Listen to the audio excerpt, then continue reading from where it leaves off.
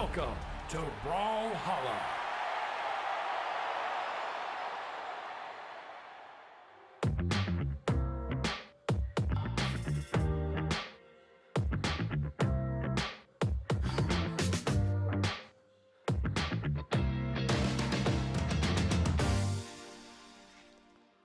The spring championship has sprung, and I'm here with none other than Foda for the pre-show. Yeah, you like some wordplay there? Yeah, man, we're having fun out here already. Absolutely. Woo! It's going to be a good one. Of course, we're all in the doubles action, right? Just yesterday, we had Australia and Southeast Asia crown some champions, but we're going to crown some more today with Europe and South America. That's right. A few champions. Yeah. More, not a couple, like a few. Like yeah. Four more today, and then 2 more tomorrow.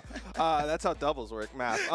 But we're gonna talk about Europe today, which is gonna be a fun one because it's crazy. I know, it's crazy. Let's talk about it. The team. Obviously, you saw my notes got ruined. Yes. I think a lot of people's notes got ruined. Yeah. But you know what? Some stuff that's consistent, at least for today, is the format. Something that everybody knows and loves when they've watched our seasonal events. Oh yeah. So let's talk about the format today for maybe some people who haven't watched some esports. We of course are going to be doing all best of 5s for the top 32 portion of today. Yep. Which is kind of what we're getting into now, right? Yeah. Like 1,000 competitors.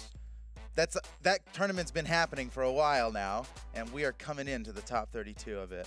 All best of 5. Yeah, so we got all best of 5 for the rest of the show, at least for here. I think there's a side stream, twitch.tv/ProBrawlhalla, where they might have some best of 3s on the elimination side of the bracket. Yep. No. Oh, we're all best of 5. All best of 5. That's how spicy things are. All best of 5. That is spicy. And then, of course, we do have a double elimination bracket where we do have the championship side and the elimination side. So if you lose from the championship side, you get knocked down into the elimination side of the bracket. That's right, yeah. And once you're in the elimination bracket, every match is risky, because if you lose, you're out. Yes. And that's it. It's a scarier place. You have to lose twice to get knocked out of this But there's tournament. some visuals to help you in case words are confusing and hard. It's all double elimination, best of 5.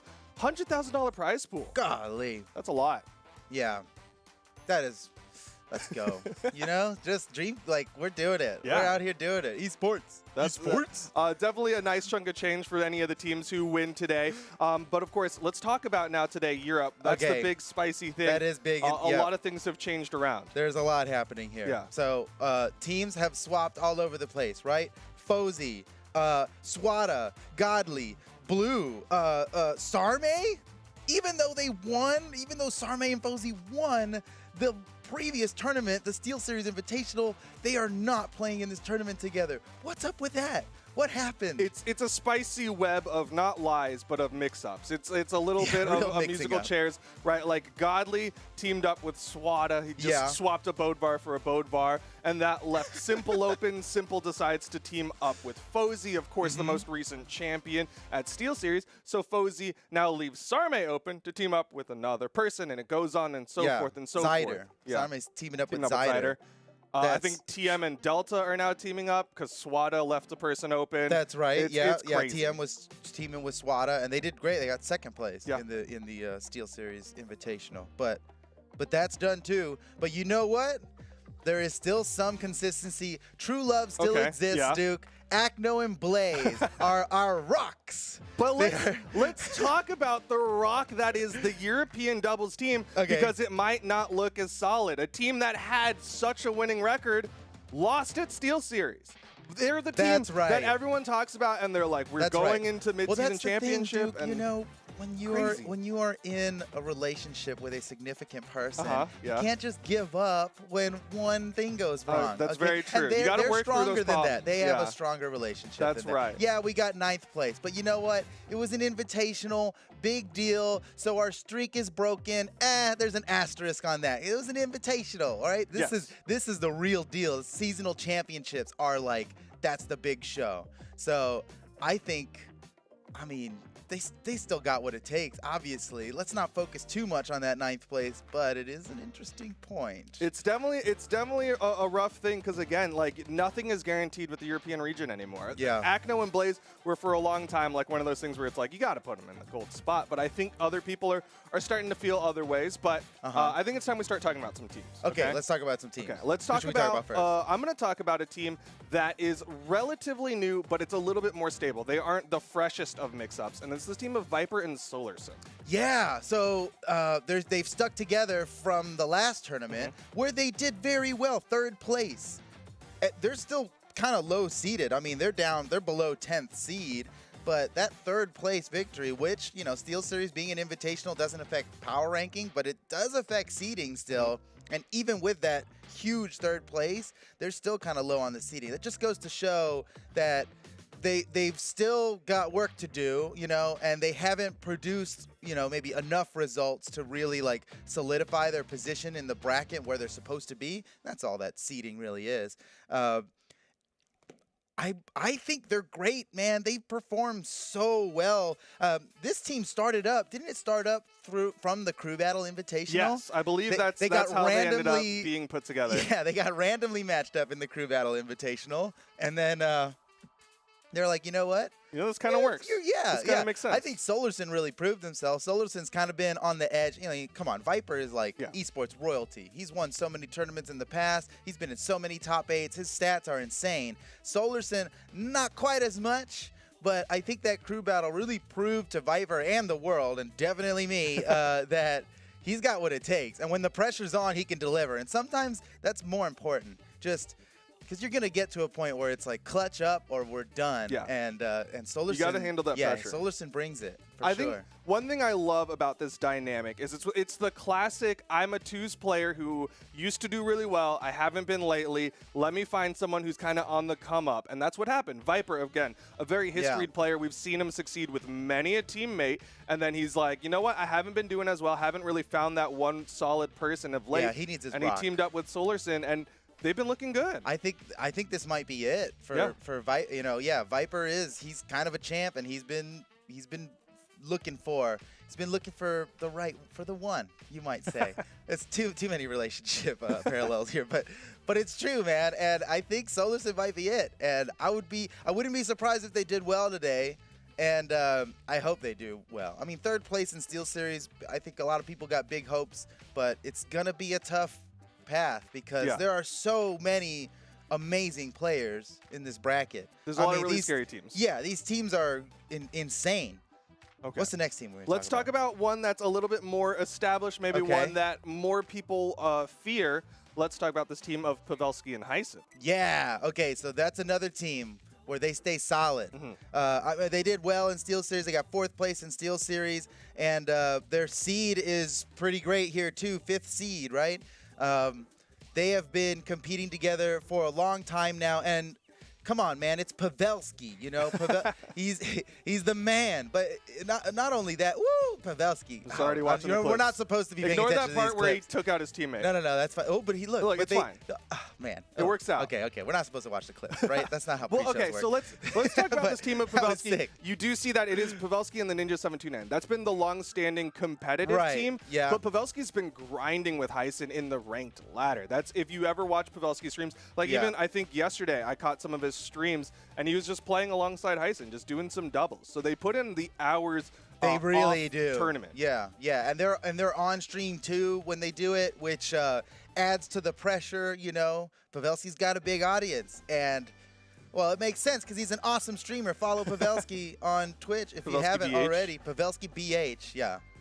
Awesome stream. Gotta add that. Awesome stream. Yeah. But Heisen, Heisen's there with him every step of the way. The old school team was with the Ninja 729. And as much as I love like holding on to nostalgia for these teams and stuff, I really think that Heisen is like the correct person to team with Pavelski. They've got great synergy. Their team combos are like off the chain. And Heisen just knows what to expect from Pavelski. He's played with him long enough. You know Pavelski. Go for the Pavelski play. He might get the nastiest knockout, but put himself in extreme danger, and Heisen will be there to pick him up. Yeah, that's one thing that I think works really well for this team is you have someone like Pavelski, kind of volatile. He'll go a little bit too far, and sometimes it doesn't work out that great. And when he had the Ninja 729, Ninja was very stable, would keep the stocks down, but you wouldn't see him go for the risky saves the way that Heisen will, right? Heisen will go down there, throw out a nair or two, maybe even fall alongside Pavelski, but at least there's that mentality of like, I got to be there for my team. Yeah, and that, I mean, and even that can be dangerous, especially now the meta's evolved so much that these players are punishing the attempts at saving, but they're pushing the meta of getting around the punishments for the saves in the first place. So they're maybe the most successful at getting those saves. And that could translate into a lot. I think they're going to do very well in this tournament. Yeah, Pavelski definitely. and Heisen. I think at the One very of my least, favorites. I think they're a fan favorite as well. I think I've been seeing a lot of memes lately of like Pavelski will go 0-3 and just the YouTube comments are all just like, I don't think he was really trying. It's fine. He'll do better next time. True. Yeah. No. We believe in Pavelski. Regardless of the outcome, the fans are definitely supporting Pavelski in a lot of instances. Anything else you want to say about this team of Pavelski and Heisen? One of my personal favorites. Okay. Yeah, I expect good things. Okay. I'll be sad if they don't win. All right. That's fair. I think you have every right to. All right. Let's talk about this next team of Godly and Swati. This is one of the spicier teams. Very spicy. A very strong player in Godly. You attach the current 1v1 EU World Champion of Swati, and now you've got a really strong mix that we don't really know what to make of, right? Like I said earlier, you're swapping out a Bodvar for arguably a better numerical Bodvar, right? Higher potential because he's become the world champion. I think that's a good I wonder what happened here, you know, because Simple and Godly, their first tournament out in the Winter Championship, they got second place. They killed it. And it's like, for a lot of people, it's expected. I mean, it's Simple. So Simple equals at least second place, right? But that was still out of nowhere. They barely played together.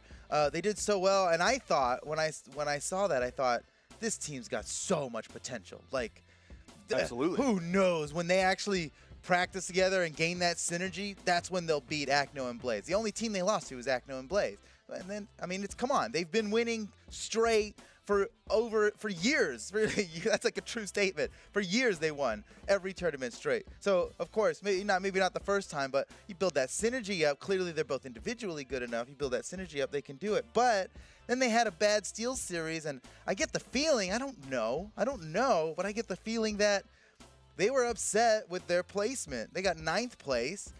They probably both expect better for themselves. Of course, Godly's winning everything in 1v1, and Simple with as good as he has been.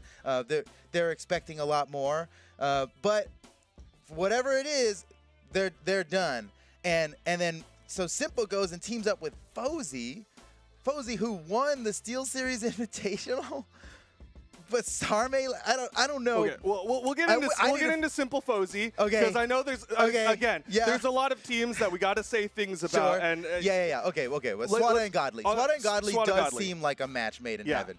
This could be the most powerful team. Yeah. I mean, he's Godly. Like, he is both the name and the descriptor are true here. I mean, right? he's been consistently popping off in the 1v1 space, doing amazing with the Rayman as well as the Mordex of late.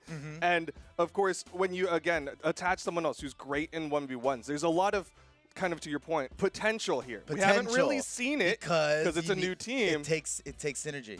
All right. It takes synergy. Well, look, these guys, and hold on, real quick. Okay. I need to talk about Swati, all right? Swati, he's the defending world champion, okay? I know a lot of people have fallen off the Swati train, and I'm here to say that it is still on the tracks.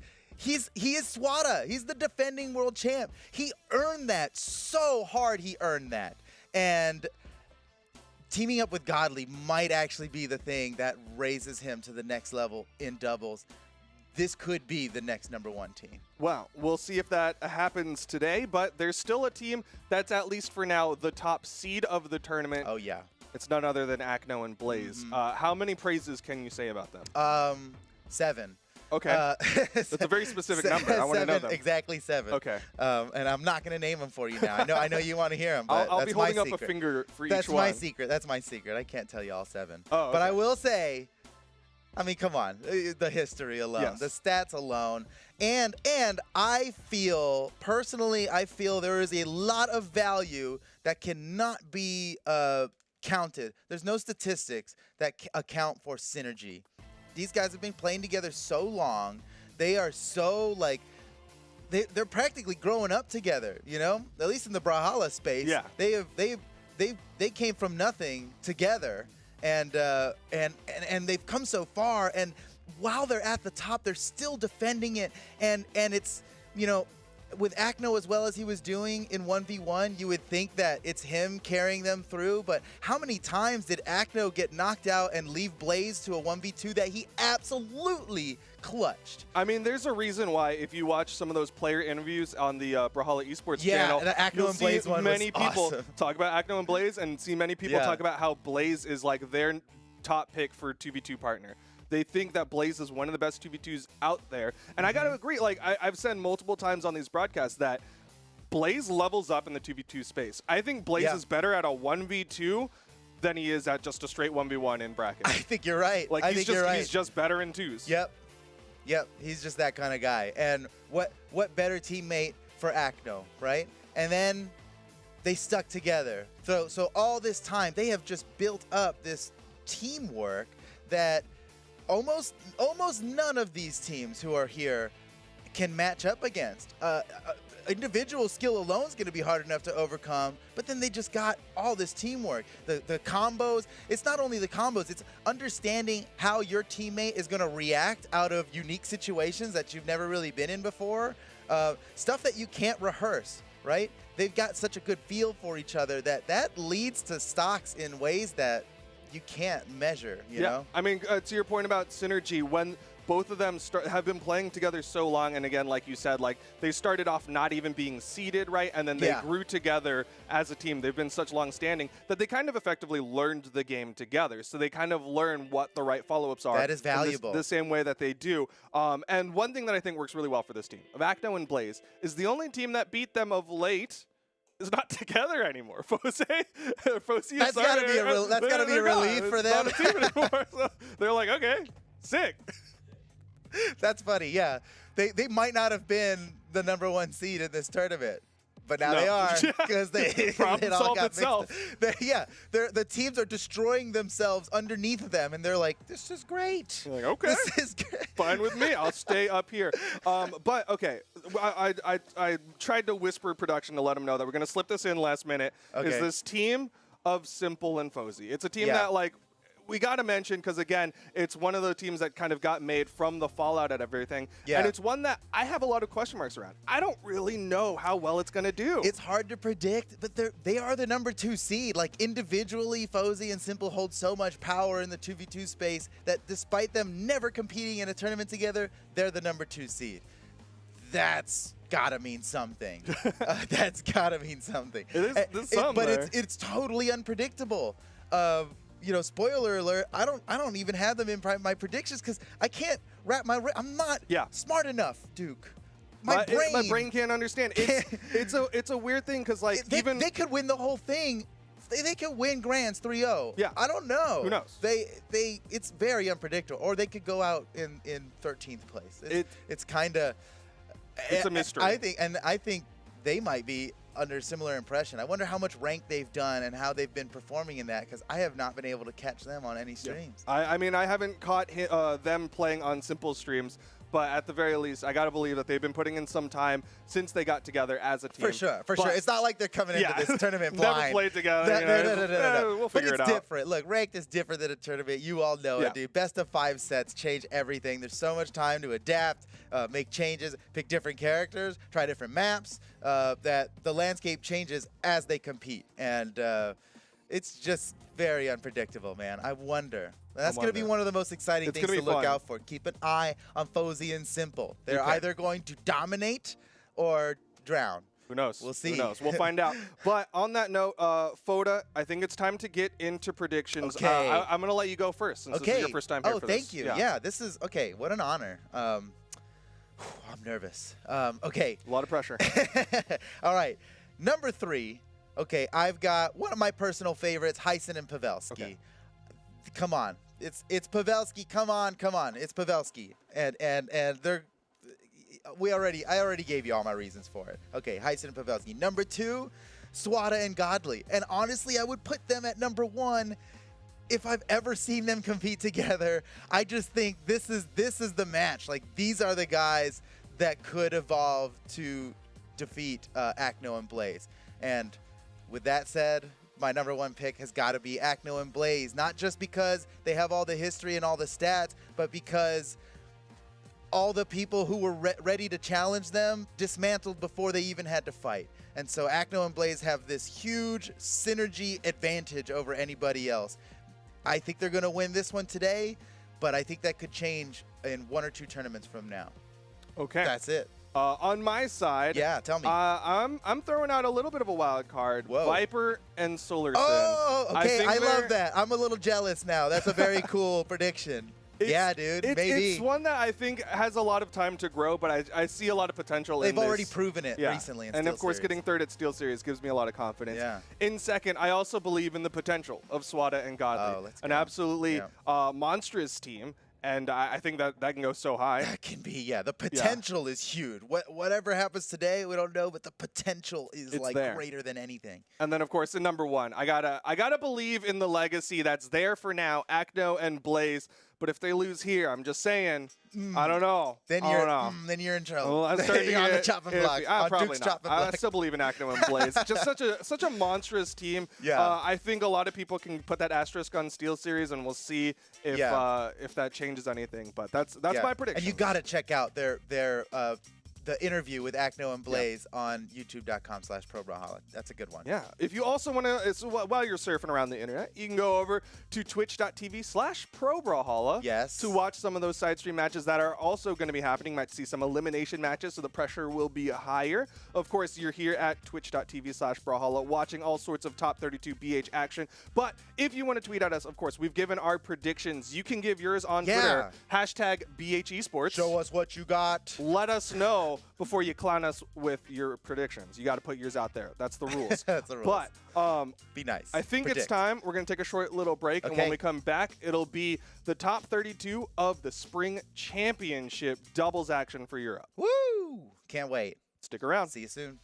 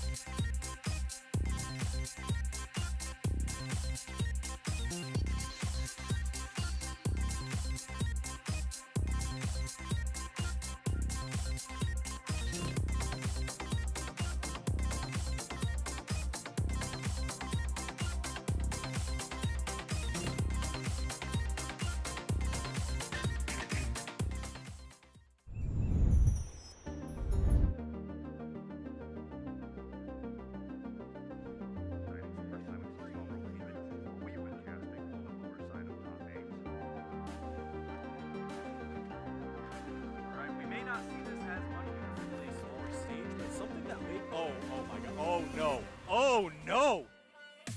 Be the first against this team so far. Blaze sliding with the down. And honestly, you know, it may not be the most combo heavy, but once they get that read, once they get that read on your dot, Woo! it's over. And, you know, sometimes you gotta just throw the. Oh my God! Oh, Machete in the orange, sideline air turns Machete red, and the D-Sig for the KO.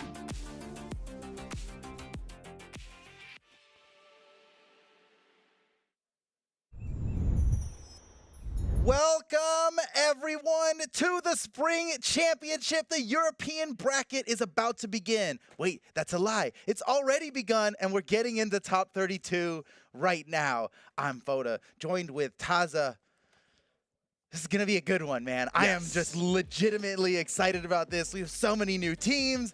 The landscape is vastly different than we've ever seen before. Today is going to be a day of surprises, upsets, joy, pain, and just a really good time. I mean, and what better way to start this tournament where literally at the beginning of the tournament, you were so confused with how many teams that were going through that you just had to rip your notes out and toss them away. It was frustrating. It was a topic of discussion about just what teams are left that have been teaming together since the last tournament. Yeah. And we're going to be getting into this winner's bracket, watching some of those teams potentially go down to the lower bracket, because these 3 of the 7 or 6 remaining teams that are left are going to be who we're seeing at the beginning of today. And it's Spyrox and Coco on one side. I think we got the schedule behind us. Yes. Going against Kresu Machete. And then Viper and Solarson, which were on Duke's predictions, are going up against Knees and the Ninja 729. And 3 of the 4 teams that I just talked about there have remained from Steel Series, which is like... Oh, that's interesting. Yeah, Viper and Solarson against Knees and the Ninja 729. Those are 2 teams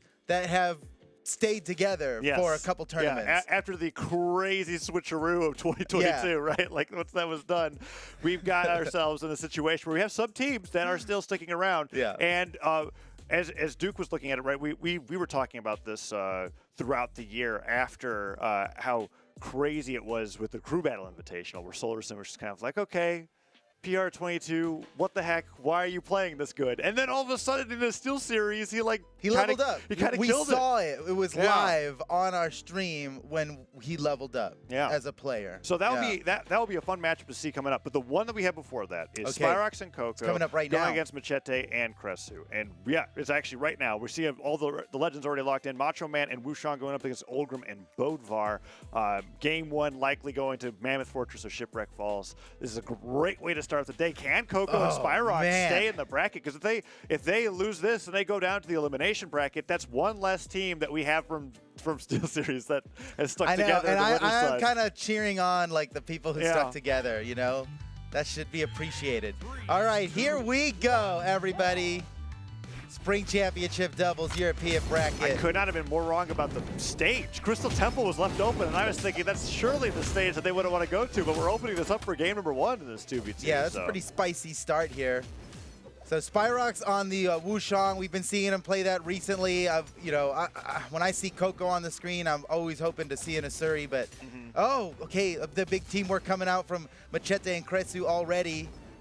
And Machete and Kresu, an interesting combination. We've seen Machete team up with a lot of different people. Yeah. This is going to be something else. Yeah, despite all the talk that we have with all the team switches. Machete has regularly had a different team. He's just teamed with all the EU over the past few years. His normal is to have a new teammate. So it's interesting to see. And also, as well, you were talking about Coco. It's too bad not to see on the Asuri. Machete on Olgrim. He's been playing Olgrim even before it was a staple. He was he was kind of one of the OG Olgrims. He was maybe one of the first, if not the first, to nice team combo to really like prove that Olgrim was huge in the competitive scene. And he did it in 1v1 as well as 2v2. I know now he's a staple in 2v2, but Machete was doing it in 1v1 before any of that. It's fun to highlight because sometimes I get into the narrative of like, oh yeah, Olgrim and EU, everyone's got it. It's like one of those pocket 2v2 picks. It didn't used to be like that. And Machete, maybe Machete was the cool guy doing it before it was cool. That was almost a huge twos combo. Yeah. Oh, Coco with the down light. He got caught. Coco's in trouble. He charged that recovery. Can't make it back. That's an early stock. Coco is down to his final stock already. That was way behind everybody else in the game. He's going to have to play an amazing stock to come back. So Kresu caught him off of a lance down air with unarmed D-Light ground pound, and Machete fast fell him with the axe down air to finish the stock after he already used all of his jumps off stage to get back. That was really great and a quick team play coming out from Kresu and Machete to take the lead here. If Spyrox can go down, Machete has got a good stock lead. And it was looking like it was going to go in the red team's favor until Coco lost that stock. The fact that Coco is now final stock orange health is bad news. Oh, nice dodge. Keep your eye on Coco here. Oh, wait a second. But over on the right, Machete it's fighting hard to get back onto the stage. Spyrox helps him up, but I think Machete was going to make it back anyway. Nice team combo. Coco's still in deep trouble. This is bad news. There goes Spyrox. Coco now in a difficult 1v2. He's got to avoid both of them. Any hit can just send him off stage right now. Oh, and he gets hit by is the one that hits him now. That's his teammate. If Spyrox go for the double recovery onto Kresu, though, they can take Kresu down. It is technically a 1v2 where Coco could probably survive a single lance side air. It's getting a little close now. Spyrox almost takes out Kresu. He finally takes out Machete, who was just so deep in the red. Oh. And again, Spyrox, nicely done. They've got the 1v2. I can't believe it. Oh, that's such a nice combo. And dude, Spyrox pivoting the nair. Machete still has nothing to get back to the stage. The dodge comes out. He sweats. He touches the platform. But that was a ton of damage coming out. And that team combo was right off the back of getting that knockout on Kresu. And Machete disarmed. Yeah, the disarm is the real bad thing here. Okay, he's got the lance. If he can just take out Coco. No, he's not going to have the chance. A beautiful team combo. Coco and Spyrox somehow clutch it out. Wow. And they're balling. And they're balling, dude. So that was what an incredible match. I wanted to see the replay. I was like, when Machete and Kresu win this one, we're going to see the replay. I thought for sure that they were done, dude. Coco lost that stock, that second stock really early. It looked like they were in trouble. The second that Kresu went down, as a result of Spyrox getting an awesome read with the Gauntlet's recovery, the tone of the match completely changed. There was never a moment where Machete was able to touch the stage. It was like we couldn't even keep track of the team combo that happened on the right side of the stage. Machete's sent up, he's sweating, he doesn't have any jumps to get back, he's disarmed, he spent the entire time recovering. He gets back, touches the platform, and then it's over. He got hit by that team combo that led into the neutral signature, and they won it. And that was off of Coco really amazing, losing a really early stock that made me go, all right, this game's too even. Losing the stock that early has got to be really rough. Right. But yeah. I mean, Machete and Kresu came out strong right from the start. They were doing extremely well. And we're seeing on the screen right now that Kresu is switching over to Wushang. He saw the success that Spyrox had, and he's like, I want some of that.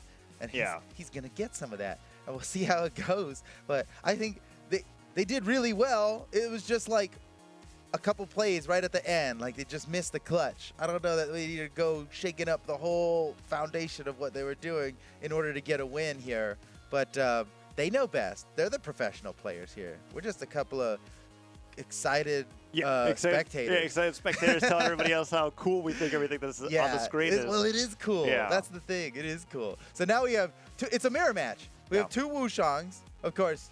You know, shout outs to Rivals of Aether Rano, any Rivals fans out there. Big crossover. Coco and Spyrox versus Machete and Kresu. Now, a straight up mirror. You rarely get mirror matches in doubles, because that's like twice as much matching that needs to happen. And if you do, it isn't with Wushang on both sides. That's a good point. That's like, I'm like, this is a really strange matchup, because this already is a character that I feel like is a very niche pick for either like when it comes to people who prefer to use Spear, I would expect Brynn over anything else, but to have somebody who likes both Spear and Gauntlets in this matchup, it's really cool to see. And yeah, having Crestu have the counter pick after losing that game 1 is really interesting to me. So let's see how they play this out, because we saw with Spyrox and Coco, the team combos with Olgrim and Wushang are pretty darn sweet, ending with that neutral signature. Oh, that was insane. Off the side, Spyrox and Coco just had an amazing goal. Dude, the way he held it prevented his teammate from getting hit with it, and he still got the opponent. That's so beautiful. Oh, he did it again. He caught both of them by holding on to the down. Spyrox is insane. Spyrox is insane. And the neutral sig gets him as well. That is some awesome down sig tech coming out from Spyrox, and it's very unique to this character's kit as well, because yes, it's active at the very beginning. You hit them with it, but you can hold it for a stronger late hitbox if you think your opponent's just going to accept their fate, right? If they get hit with a startup, they're like, he's just going to release it right away, and then he does it, and he gets that extra. Gives you that extra force. That's really getting into the heads of your opponent, and now they have to be careful about that, because if they dodge too soon, well, there could be a lot of punish coming out from his teammate. There goes Coco off the top, though, and Spyrox, despite the really strong start, the blue team have taken the lead. Nice combo! Oh, man, Machete missed the recovery, but still a lot of damage done. This is a sneaky lead that Machete and Crestu have. It's a bit fickle. If you look at Machete's health, deep in the red, on his second stock, puts him way behind everybody else. But he's very behind. No, he's on his last stock now. Yeah. Wow, Machete's had a tough time in this game. Crestu going for a huge, he's got to hit this. No, not able to catch Spyrox. Oh, dude, I can't believe that one. That was so Spyrox sick. caught him with, he started that ground pound so long ago. And he hit him like straight horizontal into the spear ground pound too, so he went in the other direction. An exciting team combo. Machete is getting slammed this game. I don't know. I don't know if they have a chance now. Machete's out. It's a big 1v2 now for Crestu. Oh. And an unusually rough game for Machete. He's like, how did I get here? Like, I'm looking at this because it's 2 stocks. Like, we're gonna be here for a bit of time, in whatever direction that this game ends up going. I suspect, like, after seeing this looks like a big dub. Well, for Spyrox and Coco, when they got against Machete in that 2v1 and they were behind in damage, it was just unbeatable. Yeah. Like, their setups are incredible. Now they have a lead. Look at this. Awesome combo. Oh, the down light barely so didn't catch him, but he saw the idea there. He would have landed that down sig at the end because he was in perfect spacing for a Lance down light. Oh, he almost caught him with the catches him. The synergy of Spyrox and Coco is off the charts. Oh, little tap. Yeah, Spyrox literally didn't react to it. He's like, he knows the deal. Oh, weapon throw. Oh, Chris got underneath it. Yeah, that was almost very, very tricky. Oh, Chris, nice with the mix-ups on his chase dodges. And no, you can't even get the hit. Even though it was a beautiful knockout, he still just couldn't get it because it left him vulnerable. Coco and Spyrox take a second game in a row with that one. And, you know, clearly it had something to do with taking out Machete. He had an unusually rough game. I think usually from Machete, we get a lot of consistency from Machete. He's a solid player, and we never really see him lose his stocks that hard, that fast. And I want to say it's not even really his fault. It looked like Spyrox and Coco were taking him out. And that was a very good strategy. Yeah, we'll have to see what the adjustment comes in for the next game, because I don't think it was a character pick thing or anything like that, right? It was just kind of like, Machete kind of got destroyed that game, and he's going to adjust in game number 3. And Coco almost jumped off the left side of the stage. I was like, what is happening? All right, we're here. And Crestu switched again, as you said, this time to Ragnar. Spyrox and Coco already started with an awesome, challenging, difficult-to-do combo, and we didn't even react like it's no big deal, but it was a big deal, dude. Yeah. It was all these guys are on it, and Crestu's already taken a bunch of damage. Ooh. Yeah. So Crestu made a big switch now to Ragnar's. Axe and Katars, not sharing any weapons of what he was using before, is something completely different. I wonder if that's going to work out for them. I think it's wow, Spyrox has the biggest Wushang gauntlet down six in the game. Oh, he's doing it again? No, he's getting a little... Okay. I understand why he's doing that. He's had so much success. He must feel invincible, but But hold on, rein it in now. This is a serious match. We're in the spring championship. Slide charge down. He's got no dodge. He goes for the recovery instead, though, which is much smarter, by the way. That wasn't as much. Coco hitting with the backswing of the recovery. That goes down. Machete with the double knockout. The neutral swing on the top. Okay. Gets a really small lead here. Yeah. Kresu could go down to a lance side air, but Spyrox and Coco are just looking for those weapons. There's the lance. There's the side air. Okay, I stand corrected. He's still good, but now they got 2v1 time. And that's the thing with holding on to your stock so long, right? Yeah. Every time you get knocked out at doubles and you're making your way back to the stage, that's 1v2 that your opponent, that Mammoth your teammate's is like dealing with. A pretty tricky stage in that sense because you can live for so long. You could spend a good 3, 4, 5 seconds getting back to the stage. Oh, dude, the combo, Spyrox and Coco's combo game has excelled far beyond anything we've ever seen from them before. They really leveled up. They must have been practicing for the spring champ. Well, go figure. They're practicing for the spring championship. But it's like the stuff that we see prepared is on top of it. It's very fun to see Legend-specific team combos prepared and executed so effortlessly. But Kresu and Machete are giving those X fundamentals, and with the alley-oops, the double side-airs, the side-sig hits, Coco's down. Okay. Spyrox is trying to get the revenge knockout with that pivot down air, gets the recovery, chase dodges in, but Machete reacted to that. That was a nice pivot. Yeah, he caught him. It wouldn't have worked without the pivot. Okay, so Coco and Spyrox are at a deficit now for like the first time. Oh, side air comes through, has a bit of friendly fire. Let's see if Spyrox can do something about it. Machete makes it back, and Coco fights him off stage, but you're right. The red team is down to a stock apiece, and the blue team on Mammoth could be bringing this away from a 3-0 situation. Machete and Kresu desperately need this right now, because if they don't win this game, they are going down to the elimination bracket. Everybody down to 1. It's anybody's game here. Kresu just trying to avoid combat while his teammate comes back. No, he can't avoid anything. Yeah, Spyrox offstage with the gauntlets has been doing great maneuvers with the down air. Gets the recovery afterwards. Side air hits, can't get the side light. Coco comboing Kresu. Kresu is taking so much damage. These next few moments are extremely important for Machete and Kresu. They must succeed right now, or they're going down to the elimination bracket, and that's a tough place to be. He got the edge of the down stick. He just barely slid over the edge of the stage, and Kresu. Look at that combo! Oh my God! Oh, Spyrox and Coco are so good on the team combos. 3-0 finish. Spyrox and Coco are moving on to the next round. Holy smokes, dude.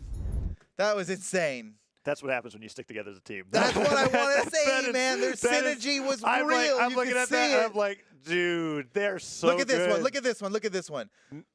Okay. Dude, and that's a circular hip, like that. It's very inconsistent where somebody could end up off of a nair like that. By the way, because they team combo straight off of one into the other. Woo, what a clutch play. Spyrox and Coco have far exceeded my expectations, man. That was fun. These guys could go far in this tournament. They're going to face greater challenges, but it really looks like they got what it takes, man. They have leveled up. They are better than they've ever been. And what was exciting about that is that I can confidently say that that win came off of that team play with the team combos, where the matches were close enough to where if we saw what some team play styles are like, where they like, all right, let's try to split them up, get the individual 1v1s or focus on that. Or like, I don't think that would have worked at all. The team play was absolutely necessary. Yeah, well, they kind of force it. They bring, they get close to each other themselves, which just forces their opponents to come around each other.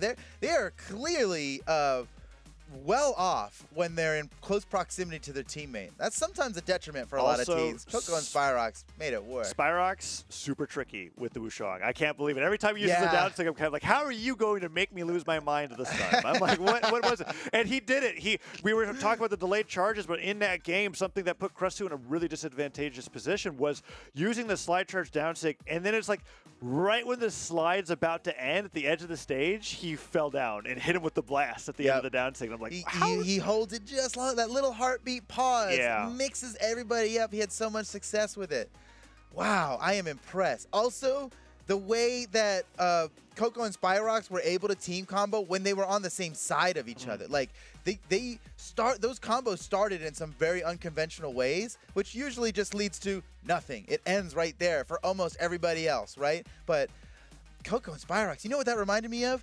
Boomy and Sandstorm back in the heyday of the LAN days, how they were able to start a team combo from anywhere, right? Yeah. Coco and Spyrox proved that. I mean, you know, if they were in a weird spot, Spyrox would just pivot his Gauntlet Nair, you know, and throw him right back into Coco, who's totally expecting it, and then gives him, you know, they've got the Lance neutral, like, great move to continue a combo like that because of the 3 hits that it does. It keeps them in hit stun for long enough for Spyrox to go and set up for, like, the finishing move of the combo. They were sick. And they were sick. We're going to see even more of them as we move forward in the winter side in the winter quarters. Thank goodness. Before that, we have this this round 1 match for this winner's top 32. Okay. It's Viper and Solarson going up against and it's Ninja happening 729 quick. and It's Knees. happening quick. Yeah. Okay. There's a lot we can say about these teams. Whoa. Viper on Dusk. Yeah, whoa, that What? is crazy. And the Ninja 729 on Chun-Li. Okay. There's been like a spear revolution, I guess, in EU2v2s. Because like, what's with the? Because the Wushu was interesting to me, but the Dusk, we saw this in Australia last night, and I was thinking, okay, the Dusk, that's interesting. With the orb of the spear, we don't see that a lot. But now seeing Viper pick it, see that a lot. I'm trying to think of who in North America even picks this legend because it's just an interesting combination. Ooh, look at the team combo nice coming out team right combo. away. For Viper Soulson. Okay, so we were gonna say a lot about things, but right now we've got the Street Fighter combination coming out here from the blue team. Oh, love it, love the they're playing with a theme. Oh, they can't lose. Knees and the Ninja 729 can't lose with a theme like this. Oh, and the side sing of the weapon. One more. Like he got it. Solarson was even there to stop it, but he used a recovery. He could have unarmed Nair and stopped that slide kick ground pound from happening. And Knees got the neutral signature on Solarson while Solarson was trying to save him. Knees put a stop to it. Knees totally saved his teammate there. Nicely done. Oh, nice sides coming up from Viper. Let's see. Solarson putting out silence and siders. Okay, so they have to get these stocks right here. That sider would knock out the Ninja 729. Save! Oh, with the punish! Oh, man, that's what I was talking about, That made dude. that punish hurt even harder because he was so ready for the teammate save. Oh, that man. is crazy. That is crazy. It's getting to the point where, like, allowing your teammate to hit you so they get a chase dodge is often a safer option than you saving your teammate yourself. Yeah. Oh, and now we're seeing this combo onto Viper. Solarson manages to break it up, goes for the double sidelight, doesn't get it. It gets a Nair, D-Light, double D-Light side air. He's got him way out there. And he got the recovery on the Ninja. He's still slapping people on his way back. Viper's going crazy. Oh, Viper now with the orb, trying to catch some landings with a sidelight, D-Light into double side recovery. Solarson. Knees without a weapon. Solarson's trying to keep him up. Oh, the weapon throw stopped it. And and they got the finish, too. But then Solarson. Okay, is the Ninja going to get the revenge knockout onto Solarson? Viper now on the right side of the stage. The Ninja's in trouble. Okay, Neutralson gets him. Doesn't take him off the top. That will get him. Knees gets punished by Solarson. Stocked it tied up. It's an even game. Photo, I have never seen such consecutive, like, I'm going to punish you for punishing my teammate for punishing my teammate. Wild, Taz. This is so exciting, man. These guys are popping off. The side air into the side air Knees might be in trouble here. He's got a lot of health, but he's... Okay, never mind. He's fine. So Solarson and the Ninja 729 are the ones with 2 stocks left. Never mind. Solarson's out. They're looking for the knockout on the Ninja 729. Viper can't find it because Knees is just keeping him too busy. How are they going to get a knockout on the Ninja 729 like this? Oh, the neutral signature hits. The Ninja 729 still live. Oh, no, but wait, they didn't need got to. deleted by the recovery. That's another way to do it. Instead of trying to take the guy who has the... Oh, and he saves his teammate with a knockout. Beautiful. Beautiful. Can the Ninja 729 first get a weapon? Second, get Viper off stage. And then third, not let these two players who have been teaming with each other to great success for a while now get a team combo on you. Like, this is such a difficult task. You know what? The Ninja, he is getting it done really well right now, despite being totally unarmed for it. Whoa, he went for that chain There's dodge. a weapon. He can get it. He can get it. Goes into a Nair. He's got Gonlos. It was he had to eat those so that he can get the weapon. You're right. It was just all part of the plan. Sometimes you just have to use health as a resource in that sense. And D-Light recovery comes out. Viper comes down with the spear. Gets him the recovery. Oh, that's close. This is doable. It's so close. This is doable Do you for just the Ninja Hail Mary neutral 729. sig?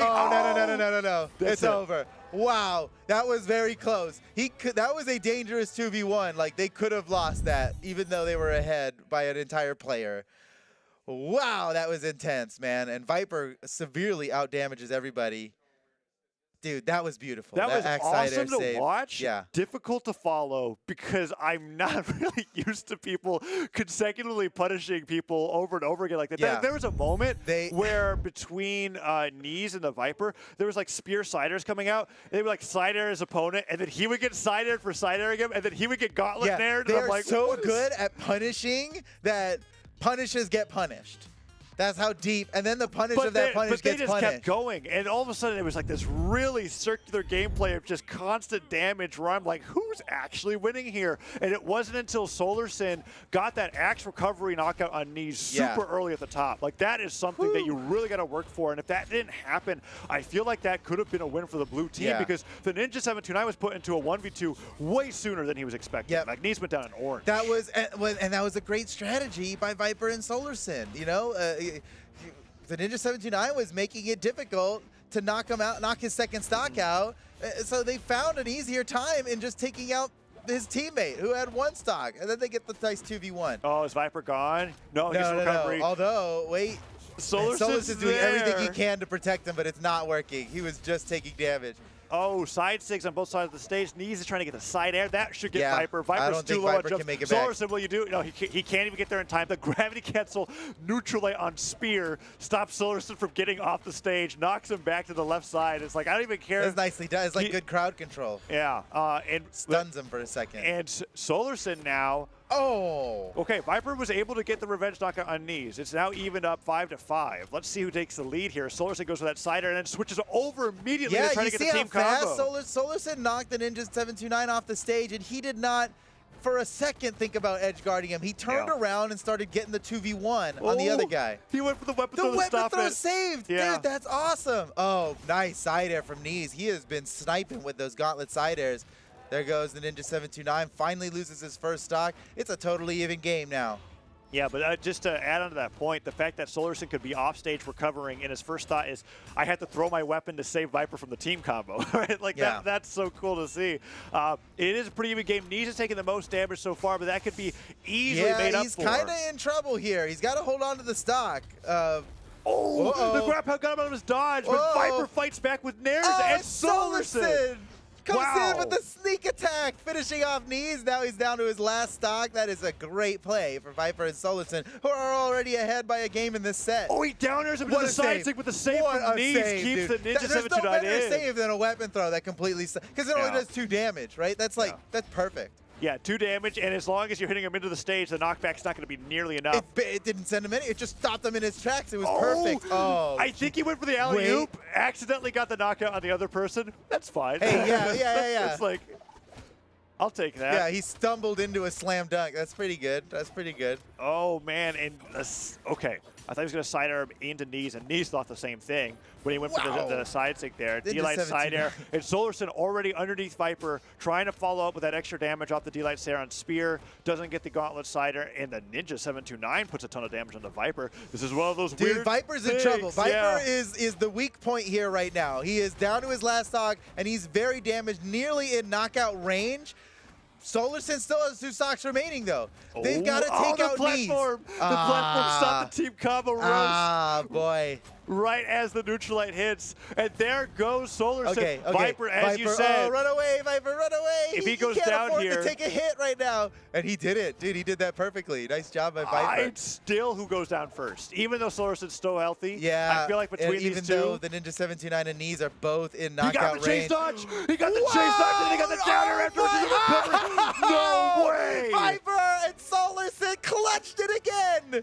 Holy cow. So I cannot express how awesome it is to see that after we were talking about, we saw the save. The save last time was a gauntlet recovery. Led into a ground pound. Wasn't even a save. Here we see in the replay, Viper. He gives Viper the chase dodge nair. Knees completely not expecting that. Goes, wait, what happened? Gets pogoed. He's done. Recovery comes through as the Ninja 729 tries to salvage the situation that they're in. And Viper goes from being absolutely certified knocked out of the game to getting a double knockout for the win and bringing the set to a 2-0 lead.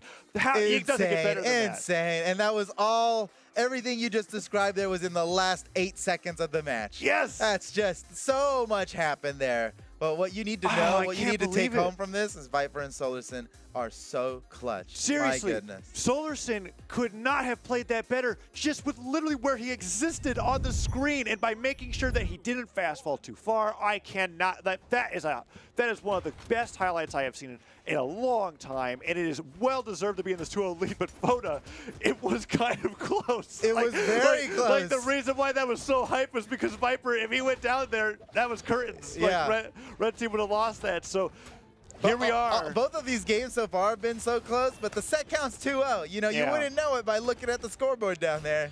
Oh, and now we've got an interesting mirror matchup with the Raymans coming out here. Okay. Knees off of the Akuma onto the Rayman to go into game number 3 as they are now backs against the wall in a 2-0 situation. Yeah, they don't share any weapons. We'll see if this works out for Knees. At this point, I have a lot of faith in Knees switching characters around. He's done it so much to great success in tournaments before. Usually, I kind of like turn my nose up to that kind of stuff. You pick a character and stick with it. All 3 gloves. All 3, dude. That's brutal. And he went for the ground pound right He afterwards. missed. That was a really good opportunity and a good idea by Solarson, but combo time, combo time. D-Light Cider, and he goes to the ground pound. Okay. Still, that's big damage, I'm not complaining about going from white to orange during the time that it takes his not teammate bad, to. not and bad. the friendly fire from the ninja That's puts that unfortunate. neutral stick on Knees, and Knees is just struggling. Knees is so damaged. He's already in knockout range on his second stock, while both of his opponents still have all Viper 3. with the pogo, 2 pogos into a recovery. What a ground onto pound. A double knockout. That's a pure double knockout when it's just one hit like that takes out 2 people. Yep, and spear ground pound, pretty appropriate for that kind of double knockout. it's Both very sides wide. of the stage. It's kind of incredible now that I'm like reevaluating the fact that he was on the other side of Mammoth and still got knocked out by spear ground pound to the left. That was like He was that very was a lot of damaged. damage. Okay, well, you know what? The Ninja 729 and Knees are doing a great job bringing it back on the damage, but as soon as I say that, Knees goes down on his final stock. The Ninja 729 not far behind, but he's still holding on. They can get the knockout onto Solarson, maybe, even things up and keep themselves in the game, but Solarson just seems to not really be taking any damage while dishing out so much. Yeah. That gauntlet recovery nearly knocks him out. Viper coming back to the stage. Can he make it? Oh, no, friendly unlucky fire. there. He got He'll hit still be into able to that. make it back. Sides against him. Man, Viper goes that down. was nice. They take down Viper. They have a chance, but Knees is like in a that. similar situation here. Just like that, they brought it back. Oh, Solarson went for the save, but the slide kick wasn't quite He enough. missed that. I think he was going for a punish, and he missed it. The chase dodge was too quick. Couldn't get there in time. Whoa, Knees really tacking the damage on the Viper now, making up for that first stock. He's got to, right? Because Knees is getting into knockout range on his final stock, and everybody's now down to 1 stock. This is an incredibly even match here, but there's a disparity with each team in their health. Who's going to get knocked out first? Is it Knees or is it Viper? You just know these teams, that's who they're going for. Knees already feeling that pressure, waiting for a weapon spawn in his favor, but he can't wait too long. The Ninja 729 is getting team combos. What a neutral Knees, stick, dude! He held on to it for just long enough. Dude, the Dusk, you never really see that neutral stick get used in competitive. Yeah, I mean, you never really see Dusk get used in competitive. That's why it worked so well. It has 2 hits on it, right? The first one, just a little combo, and then the second one is the real fire off. And he held it up there. When you're holding it like, even though you can't move, when you think about it, it's one of the hardest hitting attacks if you don't count the startup of the original part of the move, right?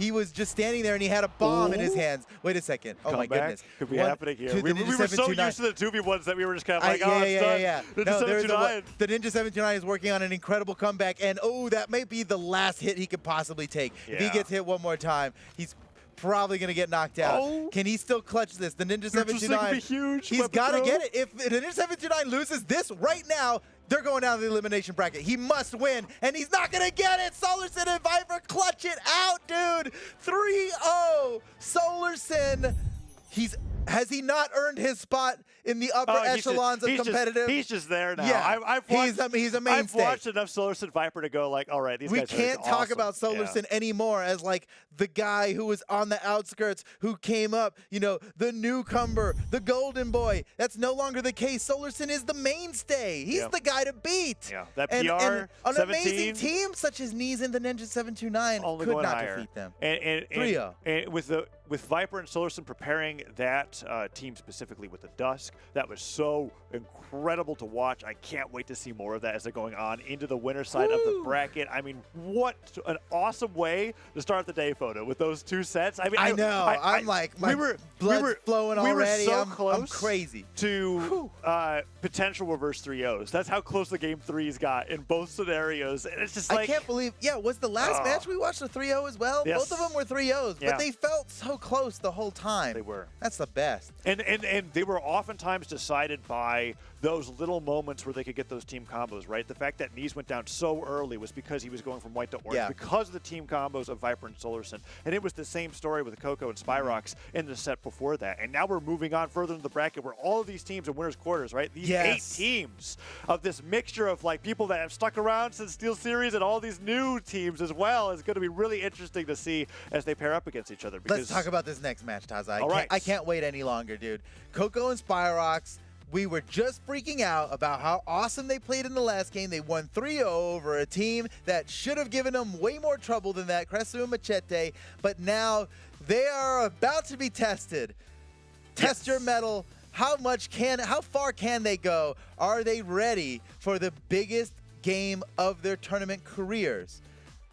Against Acno and Blaze. Acno and Blaze. It wouldn't be the biggest game if it wasn't Acno and Blaze. If you intend to do anything in 2v2s in EU, Acno and Blaze have to be on your radar.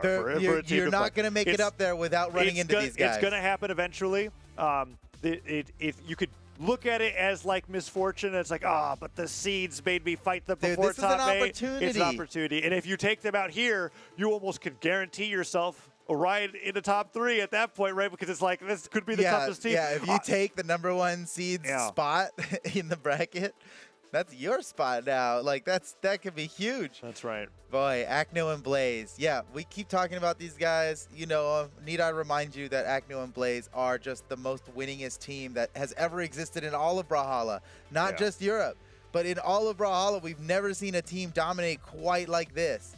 And there's a case to be made that I feel like with how they team in EU and what they demonstrate with how they play, they're encouraging all of this incredible team combo like synergy that we've been seeing from all the teams on stream today, right? Like, it's like you kind of just have to play that way if you want to be able to beat Acno and Blaze, and that's the whole point of competition is like they want to win, right? Like somebody needs to beat them. I think it's an opportunity for Coco and Spyrox. Even if they don't win this, you rarely get the opportunity to fight against Acno and Blaze while they have to compete to the best of their ability. Right. Not that they're throwing in ranked or anything like that, but you don't get to just fight them in ranked. And even when you do, it's not a best of 5, right? You don't really, you don't get the whole opportunity. You don't get to adapt to anything they did. The legends they pick, you didn't get to see before you chose yours or anything like that.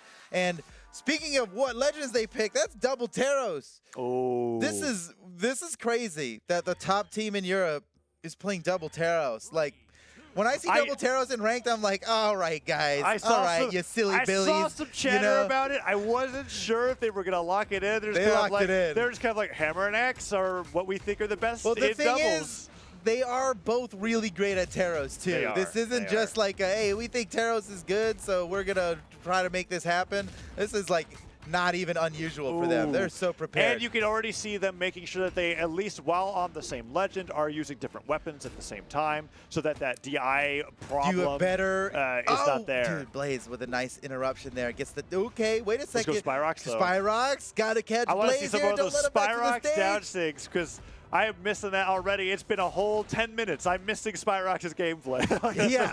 Yeah, feels it's like we're home. It's like we're home again here, watching Spyrox. Oh. Signer hits no, he can still make it back. His teammate's down. Can he make it through the double? Oh my gosh. And you get Acno here, but no, he doesn't get the ground pound. They go back to the stage. So Acno and Blaze are experienced enough in that situation. They're just kind of like, they want to take down a Coco. Dude, Acno and Blaze still alive. Look how deep. Look at the top right corner of the screen. Look how, that's a deep red. Yeah. You've never seen a red so deep. And there goes Acno. It didn't take much. And yeah, that makes sense. Okay. They were hurt. They were hurting. Acno and Blaze had a momentum that entire time. And there's the dust. Did he land it? He actually hit Acno with it. I think so. That's and it was, so what silly. was also interesting to me is that Coco saw him charging it, and I think he went to hit him with the Lance Nair so that he could act out of the down sig faster once the move was active. I'm theorizing that was what happened. That's next level. Because that is a thing that you could do. Whoa. Hitting your teammate out of hit stun, sometimes the damage they take from the friendly fire is a lot less than the punish they'll get if you don't hit them. Right. It's something to think about for sure. Nice down Team air combo. after But Blaze the team puts combo. a stop to it. That's the second time in the past 15 seconds that Acno or Blaze stops a team combo from on their teammate. Ooh. Like you don't really get to hit Acno for free. Blaze is gonna hurt you for it, and vice versa. You're gonna have a tough time hurting Blaze as well. Ooh, Acno went for the scoop I'm beneath the surprised stage. he went for the scoop. Maybe he was trying to hit him on the bottom of the stage with it. Whoa! The nair hits and everyone goes flying. We were both like, what the heck is that? Yeah. He gets him in like the certain section of the nair where like we have 2 different types of knockbacks, so it's just streamers everywhere. But Dude, yeah. already Coco and Spyrox are holding their own. They got the knockout on Acno. The game's tied up, Taza. Yep. You didn't think it was going to be this close? Am I right? You didn't think. No, don't lie. You didn't think it was going to be this close. You didn't think it was going to be. We did. I know you have a lot of faith in Coco and Spyrox. We didn't explicitly say anything, but you're but between Coco and No, I Spyrox. thought it was going to be this close, dude. The down kick and the side shake. That's incredible. Oh my God! What a combo! Now Acno's got a very difficult 1v2 ahead of him. Dude, Coco and Ooh. Spyrox are going to take a game off are. the champs. Recovery. Oh, he tried to combo the recovery to the side light. You saw how close that timing there was. That was incredible. Acno fighting off stage. Side light dodges the recovery. Oh, yeah, you're not just going to get a recovery on Acno like that. Ooh. You got to read him. Yeah. Oh, my That's great. gosh. They did it. They did it. Let's see that play. Dude, play of the game. There was a clear play of the game. Let's watch it right here. Look, he caught both of them in the neutral. And then this sig, so perfect, Down because to it catch catches them both of them as well. Yep. Coco in the perfect position. This basically could just knock out both of them. It only gets Blaze. But they had no trouble closing out the 1v2 against Acno. Bring it back, bring it back. And that's the side that gets it, and Acno just comes back barely. Man. And the thing, so what's awesome about this is that the additional preparation that has to do with Wushang is that the direction that you face the down stick, it catches on either side, Yep. it always sends you in the direction that you're facing. So Spyrox has to be careful that when he was going out there, even though he was repositioning and dashing to the right, he has to pivot it, otherwise point. the team combo Good doesn't work. point. And there's Good those point. little And he extra was ready things for it. that they have to think about when doing that team composition. Yeah. That's super awesome to see. Yeah. And now, this is why look when you at what are happened. Wait, look at what happened here. Yeah. Are we going to talk about this double is why Koji? so when Double you were saying Taros didn't nobody work? expected to be this close, I was like, I kind of did because they did a double Taro. I was like, and now I'm looking at this. Well, and now like they're doing double Koji, The Koji's which pretty seems, terrifying. it seems similarly like silly. Like I guess Acno's Koji is kind of like no, they're terrifying. insane. They're both insane on Koji, Yeah. so it's not a troll pick. Yeah. But it's not what they usually fight with either. You're right. So you're right. come on. It's usually what Acno. does this mean? It's usually Acno with whatever his chosen main is of the like and arrow. then Blaze on Bryn. And Blaze on Bryn. You read my mind. And Blaze is not using Bryn. Yeah, they've been doing the same characters And I'm here. wondering, what does that mean? Are they giving this their best shot, or I think so. Are they just not showing their full hand yet? Like, hold on, we have a Royal Flush in here, but we're not gonna use that yet. And that is a legitimate concern when it comes to competing in team environments where it's just kind of like you may not want to show what you have prepared this early into the bracket. And for Acno and Blaze, winners quarters is actually pretty early, but but it's not like they're surprising anybody. They've been winning for 2 years using Bryn. Yeah, you're right. Well, we all know it. I will We've say seen the it. one time to have something to surprise people is after a loss in the Steel Series. Okay. That's something to think about, Okay. right? They don't lose very often. You bring up a good point. So yes. I agree. There is time to experiment when you go, our formula for 3 years finally didn't work. It's like, what's up with that? Okay, well, while we were talking, Coco and Spyrox have pushed. Kept it close. They kept it close. Yeah. They Spyrox had a lead just a went second down. ago. They're keeping it close. Oh, the nice team combo follow-up. from Yeah. Acno. Oh, he gets the neutral stick. Whoa. Just reads him completely. That actually deals. That's insane because that was a pretty early stock. Incredibly Coco early. could have extended he was that stock escaping so above much the farther. stage to get away from that, and the neutral stick's the only thing that could reach him. And now the team combo from Blaze and Acno. Acno using the bow neutral light to extend even more damage on these openings that Blaze is getting on the sword. The down air into the down light from Acno. He gets it off the top. The neutral light into down air almost hits the Coco. double Koji supremacy. It's working. Acno catches him Coco's off the top. out there. Coco's out. It's all up to Spyrox and That was pretty sick. Okay, that Double was delay sick, recovery, but he has to get through there's four. a lot more to get done. Four Okay, plays wait. at Acno stocks. Continuously sick. Dude, but he Spyrox still is has so... a lot of runway left. Spyrox is definitely one of those players who was like, okay, this legend was made for you. Like, this is, I get it now. You were playing Wushang how he was intended to be played. Like, yeah, this was so the dream. awesome. When Wushang was designed, this was we the dream. didn't know it at the time, but the dream was there, and now it's a reality. And Spyrox with the nairs. Wait, Acno.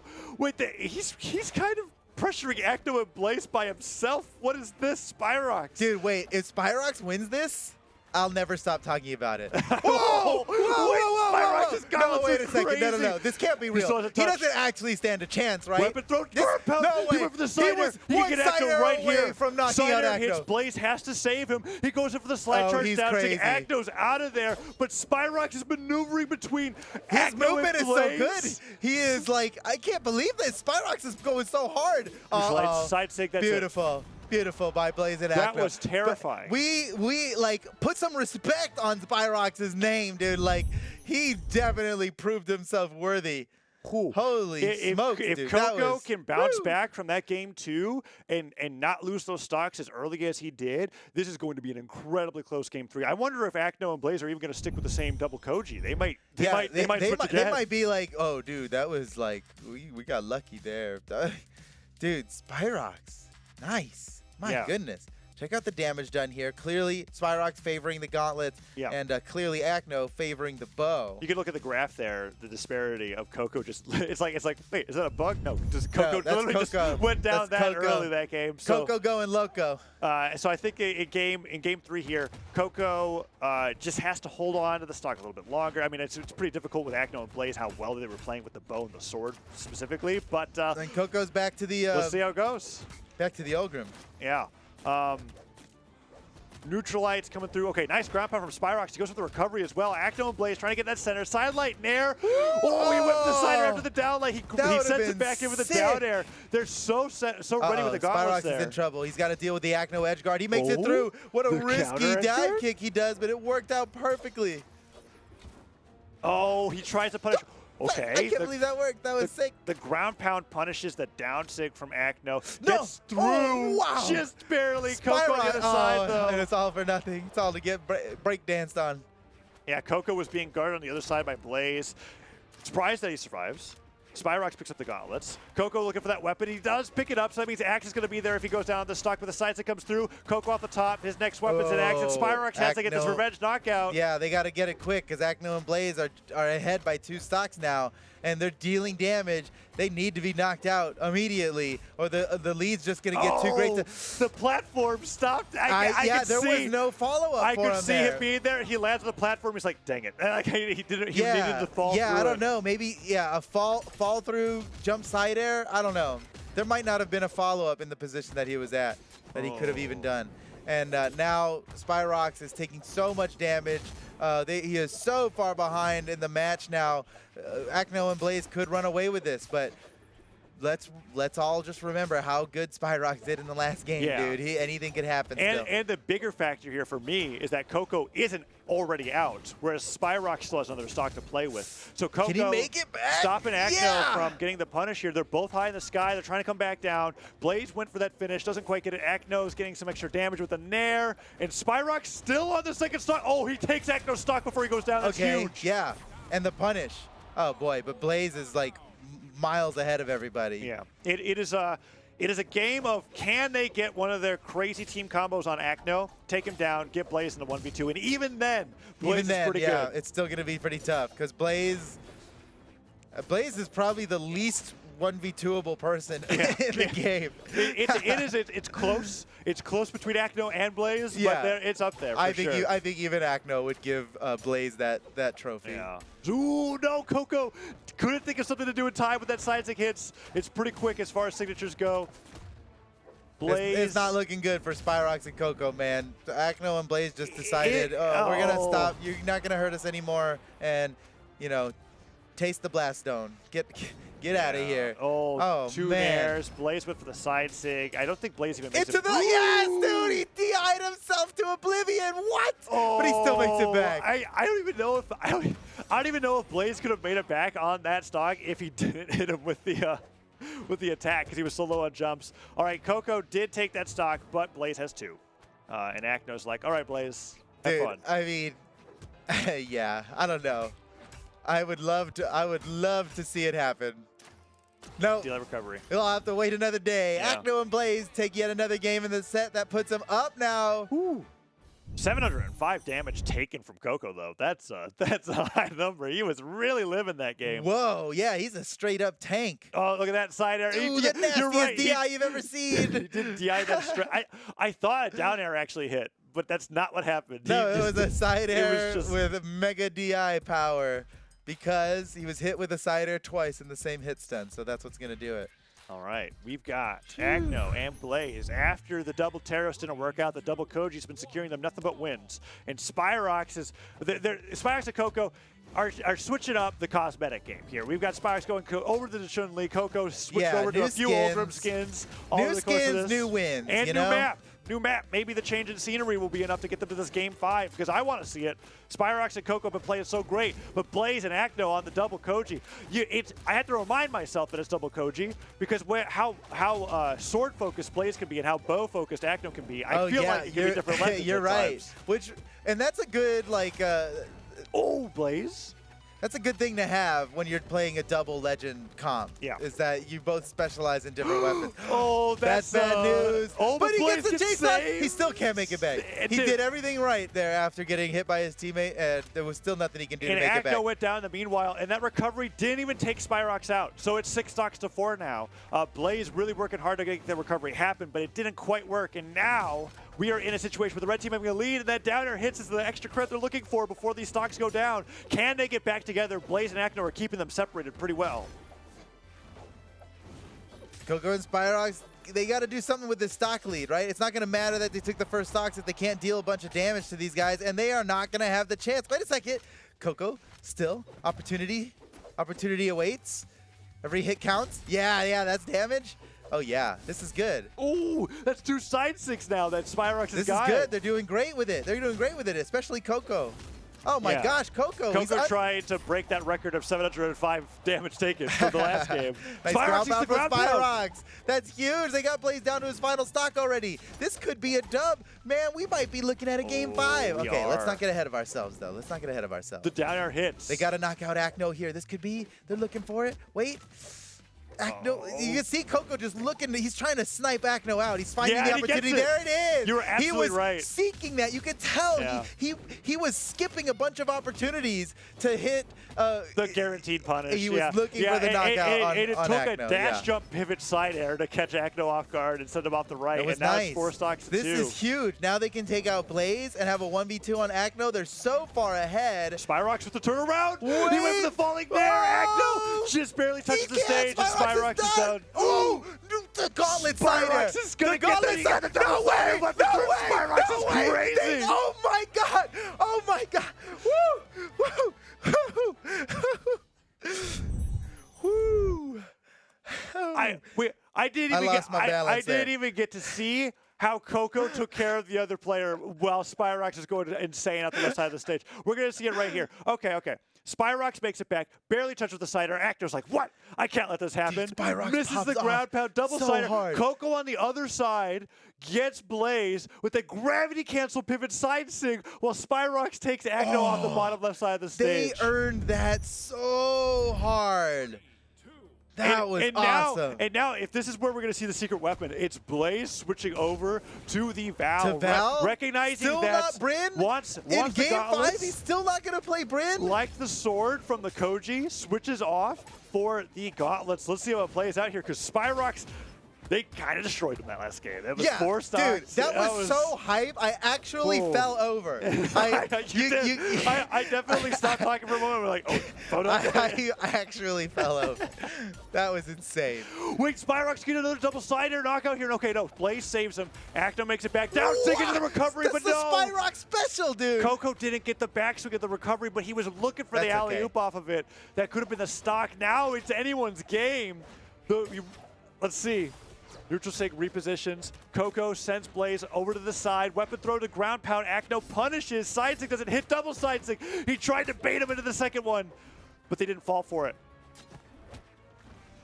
Oh, weapon throws. Photo, who's going down first? He dodges. Spyrox is going for a lot of these spirit ground pounds. They're not working out, and Coco needs a weapon. D-Light ground pound gets the land. Spyrox on the left side of the stage goes down. He can't make it back. Spyrox loses the first stock, but everybody's in red. Anybody can be knocked out very fast. Oh, no, there goes Coco as well. Red team down by 2 stocks now. Spyrox looking for the knockout on either one of these guys. But they're just building. Dude, Game 5, Blaze and Acno is different than the rest of Blaze and Acnos. That's right. This is the most powerful version of Blaze and Acno. Oh, in order to have a chance against this version of Blaze and Acno, these stocks have to go now. Like, Acno has already gotten so much extra hits on the bow. Dude, in friendly. Side sig. Oh, Spyrox, that could just be it. No, he makes it back to the stage, but he's taking so much. The ground pound hits, and Acno is still alive. How did that not knock him out? Yeah, this is too much. And Spyrox, he's not even willing to edge guard Acno. He lets him come back to the stage where Acno has no problem getting even more damage out. Team combo on the Blaze. They can bring it back. Stocks are even. Don't look any further into it. Stocks are even. The Spyrox and Coco have brought games like this back before with team combos to where they could just get somebody to orange. Yeah, but Acno and Blaze, since game 1, you were highlighting, they interrupt that all the time. They don't let those punishes happen. Spyrox goes down to hits this last stock of the set. He has to make this one work. They're far behind right now. Coco and Spyrox are in a bad place. Oh, Acno and Blaze. They just gotta play out of their minds to somehow come away with this. But Acno and Blaze are just so good, man. They're playing so well. They're not making any mistakes. Like, there's nothing to take advantage of against these guys. Oh, and then Nair comes through Spyrox. They know he's sweating, so they just keep putting out Nairs. The ground gets a neutral stick. Spyrox had spent about 15 seconds in the air there sweating. Like, they just kept juggling him. Oh, the team combo on Coco. Beautiful. The neutral stick hits Acno and Blaze so good with this combination. Goes over the side stick. Nice team combo from Spyrox and Coco. Nice. This is okay. It's possible. It's possible. I'm gonna choose to believe. I'm gonna choose to believe. Blaze has to go down now, and Acno has to fall victim to a 1v2 combo. Otherwise, I feel like it's really, really tough. Spyrox just took that sword recovery. Coco's getting bounced around by down airs. Boy. Sword recovery almost takes him off the top. Can he touch the stage again? He can, and Spyrox and Coco are looking for that opportunity, and they know it. Nice. There's the recovery, but Val's a little too tanky. There's so much more to go. Coco can survive this. He gets one more. That's it. That's his last one.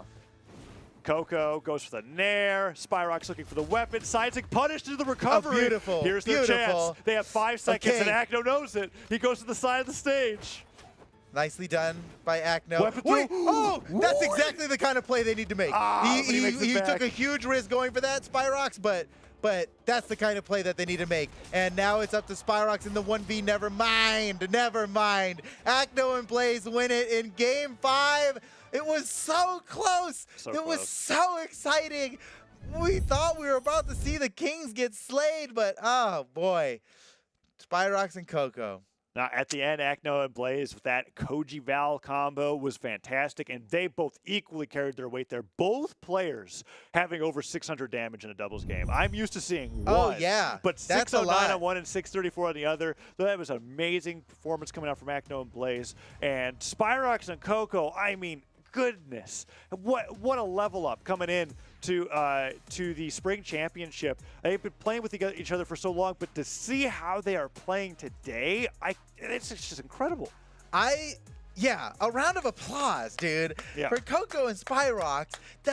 They played out of their minds. They lost that game, but I feel like they really accomplished something despite losing. Is that weird? No, man. No, it's not. They seriously earned that. That was awesome. And there's a really strong chance that we're going to see them move even further on now that they're in the elimination bracket. They're in the elimination bracket, so every match they play from now on is a battle to not get knocked out of the tournament. But I agree. Chances are we're going to see them again. You'll definitely see them on twitch.tv/ProBrawlHalla.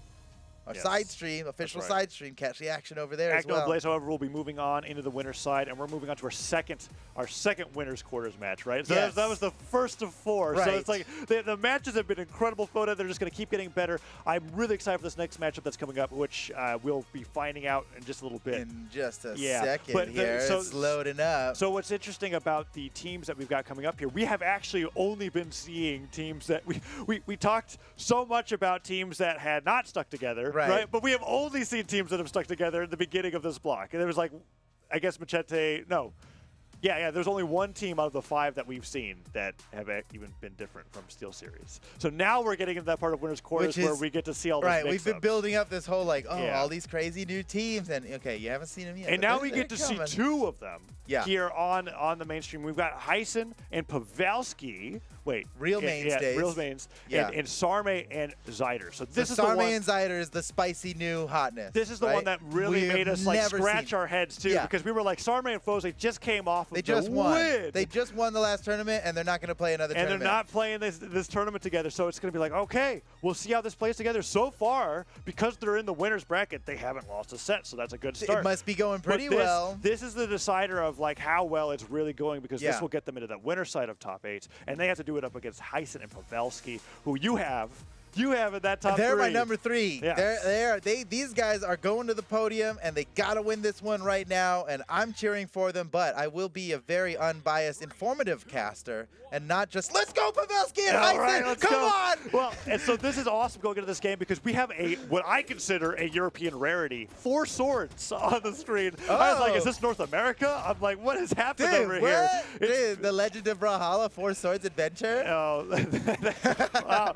Well, this could be episode 1, right? Look at this. We've got Heisen and Pavelski on Val and Hattori, Koji and Hattori for the other side, Zyder and Sarme on the right side of the stage. That recovery from Pavelski combos into Heisen side air, but this game has been pretty even across the board, with Zyder being the one avoiding the bulk of the damage. Whoa. All right, Pavelski, open up that slide charge neutral stick. I respect it. Pavelski, he's in trouble. That was so crazy. No. Sarme gets hit by the weapon throw as well, and Heisen barely makes touches. it back. Yeah, he's good, though.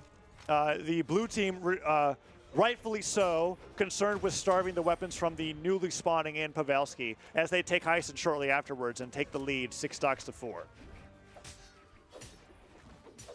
Whoa, Zyder with the gravity kiss the sideline, chase out just down into Pavelski's nair. Still living Sarme off the top there. Yeah, and Zyder's actually like relatively healthy compared to everybody else here. Neutral light, side sig. That's about as much as they could get before Sarme comes back in.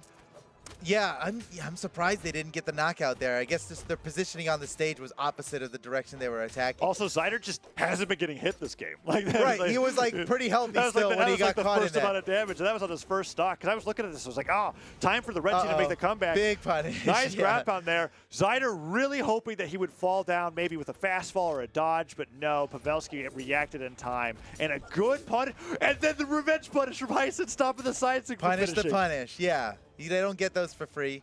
Sarme and Zyder have a very significant damage lead right now. And what a, no, wait, did Sarme try to pivot the side air? Does that work? No. I've never seen that before. That does not work. It was like this weird. If his dodge was down, I think what Sarme was thinking was D-Light into, I don't have to combo this guy, I'm going to cover my back. Because I think he was afraid of getting hit by the punish from his opponents. So he tried to stop that. I think that's what that was. That makes sense. Oh no, Pavelski got hit with a meteor strike of a weapon throw. He goes down to his final stock before everybody else. Wow, I can't believe Sarme was able to look at the Heisen's spear ground pound and go, this won't hit the side of the stage. And then he just holds the wall without dodging. Yeah, I mean, pixels. He is like, he's a scientist. Oh, Zyder hits. Heisen goes to the neutral signature. Sarme chase dodges out with the side air on Bo. Heisen tries to get that downlight, and Zyder is still just so hard to touch in this matchup with Sarme. And that D-Light chase dodges down to avoid the punish from Heisen. Sarme goes down, but this is such a great lead for the blue team.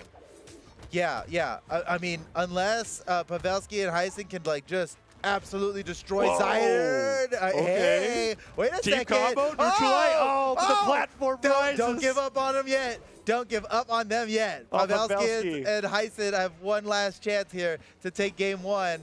And it's not looking good, but it's weapon still possible. Throw, interrupted by Heisen. Yeah, great recoveries onto Sarme. If that neutral stick hit, Sarme could have gone down, and Heisen goes for the pickup. He wants to take Sarme down here so they can get the 1v2 onto Zyder. Zyder been so tough to just touch at all in this matchup so far in game 1. Heisen goes forward. No, Pavelski gets hit by the bow recovery. He's off the top, and now in the 1v2.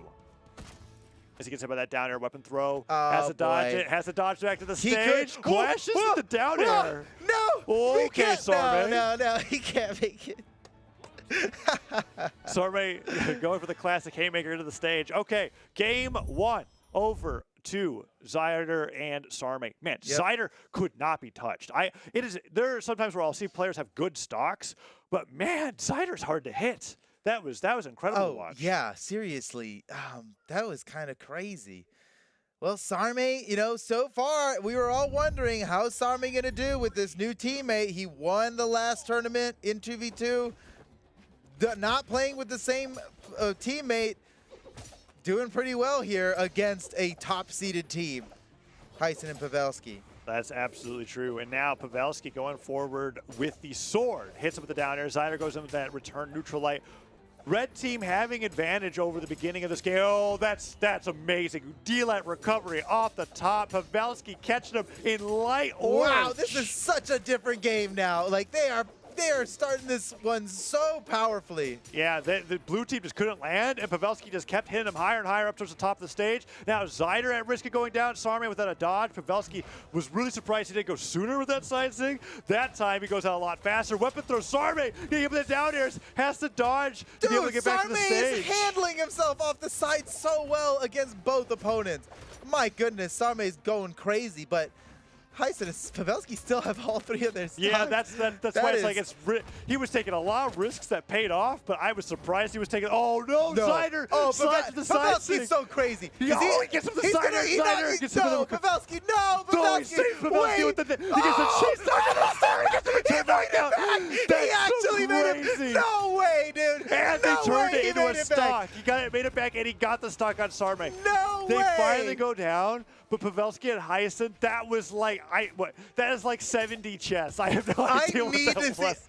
I cannot believe Pavelski made it back from that. That is amazing. That's play of the game. That's got to be play of the game. Maybe we'll be surprised. But my goodness, Pavelski and then the combo. Oh Zyder my getting gosh. with a neutral signature. The match is still going. We had to. No, it's not. Sarme gets the chase dodge. Oh, that's it. Sarme's gone. Pavelski's gonna keep going. No, he's gonna keep going. He's got a ground pound. It's literally. Props to Sarme. He's like, whatever. I'm taking the risk. It is his duty as a Brawlhalla player to continue gauntlet ground pounding until his stock is gone. Yeah, that is the way it goes, isn't it? Oh, Zyder. Off the top, almost, or Heisen rather, almost gets that stock. But Zyder and Sarme still surviving here in game number 2. Neutralite, Heisen didn't fall through the platform, can't get the team combo. And Sarme is trying to get that knockout into Heisen. Zyder gets that slide charge down, saying Pavelski's out. Yeah, they got Pavelski down to his last stock, and Heisen they still got to take Heisen down to his last stock, but he's still kicking. And no way.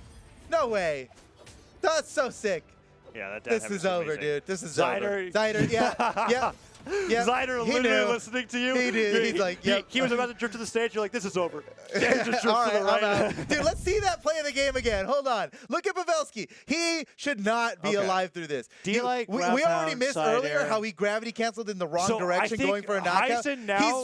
He's sweating. Gravitates to Pavelski. Perfect nair. But it sent him underneath the stage, so there's he still has not to safe. recover Heisen. He gets a chase dodge. He stares to the stage, recognizes that he hits Sarme, goes to the weapon throw afterwards, doesn't even need it. Sarme and he goes up and gets a knockout. But what we didn't even see, there was still more to that clip that happened before it, and we can't even clip that long. Like, the play was so epic and so long. Like, there was still more to it.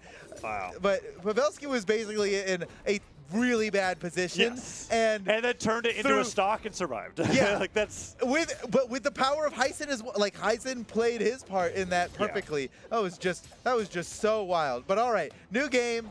This is all we gotta let go of how sick that was, because it's a whole new game here. And after game 1, Zyder has been having a lot more difficulty avoiding these damage. Full-on mirror match again. Yeah, Zyder off the rights. You're right. Yeah, Val versus Val and Hattori versus Val and Hattori. About the matchups today, we're just kind of like, okay, if they're winning with these two legends, I'm gonna win with these two legends. It's pretty cool. I mean, I think it's fun. Well, and it definitely doesn't leave room for doubt when it comes to the matchup, right? It's just how they play the matchup at this point. Yeah. It's about the players now. It is as balanced as it gets when it comes to these legends being played out here. And now Heisen and Pavelski 6 stocks to 4, up once again. Pavelski trying to catch Zyder, gets the grab out. That time Sarme was like, Pavelski, I'm not gonna let you go crazy this time. Sarme caught him perfectly. Like, really good job by Sarme there. But Heisen still got all 3 of his stocks, and Zyder's taking a lot of damage. And they could just keep pushing this damage lead against Zyder, and you can see Heisen specifically going for it, which I think is a great option for Heisen. Throws his weapon in. Okay. Nope. That was, I think Heisen just... And that wasn't a, Heisen made a mistake he there. didn't mistime the dodge. The dodge just came back up there, right? Well, but he dodged horizontally. I think he could have dodged diagonally upward and made it back. That's but interesting. That's neither here nor there, and they're still ahead regardless. Down air hits, doesn't get the D-Light. He tried to get the reset into the gravity cancel D-Light to combo it. Pavelski avoids taking more than just that neutral light there thanks to Heisen. And that D-Light ground pound catches Sarme off guard. Optimal.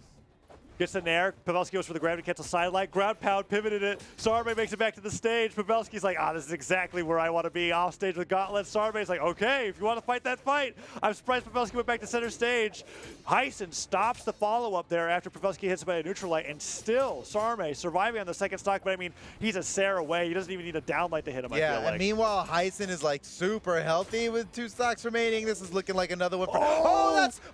gravity cancel neutral stage. Sarme's in that trouble. Been the play. Sarme, he gets the chase dodge, but I thought he was gone. He just barely can gets the make it recovery back. on Pavelski. But so Zyder with a perfect edge guard. Pavelski could not make it back. It looked like he was going to be fine. Still a big lead for Heisen and Pavelski, though. Team combo, doesn't get the D-Light, a little too close. Yeah, too close. We'd have to like literally There's jump off the stage and gravity cancel to get that downlight to work. That would have been the only way. And then the play would have just ended. Neutral stick doesn't hit. Zyder gets punished by that neutral light. Side stick gets Heisen onto his last stock, and Pavelski just has to avoid losing the stock during this 5-second window, and he manages to make it happen. Now it's just they need weapons.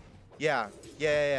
They got Zyder in the red. Whoa. Wait a second. Pavelski. Wait a second. Oh, he's out of there. Oh my! Oh, Heisen what saves the big save! Oh, but Heisen might go down. This is crazy. Pavelski can't get the it's hits. Over. Unbelievable! Sarme and Zyder are insane. Let's take a look at that next play again. We got to take a look at that last play. Oh my goodness! So Pavelski is just getting trashed on the left side of the stage. Heisen tries to save him with the D-Light. But look at Zyder's follow-up here. Oh, that's beautiful. So good. And then Heisen is like, I gotta save Pavelski. This is like, that's my job here. He goes down, and gets he the recovery, does. and Sarme waiting for that, gets the ground pound. Zyder covers both of them with the dive kick, gets the ground pound on one, doesn't need to get it on Pavelski because he already knows Pavelski's got a jumps, and that secures the knockout on somebody with way more health, and they bring back what was looking like it was a losing game. Unbelievable. I almost think it would have been better to just let Pavelski get wrecked there. Well, Heisen could have won the 1v2. But that's how Heisen and Pavelski play. It's you're like, right, if you have a chance to save your teammate, don't rely on the 1v2. We gotta do it as a team. And they were like, if we're going down as a team, and that's what happened. And that is admirable. And now they are in match point. But that was so darn close that I feel like we could go into a game 5, depending on how this matchup plays out. But Zyder, looking a lot like game 1 Zyder here, just hasn't taken too much damage, while as the red team, they're already hurting. Oh, that's Zyder. I'm still reeling from that last one. Take your breather. That was insane, dude. He goes down and Wait a second. Oh my gosh, that's an early stock. Sarme's already down. Heisen and Pavelski in red themselves. Nice sidelight nair. Pavelski doesn't get the ground pound after. Sarme on this fresh stock. Looking for a weapon. Hasn't found it yet. Perfect spawn for him. Zyder sends Pavelski flying with the side stick, but the red team still up both their stocks. Zyder could go down.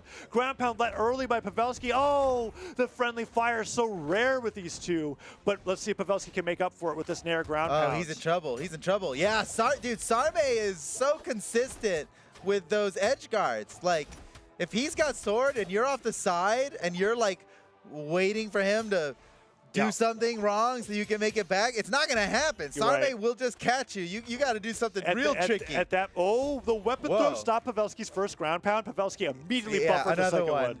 That's good. That's Sarme down to 1 stock. That's like a full stock. Sarme's a lap behind everybody else in this race. It's looking good for this potential Game 5 scenario. Let's see what they can do. D-Light comes out. Pavelski gets hit by the side air. Down air coming out from Sarme on the gauntlets. Sweet combo. That's nice.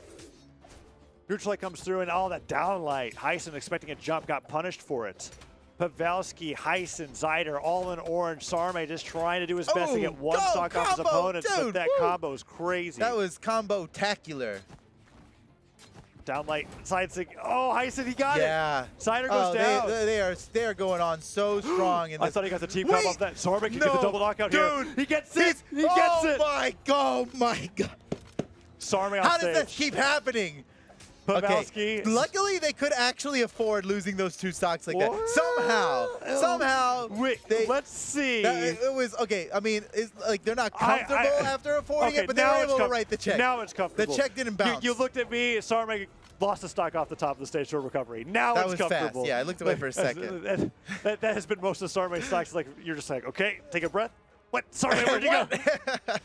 Cider now in the 1v2. And when it comes to 1v2s, this nice. Totally worth it. Totally worth it. Beautiful. Yep. Smart. Pavelski's like literally. Pavelski's like, hit me. Hit us. Yes. He's like calling for us. Like, keep going. Double dealing.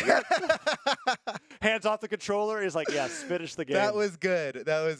My goodness. Pavelski and Heisen made a serious mistake earlier on in that game. Yeah. And they still won with an extra stock. That's right.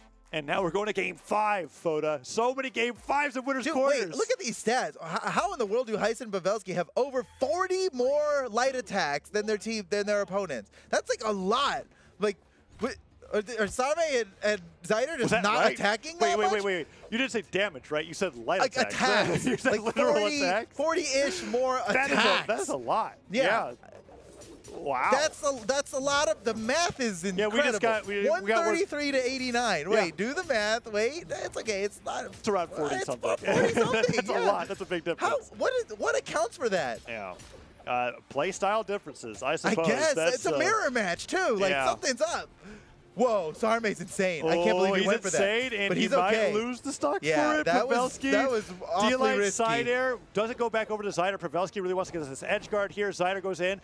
Nice nair. Sarme and Zyder are trying to get the reversal on Pavelski. Neutral signature doesn't hit. Downer comes through. They focus over on the Heisen. What's the first stock going to be, Foda? He goes over the side. I don't know. Dude, Taza, this is Game 5. It's Game 5. This is it. This is going to be it for one of these teams. They're going down to the elimination bracket. Oh, doesn't get the stock. Zyder goes to the gravity cancel down like Pavelski tries to catch him with a nair, weapon throw, gravity cancel, sideline recovery off the pickup. What an awesome first stock, and he gets the side suit. Oh, that was a good one. He charged that up a little bit too. Neutral stick comes through. Wait, Side stick picks them both out. Sarme cleans the house. He gets side the double. Stick, sweeps them both off the left side of the stage. They and now needed that. Zyder and Sarme like, are ahead. Yeah, they were behind. It looks like it was going to only get worse, and then Sarme comes in with the huge double kill. And dude, and save Zyder. In Game 5, like, it just doesn't get better than that. So now Zyder's the only one left with all 3 of his stocks. Pavelski misses what could have been a really big team combo there. Oh, the scary thing, Foda, is that Sarme is the one taking the most damage, and he's on the second stock here. Yeah. Zyder can live forever. Wait, and so Zyder looked at his damage and went, I have to help Sarme. That was an 100%. absolutely intentional SD, but they're kind of paying for it because Sarme went down while Zyder was respawning. Too little too late. It was one of those things where I feel like Zyder had to, if he was going to make the decision, it had to have been 20 seconds ago. Yeah, 20 seconds ago. Yeah. Because they're on either side. That might hurt them. We'll see what happens because Zyder showing his survivability is great, but if Sarme keeps going down this early due to the focus fire of Heisen and Pavelski, well, that could be the win for them. No, he missed it. Oh my gosh, that would have been such a good follow-up. Pavelski has no recovery. Heisen has to go for the save. Heisen gets away with it. Oh, Pavelski sitting in center stage. It's like, who do I hit? He's looking left and right. The neutral comes through. Heisen doesn't get the team combo. He goes for the downer on Sarme and Pavelski. Is he going to get saved again? He's just got to hit Sarme is all he needs to do here. Protect the teammate. Protect the payload. Oh, Pavelski's on the right side. He gets a dive kick. Recovery. Dude, he's crazy. He's crazy. Pavelski gets him with the neutral. Okay, Pavelski make it back this time. Heisen saw the stuff recovery. He couldn't do it. Can't make it back. Can't make it back. Okay, Pavelski coming in on his final stock, but Zyder and Sarme also on their final stocks, and Sarme pretty damaged. This could be Pavelski and Heisen's path to victory, knocking Sarme out and winning the 1v2 against Zyder. Oh, that's it. No, this is it. It's happening. It's happening. Ground pound comes through. Zyder trying to make this 1v2 happen, but this is a going to pretty slow tough it down. 1v2. He's staying on one side of them. He knows how dangerous the. Oh, but look, they don't need. They can do it from the same side. They don't care. Oh, doesn't get the delay on the sword, but that's good damage. There's the start. Yeah, Neutral light delay. Ground pound delay there. Oh yeah. Yeah, that's Pavelski, big damage. Just go for the ground pound. Don't actually, but like No. Play it Pavelski safe. very It's much going, Game 5. There's too much on the line. one stock top right. $100,000 in prize pool, Taza. Yeah. These guys got to play it right. Yeah. Oh, man. Oh, he goes to the downlight though. Oh! Heisen goes down. Dude, Zyder. this would be the biggest 2v1 in a long time. There's And no way, right? Pavelski looking at that goes, all right, Heisen. Yeah, you take got the lead, this. Heisen. You take the lead. It's like, all right. Zyder, he's going to try Win. to slow it down on the corner. He can't do anything without getting punished. That's when you really what hone attack in. can he do? You really hone in that reaction time there. Pavelski is specifically waiting for the moment Heisen doesn't Dodges. win a neutral exchange. Exactly. And then he gets him. And for then the he gets the punish. Yeah. And if Zyder tries to come through and dodge it, then they'll punish that too. Zyder's in like a nearly unwinnable position, man. And Yeah. that's going to do it. Pavelski and Heisen steal the Game 5 victory away from Zyder and Sarme. That was so close. What an intense match. Yeah, that Man. we are having some crazy sets in Yeah. winners quarters. And we're in top 32, right? Well, top 12 now. We're qualified for winner's side top 8. We are These not in guys top just 8 made it yet. into This is top 8. Yeah, this is some crazy Brawlhalla 2's play. And look, we're Love seeing this. it. I really loved how they were playing this, just playing around the fact that yes, he eventually has to come back to the stage. That wall slip will take Dude, him down. again, Heisen and Pavelski's light attack count is leagues and bounds beyond, and it's a mirror match. Like, what? Why? What? Wow. How? I don't know. But It's just how they play. That's just plain and simple. what does this mean? They are just there's this flurry of light attacks coming out from them, and they're moving on winner's They side. are attacking. Now Sarme and Zyder are going down into the elimination bracket Yeah. after that matchup coming up. So excited to see how the rest of these matchups coming up. We have 2 more winners quarters matchups, Foda. I'm very excited for these as we're going on forward into the bracket because man, anything can happen. They're all going to Game 5s, and they're all so crazy close the entire time.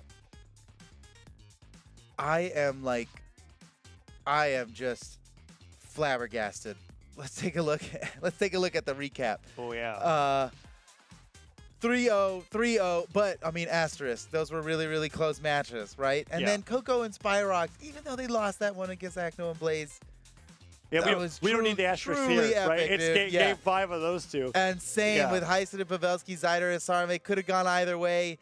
My goodness, the highlights in that last match. But Heisen and Pavelski move on to top 8, as well as Acno and Blaze, and I think they're going to be fighting each other, Heisen actually. and Pavelski really impressed me in the fact that they are the one team that highlights saving your teammate is more important above all else. They will do Yeah. it. They will do And it in a situation. They paid a tough price for it once. They, in my opinion, But lost still. a game off of not getting it right. Yeah. But on the games that they got it right, in the they game won. 5, in game 5 well, they did it, and it in was game huge. 2, right? So it's like one of Yeah. those things where it's like 2 out of 2 for 3 2 out of times. 3. 2 out of 3. 2 That's out of what 3. you need to win. Not bad, not bad. And that's amazing because there are so many other players, myself included, right? But look at that. I'm like, he's got so much damage. It's not worth risking it. But Yeah. Heisen risked it every single time. And It it worked. paid off It was more awesome. often than it didn't. Yeah, So, and I'm starting to I should start using a different word other than risk because at this point it's looking like they've got it so down to a science that it's a guarantee. it's Their opponents are going to have to outplay them times a million to make it work because they're just doing so good. It's tough.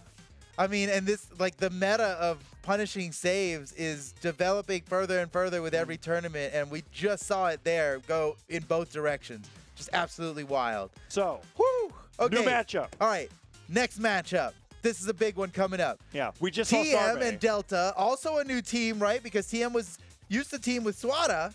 Now they're not playing together anymore. So TM right. now teaming up with Delta. And then we've got perhaps one of the biggest new teams that we can talk about is Simple and Fozy. Yes. Because Simple, consistently a podium player. I mean, 1s, 2s, wherever he goes, he's hitting the podium. Top 3 every time, right? And then Fozy, hot off of his win in the previous doubles tournament, no longer with that teammate for reasons unknown, teaming up now with Simple, who, despite not performing as well in the last tournament, might be an incredible teammate for Fozy. This is the This test. could be huge. This Yeah, is- I this- guess this is this it. is the way that we look at it. We're going to find out. When we look at the winning team of Fozy and Sarme, Well, right now, Sarme's switches didn't work out for him quite as well so far on the winner's side, right? So it's like if they go down here, let's see how this plays out, because we're getting further into the bracket now to like, okay, we're seeing all those teams that have really been shaken up by all the switches, and Simple and Fozy is definitely a new pairing. TM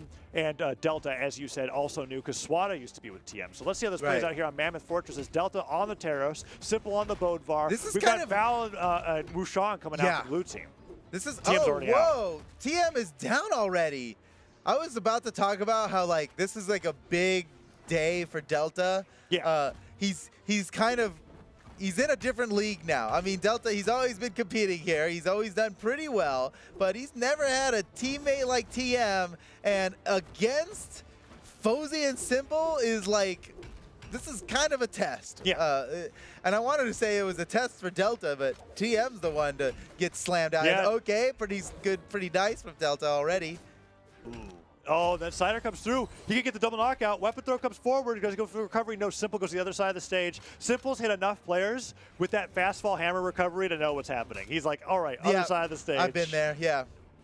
Fozy tries to get the ground pound, and Delta covers his head with the axe. Simple gets knocked out by TM, and now the red team has a stock lead. We've talked about these before. The numbers are kind of lying to you. If TM goes down, this is much tougher for the blue team here. Let's see what happens here on the side of the stage. Fozy gets the ground pound. Can he get the second snare hits? Oh, Delta didn't touch. Yep, he can't make it back. TM gets slammed out, and this is a huge lead now for Fozy and Simple. Yeah, that side stage was amazing. Yeah, I mean, I want to say that Fozy and Simple, they've got the edge on them in every way. Stats, I mean, the stats alone are incredible. This is Fozy and Simple are this number 2 seed. Whoa, Delta right? though.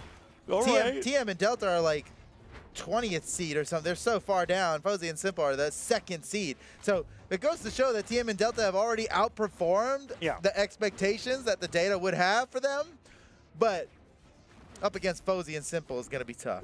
Well, Delta's making a pretty good stance here on the Teros. Down 6 hits. He hasn't gotten the knockouts yet, but a ton of this damage coming back has been off of Delta's Teros. Ooh. Recovery hits. And, you know, if it wasn't for TM losing that first stock so early, this would be a very, very... This is still a close match. Wait so a second. I would not be surprised at the end of this match that we see Delta with like 700 plus damage. He has been doing so phenomenal fighting both against Simple and Fozy. And TM has been trying to set up, but as we can see here, TM's been getting wiped off the board really quickly. Delta's got 2 stocks to do this 1v2, but this is Simple and Fozy, man. And wow. Okay, that's just Simple. Don't even need a so keep it a Simple. Here's something that I just realized. Okay, mind blown. That was a Simple gauntlet combo. I was also thinking that. I was like, wait a second. Like, Simple's not. He's not even playing Bodvar. This is not Bodvar. Whoa.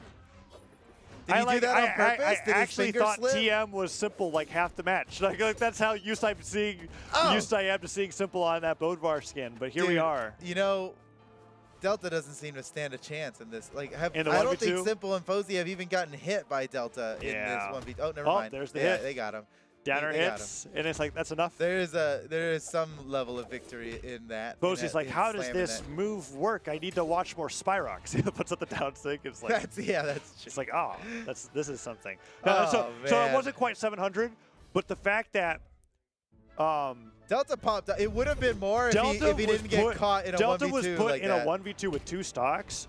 He had 626 damage that game, and he didn't do any damage with those 2 stocks.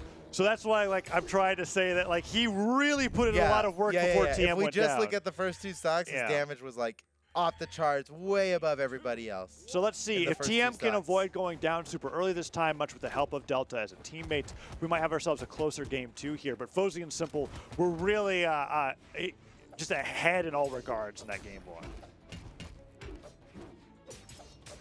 Okay, Simple still sticking with the Val here.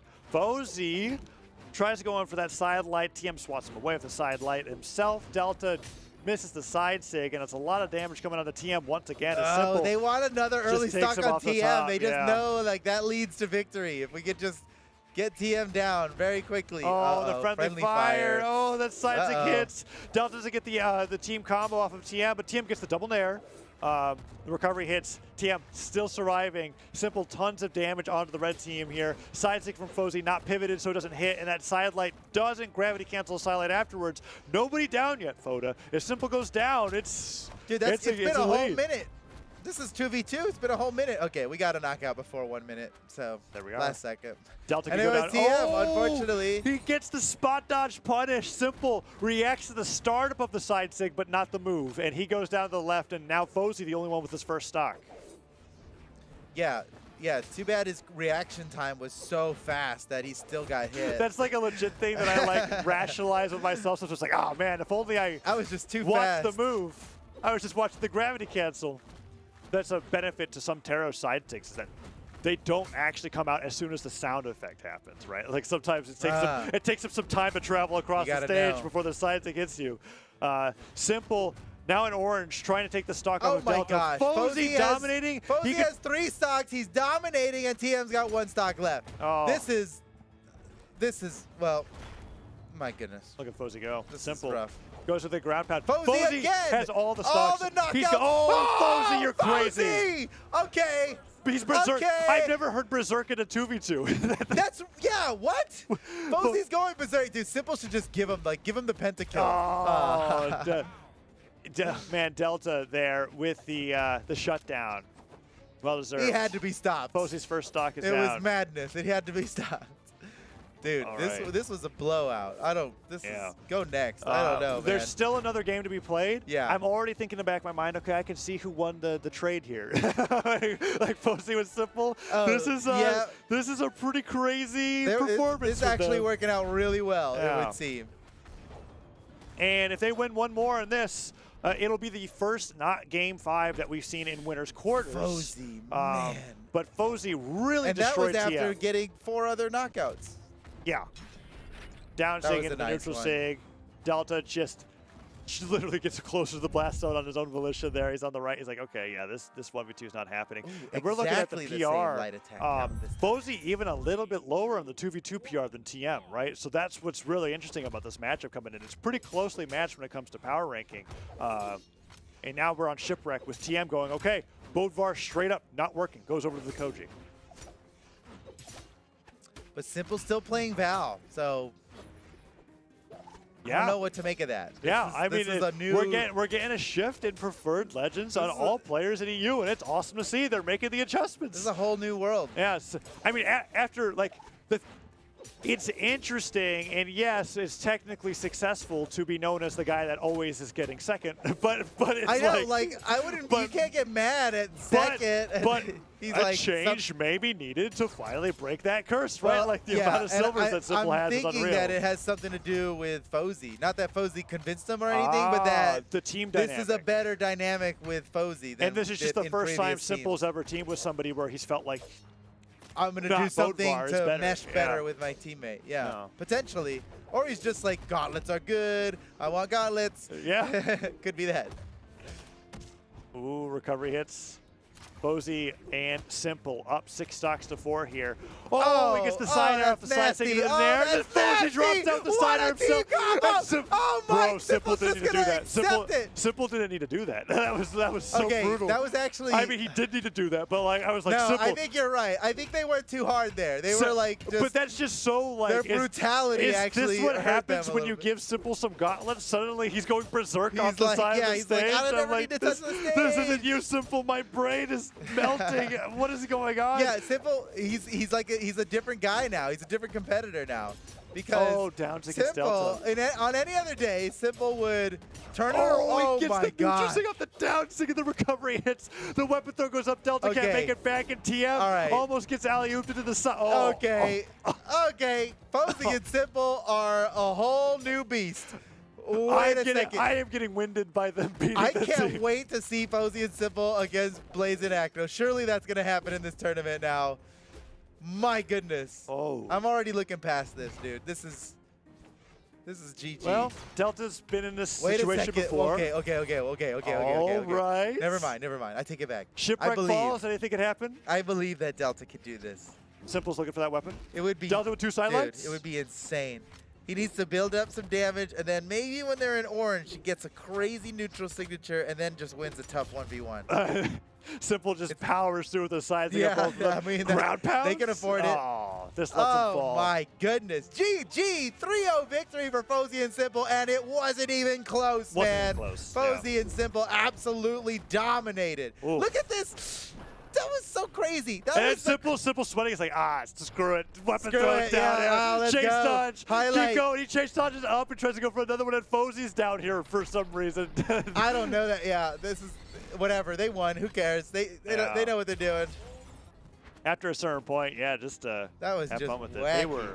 That was pretty one-sided destruction in favor of Fozy and Simple, and they really fight their way into winner side top 8. Oh yeah, they are in that top. What a powerful way to enter winner side top 8. Very jarring for us after watching 2 3-0s that were close, and then 2 3-2s. I mean, we saw Acno and Blade. Like, okay, so Fozy and Simple, they're seeded second, and they're fighting against a severely underseeded team compared to them, right? And they dominated, as expected. But like just earlier, we watched Acno and Blaze in a similar situation. They're the top seed, and they were going against a severely underseeded team of Coco and Spyrox. Coco, but, they are. Well, that's the thing, right? That's the only way I can explain this is that Coco and Spyrox are crazy, especially Spyrox and his Wushan down sigs. I'm thinking maybe Spyrox in a 1v1 against Acno or Blaze could hold it, but like when it comes to Spyrox and Coco, that they are definitely. It's got to be that team dynamic is like to separated. They are not nearly as hype, so it's like awesome to see. And they're not even a team that got into winner side of top 8, and we're still talking about them. That was how much they left an impression. I know, on us, right? yeah, right, yeah. And they're in the elimination bracket. But now, so into the elimination bracket, Delta and TM will go. We have one more quarterfinals matchup that will decide who gets the winner side top 8 semis, and that's Swati and Godly. Finally, going up against Solarson and Viper. So this is going to be tough. This is a tough matchup for you. I didn't want this one to happen. Yeah, it's like I didn't want this one to happen. We've got so Swati and Godly is kind of the thing that made the rest of EU shake up so much, right? Because Godly switched from Simple to play with Swati. He looked at Swati and Fozy. He's like, all right, that wasn't quite the Swati case. Swati and TM. Yeah. And he decided to switch that up after Sarme and Fozy switched. He's like, I want some of that. All of these teams swapped up. Like you could already tell because I was like, wait, I'm getting my teams wrong with all of these S names in the EU, but that is just how many people switched up. This is going to be interesting to see how Godly plays because Godly undefeated in any official tournament that has 1v1s as a part of it, that he right? played in, But 2v2s is a different story. He has yet to crack the code, and he's still looking for that staple teammate to hold on to the rest of the year. Yeah, I mean, he got second, like, pretty. Yeah, but that pretty is good. Godly is on a different standard. Enough. That is not godly enough. That's not godly enough for Godly. Right, it's like he has literally not lost in 1v1s. He wants to make that the case in 2v2s moving forward, starting today.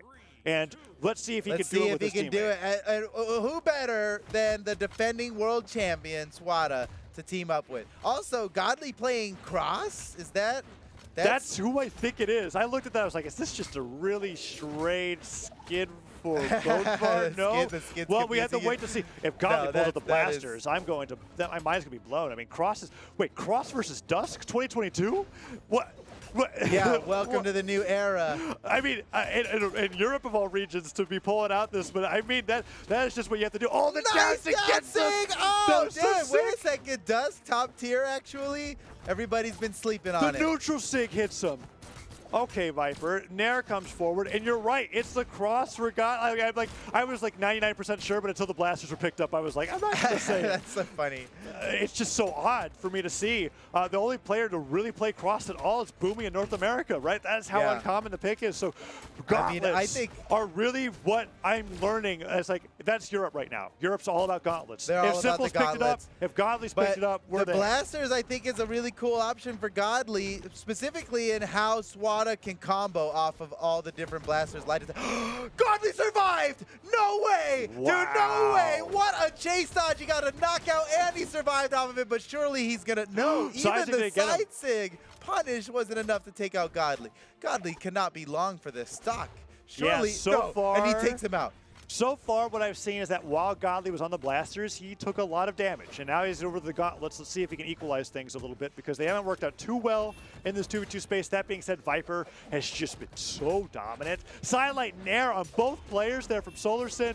Godly goes off the right. A side zing after the neutralite. Viper really doing well. And that's so cool to see. Coming out from Dusk, of all legends, there are some characters who can, with their kit, do a neutralite dash forward side sig. I never thought about Dusk doing it with the orb, but it works. Me either. And it just caught him off guard. Oh, the D-Light gets interrupted. And the recovery comes forward. Swata's kind of popping off, man. I mean, he's all over the place getting stuff done, but SolarSyn and Viper are much more formidable than I think anybody expected.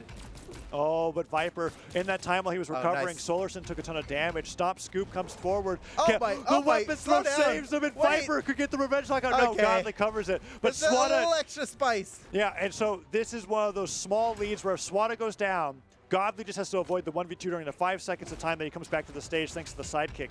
But, oh, Swata dodges down, D-Light sider to Godly. He goes down, and Godly takes so much damage. You just see him dashing across the stage. He's like, I gotta get out of here.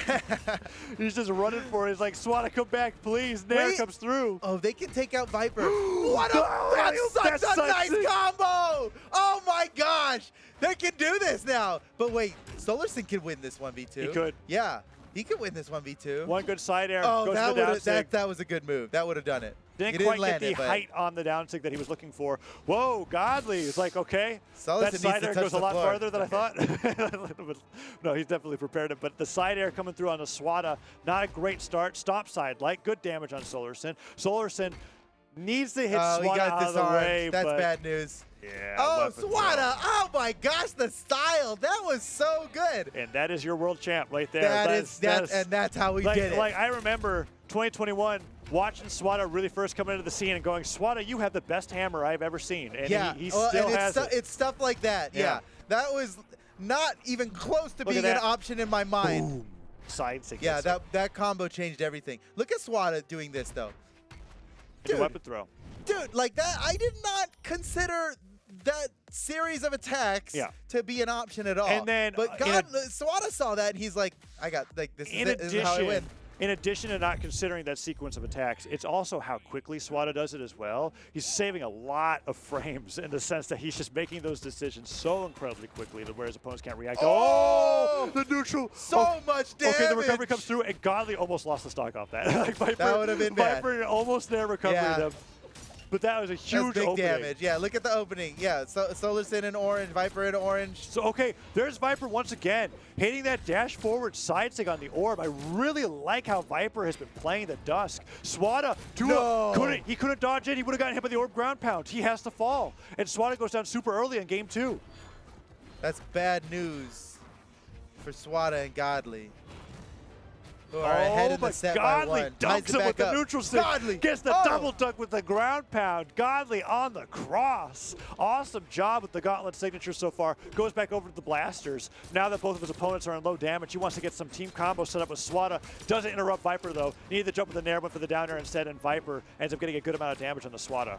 It is weird not seeing Godly play the orb. You know? Yeah. Like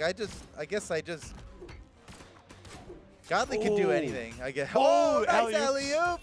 Swata has the fastball way low to get over that weapon. Clash, Godly's out. Swata's out. The weapon throw stopped. The weapon throw stopped Swata from saving Godly. Yep. Interrupted him. He didn't buffer another move. Godly couldn't attack in time. That's a double knockout for SolarSyn. Unbelievable. That's huge for Viper and SolarSyn. But they're both in red. Ooh. Godly could take him out. Then it'll be 1-1. Godly will be up by a stock.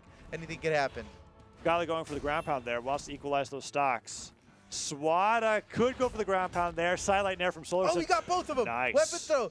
All those weapon throws didn't hit anybody, but Godly still got a double knockout. There he is. And Godly, the one most healthy on the field by far. Full stock, only in yellow. I mean, that play was huge. That put him ahead now. I wonder, by a significant margin. I haven't seen too many Godly 1v2s, but I'm like, if Godly's pulling the 1v2 with 2 stocks here, do I call that even? I'm like, Godly's pretty crazy. Maybe. We'll have to wait and see how Viper and SolarSyn are able to play it. It's up to Swata to not get knocked out right now. That's going to be the big difference. No! Wow! Viper caught him. That was so nasty. that's and now neutral Godly's sig. got a very difficult 1v2 ahead of him. Even though he's got a whole extra stock on these guys. Wait a second. Oh, there's the side. Separate and Coda, conquer. this is what I was talking about. I'm like, this 1v2, this is pretty close. Yeah. Okay, let's see. Let's see. And Godly has Godly been is really in a catching him off position- guard with the gauntlet signatures, if you can pick that up. I think if he gets blasters, it's a lot tougher. But he is there. I don't think he's going to get any weapon. Viper and SolarSid are keenly aware of how important it is to keep Godly unarmed. Yeah. Downline's coming up from SolarSyn. Neutral Light comes forward. Viper ready to follow up. That platform They're leaving that weapon on the field. The platform's doing Godly a lot of help right now. He's giving him a place to touch. but it won't be there forever. Silent Airs come through. Dude, Oh, they baited him. they baited him with That's the so weapon, crazy. and there's another one. They're going to steal that away. Oh, it hits him. Viper and SolarSid are playing this so perfectly. No, never He mind. neutralizes Viper so that the end of the hit can hit Godly. It was all Smart. planned. It gives them the on-hit effect, which Yeah. makes it last longer. Big mix-up. Oh, Godly Oh! gets the down air on Wake Up. He's got the weapon. Wait a second. Wait Oh, a but second. it's blasters. It's blasters. Ah, I feel yeah. like, well, oh, wait. Now that I think about The it, blasters a is down risky. sig on blasters would be huge. Okay, side air They on the alley did gets it. Oh my goodness. Viper and SolarSid. And you know what it was, dude? That neutral signature that Viper caught. That made the big difference here. Look at that Well, weapon and throw. this. Yeah, the weapon and throw that. right as Swati was. You saw But him look at this. fastball Look at recovery. Viper catch this neutral sig here. Woo! Out of Huge. hit stun, too. Out of hit stun. My gosh. Yeah, and facing the right direction. We were talking about how Wushang has to decide where he, like, even though the neutral sig, you're covering right above your head, you want to make sure that you're facing the direction you want to throw them. He gravity cancels and sends them right off the right side of the Yep. stage. That was so awesome to see. And there's a lot of players that, I mean, Viper is making Dusk signatures work for basically what's the first time for me ever seeing on stream. And so it's really cool to see that. Swati now on the left side of the stage, oh, that was kind of scary. Most damage on Viper, though. Good start from Viper Wushang. is kind of changing the meta himself. Like, I mean, Viper's always been a player that plays a ton of different legends. I'm just very surprised by this one. yeah. well, he always. Yeah. I feel like he always just played what he felt was best, and not what Yes. he saw other people succeeding with. Even back I in the agree. day when he was Lucian, like he was the only Lucian in Europe, and he was winning tournaments. And like other people started playing Lucian because of his success. And I wouldn't be surprised if we start seeing more Dusks now as well. Yep. Oh, Godly, nice. Interrupts what would have been real bad news for his teammate. And he gets another knockout. Ooh, look at Unbelievable. that. Godly is popping off. Yeah, the neutral six from Godly have been fantastic. Tries to fall down. What? Oh, Viper Oh, has to run dude. all the way to the Oh, side of the no. stage, and that Oh, might be Swati. it. Viper's just down in a fresh start. Wait, no! He got one Oh, down air. no. Godly literally scared him off the right side of the He stage. scared him off. And then Godly Swati gets all one the- down air. That's crazy, because all Swati did there was come down and accidentally knock out his teammate. Yeah. And nothing else. And Yeah. yet, the presence of all that scared Viper off, and Viper lost the stock with like nothing. That is very unfortunate. And that's I don't know Swati's if Viper and first stock SolarSyn can going come back down. from Godly with the cross blasters, trying to get the downer after there. Jumping side air. Solarson doesn't get hit by it, but the second one he does. Side sig could take Godly out. Really close. Sidelight nair, side air, no down air. That was almost a 4-hit combo for the team, but Swati dodges out of the way. And Viper with the side sig coming through. Oh, nice nair. If Swati goes down here, that could be pretty huge. Yeah, stocks and damage are even. So like the next big play will define the momentum for the final part of this game and should lead to the victory. Oh, Solarson no, in touch. He could have made it back. Oof, I really thought he was going to hit with a dive kick. I think he thought that too. He must have thought that too because he had a recovery. And now Swati's still. going after Viper. They can just see it. They can sense that Viper's risky off the side of the stage here. Goes for the recovery. Godly gets the ground pound. Viper hits his he's teammate. down. He's That's out. it. GG. Solarson now in a 1v2 against Godly, He's and got a- Swati has two stocks. I he mean, needs you a have, miracle. you have the undefeated 1v1 player of 2022 and the world champion. It is like, Good luck. Solarson's looking at this. It's like, Good luck. Oh, the down ticks from Talk, Godly coming out. talk about underdog situation here Yeah. for Solarson. Oh, the side sig dodge It was through. a good dodge. Man, the cross sound effects on gauntlets are ominous. That's like, I can just sense the dread that's creeping up yeah. as the hands are going across the stage. That was definitely, that was the I'm intent. like wondering if Godly is like specifically beefing up this specific legend because he's like, this fits the aesthetic of what I am trying to do this much. You think? Like I'm looking Maybe. at the skin. I'm He's like, going like aesthetic. yeah, it's he's an like just aesthetic going choice. like, yeah. He's like, This is sure, pretty- I would play it's pretty darn Petra, cool. but Oh. Neutral Sig comes out. Alley-oop, Beautiful side air. alley-oop. Swata and Godly bring it to a match point. 2-1. 2-0.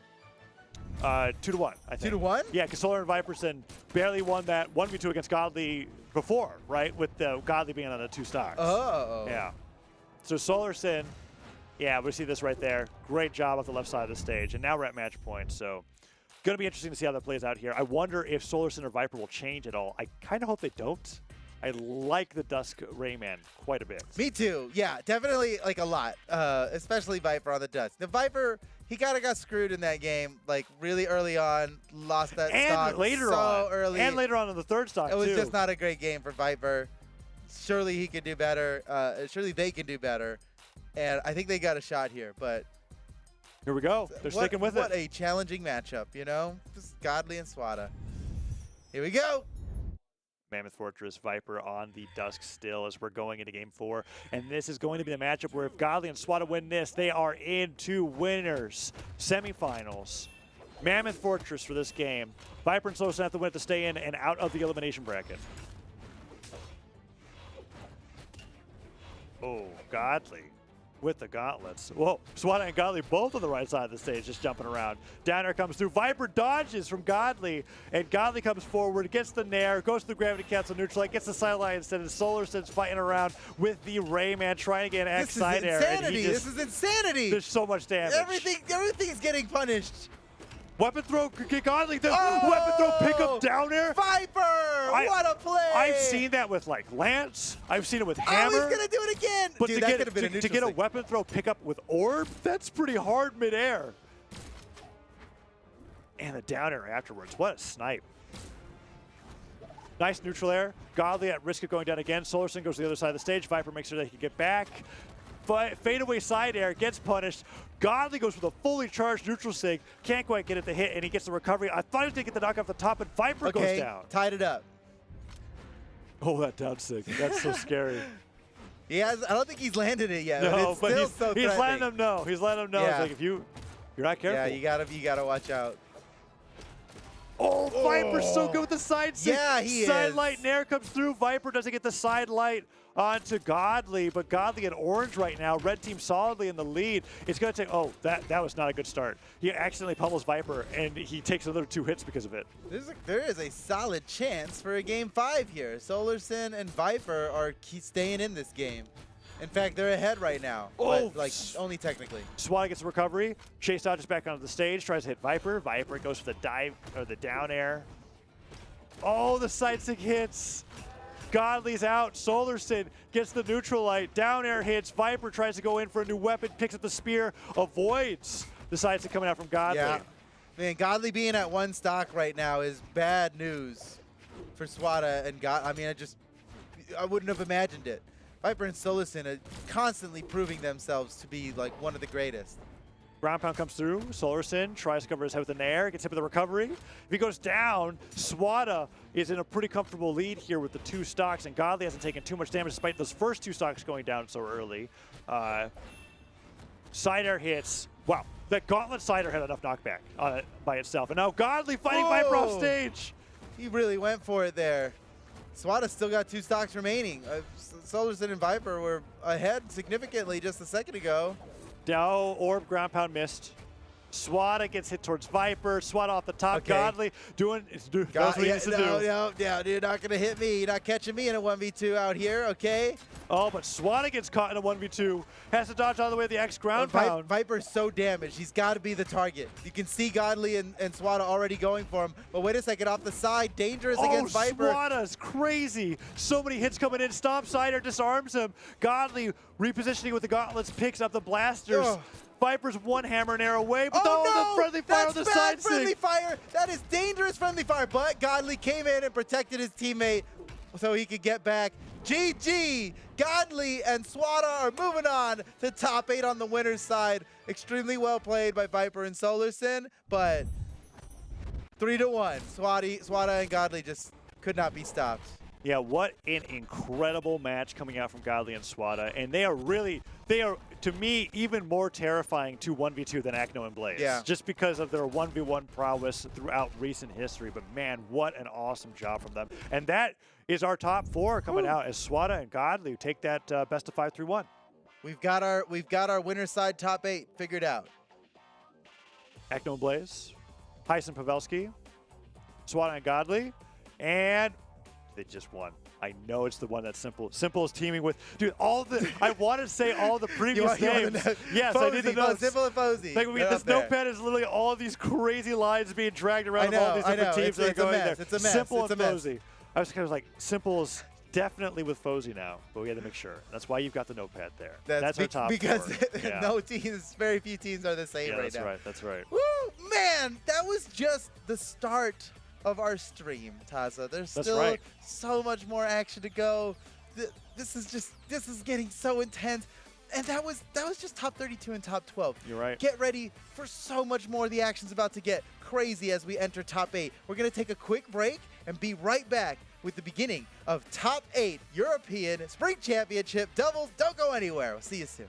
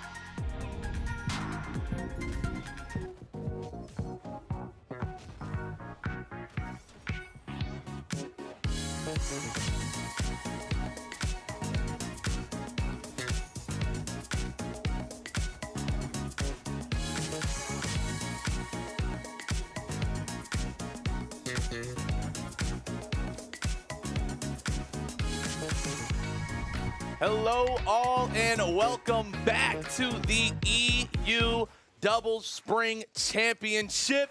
We have so much amazing action to bring you all today, starting off with the top 8. But before we dive into that, my name is Rain, aka Rain Raps, and I'm joined with the one and the only Ajax. Ajax, brother, it's good to see you again, and I hope you're having a phenomenal day. Oh, what a follow-up to yesterday, man. There were incredible matches that we saw yesterday, but today everybody decided, let's change it all up except for one, and we see some consistency in that one. Acno and Blaze are going to be seeing them coming up here in the first match, and they're going to be going up against, I believe it was Heisen and Pavelski. Yes, Heisen and Pavelski. That was an incredible game 5 set that they had, and going into winners semis, they have all been scrapping. There has been no hiding from each other. Everybody has been throwing hands. Even some of the 3-0s we saw earlier have been extremely close, and the last couple that were game 5s, they were still very fast. There is no slow gameplay happening. I think a lot of that comes from these changeups, but a surprising changeup in the second team there with Fozy and Simple, the breakup of Godly and Simple going their separate ways, and Godly and Swati coming in. We knew Godly and Swati were going to be rushing down. I did not expect to see Simple's Val rushing down the way it did. That was a new record speed run on poor Delta and TM with the way that set went on the other side of things. How do you feel? I don't even know where to go with this anymore. Yeah, I mean, you know, man, personally, like, I think right now, since all these teams are so divided and they've now been switched up, that each player from their original team is now in this new position, right? Where it's like, I have something to prove. I want to prove that I was kind of the strength of the team, that I, you know, was always giving it everything I've got to put everything into it, and that I can still adapt even in a new position. So what's very intriguing about all this, right, is with all these new switch-ups in EU, we're still seeing a lot of the same players have success, just on different teams. And I think a big, one of the biggest notations on when we were looking at these team changes is, can Fozy and Simple perform? Because we just saw Fozy separate from winning at Steel Series away from Sarme. And even though Sarme was the one, Sarme was kind of the ace of the team there, but Fozy was still working well. But in this lineup, Fozy and Simple have really shown that number 2 seed is for a reason. Can they prove it against the other side, though, against Godly and Swati? That's going to be the key factor. But still, looking at just looking at the history of Acno Blaze, man, dominant for a reason. Any questions that they might have had maybe going into this after Steel Series, actually going down for a change, but it wasn't PR affected, so it's not as bad. 17 first, years of dominance. That is so difficult to do just as a single player to dominate that long. But as a team, for that many years, insane. Yeah, that's a lot of medals, man. Yeah, that's a lot of money. A massive amount of medals, massive amount of money. Something that I kind of loved on that chart, though, too, right? We saw the 17-17 for Agno Blaze, but directly under that, too, on Heisen and Pavelski, 0 and 0. So the hunger's there, and the opportunity is there that if they are able to take down Agnos and Blaze today, they 100% can win this tournament, no doubt in my mind. Absolutely. And when it comes to the way that you see Acno and Blaze usually play, especially Acno, very aggressive off stage. Yep. Who is the most aggressive person in the world off stage? Pavelski. And when he's not, if he's screwing up, it's not actually Pavelski, right? Like, he's definitely playing with his toes when he messes up the edge guard. Like, that's exactly what it is. But it is going to be an incredible set. There has to be clips galore that go on throughout this one, but can Heisen and Pavelski pull the upset? Can Heisen and Pavelski here at Springs, where there's more on the line leading into mid-seasons, can they be the ones to take them and put them into the elimination bracket? I'm looking forward to seeing if it happens. We almost saw it happen with Spyrox and Coco. True. They showed that they can bleed a bit. Let's see if they can do it again here. We're getting into the first game of winter semis, top 8, doubles for EU.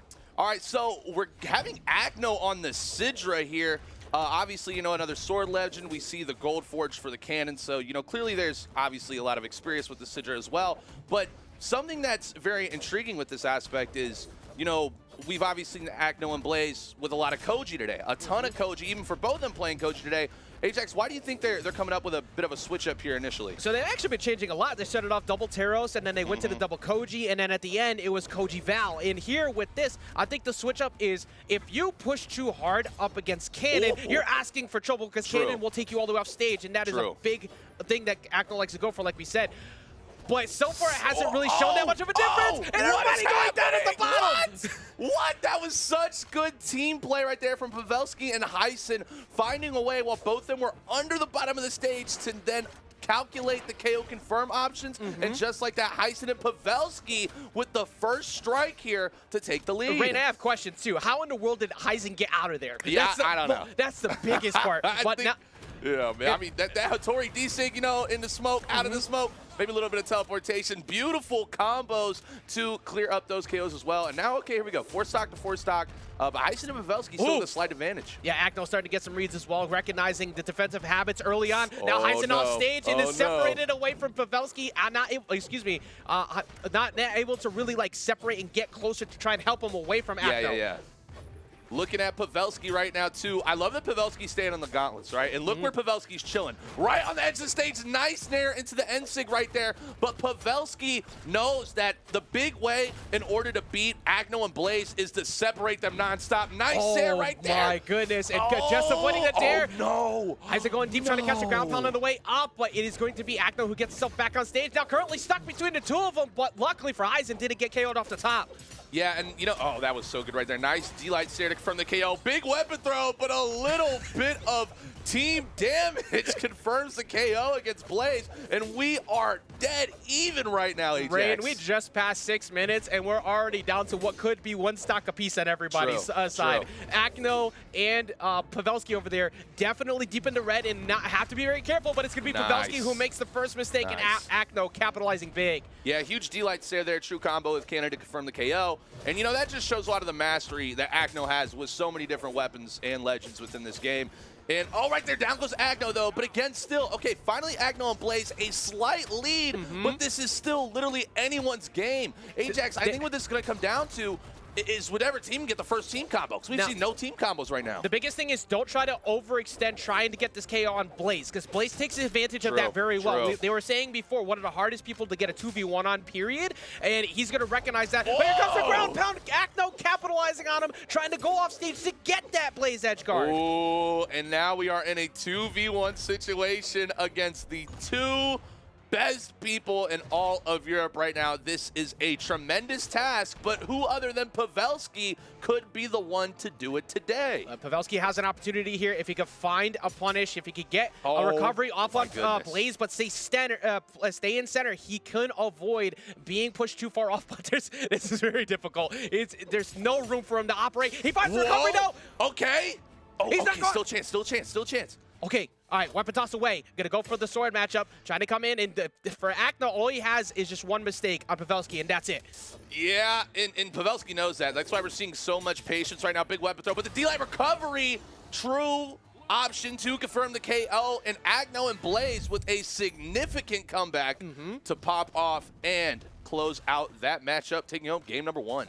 This game was pretty much dictated by two incredible, well, the moment Akno recognized that he was trying to go off stage for Blaze, Akno covered immediately, got to stock, but there was 2 double KOs that happened, and they're at the bottom of the stage. Yeah. They weren't true double KOs, but Heisen avoiding that first one so they could get a lead, and then answering back on the side of the blue team, getting them on the double KO at the bottom again. That was such a close first game, Rain. True. And it looks like we are seeing pretty much the same overall within Legends as well. Pavelski switching up the Legend skin. I like that. You know, that's kind of like a little bit of a quick mental reset if you feel like you need to get a little bit regrouped. A whole bunch of pro players do that all the time. So I like that. I like that a lot. You know, drip or drown, and I think the season's looking pretty good right here. But a nuts looking good as a ground pound with a cannon to the yeah, right there. It's only drowning, man. It's only drowning. Trying to avoid the ground pounds coming in from cannon have been so hard because Akno's just always off stage. We said at the beginning. Pavelski, very aggressive off stage, but Akno is such a problem whenever he sees that you're down there, and he will hunt you down. Blaze accidentally catching him with the nair, but it doesn't matter because he repositioned. Good job avoiding the GC neutral sig. Yeah, and this is, I mean, look at Heisen's health, yo, right? You're at 2 stock reds with Akno and Blaze, both still at orange. Down goes Pavelski, and here we go. This is a 2v1 opportunity. Huge N-Sig right there, but Blaze not going to make it back. All right.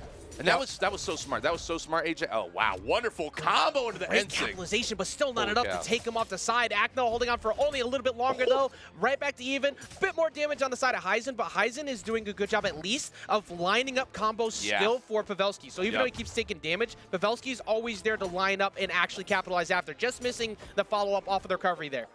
Yeah, and you can tell right now that Pavelski and Heisen have like a huge gamble play style where it pretty much all relies upon Pavelski being able to get early stocks off stage. And when that happens, it works out really well. But when it doesn't, it comes to the deficit where then Heisen is kind of left in no man's land and falls behind. Big N-Sig confirms KO right there. That's a perfect example. If you look at the stocks right now, it's 4 stocks to 3 stocks, but a very strong full stock lead.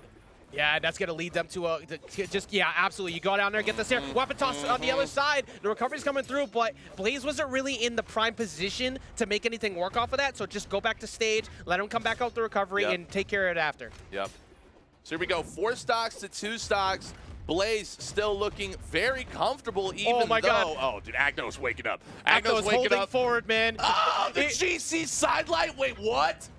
Dude, the reaction, dude, they haven't even landed on the stage. Oh, my God. Let him play that Akno, game. stop it, Akno. Don't do it to him. Oh, no, he did it to him. Oh, he did it to him. There's a reason that these two have been so dominant for years. You're talking about the gamble play style on the red team. That is one of the best ways to describe Pavelski, period. But Akno decided on that last stock. What if I just decided to go off? Look at that. I mean, this is the Akno mixtape right here. I mean, what is this, a 15-second clip of just pure Akno not only getting massive damage on the right side of the stage, full rotation into damage on the left side of the stage, then falling down on the stage, no options left, says, you know what, throw the cannon. Literally like, hey, look, you can have some. No, you can have some too. Like, you can have some. Like, these hands are ready to eat for everybody. He was chasing everyone down. And how do you bounce back from that? Like, how do you bounce back from a round like that? Because at the start, it was looking solid. Game number 1 was extremely close. Game number 2, a little bit more in favor at the start for the blue team, but Heisen and Pavelski were still staying in it. And at the very end, it's like, no, they weren't. Excuse me? Did you forget who the 2v2 champs are? Did you forget who the best in the EU are? And we're seeing a switch off now over to Teros. How are you feeling about the switch up to Teros to try and answer this hyper-aggression that the blue team has been putting on? I like it a lot. Heisen switching over to Val, and we're seeing Pavelski on the Teros. They're doing this 100% to go for more combos, right? Clearly, again, what I talked about, that gamble strategy they use, where Pavelski plays very much off stage, was not working out at all, and Akno and Blaze are very, very good at adapting. Now, with the Val with Heisen here, adapting with the Teros on the axe, it's going to allow Heisen to float around a little bit more, but truly capitalize off of the big damage that Pavelski builds up. Yeah, I think the Teros 2 helps to try and pump the brakes a bit, because if you try to rush down Teros too much, you're taking huge hits. You do not want to be taking a bunch of axe hits for no reason, especially lining up into Val. The way that they have lined up has been good, but it hasn't been as good. Oh no! Oh, that should have hit right there. Pavelski drops the D-Light Sair. That's a tough one. That might have confirmed the KO early there on Agno, but a GC D-Sig comes flying out, and that does confirm the KO. And dude, I mean, Agno Blaze, this is looking more and more like a 3-0. Yeah, you know what's been even more impressive about what Agno and Blaze have been doing so far? They have had some team combos, but most of it has just been Blaze positioning whoever the target is towards Agno. Because they haven't had big team combos, but Agno is playing so good. Feed it to your teammate. He's the one closing it out. Let him have it. Yeah, absolutely. And Heisen and Pavelski is showing a little bit of tenacity here right now, bouncing back and evening out that big lead that Agno and Blaze had initially in this aspect. But again, I mean, we gotta see something, right? We need to see more stage control. We need to see more team combos, just anything whatsoever from this red team if they're going to find a way to come back in the set. We need better capitalizations, too, because anytime Heisen's got a hit, Agno has knocked Blaze out of it and vice versa. Because Pavelski hasn't really been able to close the gap, and if he does close the gap, Hammer Sair is pretty scary to hit Heisen with, so you got to be careful there. But there goes another KO off the top on the side of Agno, looking incredible right now. Yeah, you better go all the way down. Let them try to go for a position there, and hopefully you get away. Yeah, and now this is where it's really tough right now, right? Because Heisen does not want to lose this stock. That was such a big play. Oh, no, Agno's going to make it back. Agno's going to make it back. Yep, okay. Beautiful recovery off the side there. Still a really big play, though, because that could have been a stock loss. Getting around the weapon toss and everything, gets back on the Sair, is going to net Emma stock. That's going to be answered right back, though, on the side of Agno. Run, Pavelski, run. Run as fast as you can, Pavelski. Help! Here we go. It is still 3 stocks to 2 stocks, but the red team still has an opportunity. They have to get rid of Agno and then form a 2v1 mix-up. Nice there right there. This is go. Watch Pavelski and Heisen. They're going to swarm like bees to honey on Blaze right now, trying to get the most damage output while they maintain stage They did their control. best, too, but because of that platform moving, it actually gave Blaze some mix-ups to land and get around that. But that is a huge loss that they just took, and now you got... Good luck touching the side. All right, the Sair comes back through. At least the platform's there to help him avoid. Heisen? Oh, okay. Got rid of the weapon, though, at least. See, okay. Heisen's getting a lot more aggressive now. It's opening up opportunities. Oh, no, but that's not good. Able to reset. Gets the wall touch. Trying to just fight. See, the hard part here with gauntlets, all the moves are meant to build into different combos and stuff. So that's why we see the gauntlets disappear there. So Heisen really can't engage with gauntlets besides recovery. Oh, no, that's it. Yep. Perfectly executed and perfect dominance on the side of the best team in the EU. Pretty much the best team in doubles history that has ever touched the 1s and 2s on this game. And that after what we saw in that winter semis, man, getting knocked out into elimination bracket after that incredible game 5 and getting 3-0'd here. Dude, that is so hard to do. What we just saw in that replay, like, it may look super easy where you engage with the end light, but we literally saw the end light. Agno had to drop down, GC D-Light, and then into a falling Nair, which pretty much, if there was any miscalculation in that at all, it wouldn't have hit and it would not have confirmed the KO. So, you know, I feel like a broken record, right? Because every time we talk about this stuff, Ajax, we're like, okay, you know, Agno and Blaze, like, yeah, they're the best of the best, but okay, still serious, they will cause slipping. Look, but I mean, look, if the song still sounds good, you keep playing it over and over again, right? Like, it's hard to change up the playlist when it is always a winner. Like, we definitely want to see things change up because it's fun. But when you see people this consistent at the level that they have, we're at the very beginning of the set, just like, here comes the Sidra. And then the way he played it, it looks like he's played Sidra all the time. That's just a testament to how good Agno is, how good Blaze is to allow him to go off. Because in the previous sets, again, they had good team combos. But in this one, it was more Blaze said, here you go. I will protect you. And if that's a win condition that's working, keep it going. Because there was like no point. Like, why would you want to have Agno like not at the driver's seat at that point? True. No, I mean, no, I love how you said that, protective, because like Blaze is like his little battle buddy, right? Like, anytime something happens to Agno, Blaze like, get out of that. Oh, true combo, psych, weapon throw, breaking it up. And it's just, I think what's really starting to come into play as we're moving forward deeper into this tournament it's showing us that chemistry is a real thing. Oh, yeah. And clearly, these guys have played together for so long, dominated for so long. And, you know, this is what a lot of people don't talk about, right? They've been dominating in the tournament scene for 2.5 years. But think about all the time they've been playing together prior to that. True. You know what I'm saying? It's not like they just picked it up one day and said, oh, 2.5 years ago, all right, let's play Brawlhalla. Woo, we're the best. No. Like everyone, you know, put the work in. Every other team wanted to roll the D20 to figure out who they were going to land on for a new teammate this time around. I mean, it was definitely the trickle-down effect of Godly switching up off of Simple. But True. this just shows team consistency, chemistry, and everybody else has to figure out what they need to do. But Acno and Blaze, if you haven't watched the interview yet, you really should. True. You could see, like, they are not only competitors and friends, but they have a rivalry amongst each other as well. And that keeps pushing them to be that much better. Because when Acno's been sitting at the top for so long, for Blaze, it's like, well, I could do that much better. How many times have we seen Blaze win 2v1s that Acno hasn't in situations where games could have gone the other way? He's like, that just shows how competitive they are, and having that level of dominance is insane. But also, it's just, it's so nuts, because what do you even do? What do you even do? We're seeing the rise of Godly start to show up. Yep. And Godly Swata is definitely a very big potential contender to take them on. But they still got years maybe to try and reach that level of dominance. They might they could win today. It might happen. They could. But can they replicate that success? That's true. And I think to be honest, the only two teams I think that are going to have an opportunity to truly take down Acno Blaze today are these two teams that are about to square off right here and right now. These are two of the top performing teams we have seen thus far, featuring Godly with Swata, and then over there with Fozy and Simple.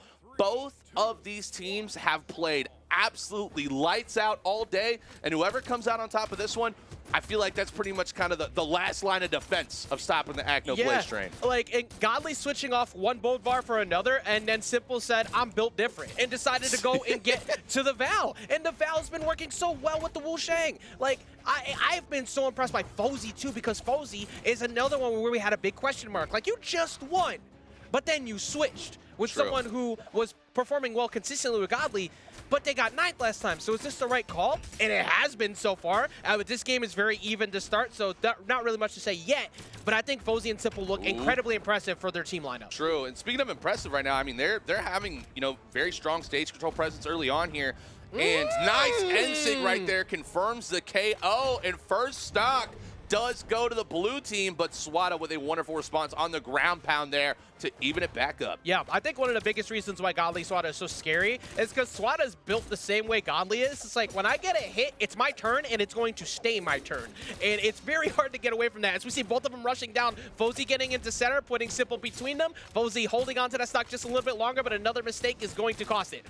Oh, nice dare into the Sair right there. Almost confirms KO on Fozy, but okay, look at this. Notice how Godly didn't chase for Fozy once Fozy went off stage. It was immediately to go back to focusing directly on Simple, and that's because Simple is at potentially a chance to go down to one stock right here. No, also, this is so important. I just got to give a compliment to Swata. After he went for the D-Light, he knew that Fozy was coming in with the side 6, so he said, I'm not going to go for the Sair. I'm going to stay on the ground, let him go right over the top of him, and that's allowed him to still hold on to the stock.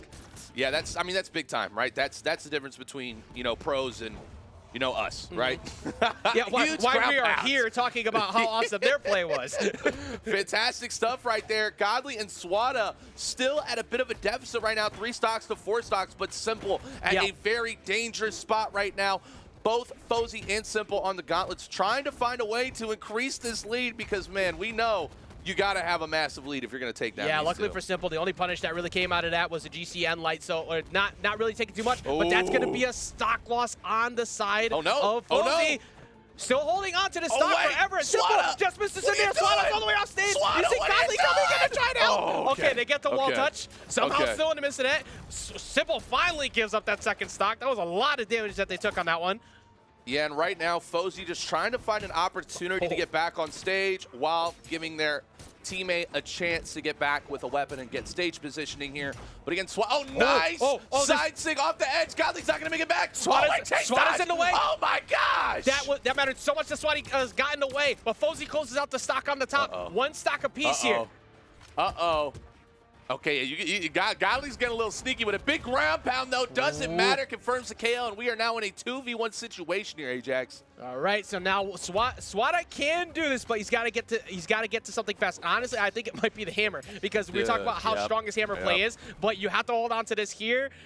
Stage control in favor. Fozy definitely holds down the center, and Fozy has such good coverage on his signatures that you just let him hold that. So the moment that one of those gauntlet setups comes through, that's a KO. Yeah, and see, look, notice how they're already going for the weapon replace right there because they know, right? Because the startup frames with the hammer, Sayer, Nair, or Dare are much lower than if you connect on like a side light or a Sayer with sword. So they know that they cannot give Swat a hammer right now, and they are doing a very good job at preventing it. But oh no, a grace from Valhalla still isn't enough though, because the breakdance moves are coming out and confirming the KO. Simple and Fozy take game number 1. That felt like a protagonist privilege moment right there, where the weapon just decided like, here, let me help you, Swata. But luckily for the blue team, they still capitalized. The positioning was so on point. But the end lights and confirming out, taking him out with the D-Sig, going to get them game 1. Hard fought game 1 though. True. Very, very hard fought game 1. And you know, I'm okay. All right, so we are seeing the switch now. That was what I was a little bit intrigued.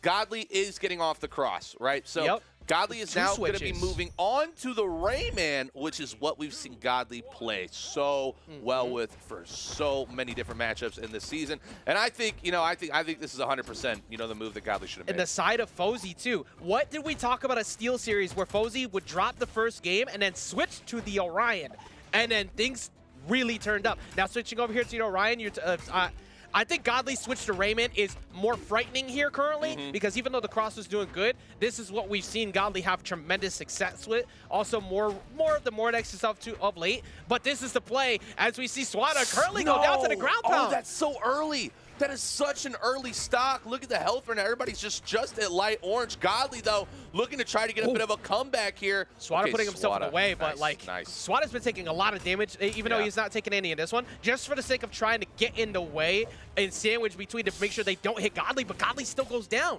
Yeah, and something that I'm very intrigued with is, you know, Ajax, why do you think Fozy switched over to Orion? Like, they took game 1, what they had worked, but do you maybe feel it's kind of like Fozy saw the Raymans coming out, it's like, okay, I have to play Orion? I wonder if it had something to do with burst range, because even though they covered a lot of distance, usually that distance came from 6 from Wusheng. But going here to the Lance lets them cover that same type of distance while still being able to get good separation. Because look how much they're separating Godly and Swata this time around compared to the last game. Right, I love that you said that because watch Fozy, right? Fozy just little side light Sayer here, little side light Sayer there, rotates back and forth across the entire map. Oh, simple! Put him on a clip! Oh my God, but Godly says, no.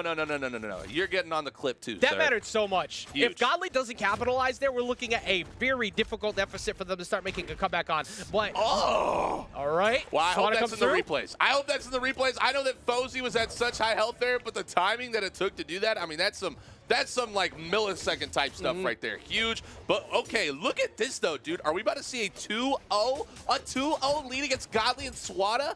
Yo, Simple out here saying, yo, you dropped me?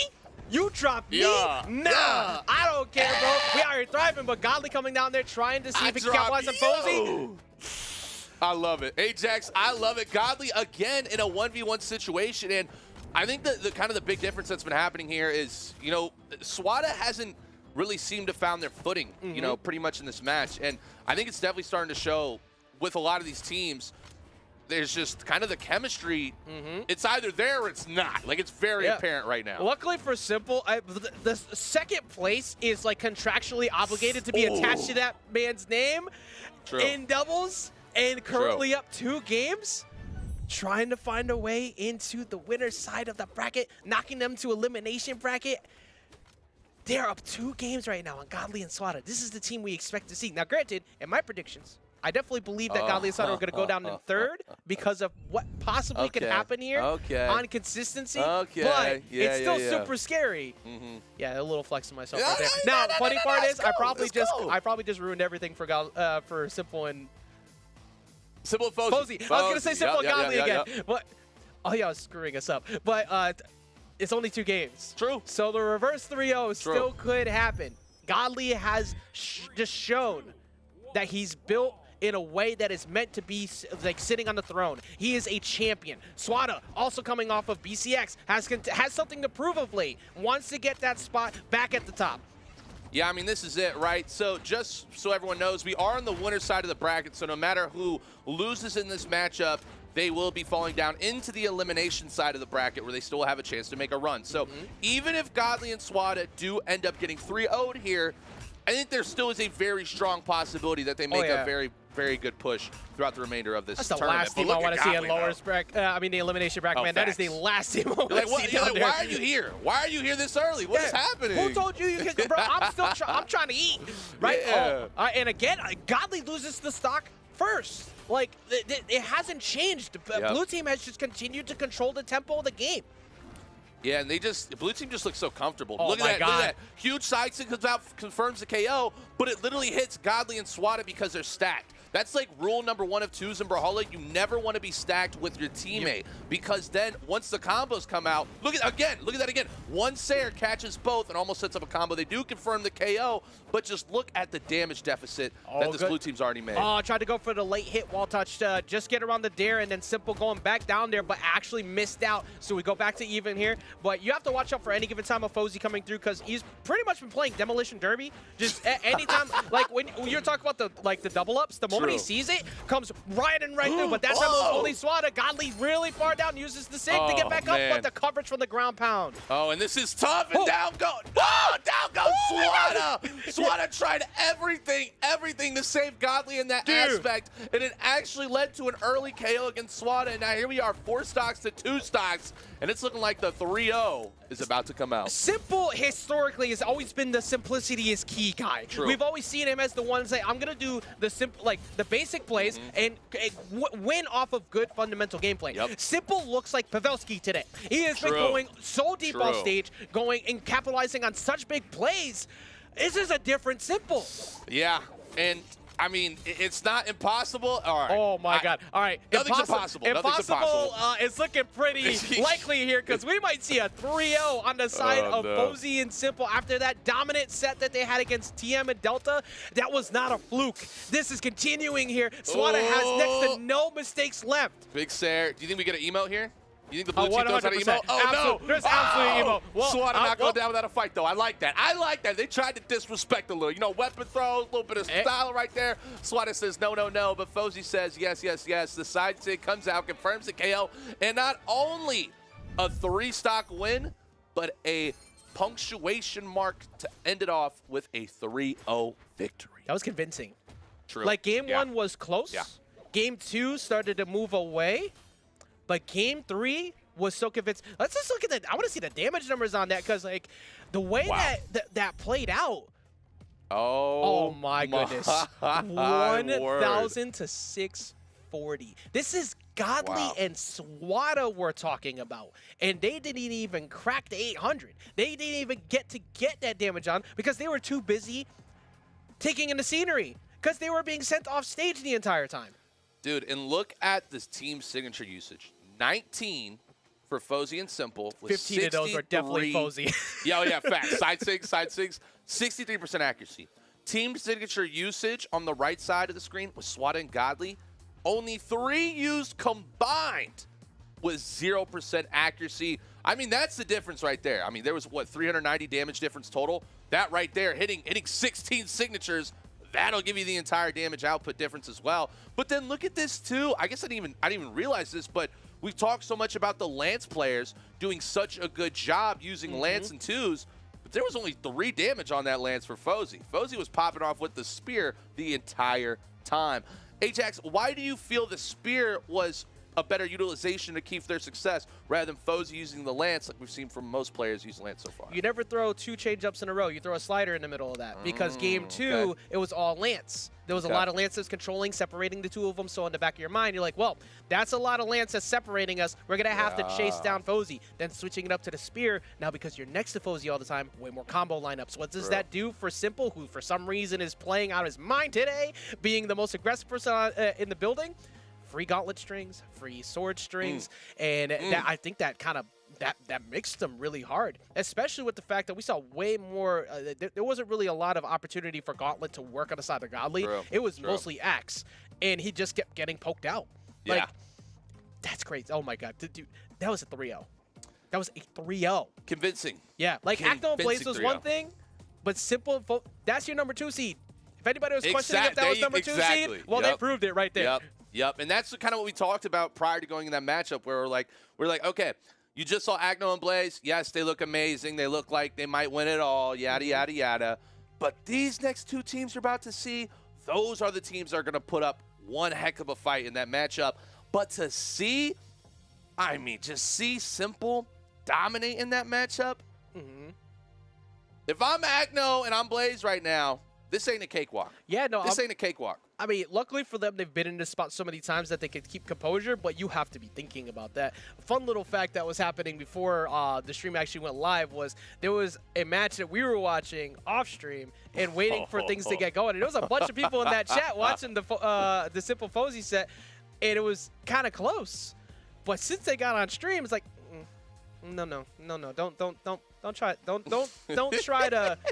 to sleep on us, man. Like, this, a little bit of fear that kind of comes in with the fact that Godly and Swati are both very strong at 1s does line up with how good are they going to be in 2s, and True. how good is their synergy in 2s? How good are they going to be able to line things up? We've seen, Godly and Simple got second pretty much every time. Was it Simple that was mostly lining things up for Godly in the middle of that? Was it Simple the whole time? Spicy It may take, be. Spicy take, Ajax. I love it. EU, you Oh, want to man. switch things up? We are hyped to see it coming in hot.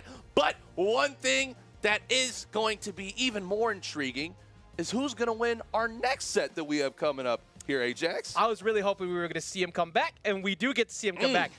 This has been the most electrifying player all day besides Facts. Simple. We got Facts. Spyrox with the Wushang, who has been cooking everyone. There's no other way to put it. He has been that could have been Acno and Blaze going down in the lowers earlier, or the elimination bracket, on the side of Spyrox coming in with Coco. But they stopped it. They stopped the Game 5 loss.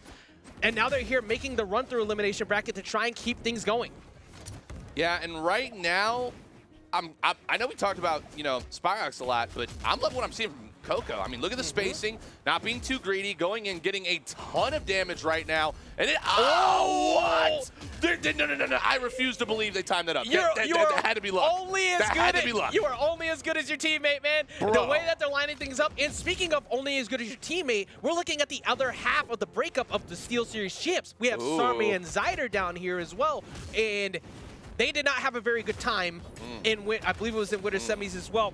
But Sarme has quite a bit to prove too, because he's the one who got that dub with Fozy, and Fozy's chilling up in up on the other side. True. They got a lot of proof here, but I don't know if they're gonna be able to get through Spyrox, at least in this first game. Oh, big NSIG right there. A nice weapon throws. And it actually worked. What? What is happening? Spyrox and Coco with some of those unorthodox combos I've ever seen. I feel like are Sarme absolutely popping off. I feel like Sarme got stage shy. Like, Sarme maybe would have made that back until he put it out, but the Dare is gonna go all the way off stage and capitalize finally and take out Coco's first stock. Dude, this is incredible. Like, I'm gonna be honest. Like, how we talked about how these teams are very, very new with Spyrox and Coco. I wouldn't believe it. Yeah, like, you see what I'm saying? Like, the chemistry, it's like, wait, what? Like, you haven't been playing with this person for 5 years? I mean, this is impeccable. I feel like Spyrox and Coco 100% have been teaming for forever. The way that they have been lining things up, it's just been so on point. Spyrox unfortunately getting hit by the Sarah, but it doesn't matter since Sarme default stage. It gives them a free 2v1 on Zyder, who actually did a pretty good job of avoiding it.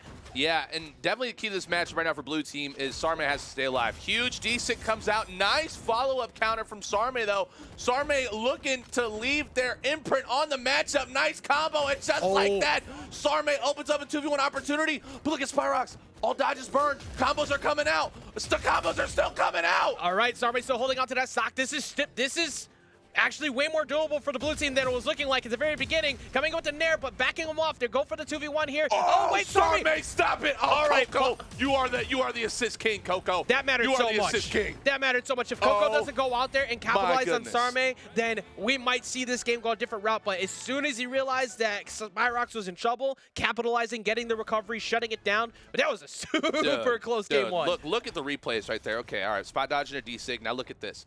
Look at this right here, right? You see Coco literally saving the life of their teammate instantaneously, and then Coco again saving the life instantaneously. And I don't even believe that damage difference. dude, it's crazy. I don't believe it. Dude, Coco had 800 damage alone. Yeah, that Alone. What? Like that. Coco went to town, but I don't even know what else to say. Coco was so solid at the beginning, lined up everything for Spyrox to get damage on, but Coco also was the best at keeping his teammate alive. And even though with the damage difference, blue team was right there. Yeah, true. True, they were. I mean, that's true.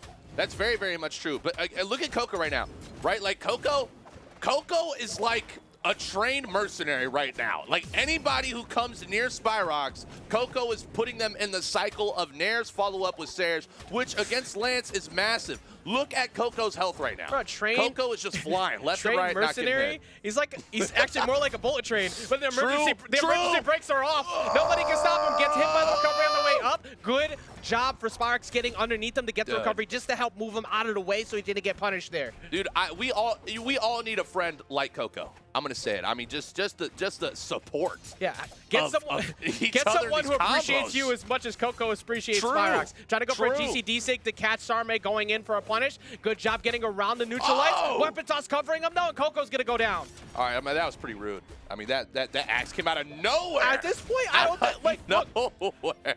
Get saucy with it. Get mean, because they have been impossible to stop. Blue team has a very small lead that is probably going to disappear momentarily. Yep, and Zyder right now trying to build up off its Spyrox with a wonderful N-Sig, followed up with a side Sig, confirms the KO, and just like that, they're right back in the matchup and has depleted the lead that Sarme and Zyder started out so strong with once again. If you're the blue team, the last thing you want to see is Spyrox starting to wake up, because he has been such a problem prior to that. Coco has been the issue so far. But once Spyrox gets going, that was the issue in the previous set against Acno Blaze. But Sarme and Zyder, they've done better on their team combos. They've been able to line up good edge guards. That's going to separate them very far, though. And Sarme's going to get an opportunity here. Just gets around the recovery, gets some damage on. Oh, and now, see, this is just so tough, right? Because now Sarme's forced in a 2v1, because Zyder doesn't want to give up this stock, but Zyder doesn't have a weapon, and Zyder's not going to be able to get back and give stage control. Oh, no. Okay, I thought Coco almost took the spear to the face. Oh, whoa, wait a minute. Great utilization of chemistry right there from Zyder and Sarme to just absolutely, I mean, I don't even know how you put it. What, change the tides of the battle over here on Shipwreck? I mean, that I'm was not even going to incredible. lie. That happened so quick. I need to see the replay later to see how they died. Like, the blue team now holding on to this lead still with Zyder, like you said before, refusing to give up the stock. The Sair finally is going to do it, but they took so long to finally get rid of it. And just, I mean, look at the positioning. I mean, look at the positioning right now from this blue team. Like, they are doing such a phenomenal job at mixing things up. And you know what? I think it's the Bryn. I think the Bryn switch up with Zyder on Bryn is just opening up so many more opportunities. Let me get stage control. No, okay. I thought that was going to be an extremely early stock that literally could cost them this entire round. All right, not going to go off the top there, but one thing, like, wait.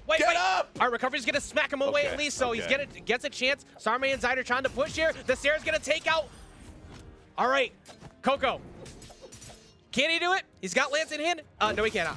No, we're back to the future, back in time. That is how epic that matchup was, that it literally deceived our eyes.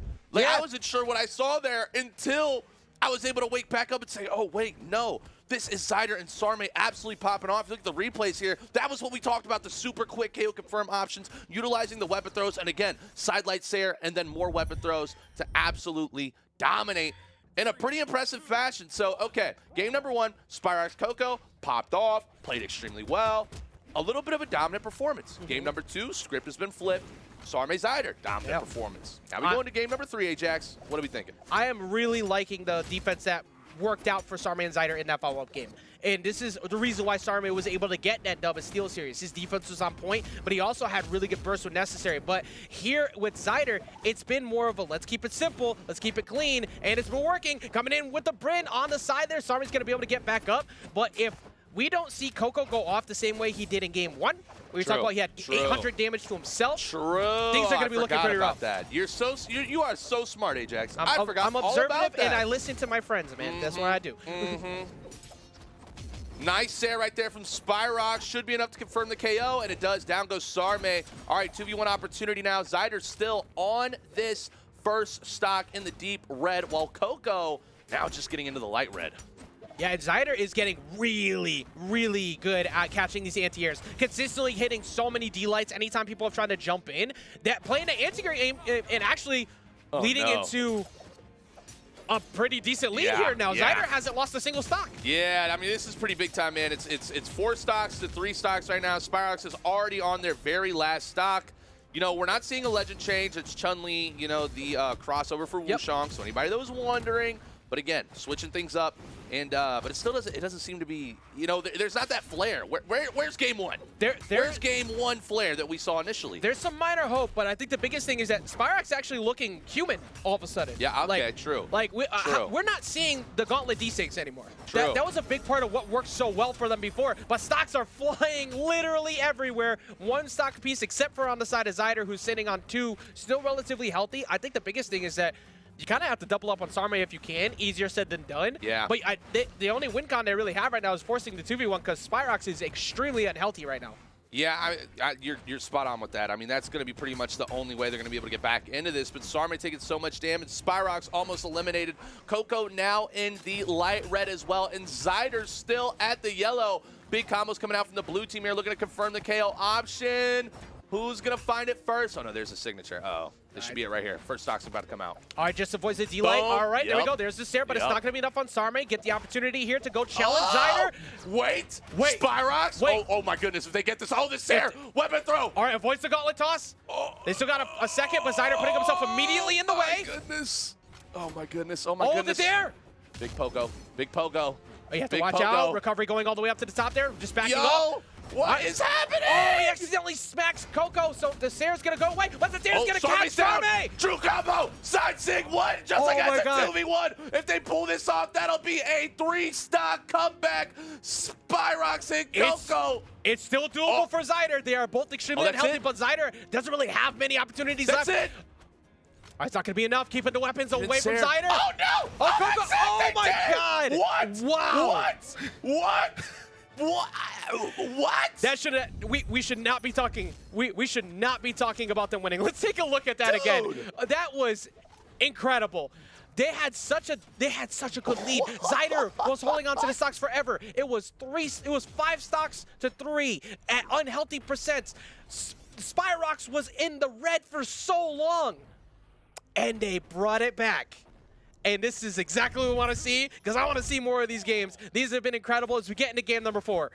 Dude, hashtag BH Esports, greatest comeback in 2v2 history that I've ever personally seen or casted 100%. Spyrox and Coco, I really hope y'all finish strong here and can pick that up and keep it going, because that was some of the greatest chemistry that has ever been. I've never even seen anything close to that. Look, personal bias, because I want to get a game 5. I want to see Sarme and Zyder pop off so we can get another game. Okay, Because true. They had that. They had that in the bag. But the composure of the red team to keep themselves in it, the ability to avoid getting punished has been so good. Just avoiding the Sarah, not going to get sent off stage. Coco is being sent off, but Spyrox answers right back. Yeah, that was pretty big time. I mean, that to set up that combo with the unarmed and then finish off the stop, but a double end sig? What? Catches both Coco and Spyrox slipping it just like that. The blue team is now navigating back into the lead, where they have to win this game. They have to win this game. Yeah, this is elimination bracket. You are out. If you make one more mistake, if you go down here, but Zyder currently coming through with the nair, gonna back him off. Good job from Sarme, kind of putting himself in that position, but there's not a lot of room to hold there on Shipwreck, so trying to avoid all that is extremely scary, but right back to an even game here. Yeah, even game, that is for sure. And things are starting to really heat up in the action right now for this elimination round, best of 5. Oh, the combo almost came out right there from Coco. I was trying to build a little bit of patience before I dove into the combo. Yep. But dude, Spyrox and Coco's abilities to build these crazy combos off of gauntlets into lance, it's like unseen. I don't think I've ever seen a 2v2 team that has elaborately created such phenomenal This is a combos new with team. this weapon setup. Like new team. Oh no, Arcade getting caught by the gauntlets, and Coco's gonna go down as well. Blue team getting themselves a lead here. Not the healthiest of leads, Yep. but if they can get some of those two strings that we've seen so far, they have lined them up solidly, sidelight into Sair, into bounce back right over to Zyder. It's been working, but Zyder's signatures haven't been as accurate in this game with the Bryn. It was a lot more accurate in the previous games, even though they lost that last one. Yeah, and you know, if you are a fan of Coco or Spyrox right now, like you're not really phased by this lead that the blue team currently has, because I mean they've shown that they can obviously They could come do back. better. They proved they could come back from even further. The weapon toss separates them though. Dude, that weapon throw literally saves Spyrox's life. Oh no, right here. Okay. This. All right. Okay. This is it. Yeah, this is it. All right. This well. is it. All right, Yep. yeah. All right, so it looks like we're gonna be getting that game 5 after all. I'm excited because this is what I wanted to see. Dude. That last game, with the way that they made that comeback, Sarme and Zyder had it, but Yep. passes in the past. You have to rebound. You have to show that you can still do it, that you can make the answers necessary to get back in it. And we're going to be seeing it come to a close as the world comes to an end, because we're going to Apocalypse for game number 5. You know what? I actually love this choice. So if you're unfamiliar with the tournaments, how it works out is whoever loses the last match gets priority in initial banning, right? So going to Apocalypse here is going to be Coco and Spyrox's choice. And the reason for this map choice is 100% because of that platform in Apocalypse and how it's going to open up so many opportunities for Coco with the lance. As you're talking about it, we see a 5-piece string coming out off of D-Light resets on the platform, and Spyrox keeps putting himself on that platform to let himself line up, and Coco hasn't even gotten to the lance yet. They're doing it with the axe. Yeah, I mean, and that scares me. Like this, the fact they're dominating this with axe right here, without even having to utilize the platform with the lance yet, that is terrifying. That is terrifying if you are a fan of, you know, the blue team here. So game 5 though, elimination side, winner moves on, and the loser will be out of the Big tournament. difference already. Zyder is the one who's been stock tanking forever. Was the first one to drop the stock and has still been taking a lot of damage. So the fact that they're starting to answer Zyder, very big on the side of red team. Yep, and now here we go. Watch Coco, watch the movement, watch the place where Coco's gonna float around every single time, right around that stage every single time. And Coco's just gonna be able to build up damage with the Nair, rotate into the Sair. Look at that, D-Light Nair, once again, non-stop. And because of that, I think this is absolutely genius by this red team, and it's showing that they clearly have done their homework on what is gonna work well with their newfound chemistry. Yeah, that time it was a home run on the side of Zyder, as well as the closeout coming in from the Zair. That's going to get them back, or the Sair, that's going to get them back in the game here. But not the best position. Zyder's still in the red. Sarme is joining him in the red as well. Nice. Great capitalization there coming in from Spyrox. Yeah, that was huge. Oh, no, and okay, now we're in a bit of a flip-flop here. This is 4 stock to 2 stocks, but this is where the red team actually came back last time. So if you're a fan of the blue team, there is still hope. There is still an opportunity for both Sarme and Zyder to come back in this matchup. But they gotta dig deep. Oh, just like that. Just like that. That's what they needed. Overextending. And Sarme with the recovery into the Nair gets the early KO. And they're still in this matchup, baby. That mattered so much for Spyrox going all the way up on the stage, and Sarme capitalized on it. Like you said, overextension. But there's a D-Sig finally coming in from the gauntlets. We haven't seen it all set, and it shows up at the last second. Zyder has given up and decided there's no way that I can make this comeback here, and just goes and falls off the stage, says, you got it, and just gives the W over to the side of the red team. But honestly, even if you tried to get that comeback, it was not going to be easy. Yeah, I mean, and even, you know, they showed life right there with that wonderful extension onto the recovery into the Nair to get the KO. Spyrox did a wonderful D-Sig on positioning there, but just the end of the matchup, how it went down, we're hearing some real goofy music, because I think the end of that was real goofy as well, funny. and I love It's it. like, I love it. Like, realize, like, 3 stocks, 2 of your weapons, I'm out. Goodbye. Like, Oh, it's man. like, I'm not doing this. Facts. And You know, when we saw the damage output, we can look at it a little bit on here. I'm sure it'll pop up there too. But a big thing that happened right there that was a little bit disappointing for the blue team was Zyder only had 159 damage total, right? Yeah. And so that's tough. You know, that's tough. And I feel like ultimately it just, although the chemistry was there and they had very, very strong performances. Double the damage, too. Look at that. Yeah, dude, it's crazy. Dude, that switch up to Apocalypse was, I mean, big brain. 1,000 IQ, 10,000 IQ. Yo, are you getting hot? You look good. I'm feeling good. You look real good. That's it. That's it. Look, man. You look good. All I'm saying is that, look, like, you like the gains? They're feeling good. Yeah. I'm spicy over I'll here, man. gas you up. Let's go. I'm steaming Come up. on. It's these incredible matches, man. True. It's these incredible True. matches. Oh, Got I me look hot. good too. We look good. It's getting hot and heavy Oh, over here man. in EU. And with these matchups, they have been absolutely phenomenal. Coco and Spyrox are moving on. Zyder and Sarmate have been eliminated from the 2v2 EU Spring Championship. An incredible run at that, too. Honestly, like, the way that the bracket has lined up today, even with all the teams changed, it's still really stacked. Dude, for it's real. like, Simple Fozy really showed up. Sarmate and Zyder did a great job showing up, but Sarmate is going to be the one of the two of the recent breakup, having that championship, but the prom king and queen separating away from each other, and now we see Fozy still sitting up there with the new date over there with Simple, but Simple is somebody who has been consistent with that, getting themselves always into that position at the top. Still incredible. You know what this reminds me of? You ever see those little videos, those short 15-second videos that are like, who hurt you? And then it's like their gym grind, and they just get absolutely jacked. I feel like that is what we're seeing for Brawlhalla right now. Yeah, it's going to be Who Hurt You. It's just a picture of Simple and Fozy holding up the championship and Sarmate just over this. Now, all right, all jokes aside, though, like, everybody changed. So it was going to be on someone to step up because Acno and Blaze, they weren't changing anything. Their relationship's still nice and strong. They've been holding on for years. They've been going consistent. And you have to change it up sometimes. Pretty interesting time to change prior to midseason, but they did it. And I'm curious to see how it goes. But on the match that we're waiting for, the last one, we got Heisen and Pavelski here. You know, this new hotness as well has been incredible. Actually, I just realized this. Are you going to say it? Look at these PR differences. Yep. 7 and 46. That's such a lie.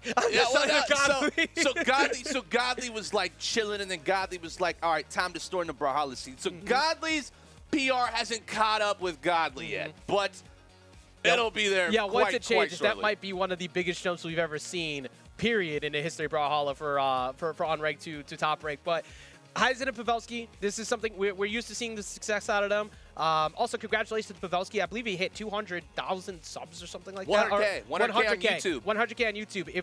Follow that man. Give him some love because Pavelski, we talk all the time about the Pavelski plays. True. It's either, it's all or nothing. Also update on the lower bracket there. Waiting for TM and Delta. It was, I think Viper and Solarson went down. Wow. Still show some love to Pavelski, by the way. We're going to talk about that. We're going to get the update. And it was... And, you know, while we get this pulled up, I'm getting there. Can we shout out France? I mean, look at all the amazing players from France that have been popping off. I mean, you see all these French flags. I'm not a real big flag guy. I don't know my flags, but I know the French flag when I see it. And these wonderful players from France absolutely putting on for EU today, man. And now we have 7 DLA and Ted coming through, taking out the 3rd place Steel Series finishers in Viper and Solarson to go up against TM and Delta. TM and Delta definitely looked like they rebounded a little bit after that hard loss that they took from Acno. Actually, it wasn't Acno and Blaze. Who? It was Simple. Yeah, who? I don't know. I don't know. Ted and Yo, 7 my boy DLA. Ted. My boy Ted. Simply Ted. I love when we see. Welcome to the main stage, baby. I love Let's this. go. I love seeing new Look things at the up PRs. here. What PR is that? I see a dash and a dash. You know what that means? I'm not even gonna lie. I don't know what we're gonna expect here. We got a Cinderella story. Yeah, I mean, Mordex already a pretty good call, but like this is hot. Like I have no idea what to expect when it comes to this team. I'm so hyped. I'm super excited. Dude, nothing is better in any bracket, no matter what the sport is, right? When you have a Cinderella team that has just come literally out of nowhere and is popping on. I mean, dude, we talked about how good like Viper's team was playing, right? Yeah. Like they're not like this is just kind of maybe a fluke upset. Like, no, that is a very difficult team to beat, and the fact that Ted and they pulled up. Look at this. Completely blank. There is no money to be had here. There's nothing there. And I'm rolling. you were talking before we hopped on. We were looking at the bracket. We were seeing some of the weirder like bracket routes that people had, and this is also the team that took out Blue and Vocal. So continuing that run, it was not a fluke. Wow. They're still going. Oh my goodness. Are they? Look at. Are they in the purse? Are they officially in the purse? I'm pretty sure in top 8 they're in the purse. And they got to be in the money here. So Yeah. that number is changing now. For they're guaranteed 1-1 in these spots. Let's go, Ted. For their first. Let's wow. go. Let's go. I Big need some history. Congratulations, man. I hope that inspires all of you at home that are like, I want to be on the main stage one day. I want to make it into Brawlhalla Esports. I mean, you can do it, dude. All these players, started from nothing technically within the game and got to somewhere. And so this is a celebration. I'm going to tell you, once I'm done casting tonight, I'm going to go home. I'm going to celebrate. I'm going to call my mom. I'm going to say, Ted and 7, they made it, Mom. They made it. They're there. They're in. I'm definitely going to be doing some research to figure out what's some more on that. But one thing that's so important as a competitor to be able to compete at this level, right, is you have to look at everybody who's in front of you in bracket and say, I'm going to beat them. It doesn't matter if it's Acno Blaze. It doesn't matter if it's Sandstorm Boomy. It doesn't matter if it's Godly Swata. If you go into a match and say, well, it's them, we're going to lose. Congrats, you're mentally out of it already. But even though this is a very different story. Not saying they're going to win the whole thing. They've been on an incredible run, and this is how stories start. You have to look at everybody in the way, take them out. Also, shout-outs to Duke taking the position of Sparky today, because usually it's Sparky who ends up having at least one of these go down at this point, but it's actually Duke who lost out on his third-place prediction. I can feel the spite. I can see the giggling going on. Actually, he's putting his hands up in the air. He knows. Oh, we're taking shots, huh? Yeah, man. Look, all I'm saying is I went 0 for 6 last time, so that's my. I'm a little spiteful here, but. Oh well, my third place is out too. Friday Soul and Tinix. They lost to Starman and Zyder. Oh yeah, you were stressing very hard about that one. Well, Dude, they run? I mean, come on. How'd you not be on the Fry train? You know what I'm saying? After a Steeled series, it's kind of hard not to. Come on, and Tinix is lit. That fate was going off, man. That's what I'm saying. What? They still have phenomenal upsets. We're still waiting for this matchup to get ready, just so everybody out there understands. That is how much hype and anticipation is being built up for this phenomenal match. Because, I mean, this is the comeback kids, the Cinderella story. I mean, this is the chance of their entire legacy to be written in stone in front of thousands of people across the entire planet. It's going to be absolutely amazing, so we appreciate y'all being patient. And it's another breakup team coming in here. It was Swata and TM who played before. Why do you keep saying Because they did it. They did it. Look, if this is on you. EU, okay? All y'all decided, let's just take all the notes, these, and throw them. You saw how you made Foda feel. You made Foda upset. That's bad. True. How are you gonna logically wake up in the morning and say, I'm gonna make Foda upset? Bro. That's on you. It's pretty tough. He's a nice guy. It's pretty tough. Yeah, it's pretty tough to do. That or body in a Surrey. That's another way to make him upset. True. But, going into this first one here, we're going to be seeing TM and Delta come back. Obviously, we're going to see the Taros. We can see a couple out of TM, but it looks like he's going to be locking into. Actually, which side are we looking at here? Where are they at? Look, is that Bryn? We are going to be rotating the match here. Okay. We have 2 Taroses, an Orion, and a Bryn. Delta on the Taros. Similar team TM concepts? on the Bryn. Yep. Similar team lineups. It's just one Axe, one Lance. Yep. How are you feeling as we go into this first game here? Obviously, we haven't seen anything on the other side, but what do you feel their team comp is going to do to line up against Delta and TM? So if I'm Ted and I'm 7, I'm coming out absolutely crazy. I am doing the most unorthodox combos whatsoever. I am not giving Delta and TM an opportunity to read my team's gameplay nor chemistry. And that's actually an advantage they have coming into this matchup because not a lot of people play against them. But, oh, man, Delta just went crazy. That was 30 seconds straight of hearing weapons collide. Like, there was not a single second where somebody wasn't getting hit in the middle of all that. It was Delta who was able to take the first one there over Ted, but the damage went even to everyone. There was evenly distributed hands being tossed around. True. And Big Sarah coming out there, and just like that, they even it up. So, I mean, clearly, Ted and 7 are playing very well, right? Like, you can just tell their initial spacing, their movement here. And look at the cabinet. That's a 5-piece combo string independently into 6 pieces off the read. And Delta is almost losing their second stock already. Our ground pound coming through as well to take out TM, so it puts them on the board. Actually, excuse me, I didn't even realize that Delta actually lost the stock. It's actually a very small lead for the blue team here. Dude, Seven's still on that third stock, yo. Look at that. All right. What a dodge! And the side sig one following up. Who are they? Who are they? They are up 5 stocks to 2 on Delta and TM right now. Finally, one goes away from 7, but their defense has been so on point. Their combos have been so on point. This is fun. Dude, I can't even talk. I'm like trying to like calculate what's happening in this matchup. And dude, 10 and 7. I mean, they're in their ultimate form right now. I mean, this is insane. Their combos are huge. They're showing extremely well knowledge of perfect strings to mix and match up with. All right, wait. They just got bodied. True. I mean, that's true. We are now back down to one stock apiece here. TM and Delta really woke up. The recovery KO off the top really helped them a lot, but TM is currently deep off stage. Good job for Delta just blocking that side to let him get back. Man, dude, Delta's such a homie. Just really looking after TM, allowing TM to come back at the stage right there, confirming a lot of damage. And whoa. Ajax, I think you're right. I think this might be comeback city right now. They are unable to confirm these KOs. And remember, that's a Teros and a Bryn. 2 legends that can do it quick. Down goes Delta on the D-Sig. And down to the depths goes TM. And we're up 1-0 with 10 and 7. Dude, 10 and 7 coming here. You look at the bracket, go, okay, they had a solid bracket run, right? But what are they going to do? They took out Viper Zolerson. Okay, that was insane. But they just took game 1, even though they almost threw it. True. They were dominating at one point at the start. True. And, you know, in my mind right now, I'm imagining these are just like, you know, 2 12-year-olds. These are variants. Like, they are just super hyped. They're jumping up and down. They're screaming. They're like, we're making a run. We're doing this thing, man. And I'm a fan. I'm already sold.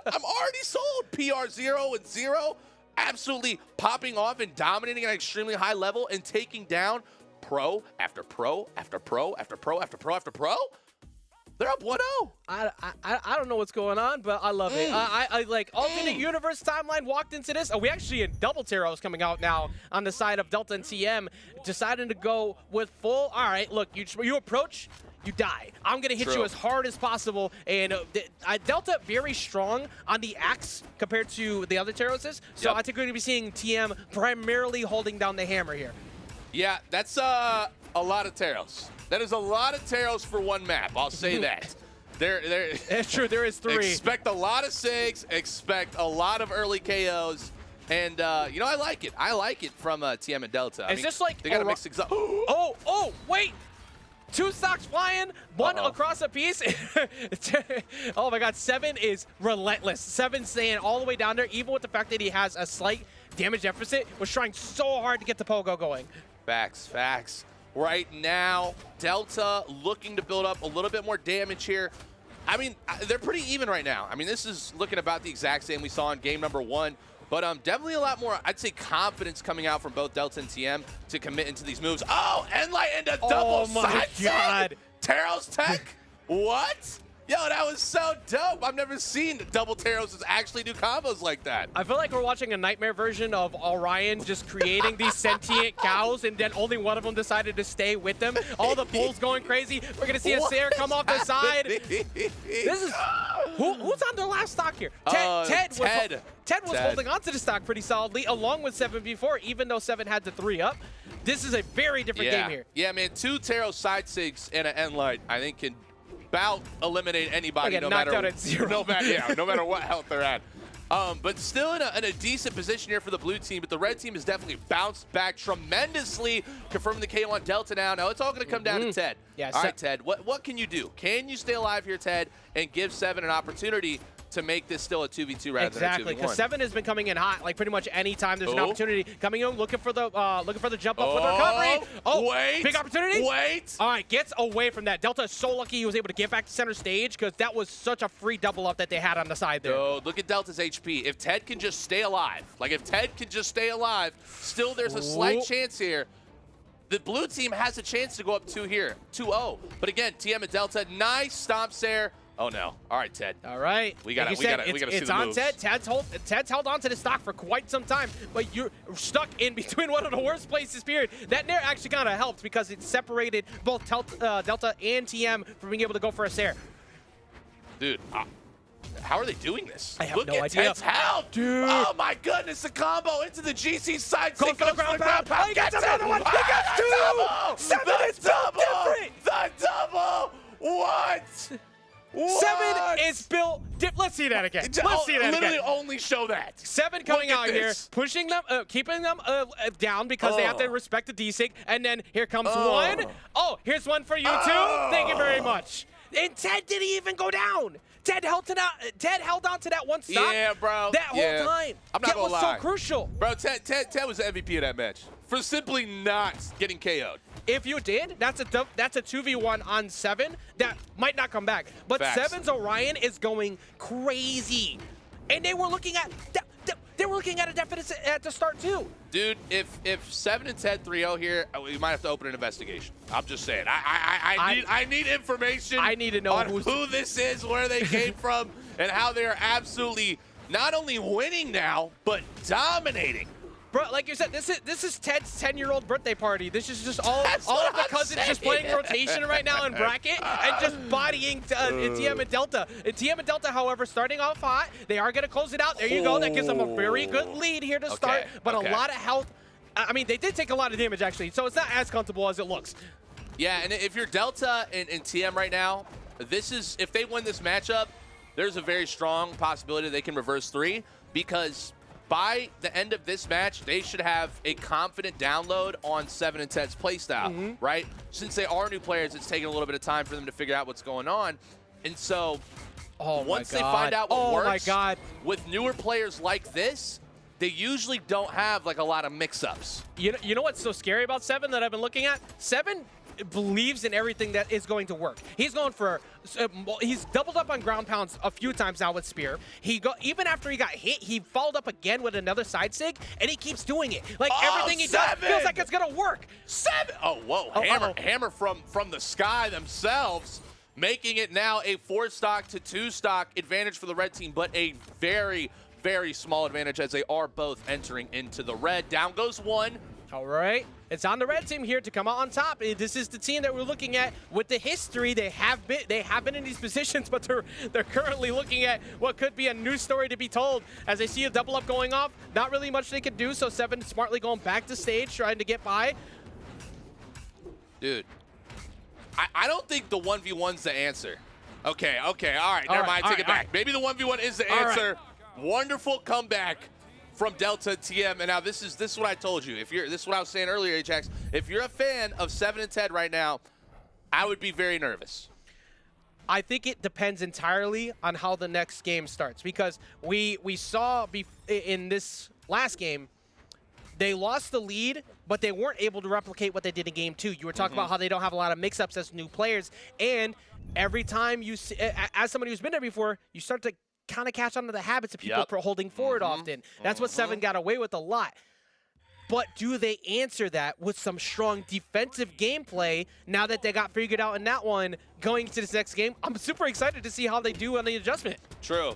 This is definitely going to show us, what their tenacity is and their ability to adapt, especially under pressure when the stakes are as high as they are for this matchup. So here we go, top 8 elimination side. The loser of this matchup is out of the tournament, and the winner will move on. 7 and Ted, though. That was really good. Popping off.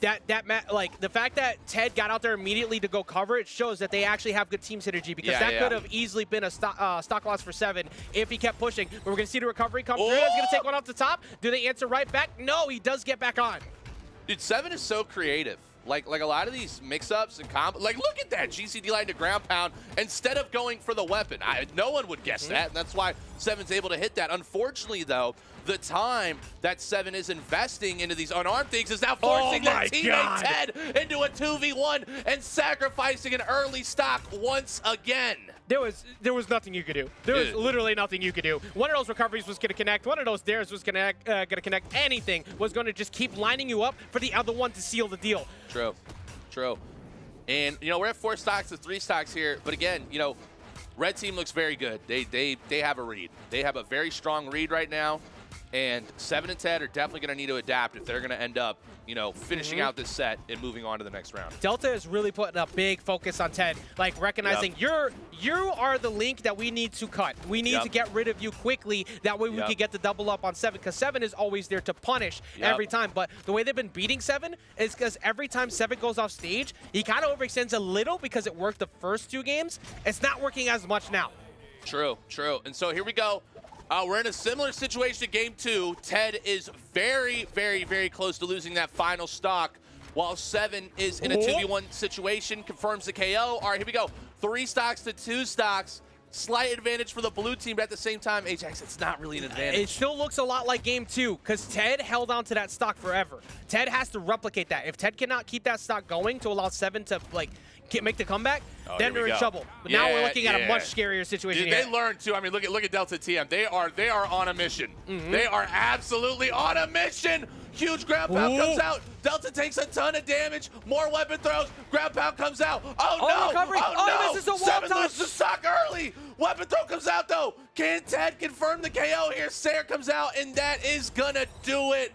Oh no! That one, taking a look at this last replay, 7 went for the ground pound again, while Ted was actually in the way a bit there too. But one of the things we said was the strength early was the offstage play from 7, but it's also, again, apparent that 7 will always go off stage there, and they're capitalizing on it. They've seen how aggressive 7 is in these spots, and that giving up that stock in that position, now you're down 2 games. They did win game 5 against Viper and Solarson, but you have to be able to rebound. You have to be able to keep it together, because if you want to keep going in this elimination bracket in top 8, you've got to be able to keep your composure here and now.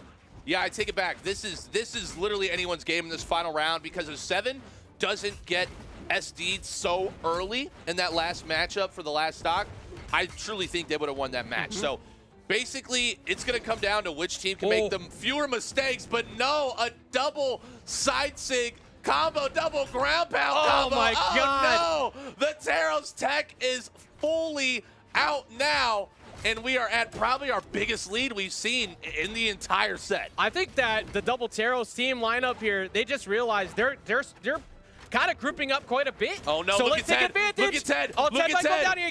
He does get hit though. 7 No, saves him. And 7 saves him again. What? Do I have to go down? Try to catch. Dude, that saved the set. That literally saved the set. It literally did. He would have lost his stock just barely getting into the orange, but 7 keeps him in it. Good job not jumping in front of the NSIG right there. Yeah, there's a ton of chemistry that we're seeing right now. Pour out of TM and Delta. Look at that GC stomp there, confirm the KO. And now we are at 5 stocks to 3 stocks in Ajax. Oh, yeah. This might be it, man. This is starting This might be it. The Cinderella story looks like it's coming to a close as we see the teammates accidentally knock each other out. And 7's going to fall. No, 7, make it back up, buddy. Okay. All right, he gets back on. There's hope.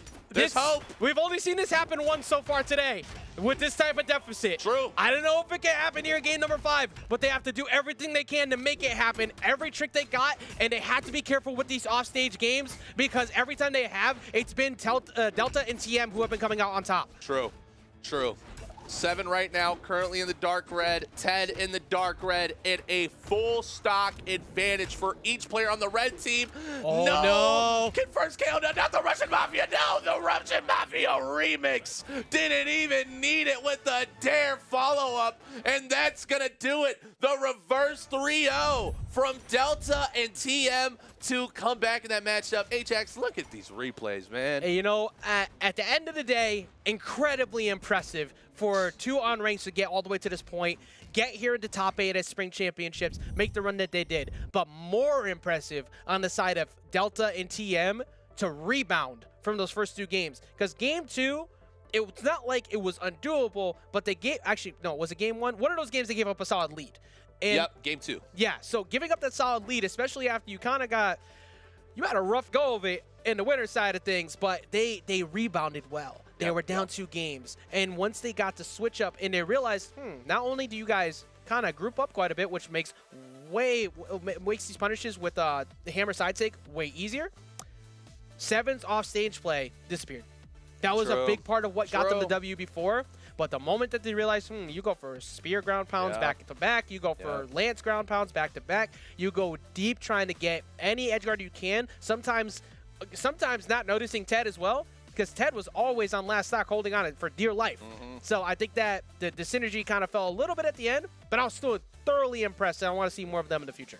Yeah, dude, and I mean, that's what I was saying. Like, they were up 2-0, and, you know, I could just feel the energy. Like, everybody's so excited, right?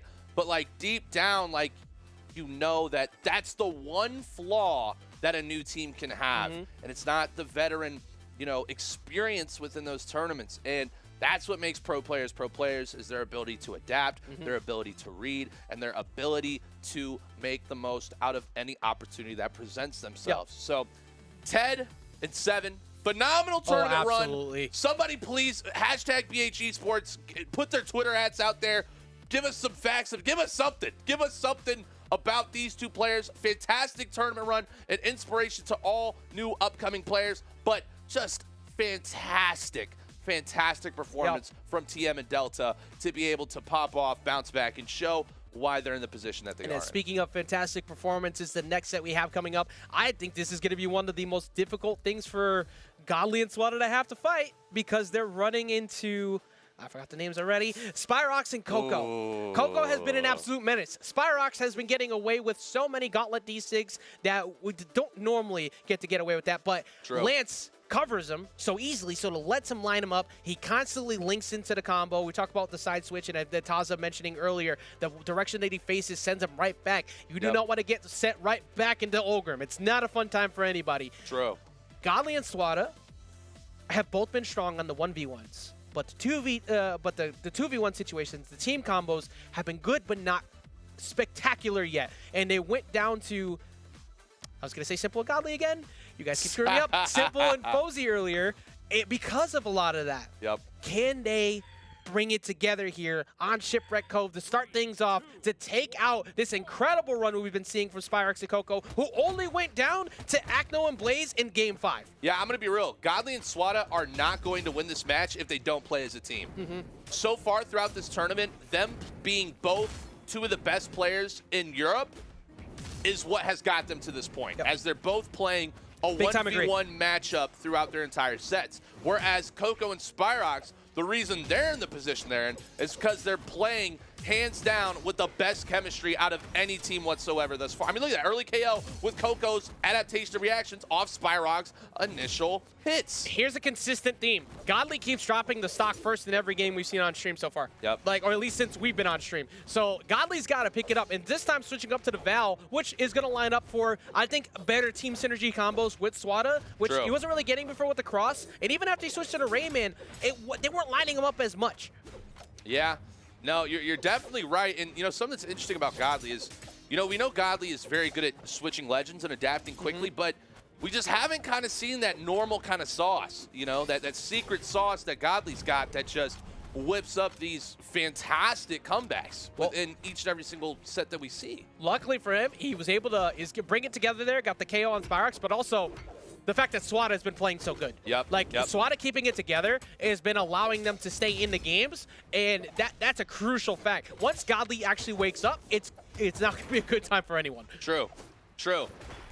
Right now, huge edge guard, though. Big Pogo, weapon throw, looking to get it against them once again. Edge guard goes out. GCD sync. Dude, that's crazy that they made it back. That is crazy they made it back there. Like, just positioning was so on point, but now Spyrox with the gauntlets. This is where you got to get scared. The gauntlet mixed with the lance has been how Spyrox and Coco have been saying it. Oh, wait a minute. There we go. That's what they need.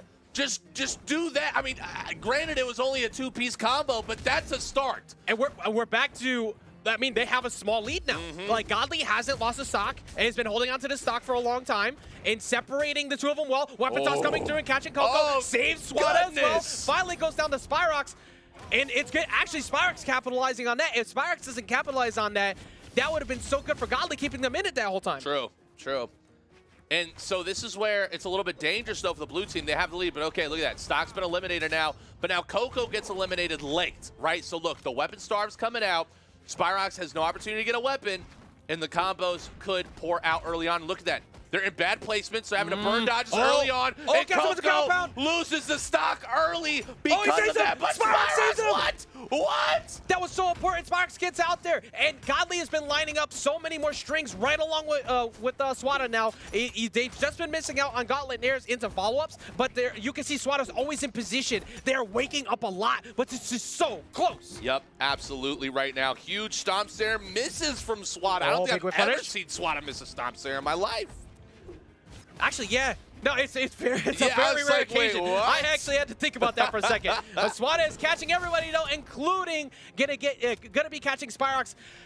Coco can do it though.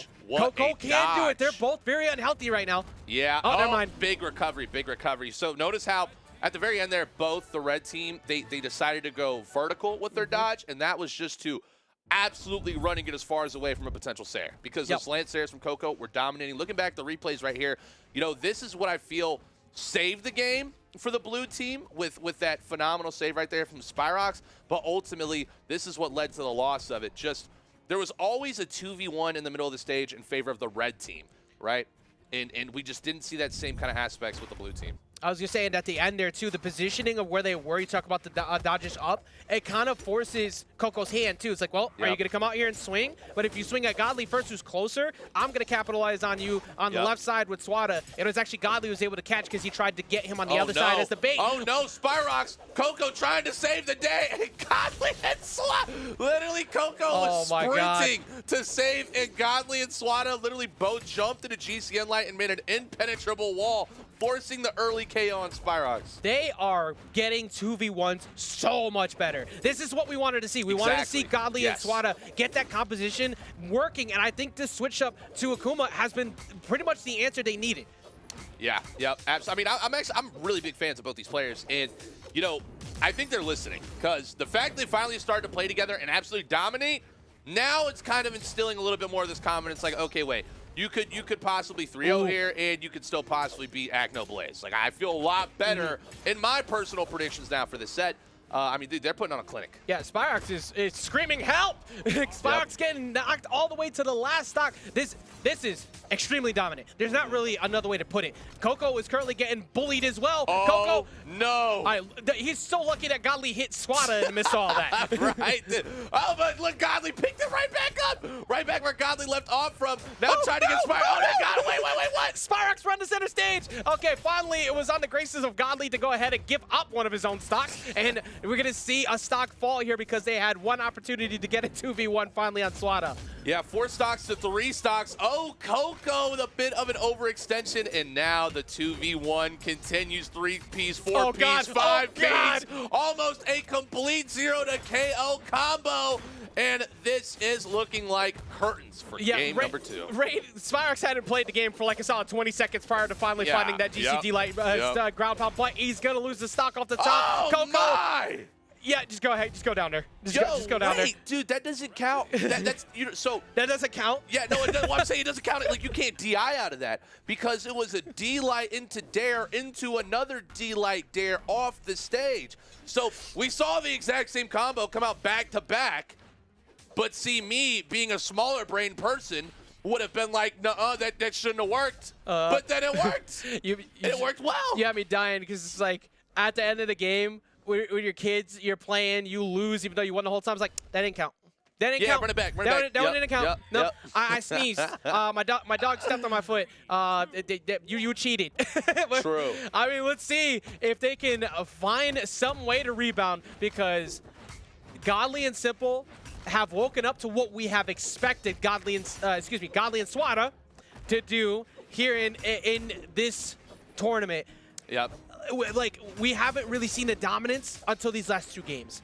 This is what everybody needs to fear out of what Godly and Swati could do. Yeah, and you know, if you're a Coco Spyrox fan, I mean, this is it. Like, you have to, you know, give all your energy out to this phenomenal 2s team thus far, because I mean, it's go big or go home right now. Yep. I mean, another thing that we're not seeing is just the confidence of Spyrox. Well, I mean, we've only seen one there, but Spyrox has been so free to. Oh, wait, Spyrox is doing it now. Huge. All right. Huge. I guess he was listening. Because Spyrox has been going for so many Gauntlet D-Sigs and so many Sigs, period, that were normally being unchecked. And wait! Big time play Godly got caught slipping, and Coco made him pay with a double stack side sig order for 2, confirming those KOs. I mean, you're trying to eat. If you get a higher placing, you definitely get in that steak instead of McDonald's. So that's one way to go ahead and keep it going. The recovery's going to take him out off the top, though. If you're Coco, run, hide. You can't. don't engage. Get away from this as quickly as possible. Sparks puts himself in the way to take a hit potentially, but now it's going to be getting 2v1 combo. Yeah, see, and that's the problem right there. Coco came back to stage. Coco should have just gave up that stock, right? You're already this dark red. It set up an opportunity where Spyrox now has lost their second stock because it's forced a 2v1 opportunity, and here we go. Now we're at 4 stocks to 3 stocks, and just like that, Swati and Godly have taken the lead back. And that's been the story of the set. I will never say that Swati and Godly weren't doing team combos ever again. Yeah, like, true. After game 1, they said, hold up, we got this. Yeah. We're good. And all right, recovery, still not enough off the top, even with the damage on Val, but it doesn't matter. Yeah, finding an opportunity here to confirm pretty much Swati or Spyrox, whoever one of these players goes down first, is, pretty much guaranteeing the game for the other opponent right now. Down goes Godly, though, so 2 stocks to 3 stocks. Spyrox trying to find a way to stay consistent within this matchup currently, but it is just trade after trade after trade. All players giving it everything they've got, but how much gas in the tank does Coco have? All right. Oh, no. Sparks are going off stage following for the slide cancel D-Sig, but now Spyrox is doing a good job of holding on to this last stock. This is the most crucial part because Coco is holding on to it well, but you do not want Coco to be going in his 2v1 here against Godly and Swati. If you could take out Swati, this is a doable game, but Swati finally capitalizes on Spyrox. Now Coco in a bad spot. Okay, and see, this is kind of the scary part, right? Because Coco knows that Coco has to get rid of Swati, right? But Godly and Swati aren't dumb. They know that Coco's going to focus on Swati, and because of that, they're just going to nickel and dime and punish Coco every time for trying to go for Swati. So if I'm actually Coco here, I'm going to try to focus on hitting Godly and forcing Swati to try to come save Godly and then bait it out and go for a counter to get the KO. But here we go, man. All right. 2 stocks to 1 stock. That glimmer of hope is starting to look real dim right now as Godly and Swati have really capitalized you. And he was doing exactly what you expected because he was trying to go box to Godly, and Godly just kind of outskilled him. Like every opening he tried to find was met with a whiff punish. And that is bad because now you're starting to force an approach on Swati. Just missed out on the stomp. Oh, no. Wait. Whoa, wait. Godly wanted it so bad. Swati was in the way. Plot twist. And here we go. Tournament life on the line here for Coco. The combos are coming out. Extending far, though. All right, Swat beats, but he gets back on. He gets back on safely. He's going to punish the Sig. Does not get the punish on the dodge. Godly's going to come in, tries to get him on the recovery, and recovery's not enough yet. He's still in it. One more should definitely do it, as well as a true combo from Coco should set up the KO as well. This is anyone's game, but Godly being graced by the gods themselves with a sword ascending from Valhalla right into the hands to confirm the tried and true combo of D-Light recovery to get the KO, and that is a 3-0 in favor of Godly and Swati on the elimination side of the bracket. Yeah, that almost got them an extra game there because Godly decided to run right through both of them in the midst of all that. That just missed too because that stomp was literally frames off of connecting. Look at that. You see that, bro? Come on. What is the luck? What is the luck, plot bro? armor. Plot armor, pro tag privilege. It's like you've been dominating of late. We're just gonna give you that real quick. I mean, that was. I would play the lottery. That's all I'm saying. If that's me, that might have been the craziest look I've ever seen. But to have that quickness to adapt and then calculate into a true combo to confirm the KO. I mean, hey, man. Make the most of your he didn't get the weapon and then just kind of let it rock. He got the weapon and immediately confirmed into the KO, which is just situational awareness and a clutch factor. Because a lot of times people get stuck in that spot and they do nothing. It's like, I got the weapon? All right, back to neutral. Not for Godly. It's like, all right, game over. Because he's been there and he continues to prove why he's so good in these positions. And that 3-0 was so needed. Because even though the last game was a bit it was a bit closer because of them screwing up at the end, they were dominating for majority of the second game and the third game. And after losing to Simple and Fozy, I have to keep making sure I don't mess it up because I keep saying simple and godly. After losing that set, they feel some type of way right now. True. And that was, I think, the best showing we've seen of them so far today in what we are going to fear out of the future of this team. Yep. And so we officially have about, 4 teams left? 4 teams left, I think, in this entire We have tournament. one more to determine who the final one is because they just got their spot yes. in elimination brackets semi-side. You're right. But we have one more to go. We have Heisen and Pavelski and TM and Delta. Photo over there shaking a little bit because Heisen and Pavelski still holding on. That was, I believe, his third spot that he had predicted for this. So looking like a pretty good call. Heisen and Pavelski have actually looked really good in their team lineup. But TM and Delta just came off of that reverse 3-0. Yeah, so they're feeling good. This is really what I'm thinking about here is if I'm TM and Delta, I'm not going double Teros. Because, I don't know. Because if they do, Pavelski is going to lock in on a Gauntlets Legend, and with Teros having 2 of the heaviest weapons in the game, both Axe and Hammer, the punishability and the ability to get early KOs is extremely high. So I maybe one Teros, right? Because, we've always seen, Delta pretty much use Teros religiously it's just point. Teros, yeah. You know what I'm saying? So maybe some type of mix-up would work, but from the looks of things, apparently it's actually not going to be. Okay, let's see if I know what I'm talking. Either I'm going to look real smart here, Ajax, or I'm going to look not smart at all. I'll tell you that. Dude, Barraza got some drip, yo. Don't you wish you could have a We haven't mohawk even like seen that? the Barraza yet today. That's true. What is going on? Also, Pavelski on the Wushang. So we're seeing some change. I mean, still, Keep them guessing. I like it. Keep them guessing. never let them know your next move. Never let them know your next move. So we're going to see, as an answer to double Teros, blasters, stay away from me. Gauntlets, rush them down still. Yep. Plenty of combos. They still have plenty of ways to do it. So I think it plays right into what you expected. Still a Gauntlets legend. Wushang has been bodying everybody all day. We just saw Spyrox finally go down. But this is going to be a good answer to the double Teros because they have, anytime they get a hit confirm, it's straight to orange or red. Like they do not let you get away. I mean, look at how much damage Pavelski has already taken. Oh my goodness. And this is what's going to tell us, pretty much off the beginning here, which team is going to be able to maintain control and flow of this battle.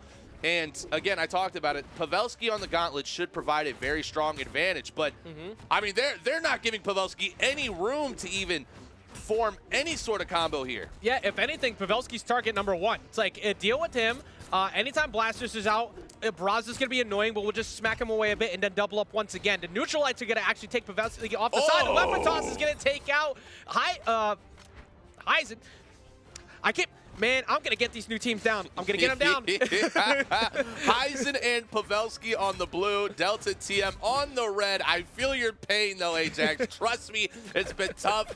Thank goodness, though, we're getting phenomenal gameplay regardless of who's playing with who. And the red team at a pretty strong lead right now. Ooh, Pavelski getting jazzy on the spear, though. Loving to see that come out. Oh! Sarah into GCD Sig? That is such high tech because the GCD Sig on Heisen. Oh, whoa. Forget what I'm saying. Double ground pound Delta makes Heisen pay and loses the stock early. And just like that, we are now at 4 stocks to 3 stocks.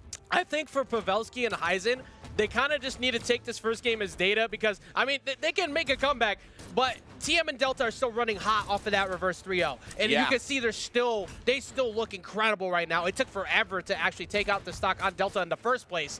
And Pavelski is in a very, very scary spot. But it wouldn't be...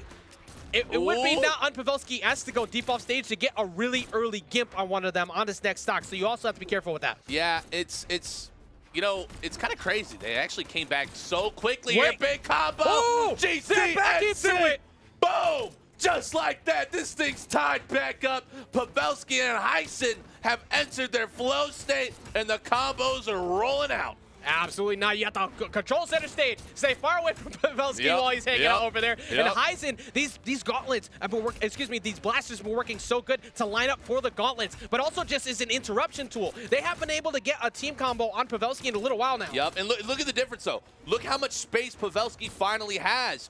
Delta is focusing all of their time and energy on Heisen, which is leaving Pavelski in a 1v1 that is confirming so much more damage here. Huge damage, speaking of that, comes out on Heisen. and Heisen is able to recover, and it is all going to come down to the last hit right here. Heisen off the edge. Pavelski looking it back. Whoa, a hammer from heaven, knocking it out, and it is now a 2v1. Pavelski trying to come in. He has the ability to close it out on a recovery if he catches a mistake on one of them. Just coming in, looking for a straight-up recovery right there. You have to watch out as well. There we go. Pavelski gets him. My goodness. 1v1 situation. Pavelski and Delta. Who messes up first? Who gets the stops there? Who gets the sideline and gets the read of the recovery? Pavelski has stage position right now. And he gets it! Pavelski is insane and gets the W. I was sitting there worried that they're about to get stopped. They were getting bodied at the start, but the blue team was able to bring it back together and shut it down. Man, and just looking at these replays, the follow-up from the D-Light Sarah to GC Ensig, and then Pavelski not with one GC D-Light recovery,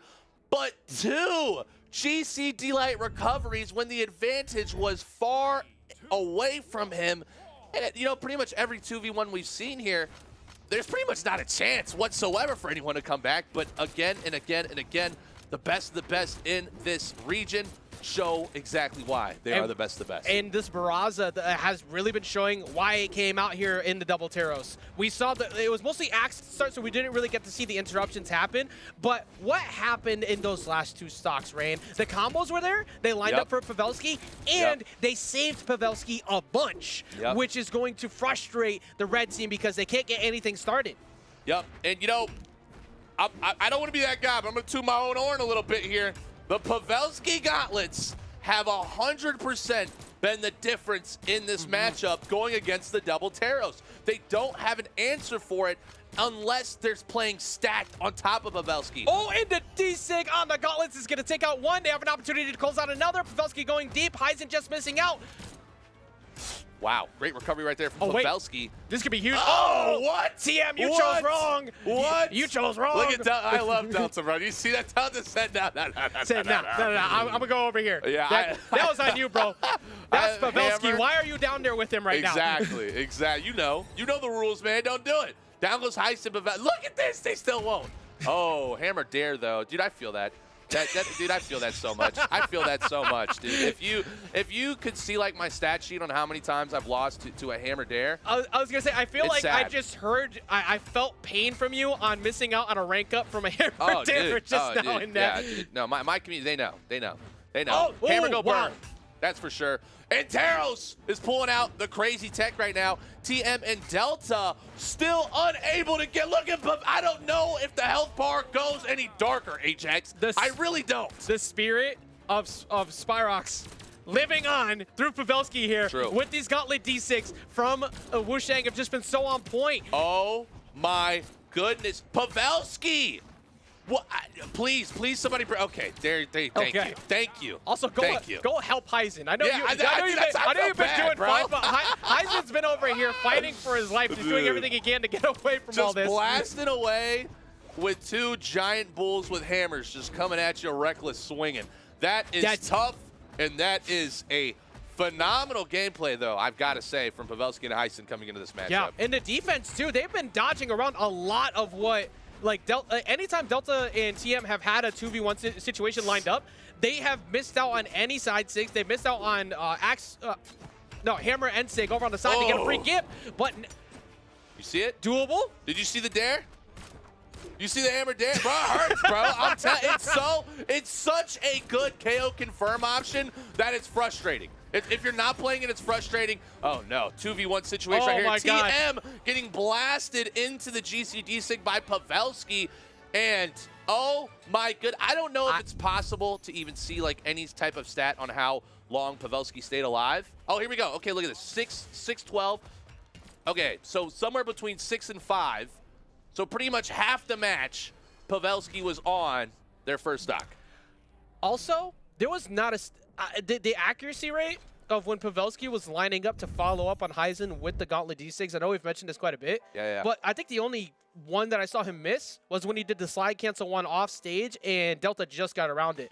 Those D6 were hitting in a lot, and they were constantly, not only did they do a great job separating on the first stock to send them both off, which let them get the free 2v1 on Delta, but in the follow-ups to that, Heisen always lined them up for it. It hasn't been Axe at all. It's all been the blasters setting them up for it over and over again.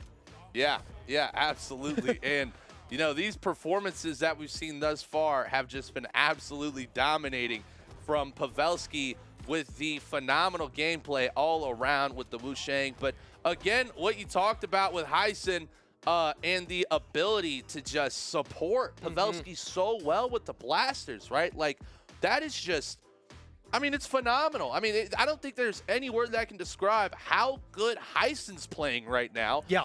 And I hope everyone is seeing that because it's giving Pavelski the freedom to do what Pavelski does. Exactly. The Gauntlets have been putting in that work 100%, like you said. But if you aren't supporting your teammate, making them thrive, it's easy to get into really bad spots when you're staring down double Teros. That's what's been the key to success for them in the previous sets. That's how they derailed the previous set.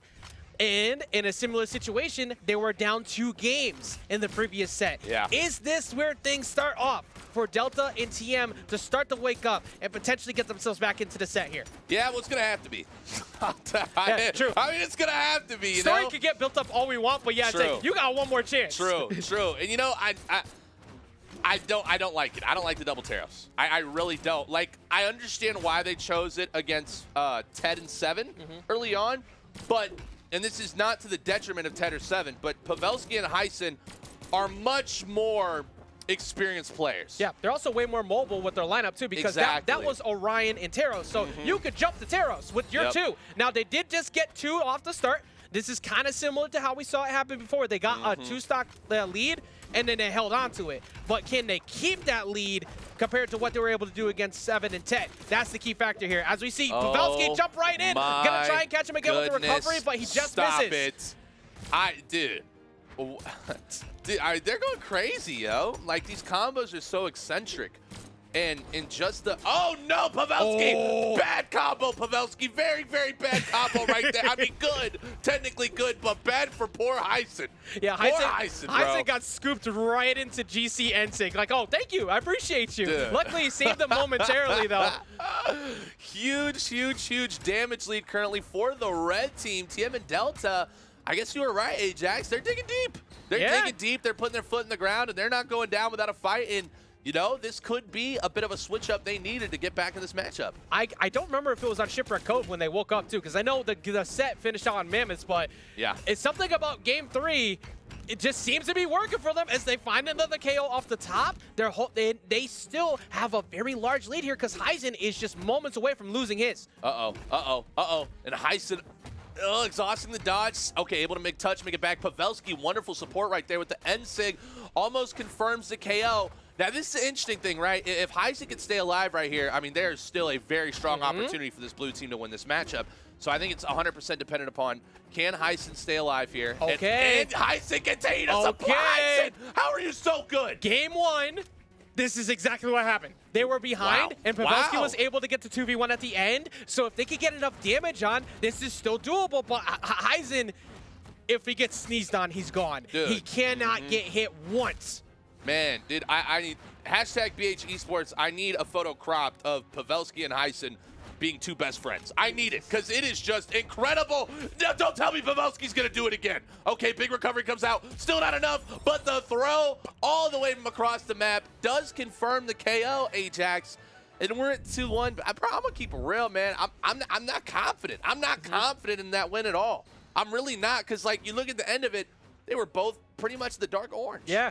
It was tradition at this point, too. I've been waiting for one of those deep downtown passes because every single stream, I just tossed the Hail Mary. But that one finally came through. He finally got it lined up just right on target to close it out. And right on cue, the party started. They got game number 3. They were able to rebound. In the up against 7 and Ted, they were looking at a very similar situation. 7 and Ted were getting very rushdown happy. Kind of similar to what we saw here. Does it replicate, though? Because, like you said, this is Pavelski and Heisen. They have the history. They have been here before, and we're seeing Pavelski and Heisen pull out all the stops because the Hattori and the Val have showed up. Yep, and they're, I love that they counterpicked into Apocalypse. We saw something very similar into, you know, one of our earlier games with the Lance. But now, it's going to be... See, the interesting thing is, like, they're doing this for Heisen to switch on to Hattori. That's why we see Heisen on Hattori now. And it's for the Spear to be able to use Nairs and D-Lights below that. But the thing they must have not thought about is Hammer works really, really good with platforms as well. It's pretty much like a free protection of any Sair or Nair that you want to do. And so as we see this here, it's really not changing anything from the damage output from what we saw in the last game. Oh my God, Heisen having a hard time landing right now. Pavelski is getting sent off quite a bit too. Lining up, sitting there for Heisen, and then Pavelski trying to catch him, but just misses a quick punish. Yup. And the combos are starting to roll out a little bit. They may be two-piece combos, but again, that's kind of all you really need with a Taros, especially when it rotates into a signature Three-piece move. combo, you're into the red, so last spot you want to be right. I love the validation you're getting off of it. Oh, man, no, I mean, it's true. It's so true. I mean, dude, you talk to anybody who first plays Brawlhalla, they'll tell you two things. They'll say, Scarlet, Taros, Orion, why do they beat me so bad? Well, it's because they have very good signatures, and they do a lot of damage. All right, well, luckily for the damage that Heisen and Pavelski took in the previous match, it's looking a lot better here so far, because they did lose the stocks first, even though Pavelski has made a trip right into the red as I spoke about it, and it's made a trip off the top of the... Okay, all right, never mind. I am so sorry for talking about the fact that, we're surviving because you disappeared immediately after. Pulled a whole Houdini act on me trying to compliment you. And, dude, this is starting to get dangerous, man, because they don't have a solution. Pavelski and Heisen have no solution whatsoever for the amount of heavy damage that's coming out. And they switched up to this Hattori to hopefully open up more things for team combos. But again, Hattori only has like 4 defense, right? So Hattori's really good, one of the fast legends in the game, but if you keep getting caught slipping in these signatures, you're going to get eliminated extremely fast. And down goes Pavelski. Oh, now it's 4 goodness. stocks to 1 stock. This is a dominant game for here. The reverse 3-0 looking like it could have the potential to happen. There is not... You were talking about the low defense of Hattori. You're at that spot where even if you do get enough damage on, even if you got around that, straight hit anything was going to take you out. And we're going to go to game number 5. Do we see a repeat? Do we see another reverse 3-0 on the side of TM and Delta Rain? I think so. I think like it. I think the only chance that blue team has right now, this is going to sound very crazy, but hear me out.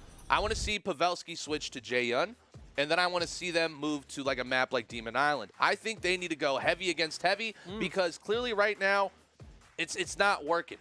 What we have going on right now, especially with the Val into Hattori, it is not working because TM and Delta have found the download and it is popping off. It looks actually it was Pavelski who ended up removing Shipwreck Falls as well, so that takes away that flat stage you were looking for. So it's only platforms left available. We got Mammoth, we got Great Hall, or as Blaze would say, King's Hall. And we're going to go to what Blaze is referred to as King's Hall. Remember to watch that interview. It's very funny. Yeah.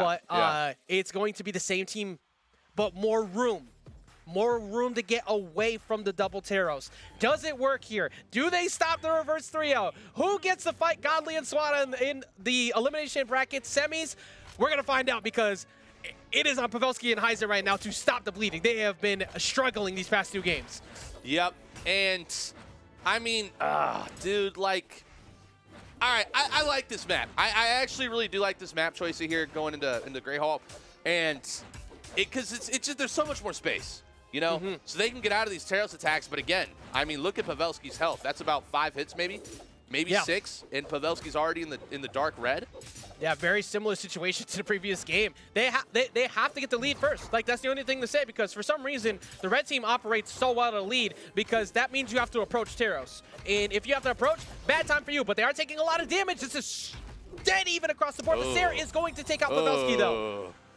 You know, still not in too bad of a situation here. Wonderful Sair from Heisen. Nice. GCD Light Sair from Delta to confirm the KO. And let's see how much extra credit Delta can get. Okay, still enough. I was about to be like, apparently not enough. Okay, well, apparently not enough. All right, recovery coming in. Exactly, the recovery coming in for Heisen. Purely even right now. I think the wide stage is really helping quite a bit to avoid a lot of the damage they were taking early. So at least they've been able to keep it even though they're still getting hit a lot. Team and Delta are not dropping most of their strings. Yeah, and they're doing a really good job. Like, they're doing a very, very good job here. And, you know, for a Game 5, right, what else would you expect than for it coming absolutely down to the wire here? So, ultimately, I think it's going to come down to who wants it more. Exactly. You know, who wants it more? Who can control the nerves better? Who's able to keep themselves composed? Heisen trying to chase with recovery on the top of the platform, but actually, we're seeing a slowdown a little here from Delta. And that... Okay, that would not have been a slowdown. Yeah, that would have been a great stock if that connected. Oh, double N-Light into confirming the KO. TM tried to save Delta with the Sarah, but it was too little too late. And now the stock lead comes out for nobody as it is evened up with that Sarah. Very even. TM. TM trying to hide and stay on the ground to not get hit by D-Light recovery. Stop coming through and actually interrupting that. D-Light recovery is going to not take it off the top yet. Just avoiding and getting back down to the ground. And Delta hovering around Heisen to make sure they can't 2v1. Oh, dude, I'm nervous. I'm so nervous for TM right now because if TM gets the stock eliminated, it opens up, again, that huge opportunity for that 2v1 into Delta. And going against the Notori and Val and 2v1 combos, it's so, look at them. Here they go. Here they go. There it is. They're about to go all in on it. Yup. Rotating into the sky. Pavelski goes for the read, unable to get it. Great evasion from Delta. And just like that, we're right back in it. And likewise, as well as Pavelski avoiding getting punished because Pavelski, deep in the red here too, cannot get hit on the side. Avoids the stomp, but gets sent to the skies, but still not enough. Pavelski goes down. Tough. One stock apiece, Rain. Tough. Yeah, dude. If they can just lock in on Delta here, again, right, like the damage deficit that currently the red team's at really doesn't mean anything because they're playing Taros in about 3 or 4 hits. They'll be tied. I mean, look at that. That's 3 hits uncontested, and we're about tied up. And the combos are flying, though. Whoa, Pavelski already happening? in the orange, but both of the red team in the red. Right now, Delta and TM cannot afford to make mistakes. They're forcing a lot of 2v1s right now. Delta whips in front of him, but he doesn't go down. Not enough. No way. No way. Oh, recovery. Wait, no, not enough either. I mean, they're literally all one hit away. Huge desync comes out. Yeah, it's coming down to the wire. Unarmed too. Heisen is completely unarmed, cannot afford to box, but finally gets access to the spear. Weapon toss coming through. Pavelski gets him. No. This is still Taros, though. Both of the blue team are a mistake away. It misses out on the recovery hit. Cider is going to take him out, and they stop the reverse 3-0. They shut down TM and Delta, and it's going to be Heisen and Pavelski moving forward to take on Godly and Swati. Oh, dude, watch this right here. See that weapon throw from TM is why they just lost that match. The weapon throw, Pavelski reacting, and then throwing the gauntlets to capitalize, confirm the KO. Oh, dude, I'm not even playing, and I'm sad. That was, I mean, okay, 2 sides of every story. That was sad. If I am TM, if I'm Pavelski, I feel like an absolute genius. And if you are a Pavelski enjoyer, you're pretty happy because that was awesome. They stopped the reverse 3-0. They were able to shut it down. Like you said, you have to take advantage of those situations where you can, because if Pavelski doesn't throw the gauntlets there, might make it back. So it's on you to keep situation awareness, because if your opponent gives you an opportunity on friendly fire, take advantage of it, because that might not happen again, especially because they were both in the red themselves. True. That was what, like, any Sarah was taking them out, so they had to be on point. And Pavelski saw it. Pavelski was off stage, and we all know if you're off stage with Pavelski, he takes it personal. So great job from Pavelski and Heisen. They almost got reverse 3-0'd. TM and Delta have really proved themselves with this double Taros team, but they're going to go down.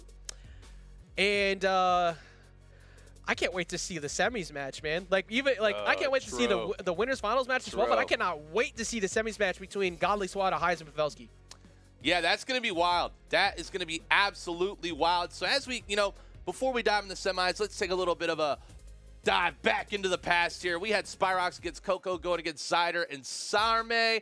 It was 3-2. Then we had TM and Delta go against 7 and Ted. Long live the legends of 7 and Ted. That came down to a 3-2. Then we had Swati and Godly going against Coco and Spyrox in a crazy 3-0. That was like ultra convincing, and then finishing off at the end with Heisen and Pavelski taking down Delta and TM and preventing the full 3 reversal that we almost saw TM and Delta have.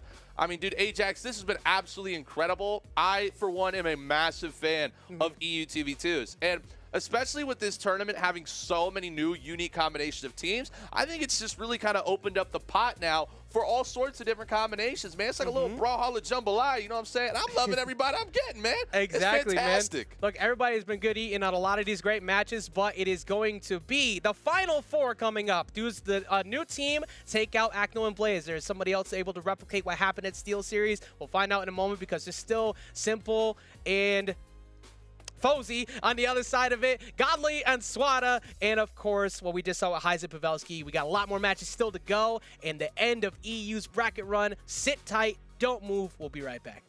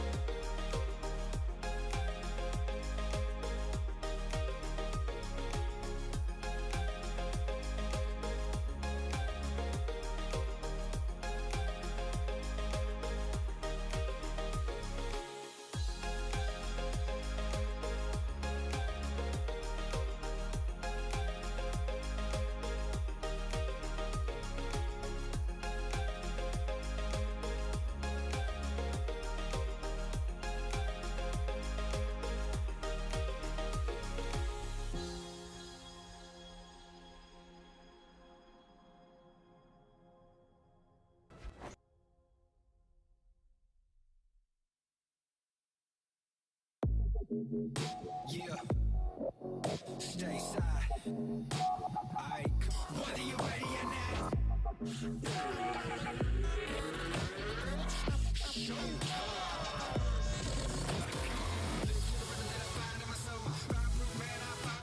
Nothing less but a no that is test is a test that you will be exposed. Game tight, solid, rise to the top. Game tight, solid, rise to the top. Every moment, every second that you find on the clock, champion on a mission and no hope to stop. I see through your eyes like a window. Nothing inside, no heart when it gets cold. Try to take mine, that's bad from the get-go. When I put it on your heavy, wishing that he stayed home. Think about the outcome, think about your health, bro. Think about your family, think about your ego. I wanna be the boss, but it ain't that simple. I'ma let you know what your hands do. Every moment of the contest, I'ma keep it pushing forward. This is the ultimate challenge. It's too much to be ignored. Anytime you wanna bring it, I'ma find a way to win. Undisputed champion. Undisputed champion.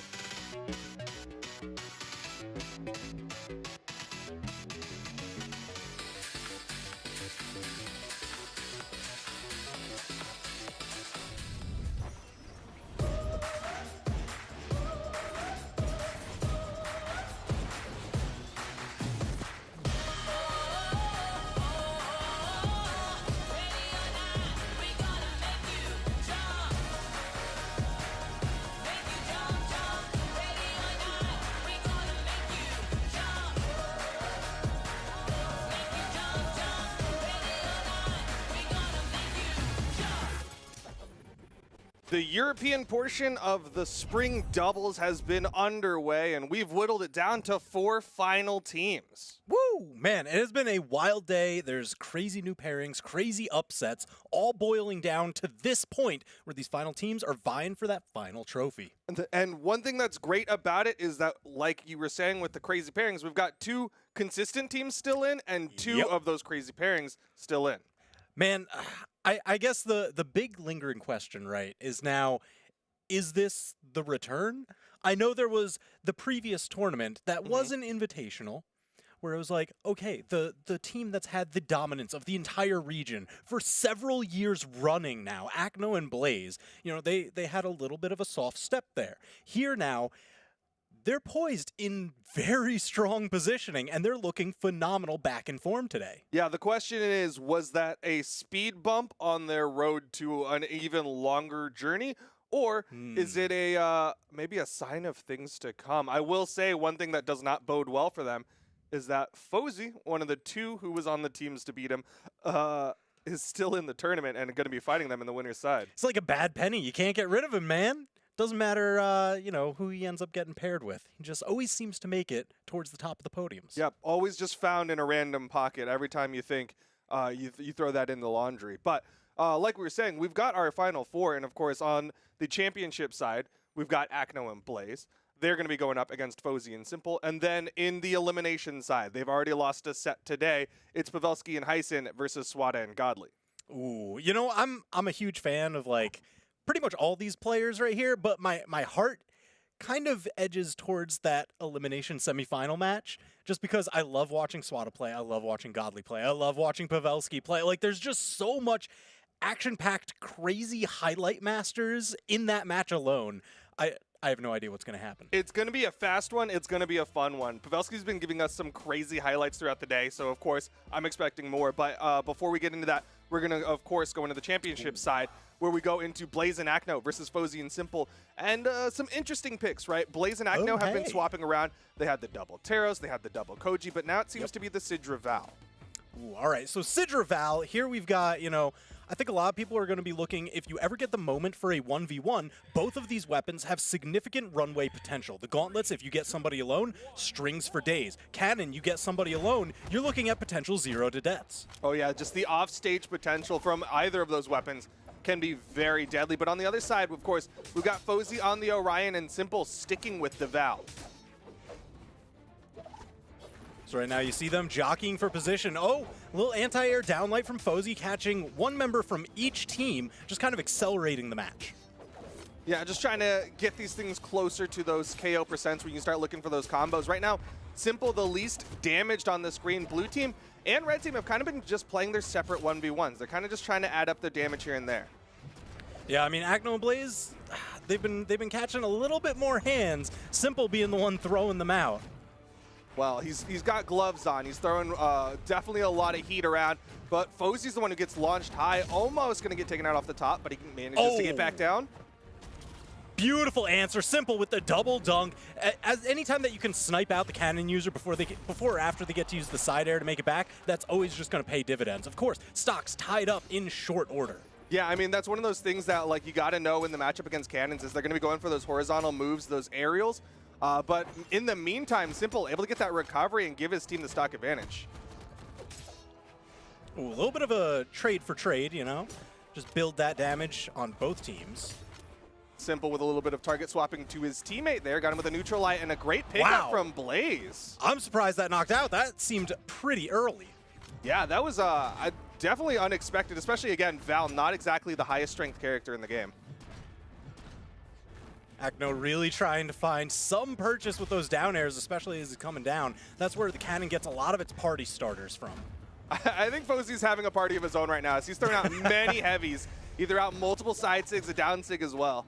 Spin to win, man. It's either the recovery, the ground pound, the down signature. Fozy's just all-around spirals. And I love that Simple, just in that moment, opted to punish Fozy and catch Blaze for it. Like, he's like, I know you're going to get hit for this, but at least I'll hit the opponent with it. All right, those lasers just scraping the edge. Akno peeked up just a little bit too far and got caught.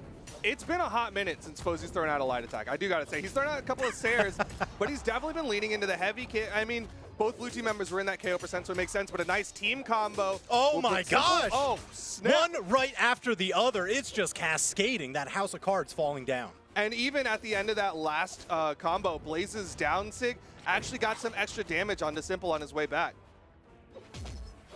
All right, Akno trying to survive, hang on, not get caught in a team combo. Because right now, Simple, the only one left with 2 stocks on the entire board. And he definitely wants to maintain it, but at the same time, he can't sit too far back because if he leaves Fozy open to a team combo, we've seen the blue team show they've got those on lock. A little bit of momentary 1v1s. Blaze, are you going for the rotation? No. A little bit of the target swap, though. You see Akno working that support position. Love it. Yeah, he's definitely sitting further behind. He knows he's the more damage between the 2 blue team members. Simple trying to get back onto the stage. Meanwhile, Akno actually does get launched the N-Sig for some extra damage onto his teammate. They want to take out Fozy. Oh, all right. Now they just earned themselves a moment alone, and that's all it took. Haymaker from Blaze, and now they've earned the 2v1 against Simple. That went from 7 minutes in heaven to 7 minutes in hell for the red team, and now it's all left to Simple in the 1v2. Akno going to be the target. I can't believe just until they could get that sandwich moment, Akno was weapon starving for so long, letting Blaze do the 1v1, armed versus unarmed, and Akno was just putting on a nice little juggling talent show. Yeah, he's just throwing out some hits here and there as well, getting those neutralites to follow up off of Blaze, adding extra damage, because this is still possible. Simple can take out Akno and try to go for that 1v1 against Blaze. Oh, a little bit of a handoff. No, even still, stick with the game plan. I love seeing that. Akno is support and punish only, and it works so well. Really smart plays coming out from the blue team. Akno, again, recognizing the game state, recognizing his position. He's the linchpin, so he's going to try to play as safe as possible. Yeah, I mean, that was just phenomenal. I know a lot of times you see a lot of players towards the end of the game, last person's in deep red, they get a little bit greedy, you know? Yeah. It's kind of like that Elden Ring boss. You're like, I can just get that one last little hit, and then it all unravels. Yeah, just the magic pixel will sometimes be the death of many players, but here we go. Game number 2, and we're seeing Akno making a swap on win. Wants to keep a cannon, but he also wants an axe. Okay, I mean, significant power. The sword, he didn't really seem to be doing too much with it throughout the course of the match. Wow, going way far outside. Is he going to... All right, I thought that one was going to come back to bite him. Yeah, it definitely seemed risky. He spent a lot of time off stage. Fozy trying to get the turnaround, but I think Blaze kind of giving Akno the signal. We should come back up on stage. You got the damage done. Yeah, that sounds like a pretty good idea, but Akno just can't seem to help himself, and that's it. He's gone and out of here, first one to fall. There's magnets on the bottom of the map, and Akno is attracted to them, and unfortunately, he is going to lose that first stock. Oh no, caught in the mix, but Blaze quick to bust that up. His teammate didn't get caught in too much damage. Yeah, he went for that down toss to try to split it up as fast as he could. Now he's stuck on the left side, though, going for the matchup against Fozy. He's unarmed, so he's going to disengage. Oh my gosh, charged up to level 2, got the 2 flame pillars, but Simple now giving him the hand, so much damage onto Akno that he cannot afford. Yeah, Akno, of course, the first one to lose that first stock, and he hasn't been doing too much with the second one and launches his teammate with that side air. All right, can we secure the edge guard against Simple? There was the sweat beads, and Blaze had him locked in. Ooh, gravity cancel end light, not gonna get caught. Fozy with the reaction, dodges out of it and back onto the stage. But look at Blaze, okay, finally losing that first stock. I was gonna say, he was living for a while. Oh my gosh, and it's just tragedy into tragedy. Out of the pan into the fire, you know, Akno down onto his final stock just because Blaze was respawning. Yeah, this is a really rough spot for the blue team now. Akno, the one who lost that first stock, and he's still just staying one stock behind everyone else. Oh my gosh, down on the bottom right-hand side. I get so nervous now every time that I see Akno off stage. I'm like, what's going on? Get back up there, dude. I mean, it's one of the safest places you can be sometimes, especially in these 2v1 situations. Not that he's in it yet, but he's got to kind of have that mentality of like, I need to extend this stock as long as possible. Able to get the quick little handoffs. He went for the safest option there, didn't go for like an end-sig or anything like that. He just ran in, hit that downlight, and kept moving. Yeah, I mean, right now he's got the axe, so that kind of makes sense. It is kind of your drive-by weapon. Oh, no. This is as bad as could be. The platform saving him a little bit. Fozy wasn't ready for it to be there for the bounce, and blue team able to capitalize significantly. Yeah, that was huge. The fact that Akno was able to get out of that team combo, Blaze comes in, gets 2 KOs, and suddenly the stock count's even, but again, it's Akno who's on the back foot. Man, you see Akno, again, making that very conscious call. I'm going to play that support position. Blaze, you take the front, lead the charge. Yeah, Akno, he is putting half the map between himself and the opponents. He wants to stay as safe as possible, come in, get that quick tap when he can, but then disengage. I loved seeing that he now has that range in mind of how far Fozy can actually go with that Orion side spear signature. Yeah, that's definitely one of the biggest things Fozy's been throwing out to try to catch Akno off guard. And again, you see him disengage over to the right side, using some weapon tosses just to be present. This is the riskiest move he's done so far, is go for the offstage ground pound. Yeah, it didn't come out too worse for wear. Whoa, spent his dodge at just the right moment, or else Simple would have taken him out. That could have been a dangerous spot, though. Fozy was right behind him. I was half expecting the recovery. Again, dodging up, avoid the downlight follow-up. Beautiful defensive play by Akno right when it counts the most. It is so important for him to stay alive, but meanwhile, Blaze He's shining. Oh my gosh. Caught his teammate with the Sair. Offstage opportunity. Fozy gets launched up by Acno. Suddenly, blue team starting to swing. Woo! I love that handoff. Perfectly aligned. But now it all comes down to the 1v1 Simple versus Acno. Acno wants the axe. You saw him throw the cannon away.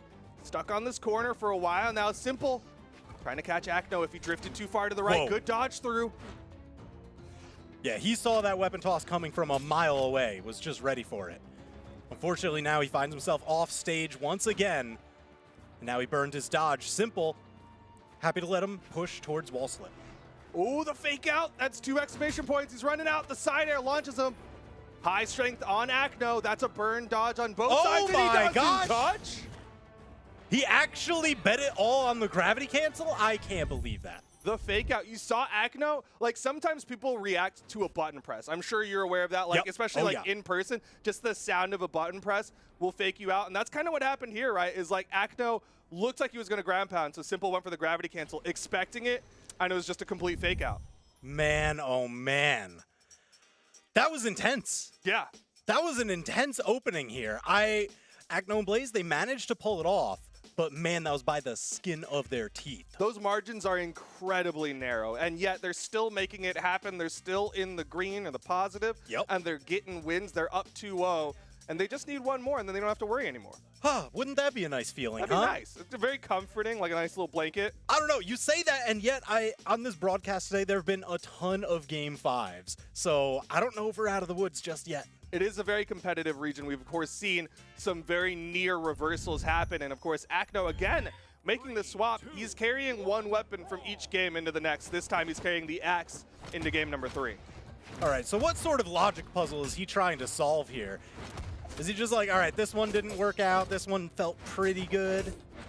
He likes a lot of strength. Maybe he wants a little bit more KO potential, right? Like hammer, stomp into side air, a classic for finishing off stocks.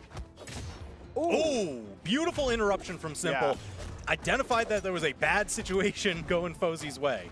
That was almost going to be a knockout. Acno had the stomp, almost got the ground pound. Oh my Simple gosh. with the turnaround, and he's going to get the KO. Blaze trying to convert it to a trade, but the disengage with Fozy on top. Dunk. The quick dunk. Those dash jump ground pounds from Gauntlets, so incredibly terrifying right over the corner. And it works out in favor of the blue team to even this one up. Fozy again throwing out the end sigs. Lots of sigs coming out from Fozy. Yeah, he's been putting that entire kit to phenomenal use, especially the down signature and the side signature on Spear. That's what we've seen the most of. When he's now on the Lance, you've got to watch for that down signature scraping the corner. Oh yeah, they've been so good at catching people who peak too high. Simple can't touch the wall though. Wow. Stock count gets evened up. They're looking for Fozy. I mean, he's on a literal rocket, so no surprise that he was able to just kind of fly away from him over to the left-hand side. Just kind of avoid any danger. Yeah, he had that first class ticket and he could go around the world. Going over the left side, Blaze not able to catch him with the gravity cancel sidelight. Acno's below, but he still gets back up. Quick rotation now back over onto the Spear. Fozy and Acno. Oh my gosh, caught right into the signature from Simple. That was a beautiful misdirection. I love the decision there from Simple to not go for an extended combo. Instead, he's like, I'm just going to throw out the heavy. It might KO, it might not, but either way, it's just going to be quick and it's going to be damage. So now we've got 4 stocks to 3 for the red team favor, but just barely. I can't believe he survived that. Yeah, that was incredible survival from Simple. I love that the end sig actually popped him up over Fozy's side sig as well. Like a really good decision from the blue team, but Blaze? Trade for a trade. Dunk. Oh, no! touches. He just scraped on by. Oh no, the friendly fire say it ain't so. That was a magician's trick, right? Like he got in the coffin and came out another door, and the teammate unfortunately got taken out. Fozy, you see him trying to use that down signature just to catch Acno over the corner. He did it in the last game, but Acno not going to be caught by the same trick twice. This is the 3rd game where Acno has been playing that kind of back position. He's taken a little bit more damage than everyone else, so he's trying to be a little bit more supporty and safe. I will say this game, though, it's been a lot closer. Like, usually he loses those stocks incredibly early. He goes down to his final stock, red, incredibly early. But now he's kind of matched, you know, Fozy for the most part. Yeah, and might be actually beating out Fozy right now, that recovery. doing some good damage. Good target swapping coming out from Fozy. Snap. Saw them trying to collapse onto Acno, hoping they could get that dodge read. Oh my gosh, the friendly fire, but no, Blaze getting knocked out. They've got the 2v1 against Acno. Man, this is tense situation. Acno's had to do this before, just last match. Yeah, I mean, it's definitely not easy getting these 1v2s. Burned out the dodge, but he's okay, got away from it. Side air. Yeah, good disengage coming out from Simple. Knows the threat of that hammer recovery. Not yet enough. Oh! Okay, he'll get it. Simple with the punish. Yep, that was just incredibly structured play, right? You're going to go out, you're going to get the gravity cancel, stomp into recovery on my teammate, knock him out of there. But I know your dodge is on cooldown for just about 3 seconds now, so I can clean you up. I love the decision coming out from Simple to not go for the immediate down air to punish right after the recovery, because he's like, look, we're high-level 2v2ers. I know you're going to chase dodge after you do that. Yep. So he chase dodges up, and Simple's like, all right, well, now you're in position for me to hit you with a side air.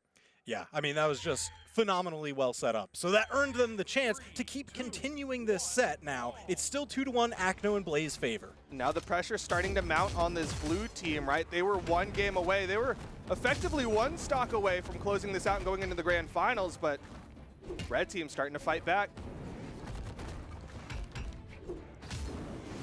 All right, so I wonder if we're going to see a little bit of a change up. It still seems like I feel there's a lot of pressure onto Acno that keeps him back on his heels, which is interesting because the tail end of that last game, it looked like the red team adapted pretty well of, hey, we're just going to take out Blaze. If he's going to take that front position, let's just let him and throw everything we've got at him, and then we'll force Acno to have to clutch at the end. Yeah, it's definitely a really solid strategy with the way they've been adding up the damage quick onto Acno to just say, all right, now Acno is forced to play one singular role, and we know how to play around it. But for the first time, it's going to be simple to lose the stock. And now the blue team trying to get another one. Fozy able to get back up safely. Oh, that side signature once again finding purchase. So much incredible damage. He's also got the down sig on lock, finding value after value with each of these signatures. I just love how he uses that side signature from maximum distance. You know, he uses every bit of travel that thing has. And the down signature to take care of spot dodge is unbelievable. If you're far, he'll throw out the side sig. If you're close, he'll throw out the down sig. Yeah, look at that. Even against the gravity cancel from Acno. Oh my goodness. How many? He's It going is for the just a sick trifecta. He show. wants to hit every single signature on that weapon. I mean, he's definitely close to doing so. Just needs to hit that spear neutral sig. But right now, the blue team needs to hit Fozy, period, because he's still on that first stock. I want to know what his damage numbers are looking like after this match. Should They be got to be safe. unreal. I'm sure we got a stat for it somewhere. Acno was trying to go for the edge guard, didn't connect with the recovery though, and Fozy still living on that first stomp. A nice stomp side air. Recovery? No! Oh, Fozy's man. still living. All right, finally, 2 minutes into the game, taken down off of his first stock. But this does set up kind of like an imbalanced seesaw situation where Fozy and Simple, yeah, they've got 3 stocks, but one of them's down to 1. Simple, he's that thin thread that's keeping their team in check. Yeah, this is kind of a reversal of roles from the last couple games where it was Acno who was on that last stock early. This time it's Simple who's going to have to sit back, play that safer spot. He'll get one, get another, D-Light recovery Beautiful. for the double. Now, that is the main question here. What is Fozy going to do now that he has that extra stock to work with compared to everybody else? You do get a sense of confidence, you know, when you're the healthiest one on the field. You feel like you can really take some risks. That can be a tough spot though, right? Like sometimes you make bad decisions because you're like, I've got an extra stock to throw. Sometimes you only do the throwing part of that and not doing the damage part of that. The damage part is pretty important. It's generally how you win. Yeah, I think that's one of the key tenets to winning a game is dealing damage. Oh, side air to punish Fozy, and this is what I was talking about. Fozy getting a little aggressive here. Recovery picks up, and Fozy loses that second stock. Simple in trouble on the off stage. Acno was expecting a ground pound, but he gets a down sig. So Simple now unarmed, trying to find his way back to stage, but Acno with the axe is just too much to bear. And now it's all left to Fozy in the 1v2. Blue team damaged, but they're not quite at KO%. One down sig would not be enough. Fozy looking for the clutch. He wants to push this to a game 5. Akno and Blaze are on set point. Team combo. There's the handoff. Do they have the finish? No, but a ton of damage accelerating the end. Doing a little bit of team damage there as well. That weapon toss launching Blaze over to the outside. He's still able to get up. Fozy kind of helping him out with that recovery. Oh my gosh. That side signature might have actually done it, but those weapon tosses, again, kind of getting Fozy out of trouble. Yeah, helping him out a little bit, but a downlight side air. And Akno and Blaze are going to the grand finals. Man, so incredibly strong. Kept it 3-1, especially in moments where it seemed like their game plan was starting to falter a little.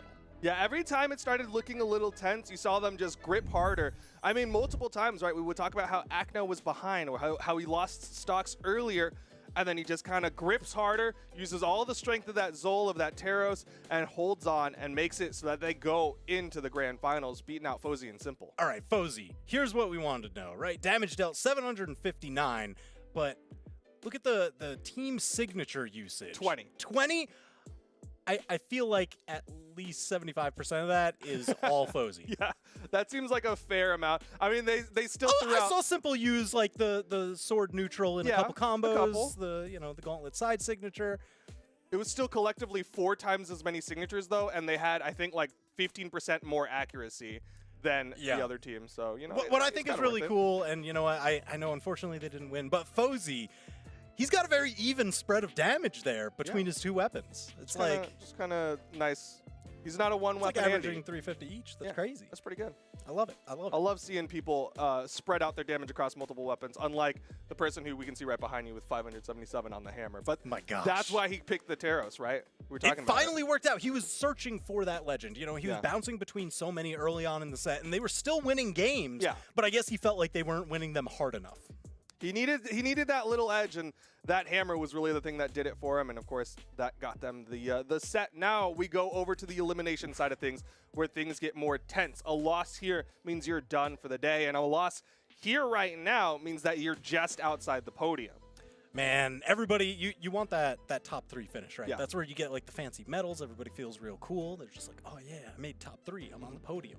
You got to put that on your bookcase or whatever, in your little shelf, and parade that around. All right, so who's vying in this elimination semifinals? We've got Godly and Swati. Yep. We've got Heisen and Pavelski. Yes. Oh man, this is going to be a crazy highlight match. I expect just some wild decisions. Absolutely. I think there's going to be some decisions that sometimes in the middle of it, I'll be like, what? Why are you making this decision? And then it works out and you go, yeah, okay, I get it. That's fine. That made sense. He's actually a genius. Yeah. Who would have thought? He's playing 4-5D chess. But this is going to be the elimination semifinals. Of course, we've got Heisen and Pavelski coming in with the Hattori Wuxiang. And on the other side, we've got the Bodvar from Swati, of course, and Godly over to the Akuma this time. Ooh, okay. I do like some Akuma, get some Zonku Hadokens in there. I mean, one thing's for sure. Godly's going to be playing a gauntlet character. He's been kind of mixing it up, but overall, gauntlets. Man, it is just a scramble. Nobody's able to get more than a single hit in, but they're getting it on multiple people. Whoa, the long-range weapon toss. Just like that, 30 seconds in. Yeah, he went for a deep commit and got hard punished for it by Pavelski. And similar situation, Swati got caught, and now Red Team with a massive lead over Godly and Swati. Whoa, okay. Pavelski had a couple options there. I like seeing the cooler head prevail there, because I feel like some other days we would have seen him just go, oh, I can maybe take out a knockout at yellow here. I'll bet. The rare Pavelski disengage. Yeah. But when they've already built up such a lead, I actually love that decision. And this time he'll disengage again. This might be the Heisen in the ears of Pavelski telling him, you know what? We got that early lead. Let's not throw it away on some crazy offstage. Yeah, you got to ride those gains sometimes. Whoa, what a split out from that ground pound. Heisen going to fall. Pavelski still putting out more damage, but they're getting so much damage put out on these blue stocks. Oh, great handoff. Unfortunately, couldn't get any more than that. Heisen back in the mix. You saw Godly trying to get in position, knew where the neutral light was launching, but he got a little too close to that final kick. Back over onto the spear. This is where Pavelski opened up the match for a ton of damage. they're just getting more and more damage. Heisen with that sword in hand knows recovery could do it. Yes! Pavelski KO. with the quick double, man. All right, so it has been very synchronized knockouts as far as the red team goes onto the blue team. In those first 30 seconds, they took out those first two stocks so incredibly quickly. Just bam, bam, one right after the other. These next ones, bam, bam, right after the other. It's always been the blue team having to play catch-up back off their heels. Yeah, I mean, that early advantage that the red team got, they have just been maintaining it. Still, Pavelski fighting for his life, putting out more damage. He's going for the offstage, unarmed against a hammer, and he's getting away with it. Yeah, he is actually just a madman. All right, stomp side air, that gives him a moment alone against Heisen. They got some good trade-off damage, the sweat beads, but Heisen manages to thread his way back onto stage. Yeah, Heisen thanking his lucky stars that he got away from that one. Godly with that ground pound onto his teammate. Might have helped out Heisen a little bit. Pavelski coming in. It's the ground pound. So incredibly low. I mean, the damage was already done, but, you know, any bit higher just around the corner, that might not have knocked out. And now they've got the 2v1 against Godly. He's peeking up over the corner enough times. You see Pavelski trying to catch him with that Gauntlet's downlight, but Godly is so slippery. He's weaving his way through, got tapped by the down air. That little bit of damage, that's a burn dodge, but still moving around. You see him trying to find hits here and there. Pavelski doesn't hit the ground pound, but he does hit the recovery. Oh my though. gosh, that was such a mix-up. I thought he was going to go after Pavelski, but the quick anti-air to even this out for a 1v1, phenomenal. It's a straight 1v1, and Pavelski is going to win it out. Gravity canceled downlight into recovery, and the red team takes game number 1. All right, I gotta tell you, Godly, yeah, he's definitely balling. Even though that he's down there on like, oh yeah, we lost that match, I'm on the lower podium, he's still balling because they were so far behind this entire match, and they still managed to bring it down to last stock red. They were bringing that one back, and a fantastic attempt at a 1v2. Didn't quite work out in favor of Godly, but still just the ability to show that, you know what, we almost did it. Next time, we just need a little bit more of a lead, and we can do it. And there we go, game number 2, same map, same picks. Yeah, I mean, when any match goes that way, especially after it opening so disastrously against your favor, I feel like running it back is just the right call, you know? Yeah, they Just know get a better exactly start, what the adjust to do is. and you'll be fine. Ooh, but Pavelski connecting with that second swing of the side sig. Down sig charged up. Swata's right underneath it. Oh! Went for the scoop, and you saw the stars. He's done for. Godly can't save him. Man, I can't believe that. Oh, wait a minute. Godly might actually be able to turn this around. Pavelski, no, managing to thread his way through. Pavelski is just so confident off stage. He's like a bird, man. He's just flying through the air, so comfortable. No struggles, but a downlight down sig. Oh. And a recovery from Godly, and the blue team takes the stock advantage.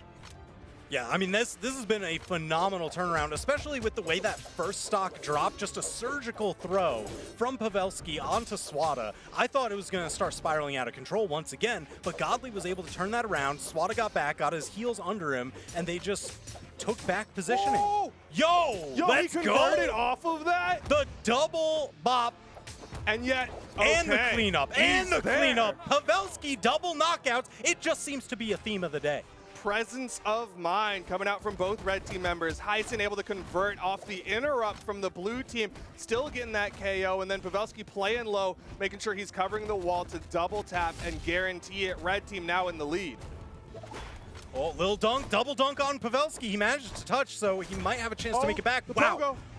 So many stuffed recoveries, and nobody got taken out. Godly dipping past Pavelski, left side, Swati. Oh, no! Down like Pavelski Raphouse. and Heisen falling, both at the same time, just on opposite sides of the stage. Synchronized, you know, they're staying together regardless of the situation. True partners through thick and thin, you know? Admirable. It's like when they sneeze on the other side of the map. It's still synchronized regardless of how the world is. Spooky action Yeah, at a distance, I exactly. understand. But coming down to the final stocks here, Godly, only one still on that second stock, almost got taken out by that recovery. He's got to keep Swati alive. Oh my gosh, great chase dodge from Swati to survive. He did end up getting disarmed in the process, but, you know, you live to fight another day. Still. Trying to hold on for dear life. He knows it's the more damaged one. It's between him and Pavelski. Whoever falls first helps the team. Oh, Pavelski, you saw he thought about going up after him, but he was like, no, Swata's down there waiting. Oh, got one. Oh my gosh. Tried to delay out some of the options. Swati had the timing just perfect. Yeah, for a second there, I wasn't sure if Heisen thought he touched and then pulled off too early, but he still kept that recovery. It was just a little bit of a fake out, but still great positioning from Swati to just be like, all right, well, I'll just do this weapon toss just in case. Look at that double bonk, and Yeah. Swati was still going to make it back because he held on to his recovery for so long. And that's where Pavelski, just the trade-off. And I love that Godley was going in for the save, right? He was like, hit me, get your chase dodge up. Yep. Pavelski was just there so fast with that ground pound. I mean, that's the high-level play, right? You've got your edge guards so synchronized, you've got your saves so synchronized, so you're playing layer after layer. How do we beat their save? Yeah, and then how do you counter that beat of the save? There's just so many different layers to I know it. that you know that I know. Exactly. But sometimes you don't know what I know, because I don't know what you know. Down sig, though, I know that Swati has been hitting those. Sparky is shouting somewhere, very Yes. happy. He loves that Bodvar down sword. It's And just so good. anytime anybody uses it, Sparky's like, yes, do more, please. And Swati's one of the few who will do it, right? Off of a downlight, he'll come in, throw out that down sig, especially off stage. This time it's a recovery to get the stock lead for the blue team.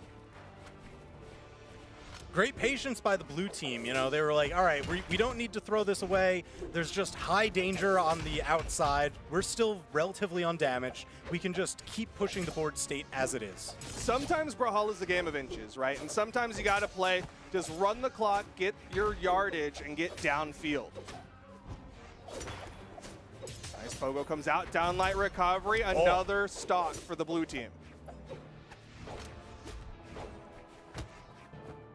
Oh man, Pavelski again. You see, he goes for the. Oh, I love that rotation from Swati. Not able to clean up Pavelski, but it does still send the message of, hey, you can't do those drive-by ground pounds and then disengage every time. We're catching on. Yeah, definitely tried to cut off the path there. Didn't quite work out, but still just showing he's paying attention to all parts of the map. Downlight recovery. First stock taken off of the blue team. Red team going to need to take out Godley here if they want to keep the stock count even. Oh, beautiful interruption, and for the knockout too. Oh no, that was a recovery. He's trapped between both red team members, but it converts to a KO on the respawn from Godley.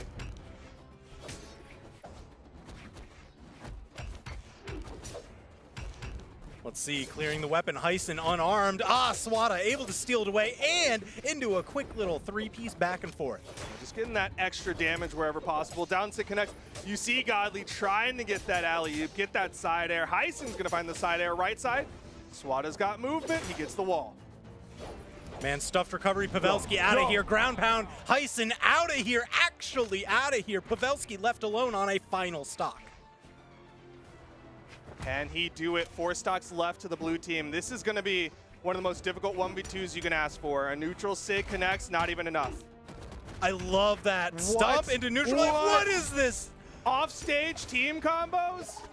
That was slick. That was some freestyle action right there. And that's so hard to practice. Yeah, when are you ever going to get those situations? And Godley still living, got the wall touch there. Downlight recovery, no Russian Mafia, didn't go for the down air. Okay, yeah, Pavelski just says, we go next. But I appreciate him staying around long enough to get the highlight, you know? Oh, yeah, I mean, you got it, right? Sometimes you just gotta. Even if you're the one getting highlighted. Jeez, look at that. Just dodge through turnaround ground pound. That was phenomenal. All right, little side air there. But some solid play all around. 2-1 in favor of Swati and Godley. Just look at the damage difference coming out. 1,061 coming out from Swati and Godley versus 769 on Heisen and Pavelski. Yeah, that just seems to be the overall throughput. You see it mostly on the light attacks. Just a lot more thrown out from Swati and Godley. Accuracy significantly higher. And that just added up to a ton. And you can see kind of that weapon leaning coming out from the sides as well. I talked about how Godley is a gauntlet player, but if you look at the damage in that one, definitely a sword leaning for that. Yeah, I mean, that was working out pretty well, I'll say, especially with some of those tail end plays for the ground pounds, the reverse edge guards. just a lot of very slick maneuvers. Gives the other team a lot to think about. Yeah, some good movement. And here we go into game number 4, and looks like we're seeing some swaps come out as Pavelski is going to move over to the Val and Heisen onto the Akuma. 2, 1, brawl. Interesting, interesting. So now we've got a lot of gauntlets on stage. So anybody hanging around at a single jump height, you've got to watch out for that Gauntlet's neutral air. That's going to open up a ton of team combos, just throwing you down into their waiting teammates' neutral light. Right now, both of the red team members, though, are on the same weapon, so risk here of that same move DI, right? If they both hit a Gauntlet neutral light, then you have the opportunity to get out of dodge. Yeah, the way that works is basically any time that you get somebody in a true combo, there's no dodge frames in between. Whoa! Almost getting knocked out there. No dodge frames in between. You get hit by 2 of the same move anywhere in that combo. You now get to steer which direction you get knocked back to sometimes a significant degree. Unfortunately, not the case for Pavelski. He didn't get to choose, just went straight up off the top. Yeah, just too much damage on that one. Didn't have any same moves either. Offstage opportunity. Both blue team members are stuck, but red team going to play it a little bit safer this time. Down lane recovery, not yet enough, but the stomp side air definitely going to seal the deal. Ooh, the recovery is just a little too low. Godly comes back, puts a boot to the face of Pavelski, just trying to keep the damage going. Man, right now the blue team, the question is how much extra credit can they get? They've gotten a decent amount onto Pavelski. Heisen so far has managed to avoid most of the brunt of the damage, but I don't know if that's going to hold on. Finally, Pavelski able to get that weapon toss. Godly gets the wall touch, gets around the dare from Heisen, and just look how much damage has been put out onto Godly's first stock. He's just been living. Jeez, what an absolute tank. But Pavelski gonna find some anti-tank rounds as he finds that recovery to take out Godly, even up the stock count, but already red team getting a KO %. Oh, what a beautiful handoff. Perfect to bring Pavelski down to his final stock. This is dire straits for the red team. Yeah, sometimes there's a pass. That time it was just a clean handoff, and Heisen going to join Pavelski in the final stocks. This is elimination point here. If they don't win, they're knocked out. Potentially their final tournament stocks of this event. Side light connects from Godly. Pavelski with the turnaround, down light side air. Is he going to go for the offstage? He needs this, and he'll get it. The side air brings him closer. Wow, from the top rope with the weapon toss. We're right back in it, baby. That's exactly what they needed, the Pavelski offstage to bring this back, but is it enough? Do you believe in a Game 5, Duke? It would definitely be exciting. We love to see a Game 5 here. Hand off the target swap, stuffing the recovery, stuffed recovery again, sparks flying everywhere.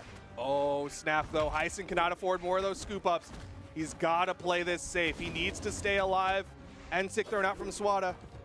Right now, using that high movement speed on Akuma to just kind of weave in and out. Oh, downlight catches both of them. Knows he does slightly less damage to his teammate. Heisen gets a hit, but he gets interrupted. I'm so glad he managed to make it back to the wall. There was a stuffed recovery in there. He was trying to clean up a stock there. The bounce around, red team holding on for dear life. Heisen not going to get taken out the recovery. He's low. Oh, he bumped. He's good. Wow, I am surprised Swati didn't go for that one. Yeah, he threw out no attacks. He was really just hanging out, maybe trying to see if Heisen will overcommit a little bit. There had to be some call and comms of just, no, bring it back. Get the 2v1s where we can. That's where we're going to win. I mean, they know all they need is one, and they'll find one each as Godly and Swati are moving into the top 3. Woo! Man, that was clutch. Again, Look all at right, that this was handoff. just an absolute crazy set because people would lose stocks so incredibly early, but it would still go down to final stock red most of the time. It was just down to the wire on both sides, and yet when you look at the numbers, 3-1 in favor of Swati and Godly. Heisen and Pavelski, you got to give a lot of credit to that final moment there where Pavelski was able to get both of them and bring it down to final stocks. Yeah, unfortunately, there's no 3-1 asterisk, but it was close though. Only whole games count. There'd be a lot of those, I would say, Oh, yeah. for EU. Oh, yeah. There's a lot of like 3-0, 3-0, but you know, we almost. It's like that coin could they were fall one in one hit. way or the other. Who knows? But on that note, Swati and Godly move into the top 3, and now they're going to be challenging the team that knocked them into the elimination portion of the bracket, Fozy and Simple. Ooh. All right. Fozy and Simple, man, they've been looking on fire all day today. We saw a little bit of the cracks in their armor, though, up in the winners final. So is that going to kind of carry on through? Do you think there was any information garnered that can help out with this set? I would say yes. One thing that's nice when we get to these later portions of the bracket is like when you're not playing, you pretty much have no choice but to either watch or warm up, right? So you get to watch and see, okay, what did Acno and Blaze do? Okay, I see Acno found the solution in Hammer. Guess what? Swati, one of the best hammers in the region. I see. I see what you're going for. All right, and of course, Swati locking in that Bodvar here, Godly on the Akuma. And they're going to be going up against the likes of Simple on the Vow and Fozy on the Orion. 2, 1. And here we go. Winner of this goes up into the grand finals to challenge Acno and Blaze to see if they can take some PR off the top team. Everybody armed up in short order. You see Simple and Fozy trying to work a little bit of this wide sandwich. Fozy, you know, it's one of those things of Lance, an unorthodox 2v2 weapon, right? A lot of the other ones you get to kind of hold your ground, stand your position, set up for a proper sandwich with your teammate. Oh no. Oh, Godly. Swati with the save, Beautiful and Godly gets back save. up. A fantastic save with an air. I thought he was going to go for like a dare and just put Godly right on the path for Simple to hit. Yeah, here's the crazy thing, though. It is that wider sandwich that Fozy and Simple seem to opt for, just because Lance can be such an awkward weapon to play doubles with, because it wants a lot of space. Flyby on those side airs, the down airs. Even the side signatures from Orion cover a ton of ground. Yeah, that Lance is basically a really thick slice of bread, and right now, that bread's gotten a bite taken out of it as the red team is up over the blue team. A little bit too soggy, but you know what? It bites back. They've got a stock off of Godly. Swati hanging on by a thread. Needs to extend this stock. Give his team that extra credit. Fozy going to the outside. Godly wanting the 1v2. He's playing on arms with the side six connects. All right, Fozy has been using that so incredibly well all day. I can't believe it's still catching people off guard. He can engage from such a far distance. I mean, that's one thing that works so well in this 2v2 space, right? Is like his opponents are generally focused on Simple, right? Simple's right up in their face, and Fozy just comes out from nowhere and hits him with the side six.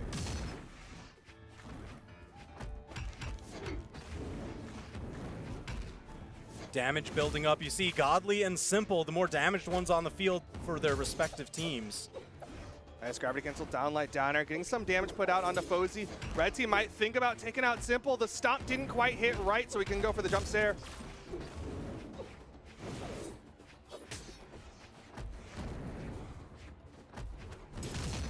Ooh, a little weapon toss interruption, and look at the rotations that you get. Godly and Swati, they always stick pretty close together. The moment that one of them kind of fades away, the other collapses in behind. Fozy was able to keep that from happening with the down signature across the corner, and now they've gained board advantage because of it. Yeah, blue team doing a really good job splitting this red team and trying to maintain that middle stage control. Downlight target swapping, recovery comes out. Simple getting launched a little bit. Red team not able to convert to a KO. It's Simple who gets the first one on the second stocks, and Fozy finds one of his own. All right, so this is a lead, but pretty much in name only. They're hanging by a thread, so incredibly damaged.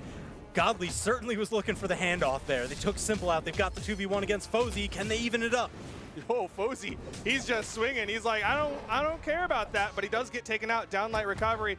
Now they need to go for the power play onto Simple. Oh no! Oh. Forced out the dodge. Godly and Fozy there for the cleanup. The save! What? But What? the punish. He's still there. Second save. And He's still unkillable. alive. He's actually unkillable. Swati found multiple parachutes in the pack. Got the emergency as well. Godly staying alive. And if they win this one, you got to give credit for Swati. Yeah, that was a massive save. Time and time again. There were like several in a row. Good dodges. Punish opportunity. Simple gets away. Oh, yep, there's a little bit of the trade. Oh my gosh, right into the handoff. Fozy's in danger. But they look for the 1v2 onto Simple. Godly backing away, knows he's incredibly damaged here. Scoop up, Simple still living. Recovery, Fozy's still living. No one can survive another hit. Oh, maybe Except it's it's friendly fire. Except it's friendly fire, okay? Recovery not going to connect. Down Sig will, and one goes down. Godly's left, but the side air. Wait a minute, there was a lot of stage left. Godly, what can you do with the life that your teammate gave you? The weapon. Unarmed gets one, no! Did manage to arm up. Ah! Simple with the cleanup. Perfect punish on the signature. Fozy and Simple squeaking that one out. He bet big on that sword recovery. I think he was expecting the panic jump from Simple, but it just didn't work out. Jeez, what an incredibly tense match. And Fozy, once again, yeah, if he's got that range to engage, he'll do the side signature. If you're right on top of him, he's gonna do that down signature. Cover both spots, cover a spot dodge if you're trying to get out either side. It's just such a great option with tons of coverage. He loves the reach, and it works out really well. And he's fine. Again, like, you do less damage to your teammate. So, you know what? If everybody's stacked up, as long as you're hitting someone on the other team, it works out pretty well. Shipwreck Falls? Oh, yeah, lots of runway on this one. Like you were saying, that sandwich with the big bun helps out the Lance a lot. We see Lance players loving this map. Yeah, this is crazy. I mean, it gets kind of hectic on the offstage play, just because those walls are so incredibly small. You'll see a lot of Lance players favor recovering high here, just because it can be kind of easy to triangulate and knock out their charged recovery. Well, we'll see if that comes into play right now, though. Godly launching an immediate rotate over to the right side.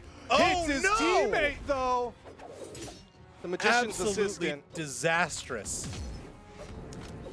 Yeah, you can't get mixed up in that box. It's either going to be a buzzsaw coming your way or too many swords. Neither one of those is something that you ever want to happen. Ooh, quick little handoff for some damage and a little bit of a team save. Deep red for Simple. Finds a side air. Godly has to go for the save. No, And doesn't Fozy even gets need it. back. Just cleared the field for him. Fozy was able to make it back. Not hanging on for long, but there's a significant advantage still for the blue team. Looking at Swati's health bar, already getting into the orange on this second stock. He lost that first stock so quick, and he was already taking so much damage.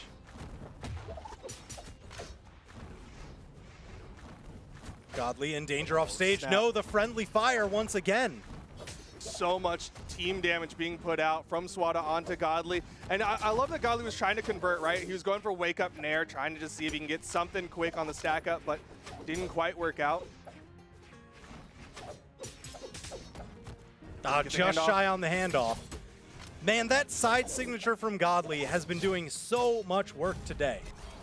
And it might do more. Fozy reaching high with the end sig, and suddenly the red team's got the lead. That is clean. Yo, he's throwing out so many of those sword side sigs. Uh-oh. Punish? He touched? No, he didn't. Oh my gosh. Came up just around the corner of the down air, catching him right before the wall touch. So crucial. Simple. Still managed to get these wall touches. Fozy with the Lance offstage is stealing stocks with his red team. Godly's got to disengage. He cannot afford to lose a stock there. Yeah, that's really interesting. Usually when you see Shipwreck Falls, yeah, you usually think, okay, the long runway, those walls, but not usually too much about like catching people sliding up from the corner there. But Fozy's Lance has been doing so much work. It needs a lot more work to be able to bring this one back, though. The 2v1, gonna be kind of dicey. Yeah, this Lance just got called in for some extra shifts. Might have to work overtime if he wants to close out this game number 2. The wide toss up, but Godly knows once you grab it again, there's a little bit of time before you can toss it. And that ground pound perfectly lined up. Really well played. And of course, you're going to see Shipwreck get banned out immediately. They know those short walls were not paying them any favors. With the way Godly was throwing out those sword side sigs, they're like, we want more wall to dip below those. Yeah, makes sense. There was a gambit that happened here, but didn't quite pan out. So back to the good old tried and true Mammoth Fortress. Game number 3. Mammoth Fortress. The longer walls might work out in favor of the blue team. We'll see if the red team has an adjust on this one. Just a little bit more consistency in the offstage. You know, you don't have so many volatile actions. Yeah, I mean, one thing that worked really well for the red team, right, is like they'd get like a side stick from Godly, and then he would just rotate over and be like, you don't have enough jumps to get back up.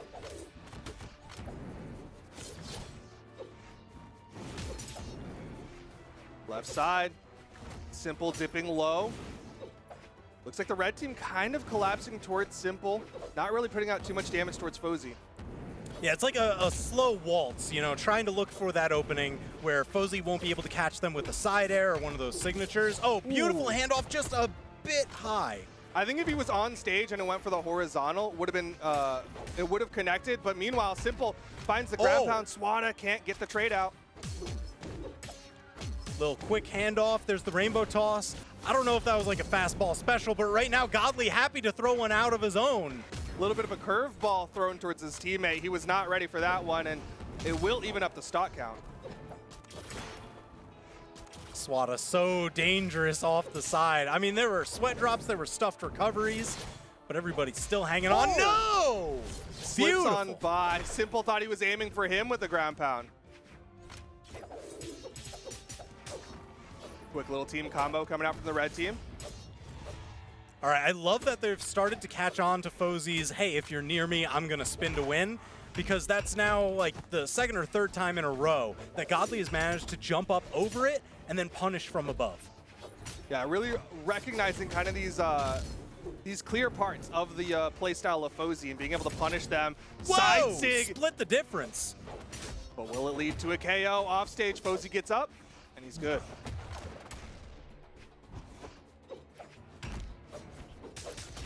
Snap, side sig still connects for Fozy.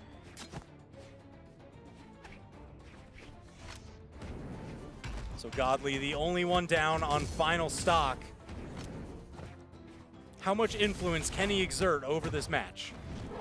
Well, right now it's Swati who's putting out some influence. Godly can't fall here. Oh my gosh. He's playing real risky, but Simple doesn't go for the wall touch. Ankles. It's too tricky. You could hear his ankles snap on that one. All in all, not that bad of a position just because his teammate was knocked out. You know, you see some other 2v2 teams that make the conscious choice of, hey, going down to final stocks, if we're both red, let's just chunk. Oh my gosh. Not Massive exactly what you want. Could get a lot worse here. Godly not going to take any damage though. It's okay. Swati's back in. Ground pound. Simple with a that ground disengage. pound. Swati, oh, beautiful tap from Fozy just to interrupt the ground pound attempt. Yeah, Swati full on saw that Simple was moving over to the right side and mid-fight with Fozy rotated over, and Fozy was like, nope, we're still fighting here. Don't turn your back on me. Some might call that rude. N-Sig connects for Godly. Not quite enough. The Nair off the downlight. Fozy gonna eat a Sair to the face, and red team takes game number 3. Swati and Godly in a strong position. They're now on set point. And geez, are they stealing this one away? They're saying Fozy Simple, you don't get the run back? I mean, they're the ones who are getting the run back right now. They're the team that got knocked down here. Yeah. And so they got the extra salt on their run back as they're now potentially gonna 3-1 Fozy and Simple unless something changes. All right, so now the question is, we went back to Mammoth Fortress. Are they going to stick there, or is there going to be another kind of like out-of-pocket pick? Well, we went with short walls. We went with long walls. What's in between? Nothing, so we'll just go back to long walls. All right, sure. I guess everybody felt the map wasn't the factor that kind of cost them the games there. It was just some of those crazy off-stage interactions, pretty low down. Yeah, I mean, especially, again, you got to start respecting those side sigs from Godly. They have been paying out very well for the red team. All right, everybody armed up very quick. No early weapon starve. Oh, some good target swapping coming out from Simple. Blue team bouncing Swati around. The sandwich is getting a lot of heat on it. Yeah, Godly looking mighty spicy. Wow, manages to sneak that side signature in. He's still going for the ground pound, secures the knockout despite being the most damaged one on the field. You love the confidence. And he's looking for another one. You saw him go off stage, miss the weapon toss, but still throughout the gravity cancel downlight, hoping for the ground pound. Blue team with the stock behind. Can they keep this close? Oh, a little bit of friendly fire putting Simple up high. Godly goes for the signature, but Simple, perfect punish onto it to tie up the stocks. Yeah, blue team needed that one. Posey doing a good job of not taking too much damage after getting put onto his second stock. Side sig from Swati, putting some hurt out. Yo. Trades on trades on trades. Side sig thrown out. End sig from Posey, and there's the final trade of the first stocks. Everybody now on the second. Damage building up. You see that checkerboard pattern in the top right. Godly and Posey, the more damaged ones on their team. Keep your eye on them. I mean, that's going to be the narrative for the rest of this game. Unless something drastic happens, it's going to be a battle between Godly and Posey. Who falls first? And right now, they're duking it out on the right-hand side. Posey, the quick target swap. He's just like, whoever's in front of me, that's what I'm swinging at. You know, that's a good mentality to have. Don't overthink it. Sometimes just hit what's right in front of you. Oh, the double recovery. Simple. Down sig from Posey, and Simple's gonna find the hit onto Godly. Blue team takes the lead. Uppercut, not yet enough to take out Posey, and he gets that extra credit damage with the spear. Not gonna be able to take the pressure off on his teammate. You see Simple getting knocked up high. The only one left with 2 stocks, manages to tap, get back up on stage, but any single hit's gotta take him out. He's so incredibly damaged. The side air will finally do it. This is so even, but this is blue team. Oh, I love that conversion! Oh! That was phenomenal! What a pickup. And they got so much off of it. I was gonna say this is blue team playing for a game 5, but right now they're playing for their lives. Posey, he cannot afford any more hits. His presence is just weapon tosses. That's the most he can do. Man, I mean, I understand he's got some big weapons to be able to make that work, but it's so dangerous when you leave your teammate alone for that long. Swati able to take him out of the equation for an extended period of time. Can they save each other? No, Simple just went straight for the wall, and Godly closing that out. That's a 3-1 victory for Swati and Godly. The run back from Godly and Swati. They lost on the championship side of the bracket, got knocked to the elimination side, but this time they eliminate their opponents of Posey and Simple. They're going to grand finals. Jeez. Look at this. Yeah, the other option here was for Posey and Simple to try and like piggyback each other off of hits and chase dodges, but Godly, you know, he kind of like, he was there to cover the wall. They had the weapon toss to the outside to cover if they tried to go for those piggyback attempts. They just had such good presence on the edge guard.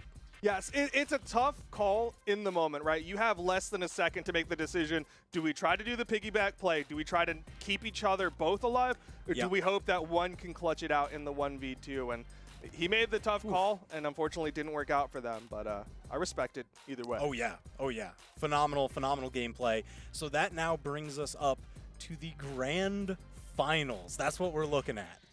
It's going to be Akno and Blaze versus Godly and Swati. Akno and Blaze, again, their historied run of official sanctioned tournaments has ended, but their official run of PR tournaments has not ended, but it could end now. It could. It could. I know Swati and Godly, they want to be the ones to do it because, you know, it's a nice little feather in your cap. Especially when it's your first time as a team, right? Like, they just got together. Of course, they're guaranteed a top 2 finish, but imagine halting the run as much as possible of Akno and Blaze. No more asterisks on that one, but here we are in the grand finals. Godly and Swati versus Blaze and Akno starting this one off with the Sidra.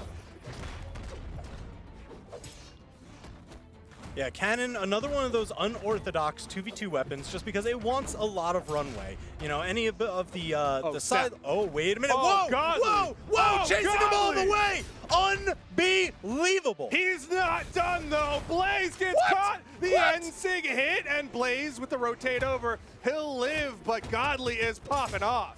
Yeah, true to his name. Absolute destruction over here. Deity mode activated. He's fighting ghosts on the offstage over there. Unarmed, unafraid. Akno finishes off Swati, though.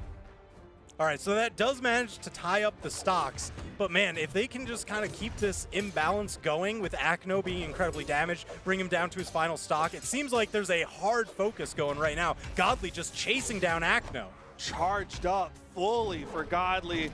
Swati going to take out Blaze. Akno gets back with the help of the gravity cancel down light and air. Oh my goodness. Leapfrog, just playing leapfrog with the opponents. Weaving that one forward, the ground pound from deep, and Godly's still living. Angels lifting him to the wall.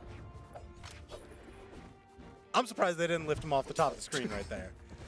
No, they're like, I you was still like, got work okay, all to right, do. time to go home, time to go home. Finally back. losing that first stock, but Akno's on his last one. Blaze might be joining him soon if he's not careful. Downlight recovery. There it is. Blaze onto final stock. Akno still hanging on final stock. But man, look at all this pressure going out. What? No. He's just juggling right now. Downlight side air. Team combo off stage. And Godly's in position. Doesn't hit the side sig. A great punish from Akno. That could be the actual pivotal moment right there. They brought Godly down to final stock. Oh no, that neutral signature sealing Akno's fate, and Blaze stands alone. He hits the ground pound, goes for the side air. In sweat beads though, has to reset the jumps, got the wall touch. Swati's hanging around, side air. And you see Blaze is expecting Godly to come in for the punish. Punish? It's not going to be much. Oh my gosh, right around. And look at that, Godly, even off of that, he was looking for the handoff should that ground pound have Just not in been case. enough. I mean, like, it was a great punish coming out from Blaze. Like, that's the most you can do in that position is throw out a signature. It's just unfortunate because Godly was so undamaged that it really didn't send him far. Yeah, just look at Godly immediately fast fall for the weapon toss, but didn't even need it. Swati was just so on point with, hey, I'm going to slide kick this ground pound, shave right over the corner.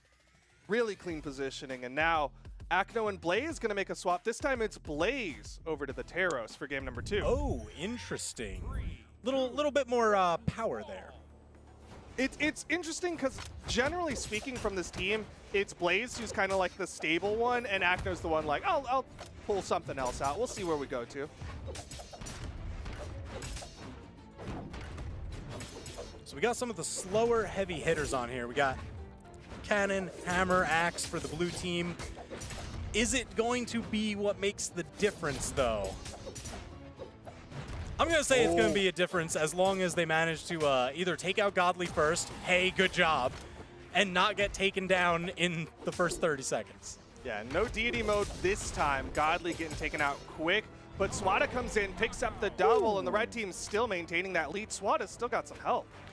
All right, so now that focus of just ridiculousness shifted over from Godly to Swati. So is he going to be the main focus? Is he what they need to take out in this game number 2? I mean, it's so tough, right? Like you go for the power play onto Godly, try to take him out early, and suddenly Swati gets to pop off. If you go for Swati, then suddenly Godly gets to pop off. You got to go for both equally.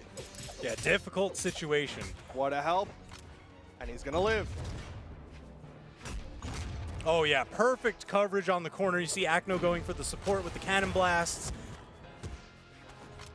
Right off the side, Akno arming up once again. There's the sword, interrupts whatever Swati was trying to do. 3 stocks to 4, blue team with the lead. Some solid team combos coming out from the blue team as well. Godly still wanting to play this offstage. He must be feeling really good after that game number 1. That's an interesting question. Just because, yeah, he's got to be feeling good after that game number 1. But right now, that's playing a dangerous game. Yeah. He's on his final stock. Can't be feeling that good. Blaze and Akno, though, also going to be on their final stock. Swati, again, the one maintaining that stock advantage. Now the blue team has the decision. Do they want to take out Godly, go for 1v2s? Do they have a team combo? Oh! He hits the ground pound. It's 1v2 time. Here we go. Beautiful handoff into the side signature. That's 1 stock out of the way, 1 to go. 1 stock left. Both blue team members fairly healthy. This is still going to be a task for Swati. I mean, it's a task for him just trying to find a weapon. As soon as these drop, somebody steals it away. All right, armed up with the hammer. That's the beginning. Step number 1.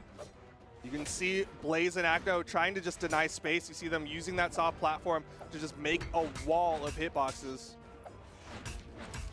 Nice. The handoff into the recovery. Oh my gosh, and just like that, disarm, too much damage taken into the handoff. So much damage, force the dodge out with the weapon toss. Second Charged one. up. Woo! Still got Snuck the wall out of the way touch. of that one. Yeah, barely tapped, fast fell out of the way. Swati needs to stay mobile. We saw him, okay, cleaned up. Acno and Blaze tying up the set count 1-1. You know, to his credit, he did stay mobile, but it was not of his own volition. It's like he was the fastest character on the Yeah, screen. he was zooming.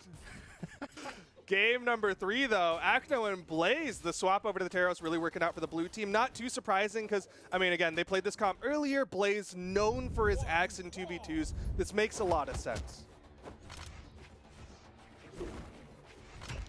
All right, Acno, the only one left unarmed on the stage, but not for long. Again, doesn't seem to be any extended opening weapon starbs. Yeah, everybody manages to find their weapons relatively quick, and it's really who gets that damage faster once they have it. Right now, it's Acno who's building up damage with the cannon. He's got the sword in hand. There's the anchor. It hits. Anchors away, Godly in danger. Oh my gosh, just able to reverse it. Swati taking the board control.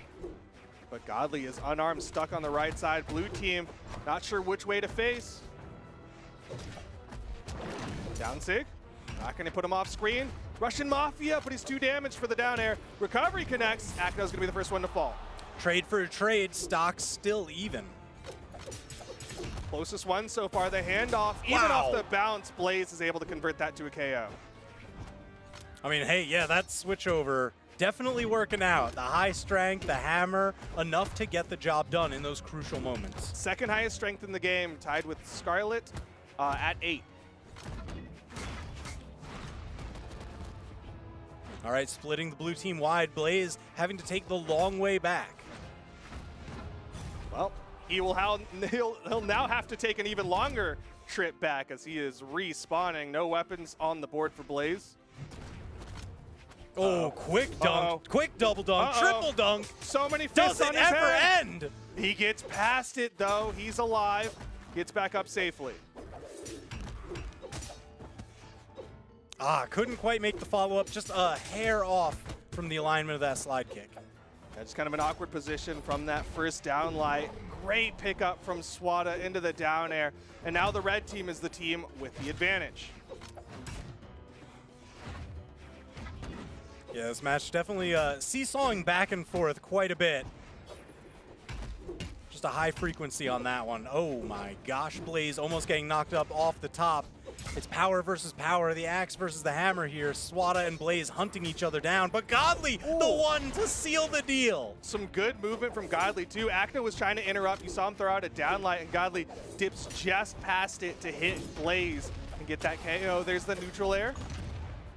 Can they finish off Godly? No, Godly's off stage, man, he is so slippery. He's doing such a good job surviving in these offstage engagements and putting out damage.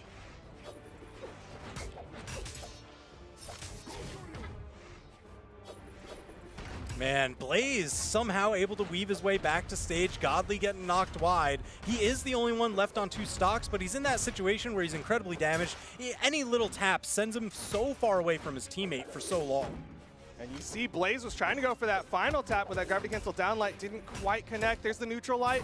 Acno not able to get the handoff, but he needs to finish the stock off of Swati. Ground pound. Weapon tosses come out. Acno doesn't hit the neutral light. Managed to touch the wall. Swati's gonna live. Just hanging on by the skin of his teeth. Godly, he's got to be feeling good, though. He's pretty fresh and knows that he could probably win this 1v2. Yeah, as long as he can stay mobile. Luckily, he's got some pretty quick weapons on his hands. My goodness, Blaze gets launched so far from that recovery.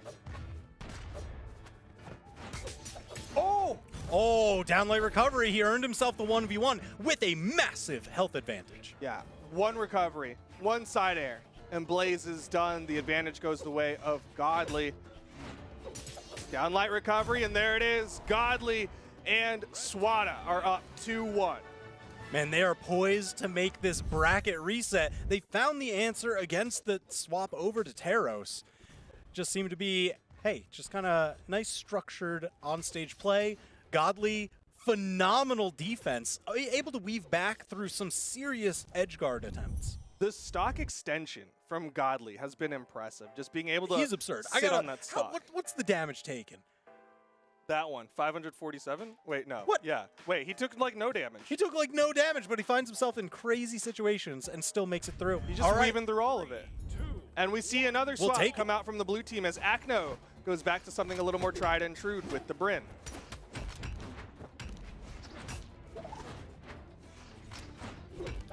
Yeah, I mean, they were looking at this tournament kind of as their return to form, so not too surprising that they find themselves back on the classics.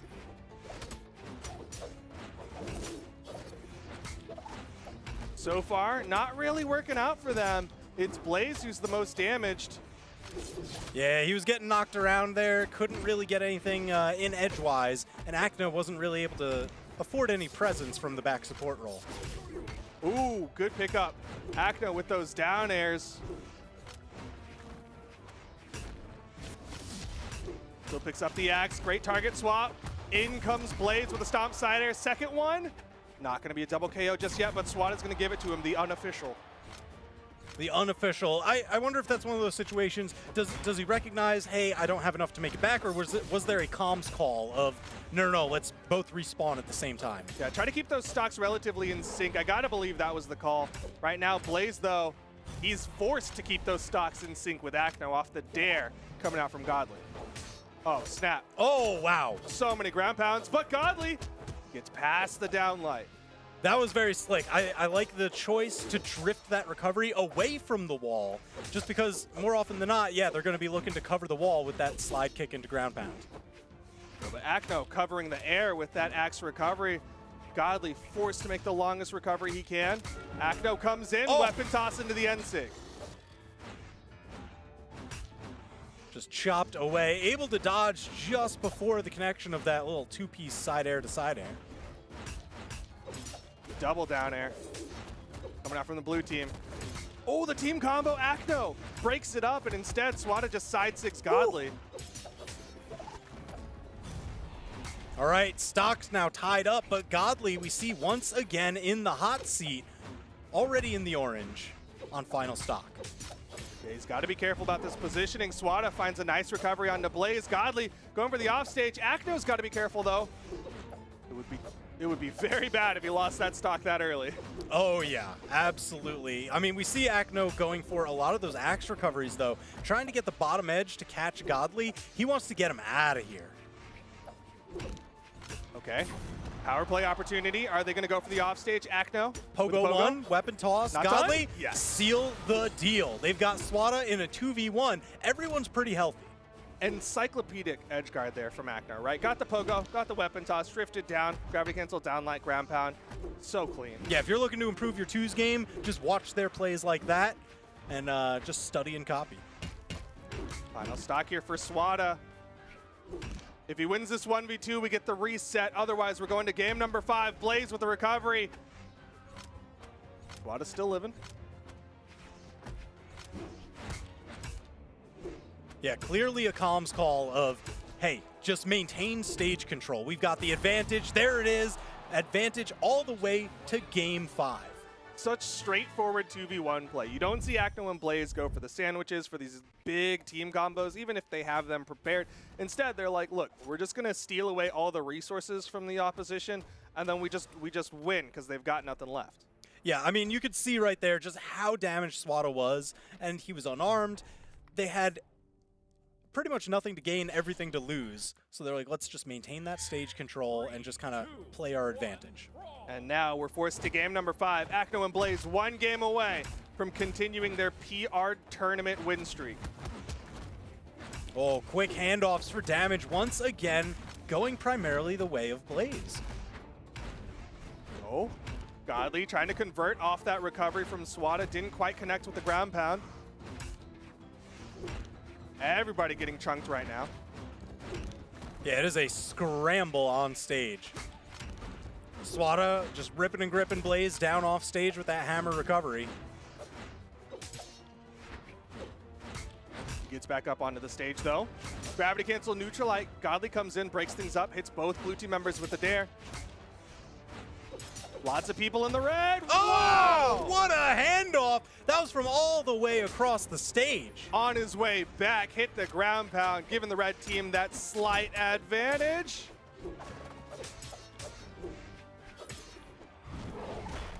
And red team maintaining, spreading no. that advantage more. A little bit of friendly fire, yeah. Yeah, I see that. The little Gravity salute cancel, up there. like, my bad.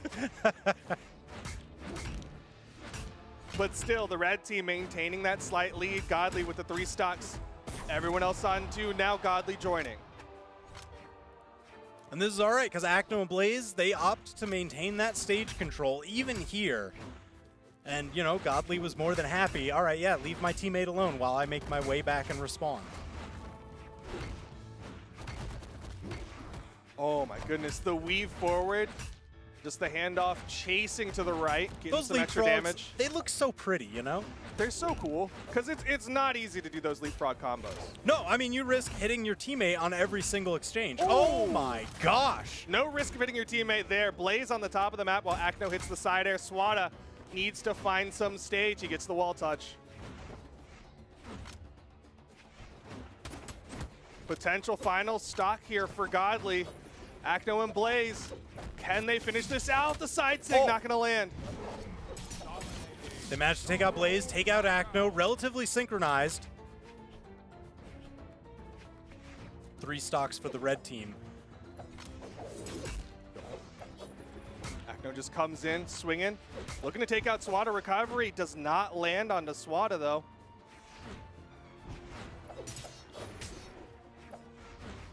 Yeah, it's like, I think pretty much any little tap that they're going to get onto Swata, they're just going to take team it. combo. Oh my gosh, that's so much damage. And the weapon toss for extra just in case. Blue team now in a tough spot. They need to take out Godly. Here's their opportunity, the power play.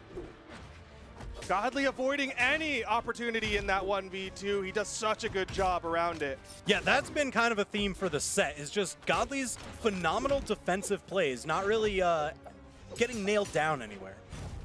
Just like that, it's left to Acno in the 1v2. Godly Yo! makes it a 2v0 as they get the reset. That's the bracket reset all the way at Game 5. They just earned, once again, the chance to go for the trophy. We're now entering a final best-of-5 set between these two teams.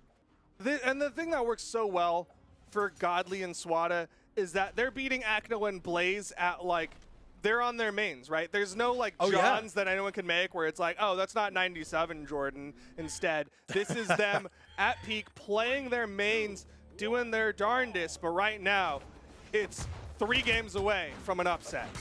It's crazy to me they've got so much momentum going into this here that there was, like, no time wasted. They just hit rematch, even though it's technically the next set. They're just like, no, let's go right now. Yeah, they're turning the 2 best-of-5s into a best-of-9. Oh my gosh, the blender just churning Acno up. That was so much damage. Ooh, the handoff Swata with the gravity cancel downlight. So many people already in the red. Oh, good spacing from Acno. Ooh, the side air enough to knock out, and despite a damage deficit going their way early on, the blue team was the first ones to get the knockouts. Interesting decision from Swata, the fast fall down into the nair. Blue team got the initial stocks, but red team are going to trade it up. Godly with that recovery. Far for the edge guard. Oh my gosh, are you kidding me? The exhausted, but Swata trades it, keeping this one even. Man, that was so worth. I thought Acno was dead to rights.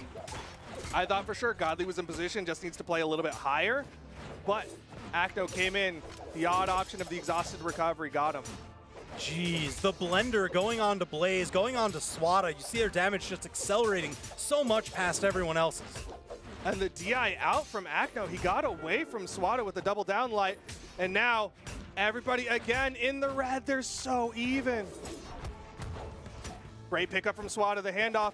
Acno with the rotate over, trying to help Blaze out. Just enough to relieve the pressure.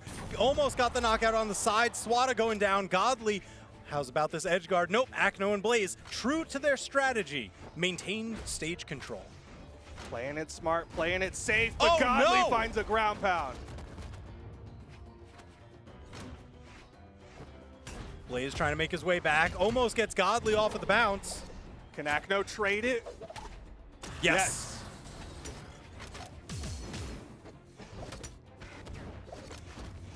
Man, just the alley-oop coverage from both of these teams right now. It seems like if anytime somebody gets hit, they're taking at least 2 or 3 more.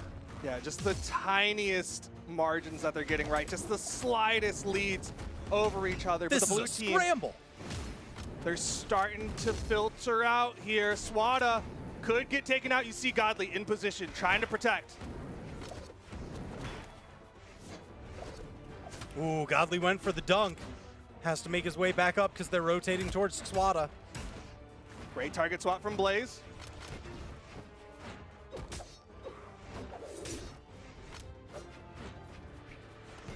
Red team. Tense situation. Everybody poised to get knocked out except for Blaze. And he's on a pretty tanky character too. So the neutral light launching red team far and away from each other. Who do they want to take out? Swati with fantastic downlight side air. Godly gets caught. Charge that down signature just a bit to beat out the dodge and gain some extra power. Neutral light off the side. Swati, can he make it back? Akno was on the right side, just juggling weapons, delaying any weapon spawns, even though Swati's got one in his hands. Just trying to maintain any control they've got. They're maintaining stage control. They're not going to risk it on an offstage engagement. Oh my gosh, managed to tag both of them with that recovery there. Saved him for sure. Dips in, downlight recoveries. Swati finding the gaps in the blue team, and now it's left to Blaze in the 1v1. He might have the health advantage, but Swati's got his main Bodvar. Oh, side air, yeah, there's enough speed on that one to take first game of this final set. But what a harrowing journey it was for the red team. Almost taking it, took him to the red. That was hectic. And that's game 1. We still got a minimum of 2 more, potentially 4 more, to find out who will be the European doubles spring champions. I just can't believe how much of that match was just a constant scramble, all clumped up on each other. You know, it was like a hive swarm, just constantly. So here we go, first weapons, 1 for each team.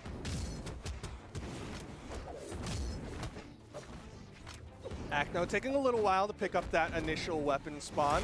Right now it's Blaze, who I think is pretty much untouched. Swati just catches him with a downlight, not much else.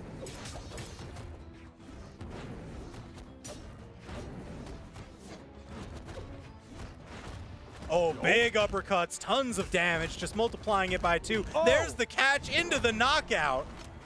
Godly Fantastic and handoff. Swati, they're not playing around. No, they want to take this game number 2.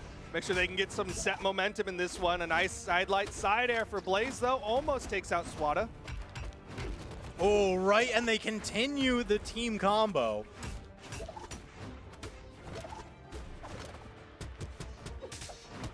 Oh my Quick goodness. handoff, tons of damage onto Akno. I mean, this is looking pretty much even across the board until you recognize that Akno is on his second stock. How has no one else lost a stock? All right, Blaze helping him out, making sure his boy doesn't get clowned on too hard as Akno gets the double. All right, beautiful, not a moment too soon. But man, Akno, I love that he put that play on, but he still has a lot to, there's a mountain to climb right here. I'm just staring at that red, and I'm getting worried. I'm getting reminiscent of the championship winner side, right? Where Akno was behind, and he just lived. He just turns on the I need to live switch, and he does it.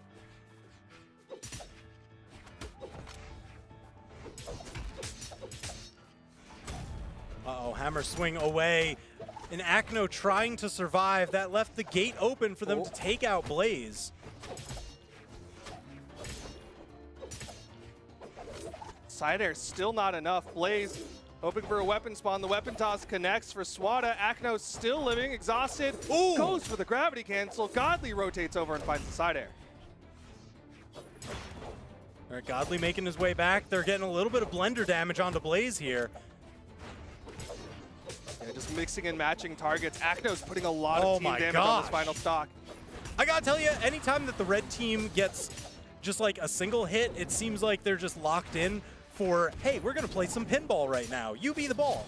Yeah, they scramble, and it works out. Blaze goes for the big combo, trying to get the offstage. Didn't connect for the finishing blow, though. Finally, the side air will finish off Godly. Everyone on the final stocks, but Blaze, he cannot afford to get hit. He got hit. Oh, no. And there it is, the quick cleanup. Swati with the double that puts them up on the board, tying up the set. Oh, the pendulum, it swings back and forth. Akno and Blaze, are they going to swap again? That's my big question. What would they swap to? Maybe a Koji? Oh, hey, how about that? Maybe, yeah. Maybe? Maybe. Maybe? Just maybe maybe, a Koji. maybe a Koji? Maybe. Who knows? Definitely not me. Oh, look, it's the Koji. Wow, dude, how are you I'm so smart? You're wow, unbelievable. Right? Are you a fortune teller? Yeah, I prayed to Godly and he told me. Game 3. And we've got the swap again coming out from the blue team. It seems like they swap on loss. They've got a large character pool, but it's interesting that they don't opt to try to like change up a playstyle. Yeah, I guess mostly what I'm going to focus on here is Akno off stage, because that bow ground pound, it is such an incredible threat. You know, every weapon, anytime you get ground pounded, you're always like, oh no, what's going to happen? Am I out of here? But that bow ground pound, it could knock out Godly right there. I mean, yeah, that thing's got a lot of fixed force. It hits hard early, but top of the map, Godly finds the KO. Akno on the left side manages to get back up. Yeah, great delay from Akno, staying under that gravity cancel neutral light. Oh, Quick handoff. Man, they're just so clean with it. I love it when they're like returning to stage and they're like, let me also get a handoff here. Team combo no. picks up Akno. It Not loops back done. in. They're still going. Akno already in the orange on his second stock. Just like freestyle jazz combos, one to the next. You know, they know their rudiments and they play it so well. Got light and air. Godly with the pickup. Almost took at Akno at the top. All right, there's the knockout onto Godly. They need the knockout onto Swati. Oh, the drop from Akno. Wanted that recovery to hit. Not sure if it would have KO'd because they were a little low, but still a missed opportunity.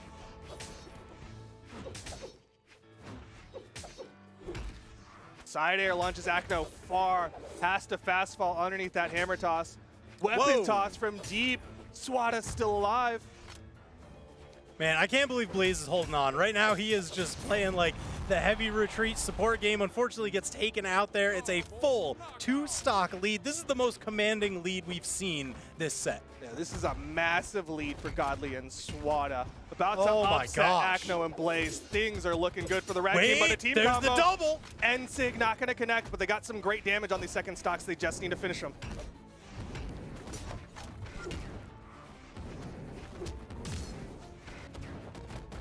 Akno swapping over onto the bow. Blaze sweat beat, side sig hits the teammate, side sig from Blaze, side air. Oh my gosh, yes! Yep. Perfectly up. aligned. Saw Last where that stock. dodge was coming through. Yeah, this is crazy that they were down a full stock, and now they've pretty much cut that lead in half. And yet, not safe yet. They are not out of the woods. Red team, they've got a sizable health lead. Blue team, oh, he gets caught out. What? The bounce pass to himself. Godly's got to show off a little bit of his own. Oh my gosh. You hit the down light, I'll hit the side air. It's that you got a team combo wherever you can. Yeah, That's how it works. many hands make light work, you know? Yes. But too many hands and the baby's not happy.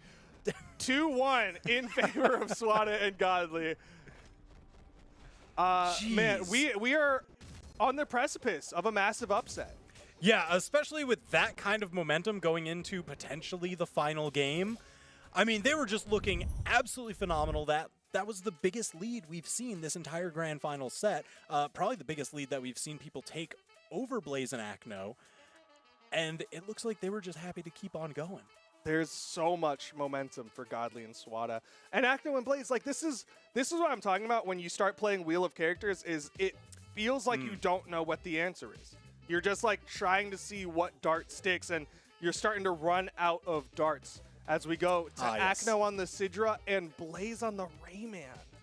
Oh, this is interesting. So Acno going back to the Sidra, it's like, yeah, that was winning them games before. It was working out throughout the tournament, sure. Blaze on the Rayman. I'm not sure what to make of this.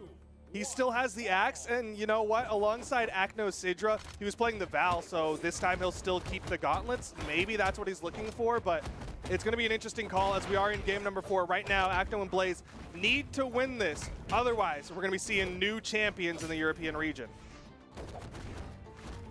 I mean, right now, the Rayman working out. He's the healthiest one on the field.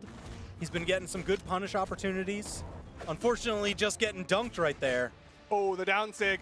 Acno can't get back. Another one. Oh my gosh. And Blaze is going to fall. Red team with the lead. Yeah, this is the biggest opening lead they've had. That full stock lead from the last game, that didn't really develop until the tail end of the game. But here, they're just getting it out of the way early. Yeah, they're just getting that early lead, and we'll see if they can maintain it as Acno finds the side air connection. Not an easy hit off that side light. Needs to take out Swati here.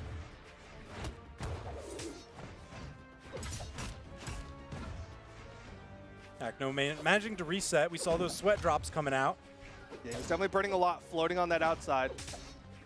Trying to rotate over, help out against Godly.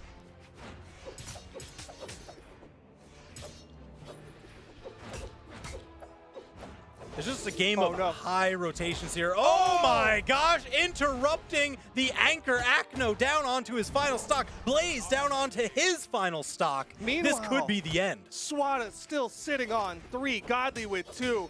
This is a massive mountain to climb. Can the blue team bring it back? They take 1. They could get another. Godly. Rotation over. Oh! Perfectly timed that dodge through the axe ground pound. Not easy to do. Got lots of active frames on it, but Blaze was still drifting down and Godly got through. Oh man, they cannot afford this damage. Nice turnaround. Team combo, ground pound, getting what they can. Yep, decent amount of damage. Didn't leave them an opportunity to be punished too badly by the other teammate respawning. Godly comes in, great interrupt from Swati. Yeah, don't want to give any free combos here. No, you got to pay for all those combos. Oh, snap right side. Blaze hits a ground pound. Anchor comes up. Swati not able to punish. Recovery comes up. Swati gets launched. Blue team is taking damage. Yeah, it's definitely starting to build up. I think the best that they can hope for is these momentary power plays that they get every time they knock Swati away. They've got to take out Godly and then team combo all the way home. Oh, the weapon toss. Okay, they take out Swati. Don't get the read on Godly. They get some good damage, though. They need to finish him here. Side light, side air, 1v2. If they get the team combo, it's all left to Acno versus Swati. Can he do this? Acno has to play this flawlessly. Can we get a game 5? There's the bounce, a lot of stage left. Acno able to survive, dodges through the weapon. Cannot afford more of those downlight side airs. This is so incredibly tense. He's really picking and choosing when he's throwing out attacks. Acno hasn't thrown out any attacks for a hot minute. Disarms himself. Swat is going to take advantage. Man, Acno finding himself in such a poor position right now. He's looking for that sword, manages to squeak by and just get it. He's trying. This throws away the weapon. He's so nervous. He knows a side air, and Swati gets this. Any tap helps Acno. We're looking for one of those crazy cannon strings. Almost got it there. There was the opening hit. He's looking for the dodges. Can't get it. Bump. New champions for Europe. Swati and Godly are going to take it over Acno and Blaze. Oh my gosh. Ugh. My heart at the end there. I was just waiting with bated breath. I was waiting just for that cannon to finally pop off, but no. He just needed one. One dodge read, and it could have been curtains, but Swati didn't give it. They close it out. So clutch. The history books are changing. Acno and Blaze, they have no more streaks left. Oh, finally. The streak, you know, you can't even say like, oh yeah, but it wasn't an open tournament, it wasn't a PR tournament, whatever. No. That streak is over. Swati and Godly, the new ones sitting on top. For more context, in the last 2 years, no other team has been called the European 2v2 champions. Soundbite doesn't exist. Until now, for spring. You got to go way back. Yeah, you got way back in the history books for that one. You gotta find history books with dust and dirt all over them to find out the last time a spring championship team for Europe was not Akno and Blaze. Swati and Godly have made history. Jeez. Love to see it. Love to see it. Absolutely insane. Huge congratulations to them. Of course, congratulations to Akno and Blaze, and then congratulations to the third place team of Fozy and Simple. We've still got more action, though. It's the Spring Championship. I'm sure there's more than half of you out there who have twitch.tv/ProBrawlhalla up because you're probably watching some of the South American action that may or may not be already happening. Ooh, hey. Yeah, that's crazy that we have just more of this. We've got South America coming up just next. We've got North America tomorrow. Spring Championship still has a lot to go. That's right. So we're going to take a short little break, and when we come back, we'll be bringing you the pre-show for the South American portion. So stick around.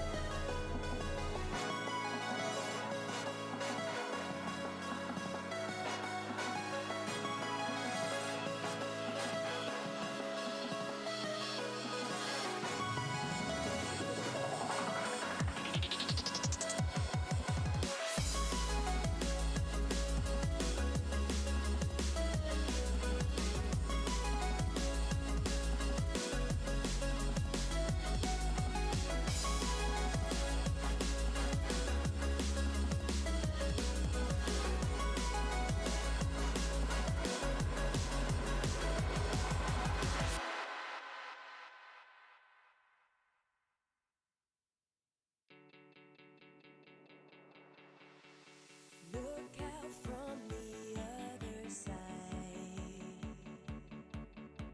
It's us against the world tonight. And the fear for you and me. We can build eternity. This secret, we're fighting, we're hurting, don't be afraid. This secret, we're bold, shining in the dark. When opposite worlds collide, you know there's nothing but space between us. We will crash under the burning sky. Only when opposite worlds collide. Cut the tightrope we walk on. Watched us falling for so long. We both know it's not too late. Without you, there's no other way. This secret, we're fighting, we're hurting, don't be afraid. This secret, we're bold, shining in the dark. When opposite worlds collide, you know there's nothing but space between us. We will crash under the burning sky. Only when opposite worlds collide.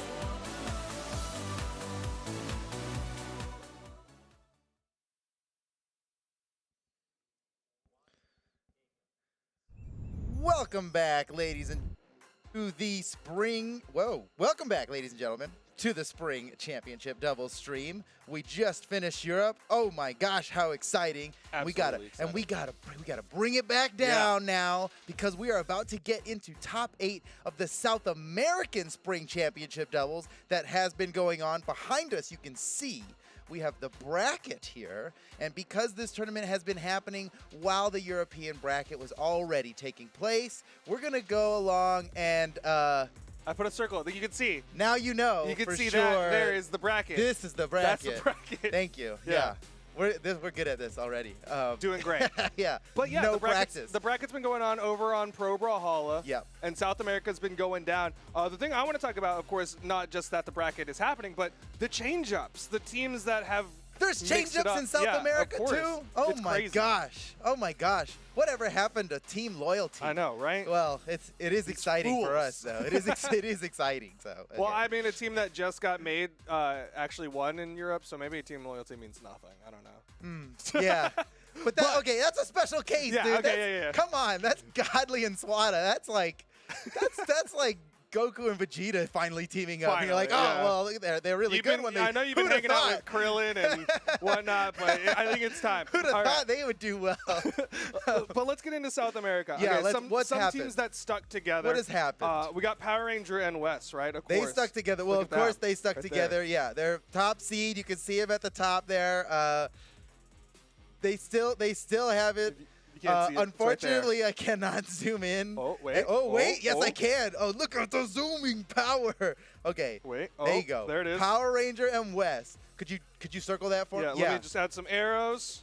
Now you know. There's right here in case. Nice. I think that's getting a little confusing, but No, the that's good. arrows help. That's Power good. Ranger and Wes. They've been doing very well, 3-0ing everybody on their way to top 8. Of They're on the course. top 8 winners side already. No problem for those guys. No surprise to see them doing so well. But this is not just Power Ranger and Wes, right? Absolutely not.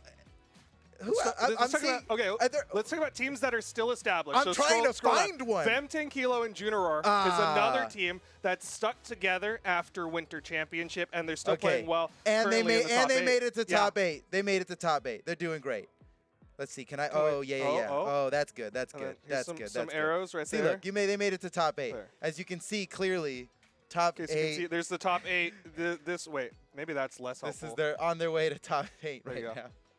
That This is top good. 8. It This says is it a right great there. system And all the we've got arrows, going yeah. on here. In case you were confused, Vem 10 Kilo and Juniror. But it's worth mentioning they went to Game 5 against Stardeath and Ray Zeiger. So Yeah, well, it was not an easy walk. Raziger and Stardeath, they beat News and Baltazar. So now I'm thinking big things for them. Yeah. And while we're on the topic of News and Baltazar, that's another team that's stuck together. I mean, they've swapped around a few times with different teammates, but it's been a while now that News and Baltazar are together. And let's see what happened to them in the lower bracket as they continue. From up here, you can see my mouse cursor. Coming down here is where News and Baltazar continued on 3-0 in their way. Oh, that makes a lot of sense. Okay, that's a rebrand. Okay, there was a big rebrand that happened. Production went in our ears and said Ray Zire was Hyper. formerly Hyper.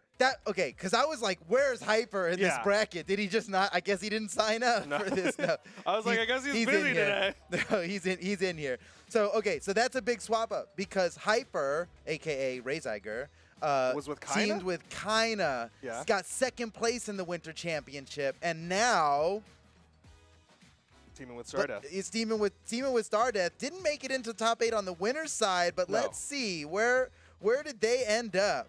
They went down. They We're should looking be. for 'em. Oh wait, scroll up a little bit. Scroll to the right. up. Oh, they there lost are. to Yuki and Ailzo. Oh, they're out of the tournament. But Yuki and Ailzo is a team that's stuck together. So they Loyalty. deserve it. There you go. Loyalty wins. That's the story. Except in Europe. Except in Europe, but that's a different thing. All That's right. a different story. But okay, so they've been doing well. Also, Lores and Nagi making it in through the lower side, made it to top 8. News and Baltazar are competing right now. Oh, and they're in the final moments of their match happening right now on twitch.tv/Pro Can y'all read Brawlhalla. that right there? Twitch.tv/Pro Brawlhalla. In case you're There ever it is. confused, you can see the Right streaming now, site right there. they've just started competing now on Pro Brawlhalla. Okay, exciting. You can catch the Awesome. action over there. But who else made it into the winner's side of top 8? We talked about two stable teams. Well, let's just take a look over at top 8. Yeah, Maybe this is so easier. here is our top 8. This is the top side, the champion side. So Power Ranger and Wes are going to be going up against Fiend and Use. That's another big swap 'em up. Yes. Because Fiend was teaming with DB in the Winter Championship. Now teaming up with Use. Didn't they team up? Weren't accidentally team up in the not accidentally, but in the Crew Battle Invitational where they got randomly assigned teammates. Fiend and Use were teamed together, weren't they? I think so. Maybe that's what did it. Yeah, maybe that. I mean, They were like, we "Wait saw a that second, happen in I love EU, this." right? Is like they got put together and they're like, all right, this works out. Yeah, exactly. Exactly. I think we got a similar situation. And then Sack and Kaina, that's a new team because Kaina was, like we said before, teaming with Hyper, who is now Ray Zeiger, who's no longer in this tournament, unfortunately, out in 9th place. Still not a bad place to be. Still really good. Gonna be going up against Vem Tankilo and Junaror. Yes. Then on the lower side, you already know we have that one match playing out, so we don't know who they are yet. Lores and Nagi made it in. Hazard L, a.k.a. LX. Yes. World champion. Hazard L, yeah, we'll get used to that switch up. But LX equals Hazard L, now you know. And Brujo are going to be going up against Yuki and Ailzo in the lower bracket. So a lot of switch ups. I'm super excited to see this first match. Is this the first one we're going to be casting? I hope so because, well, we're definitely going to be casting that one. It'll definitely be casted. That's going to here. be a good one. Again, That's going to be a good one. You can tell from this little Brawlhalla Twitch logo. Yeah, that's how you know. But Great yeah, job it'll on be this casted arrow. here. Yeah, they put it in front of me, and I was like, all right, I'll just play with it. We'll put some marks. I was like, if something bad happens, we'll just, oh no, it's not happening. Put some X's there. But we are getting confirmation that will be the first match. That's going to be the first match. That's definitely going to be a big one.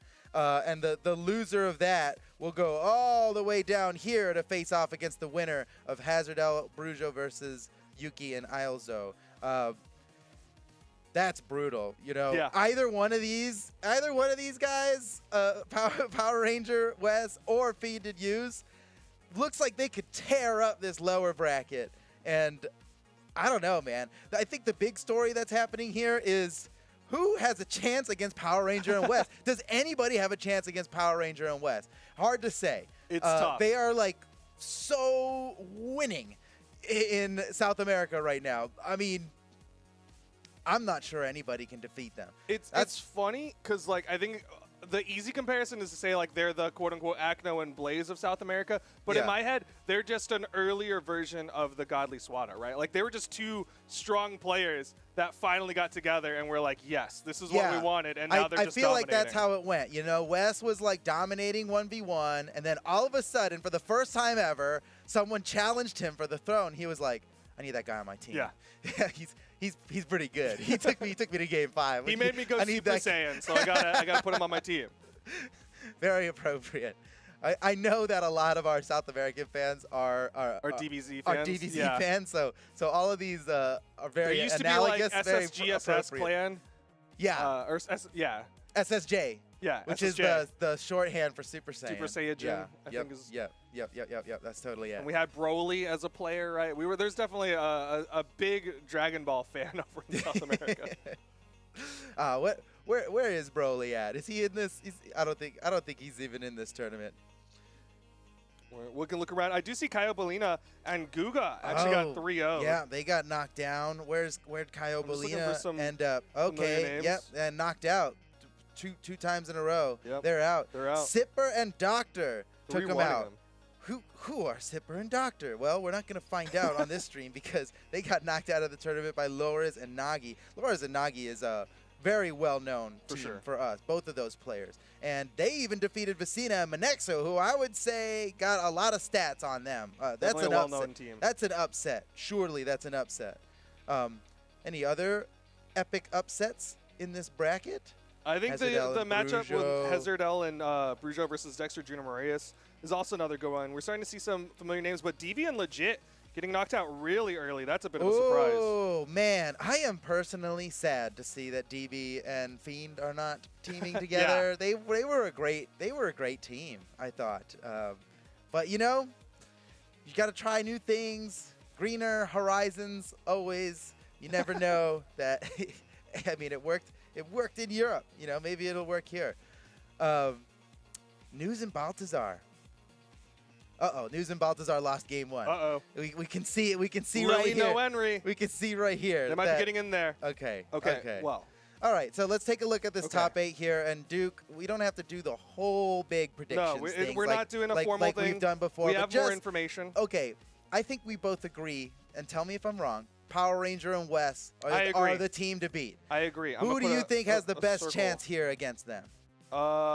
You know what? I'm gonna give it to Sack and Kaina as my like right behind him. I think. Yeah. Okay. I'm thinking Fiend and Use. Okay. And I'm a little bit nervous. You know I'm saying that because Fiend's in there and he's the guy. He's my guy.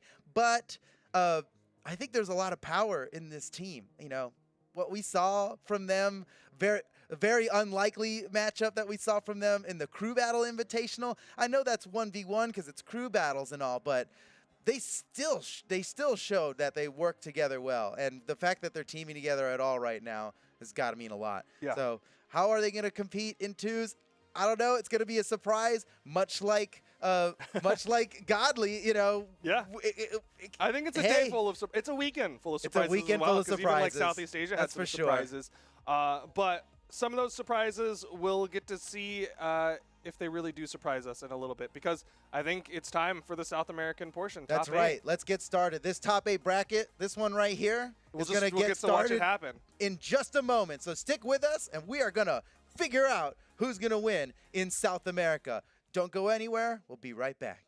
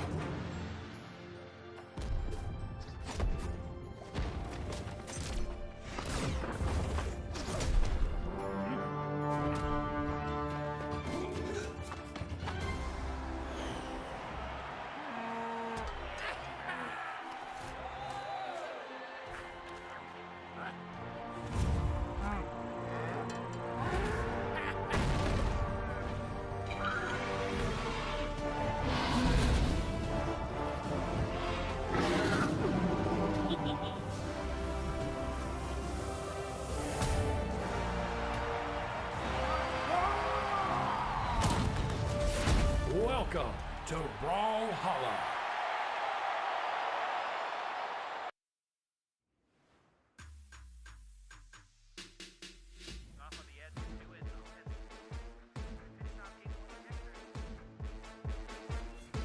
Ooh, okay, gets punished Oh, there. Big nice punish, dodge actually. read. Okay, LX is back in it here. Oh, That's And again, these quick handoffs, man. These players are so incredibly aware. Oh my God. 5-stock to 2 lead right now. Oh, Messina. Oh, Whoa, Messina, wait a he's minute. Practicing your team combos, but looks like the red team has one. Wow. Wait a second. It's He he's hasn't been behind hit him. yet. He's in front of him. He's taking the stock. Oh, caught the dodge. Checkmate. Yeah, he's Yeah. really. Oh no! Look, this is a bad situation for News. Oh, Xeno's gone 3 down to 4. Welcome to South America. The Spring Championship doubles brackets continue today. I am joined by Steven now, and we are going to have a great time as the South American bracket. You know South American doubles are like the hypest thing that we've got in store for Yes. anybody. This Yes. is going to be awesome. And we're starting with, honestly, the most, for me, the most anticipated match we possibly could start with. Yeah, Power Ranger and Wes versus Fiend and Use. How's this gonna go, man? I just don't know. I believe in Fiend so hard. I've Yeah. never seen Fiend and Use compete together on a team, and still, I think they got a shot here to take out what is very likely the greatest team in this tournament. I mean, they're the top seed, so the stats say it. I don't have to say it. Let's take a Right. look at the match schedule. Here's what we got coming up for you guys. Power Ranger and West versus Using Fiend. I already told you about that. It's gonna be awesome. Sack and Kaina, another new team. Kaina was teamed with Hyper in the last tournament, in the Winter Championship. Yeah. Now teamed with Sack, doing great so far. Haven't lost yet. Let's see. Junaror and Vem Tankilo. Going to be a tough match for him. Gonna be a tough- Hazard L, a.k.a. LX, and Brujo going to be going up against Ilzo and Yuki. And is that really a double Asuri team? Because Whoa! I have a new favorite team yeah, now. That's how you get a bias right there. we got. Yeah. I'm not ashamed to say it. I'm biased. We all know. Yeah. We all know. Yeah, You're it's the part Asuri, of you're the- number one Asuri fan out here. Asuri, yep, I am the #1 Asuri fan. For all my Asuri fans, all my Asuri homies out there, they know. They know what that means. So we're going to get into this first match here immediately. We've got it coming up right now. Power Ranger and Wes. They're the best team. I mean, they're the best 1v1 players in the game. We have all the stats to prove it. Yeah. They team up in 2v2, and they're also the best 2v2 team in the game for South America. What are we going to make of that? Can any of these teams defeat them? And I get the feeling that Fiend and Use might be the most qualified to fill that position. And you know what? We're going to get into it right now as these players are loading in at the moment. Power Ranger and West going with their tried and true team combo of Wushang and Macho Man Randy Savage, a.k.a. Ulgrim. Fiend and Use locking in with Bryn and Orion. Okay. Fiend playing Bryn is a little bit of a new thing. Let's get it on, man. Top 8 of South America starts right now. Okay. Feed. Oh, whoa. Okay. Crazy grab against the Puts a side stop light to West. that immediately. Yeah, this region is so fun to watch, and these are possibly two of the best teams to do it. I know, right? Like, we're really just starting off with the cream of the crop. This is a yeah. match that I've been looking forward to seeing. We were blessed to have it show up. Not only is it showing up, but it's the first match of the day on stream here. Yeah. Oh, dude, Fiend was about to line up for the kill shot. Oh, Did he down couldn't get it? sig. Okay, wait, side Okay. sig from Fiend. Gets the first knockout. Power Rangers down. They got the power play on West for these next few seconds. Power Ranger makes it back, and West still hasn't been. He got disarmed, though. This is bad news. What Okay. I love about the South American region is it's probably the place where Spear is most represented. You know what I mean? Like, we got 3 And it Spears always on the has field. been. I It know, like, always we're has been. seeing a lot of Spear now in all the regions. That's true, but, that's like, true. On the come but, up. Yeah, I think South America, they already knew. They're Like, the nothing really pioneers. changed about Spear, but they already knew. They're kind of ahead of the game in that aspect. Man, Power Ranger losing that stock early, but he hasn't taken too much damage on this next stock. They get the knockout on Fiend, tying up the stocks there. Power Ranger starting to take a little bit more damage. Use and West, members of the opposite team, still have all 3 of their stocks. And Wes might be in trouble here. Oh, yeah, he is. Yeah, he's wow. out. He knew that weapon throw took him out, so he went ahead and You know what? fell as fast as he could. So it takes a big man to admit when it's over. You know what I mean? Yeah. I don't think I've ever done that. You I know, yeah. leaned You into always the struggle, get back to the stage at all costs. Oh, that hits everybody. Uh-oh. Everybody gets smacked up by Fiend's neutral signature. That was not worth it, man. That sends Power Ranger to his final stock. Yeah, super not worth it. Worth Wait. it. I guess it was No, Fiend. it was worth it was Fiend. It was That was worth it. It was worth We it. redid the that math. was Fiend's attack. Fiend's, like, your life is, you know what? This To put expendable. him at 1, it's worth putting you at 2. I mean, Exactly. that's a full stock lead And they got Fiend here putting some against the number pressure? 1 seed team. On Power Ranger, off of the side. Okay, picked up again. Oh, no. Okay, interrupted. Power Ranger's still hanging on, but he is the one to watch because he could be the first one eliminated from this match. I'm worried about Power Ranger here, man. He's at 1 stock remaining. Believe. He's- He believed too much, maybe. Yeah, maybe Got a little punished. too much. You peer pressured him into believing. I had somebody, so in a situation like that, it's Just either you comes- believe or you just get punished. I think and at this point they need to make some risky plays because Power Ranger's about to go down. Everybody's got 2 stocks remaining. If they don't throw some Hail Mary passes right now, they don't have a chance of winning this. Okay, yeah, Wes has got so much damage on this second stock, still charging in with his Rocket Lance and claiming stocks of his own, maybe another one. Weapon throw follow from Power Ranger. That weapon throw follow-up forced Fiend to dodge. If he didn't dodge that, absolutely would have hit him. Whoa, Fiend actually sneaky, like making his way through everything there, claiming another stock off of Wes. Wait, no, Power Ranger, he messed up his dodge. Okay, No, he didn't mess up anything. You're right. He made you're it back right. so all clean. Part of the plan. All no part of the plan. need to worry So at all. Power Ranger has been 1 hit from a knockout for quite a while now, and he's still going in. What? And you know what? And now Fiend is caught up in damage to Power Ranger. This is an even game. I can't believe Well, Power Ranger actually, has lasted this Power long. Ranger and he's could- still getting team team combos. combo, down six, picks up. No way, dude. If Power Ranger and West Yes win way. this, that's too Yes much. way. That's too much. That's too much. Here it is. Ground pounds. Keep No, use. Yes! What was that? That ground Uses- pound was so risky, and he paid the ultimate price. There's no way that this is real.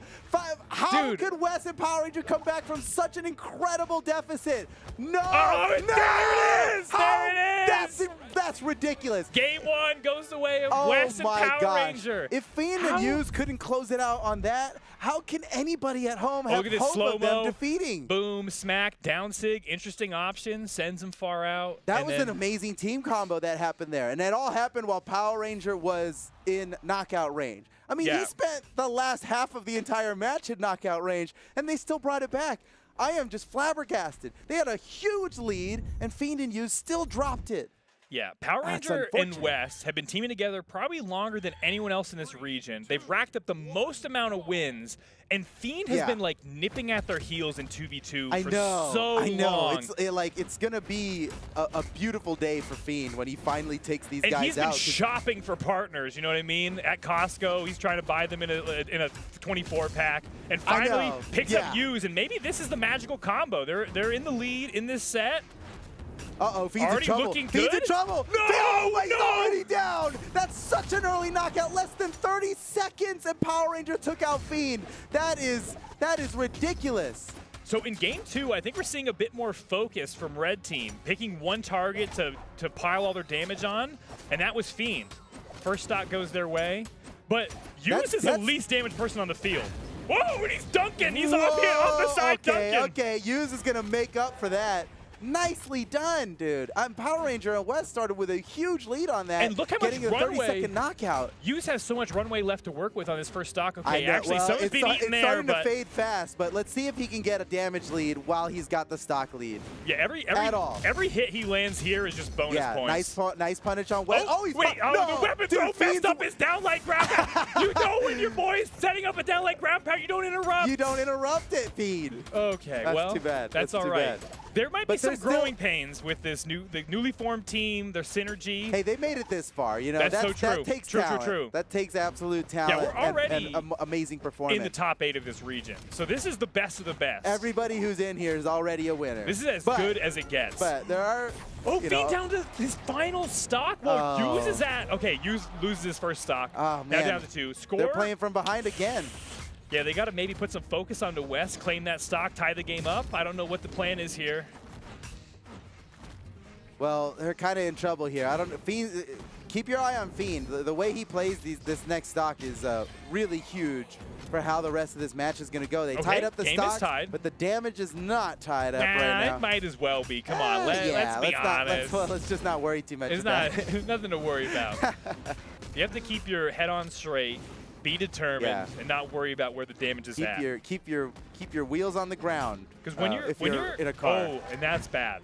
Power Ranger now down to his final stock as well, but Fiend could get eliminated. Then it's a all 2v1. About Fiend holding on to this final stock here, I think. True. And he's in trouble. Dude, okay, the way that Wes forced him into that position and Power Ranger picked up that downlight, that was beautiful. Nice coordination there. Oh, Fiend's out, double KO. and uses on his final stock. Okay, do you believe? Do we have any Use fans out here? This is your time to prove yourself, Use.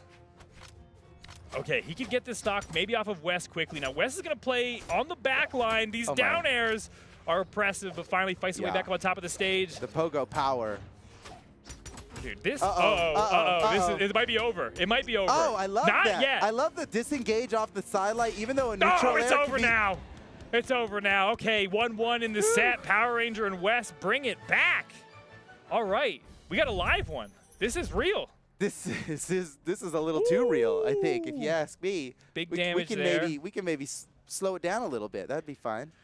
Yeah, slow it down, guys. We don't need to relax, everybody. Dude, South America. I didn't even see Wes pull out the basketball. He started balling immediately. Immediately. As soon as he's got the opportunity, he's out there. South America, not only do they have some of the greatest, flashiest plays, they have some of the best use of taunts. I swear. You're right. You're right. They lead the meta of the world in that aspect of the game. Okay, and it can't be understated. Character swap coming Fiend's in from back Fiend. on the OG. Yeah. Yes. This is what I've been waiting for. Nostalgia wins sometimes. Yeah. Fiend on this what skin. I say. This is what we believe in. He's got. This is how I know Fiend. He has a devious sword, a heinous spear. Both of them coming together on Hattori. Let's see if he can make it work in game 3. But the set is... Wait, set's not tied? What the... Wait, isn't the set tied? I think the score might be wrong. I've been wrong before. No. Power Ranger and West did win that first game. Did they really? It was a heartbreaker because Fiend and Use were so far ahead in game 1. I rewrote history in my mind. Power Ranger and West this is bad. defeated them. And so they're staring down the barrel of a clean sweep. I just couldn't believe it. I'm sitting here refuse to believe it. You must believe, Steven. You must believe. The facts are facts. We can go back in the VOD and check it. I'm telling you. Oh my gosh. Dire straits for Fiend and Use then. This could be the last game of the set if they don't pull off a win here on Mammoth Fortress. I know they've got what it takes to defeat these guys, but it's still going to be challenging. Downlight recovery. When Fiend finally gets the knockout on Power Ranger, Wes is there to make sure that it doesn't come free. He's still going to have to pay the same price. We don't accept any buy one, get one free coupons Fiend here. accepts hitting everybody, does more damage to the opponent, so maybe a good option there. It often is. Stocks are tied. All right, Wes knocked way off on the right side, but he's safe. Yeah. Everybody's focused on Fiend. Wait, No! Wes kind of ran into that. He did. He was he scooted right up into it. He was so ready to help his boy out. What a good Boy Scout. I'll take this one for you, but it didn't need to go like that. That was nice guy brownie points, but that doesn't win the games all the time.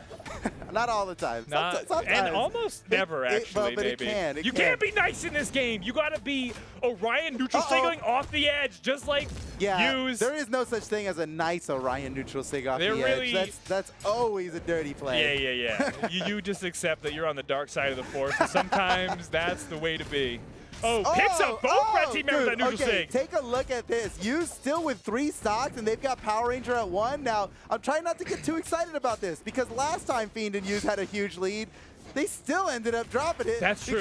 Because when Power Ranger gets to his final, as soon as he's in knockout range on his final stock, he doesn't get hit. He stops getting hurt. Yeah. And it's true. It's almost, Man, it's kind of an issue. Use has the ultimate survivability, though. He's been crazy. lasting the longest out of everybody on the field. He only just now got to his 2nd stock. He's been outpacing And Power Fiend. Ranger's about to get knocked out. You can see Power Ranger completely changing the way he plays now because he's in such danger of being knocked out. Look he's all the way on the outside. Fiend coming in with the sneaker. The trouble with being on the outside is you're really close to that KO box. Yeah, it seems safer until you get hit. And then it's like, 50% of the way to No, the stage control is important, and Fiend and That's why. Use are really holding down center Oh, stage. yeah. Weapon claims All another right. stock. There's no way they drop this lead now. Well, hey, No, why would you curse them? Why would you curse them? There's no chance. Oh, wait. No, there's no chance. You might as well have spilled salt all over this table because that's a curse if I've ever seen one. I broke Okay, some mirrors. I now, stepped on a crack and broke my everything- mama's back. Yeah, you did it, and he did it all underneath the ladder. But the thing is, I think Wes, you might be right. This four stocks to one. This is a lot. Even for Wes, this is a lot. I mean, if there's Yeah. anybody in the world who can do it, it's Wes. This but- is like climbing. Oh, well, whoa, okay, whoa, neutral whoa. air is enough to do it. Okay, all right, Wes. All Wait right, a second. come on now. Still getting stocks. I can't believe that hit. No way. Can he make it back? Yeah, he does. Oh. He gets the wall touch, makes it back somehow. Back on top of the stage, gets the There's rocket just lance. no way. Wes is fighting like he knows he can win this, and I'm just like, come on. No. Oh. Like, That's funny that that's- he was ready for just the downlight side air. Yeah, he was. He popped it off a little too early, but he still like recovered in time to finish off with the he double was- downlight side air. Yeah. No, that was well coordinated. I'm not gonna say he was mashing, but he was Ooh. definitely putting out a wall hitbox for that to work. Okay, now we're back in it. Fiend and Use Now we claiming- know that Fiend and Use are capable of winning this. Look at this. Look at Fiend this. is like Fiend's like side side air. air? Oh, no. Use is like, okay, nah, I'll nah, get him nah, on the nah, next one. He's like, All right, off here we the go. bowl. We're already in the next Oh, match. back on Mammoth Fortress Yeah, as this well. one's quick. No character swaps. Everybody is locked into this matchup. They, They know were it. quick They to believe run it. this back. Same Yeah. legends, same stage. Like, I know. They immediate. must have been frame perfect on map bands and mashing. everything. They mashed through. You're like, just get us back in the fight. And here we are. Okay, nice team combo. A little bit of damage picked up on West there. But Power Rangers is the one to watch. He's taken most of the damage so far this match. Oh, yeah, he's taking a lot of damage. If they can get an early stock on Power Ranger, Already already disarmed. disarmed. Yep. But he got the gauntlets pretty quick after Uh-oh. that. And oh Oh. no, Fiend contributing to the team combo on his own teammate. That happens. You'll have that. You'll have that. That's part of the game. And oh my goodness, that neutral signature from Fiend wasn't enough to take out Wes. And Wes is making Fiend pay for it in spades. There goes Hughes down to his second stock. He's the first one to lose a stock here. I can't And believe Power Rangers held on to this stock. He was the I first know. one in red, but Yeah. now he's just He should have hanging been knocked in there. out a while ago, but that's just what happens with Power Ranger. He just, when he decides I Not will enough? no longer get hurt, he just stops getting thought- knocked out. Okay, there okay. it is. Fiend now the only player with 3 stocks remaining. That puts his team in the lead, but only by a tiny sliver. This is a game 5 caliber matchup right here. So Oh, yeah, I yeah. wouldn't be surprised if we see that, but we need Fiend and Use to come away with the win. We can only hope. Can Power Ranger and West wrestle this back? Wow, Fiend, what a tricky play. Okay, oh How yeah. is he- he's I a- cannot take my and- eyes off of that edge guard, Oh. but it quickly came to an end as soon as Yeah. I said that, unfortunately. Wes and Power Ranger managing to keep it close. It looked like they were about to go down to a pretty big deficit there, but they kept it close. All right, Fiend swapping targets back and forth. Nice Use playing the back line, coming in to tap in some damage where needed. And Hey. nice interrupt there. Gets both of them. Okay. Uh-oh, Wes in trouble. He gets disarmed. He's in knockout range. They could finish him off right now. Fiend's looking for it, but Wes just puts a stop to that immediately. A big punish coming from Fiend onto Wesley. Wes gets knocked out. He's out, down to his final stock. The blue team take a slight lead, and Power Ranger was very smart to disengage from that true combo there, knowing that a punish was coming from Fiend. Watch out for the teardrop. Oh, weapon. no! He should have Oh! listened. Why didn't you listen to Foda? Oh, yeah, I called it out. I Amazing called call it out from Foda. Watch out for the teardrop weapon throw. Comes through, Got claims him. the stock. Now Power Ranger West, both down to their final stocks.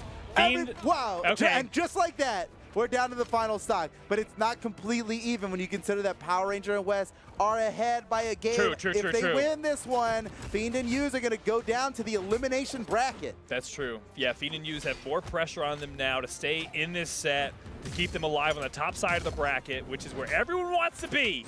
If you can have it your way, that's where you live. Uh-oh, Fiend's in trouble. Fiend's in trouble. Oh, Power Ranger. Wes with a Wow. really great block for Fiend. I don't know why he did it, but Oh, man, Fiend had the opportunity. That would have been the game winner right there. He was pixels away from landing that neutral signature. That would have ended Wes's stock.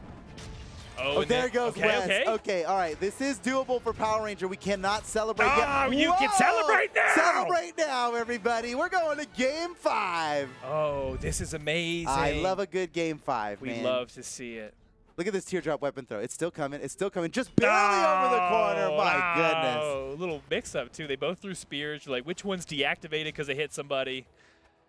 That's true. There was like another spear flying in the air that helped disguise it. That helped disguise it. It was pretty good. I mean, they might have done that on purpose, honestly. Like, hey, yo, throw your spear up real quick. I'm South about to toss America, this. dude, they're major weapon throw innovators. They like the big weapons. They innovate on spear. all fronts That's of true. Brawlhalla, That's I true. think. I mean, Yeah. they have really, and they catch on to it quick. I can remember back in the beta days when like extreme rule changes would happen with short notice. Back when you like could patch every day because we were only on Steam. Remember that? Oh, it was crazy time. I hated that time. South America was always the quickest to adapt. It was a lot of work. It was crazy. It was crazy. Oh my gosh. A lot of late gosh. nights. A lot of late mornings, weirdly enough. Okay, here we are. Game 5. This is big. Game 5. This decides who stays on the top side of the bracket. Who keeps dude, all their lives, all their hearts. Yeah, you don't want to lose a heart right now. You don't want to lose a heart ever. You want to make it. Then your blood won't flow correctly. Yeah, That's well, a huge problem. Hearts are the most important. Well, one of the top 5 organ, I'd Top say. 5. If we were to make a tier list of organs, in the power hearts rankings, up there. yeah, hearts up there in the power rankings for Yeah, sure. appendix. Oh, Wes F was tier. expecting the side air off of Power Rangers downlight, and he couldn't get picks it. up both, Fiend? Yeah, he catches both of the downlight recovery. That's huge. Oh, man. It would be pretty historical if Fiend and Hughes managed to knock Wes and Power Ranger down to the elimination bracket right it now. would be pretty early for them. I mean, this bracket has worked out in a way. Fiend, he has to get through Power Ranger's edge guard here. Power Ranger, I know think what? he gave up on it, and, then Wes hurt him for. Why'd you give up on it? And Wes slaps him away. That's true. Oh, Fiend Fiend gets the claims that. knockout. And Hughes gets another the one. knockout. Oh, snap. Fiend and Hughes just took the lead. This is game 5, guys. The next win determines who moves on to the next round. And you know what? Next round is huge. Next round is like guaranteed top 3. Exactly. You are on the podium no matter what if you win this game right now. Oh, and they okay. Oh, Power Ranger snap. West even it up very quickly. Haven't taken that much damage on the second stocks, and it's an even game here in game 5. Dude, every match taking place on Mammoth Fortress, basically only the one character. Okay, double downlight. Power Ranger Hughes comes. was ready to nice follow interrupt. up on that. Yeah, he We're was. seeing that a lot here in the upper echelons of competitive Brawlhalla is that some of those guaranteed combos, they're no longer guaranteed because the teammate's so good at interrupting it. Even when it's like pinpoint precision required, they'll get that one little hit that just stops all of it. That is what's amazing about 2v2 and Brawlhalla is how dynamic it is. Because speaking of, oh my, what the? That was dynamic, bro. The dynamic duo, That was actually. very dynamic. Wow. And now okay. Hughes is on his final stock, but Fiend sends Power Ranger to his final stock, which ties up the game perfectly. Wes on the edge with the lance, looking for the finish on Fiend. Fiend with a beautiful dodge, jumps over the next one, that and might- gets the not punish, enough, but not it's enough. not enough. Yeah, Macho Man, too macho to be taken off the Way top too at that macho, point. yeah. Oh, but the side air will do it. Now both Power Ranger West on their final stocks. Fiend the last one And with 2, Fiend but that's still it. has, never mind. Oh, this is such a close race to the yeah, finish. Who will come out everybody's ahead? at 1 stock. Everybody's at white. This is huge. It's anybody's game. It's absolutely anybody's game, and it would be just so monumental, absolutely historic if Fiend and Hughes can manage to defeat Wes and Power Ranger right now. The chance is real. Oh, yeah, Wes, you think you could be cheeky and charge up that outsink fully? No Hey, he way. only got pogoed for it. I mean, the payoff was bigger than the bet that was placed. I guess that's usually I the won't case. do the math, but maybe you're right. I'm just saying, Hughes is not All right, accepting nonsense keep your eye here. on Power Ranger here. He's hurt real bad. Oh, man, the next few hits are going to determine Yeah, who what will be the happens in first this. one to fall? Oh, it's Fiend! I Fiend was is out. expecting that! Oh, no, it's up to Hughes alone. He No. could do it, but this is a very challenging. That's it. That's it. Wes and Power Ranger have defeated Fiend and Hughes and will move on to top 3 of the tournament. Fiend and Hughes down to the elimination bracket. I mean, guaranteed 5th place with that, but they're in trouble now because if they lose one more game, they're out of this tournament completely. Oh, man, that was a close one. Dude, or Power Ranger and Wes. I don't know if you can see it. That match was so hot, it's like smoking in here now. Yeah. Can you not see it on the camera? Things are heating It's up. really, yeah. Get it? Maybe they Yeah. can't see all the smoke in here. Oh, it's pretty. There's like a fog. Is this a fog machine? No, it's fire. That's a fire machine? It's a fire machine. I don't think that's legal, but It's a don't. fire machine. Hey, everybody watching? Hey, nobody called don't building. narc. Yeah. Don't tell nobody. Don't tell nobody. Oh man. West and Power Ranger, they are just always so unstoppable in 2v2. We've seen Fiend get kind of hard stuck in silver in 2v2, and Hughes looked like the partner that might be able to get him to just push over the top, but they were so close there, didn't come away with it, but they still have another chance. Close. We're not done seeing them yet. We're going to see them back on the main stage soon enough, but here we've got a new set of teams to worry about. And I see a double Taros already. Nobody can see that. I'm just trying to get out of the way of double Taros, as always. We're dodging. We're really good at dodging. We got Sack and Kaina rocking the double Taros. I enjoy how you called hard stuck in silver in a tournament setting just means like second place all the time. No, you're it's right like, though. They are hard stuck on the silver medals. Which is a little different than being hard stuck in silver in the common sense. If you're stuck in silver rank, embarrassing. If you're stuck in silver placement in a region, that's great. Junior and his teammate are playing on the same computer? This is actually important information. Now, wait, this is crazy. Double Taros versus double Macho Man? What the heck? I've never seen a more macho match in my life. There's so much testosterone coursing through the screen. These guys are okay. But the reason why you're seeing Vem and Vem on the screen here, I know it's going to seem confusing. Plus, they're playing the same legend, so it actually couldn't get any more confusing. They're playing on the same computer. Okay. Which is really cool that they live close enough to each other to do. We've already lost a stock. I don't know which Vem it was. Well, but, now they're so close to each other that they're able to feel that was it twice the as much. OG Vem. Junior's still hanging on to his first stock, but I can't believe one stock has already been taken. That was in 10 seconds? What was that? We were trying to explain the whole setup, and already a stock's been claimed. Dude, which one's Junior and which one's Vem? We need help. We need help here. We got to ask him after this match. The darker blue one is Junior. Is Junior. That's my guess as well. Yeah. That's not my guess. I'm looking at the graphic. Oh, well. I don't guess. Oh, that's a good. The graphic's probably right. Very smart, Steven. Okay, you're a genius. I admit it. Okay. All right, Vem, Junior down. But they're not doing so hot. I know, and it's got to be compounded when they're right next to each other. Vem is about to be on his last stock. His last stock. How did it get so bad so fast? Yeah. Okay, we were right. We were right. Light blue is Vem. Dark blue is Junior. All right, finally, Sack loses his first stock, but might be too late. Okay, another stock claim from Red Team, but man, this is dire straits. It might be too little, too late. Yeah. Like they are both very damaged. Oh, that's going to knock him out. Yeah, okay. Oh, no. Vem down to his final stock. Junior might be in trouble here as well, but he's got the lance to help him recover. But look at all that. In all that time he took to get back to the stage, they're just beating up on Vem. Junior once again having to. Oh, okay, that's one way to protect. Oh, Vem. No! Vem just SD'd with that ground pound. And then it gives the KO to his teammate. A classic Pavelski play. You know, like they really. He had nothing left. And a ground pound would absolutely mean his demise, and still he goes for it, expecting to get a chase dodge off of it. It didn't work out. I love bold plays, but they don't always pay. And here we are now. Just Junior left. This is okay. Yes. Whoa! Jump ground pound actually connects to block his way back to the stage. Kinda.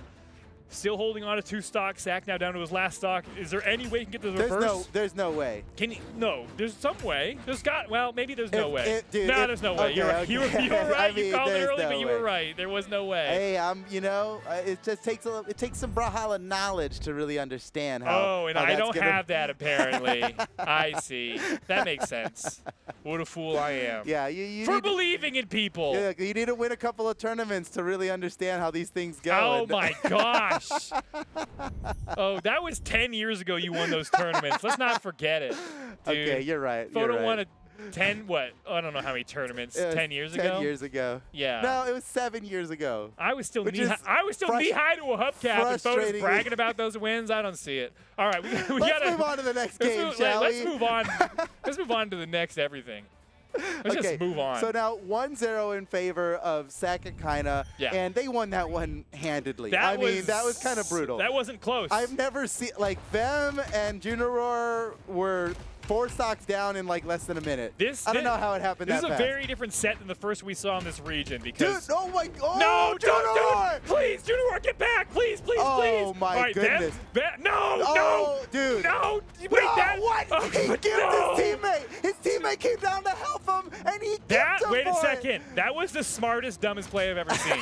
Because he needed. Explain. He needed the taste dodge to get back, but he also absolutely McDunked his teammate into oblivion for it and then lost his life anyways. But he did get the taste dodge. He did make it back for a second. For a second, and then got knocked out my anyway, gosh. and just. I don't even know. No. I don't even. This Oh is my speed gosh. run. Speed run. Let's. What Okay, we did might we- submit this one to speedrun.com. This is falling apart. This is incredible. Look at Kaina's health. He's barely been touched, and Bem is already on his final stock. Right in the beginning, I don't Junor know what went to like say. off stage and low, and I wanted to say, I was like, oh, that seems dangerous. And before I could A even six say stock? it, he got blasted. The win condition now for Bem and Junor is to not get 6-stocked. Yeah, Which yeah, is not yeah. the best They- place to be. Okay, goes for the Russian Mafia. Wait a second. Sack Oh, escapes high. oh. Yeah, they did it! They've done They've it! done it! They've done it! No, 6 stock! Everybody, go crazy! Go crazy! Go crazy! It's There's only no 4 stocks to 2. They're back in this game. Bev and Junor are showing signs of life here. Maybe they can bring this back. How hard do you guys believe out there in the audience? Oh my gosh. Oh. Not enough to overcome that. Double Taros. I have never seen a winners semis match Oh my be gosh. this brutal. Oh my gosh. That was a bloodbath. That was too Oh. much, dude. I feel gross. I feel like The first. That was like. that wasn't cool, man. That wasn't cool. That was- Okay. Okay, well, you know what? Okay, yeah. I get the feeling. Yeah. I get the feeling that They Bam can't and see the Junor audience. are Oh, still look at having. that play. They're still having fun The with best, this. worst play ever. Oh my gosh, the best, worst play ever. There we I see it can't again. believe he went for the gravity, dude. Oh, dude, He could have done. Junor never even picked up an axe the whole time. He has 0 damage on a weapon. Oh. And I don't think it's because he threw it away. I think don't it's need because to he, see the he didn't stats. land. Yeah, that's just Get the rude. We stats can't off be the showing screen. the stats after that. Okay. All right, double Black Knight. That's new. That'll do something. Listen, when you're going up against a double Taros team, the only thing you can do to kind of out. Is double him Double back. Orion. Double him back. Yeah, Yeah, that's the only- Double Orion. You're right. That's the only thing that's like. If you're more- salty and ranked, this is the only way to clap back. So. This is their last option. Oh, no, he went Bam, for it. please. He went for it. Oh, I can't believe he got the touch to make it back. He goes for the Ken? was 2 pixels away from not making it back there. Yeah, Junor is an absolute monster half for, a 2x4 for even and trying. he'd be dead. But everybody's still holding on to their first stocks. This is the best that Bem and Junor have performed so far in this set. Let's be honest. It's true. And let's see if they can carry the success It's even been further. a minute and there Ooh. hasn't. Never Well, mind. It's why never would you mind, even never say mind. that? Never mind. I thought we would go a minute without a stock being taken, Nope. which Not in this setup. would have been a record in this match. Oh, uh-oh. Hitting each other off on the edge. They were both sharing the same space and now sharing the same damage. Oh, that was an awesome follow-up by Sack. Okay, I'm not ready. I'm not ready to call this a wash yet. I'm so ready. I've never been more ready. Junor I can might bring take- this back. Look at that. Okay. Junor already Sure. with the side air. Oh, kind of. Oh. You can say that, but I'm still going on a bathroom break. There. All right, I'll see you later. Oh my gosh. Okay. Oh no, it's bad. Junor down to his final It's- stock. oh, Bam! but he got Lance? it done. It doesn't really Uh-oh. matter, does no, it? I mean, Another baby, chase what's down. happening? Oh, What's my- happening? Someone tell me! What is going on the side of the stage? Oh, 3 they're stocks done. taken! How did this happen? As the smoke clears, There's 1 stock left. Sack's on the only blue man team. left. Now it's just Bem Look, by himself. 1v4 stocks? Look, we often talk about how South America is the most exciting. no. It's the most Oh, exciting no. region to watch. And here's why, because anything can happen. I didn't think this would happen. It doesn't have Oh to. my oh, gosh! that was sick. All right, go. Just go. We gotta go. We gotta go. Let's talk about it though. Let's No. talk about. Let's take a look at that. We Sweet all gotta dunk. make a blood oath right now. We Okay, never talk look at about it. this set again. We're only going to show one replay here, and it's Oh got my it's got to gosh. be this one. What happened? Well, Okay, yeah, top let's- of the ground pound, into the ground pound. Slowing it down doesn't seem to help. Scoopy It's whoopy. still a mess. So much damage. Ground pound into down air. Oh, recovery down air. Kaina and Sack did so Down air. much with this. Okay, down sync on his own On teammate. his own teammate, Just for somehow the it doesn't lull. matter. That was to get him. Somehow it didn't even matter. That was literally, and look how much Recovers team his damage. teammate again. Doesn't matter. Doesn't somehow. matter. That was kind of his first stock.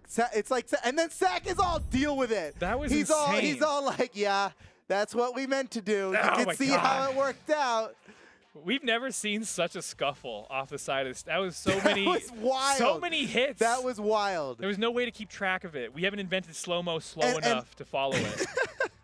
There isn't Okay. a slow-mo slow enough to follow that. Actually, there is, and you don't want to see it. Honestly. Yeah.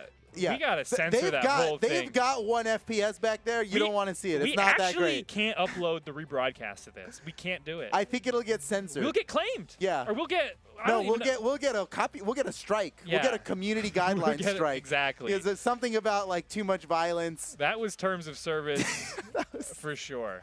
Yeah, we better watch. Nobody report us All on right, Twitch, all right. okay? Can we Everybody move on relax. from this set as quick as 3-0? We yeah, get it. yeah. 3-0. That was like. next match. Okay, Let's get on to the okay, next one. okay. We're going down to the elimination bracket now. Dude, but Kinda and Sack looking pretty flossy after that one. That was pretty clean. I mean, Pretty- that's as clean as you could win. Like, they were styling. They were, like, joking. Like your eyes do not deceive you. That was a winners semis match. That was an honest to God winners top 8 match. Yeah, and exactly. all of that happened for real. Like they're not acting. True. This is not. Yeah, you don't see, like, a You blowout. can't script that. You can't like. Yeah, at the top, usually it's such a close, even heat that you don't see an absolute blowout stomping, like, oh my gosh, get out of here like that. But Yeah. we just saw one, and it's fun Yeah. to see. Honestly, The fire started back up. yeah, the fire, it's actually out of control. It makes sense after a match like that. Like our computers are just heating up, and I think they're okay. I but wish they could see how you could see the smoke. I'm Yeah, about to have yeah, I'm no, about to have it's an there. asthma attack, but that's okay. That's okay. I'll do that for you guys. All right, on to the next match. Who do we Okay, got on here? to the next match. I'm so excited because I see a Jaeon just confidently locked in. I don't care what you pick to oppose me.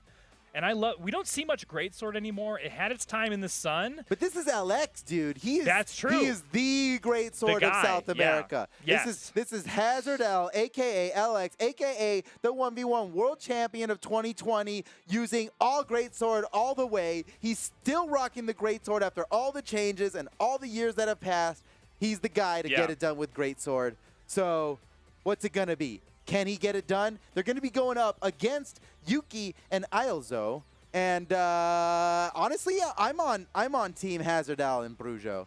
Those guys are powerful. I've seen some great play from Yuki and Ailzo before. And even though there is a great chance of major Asuri action happening in this game, Oh, was Yuki and Alzo the one that they're the double Asuri. double Asuri? But we don't know if they're actually going to play double Asuri.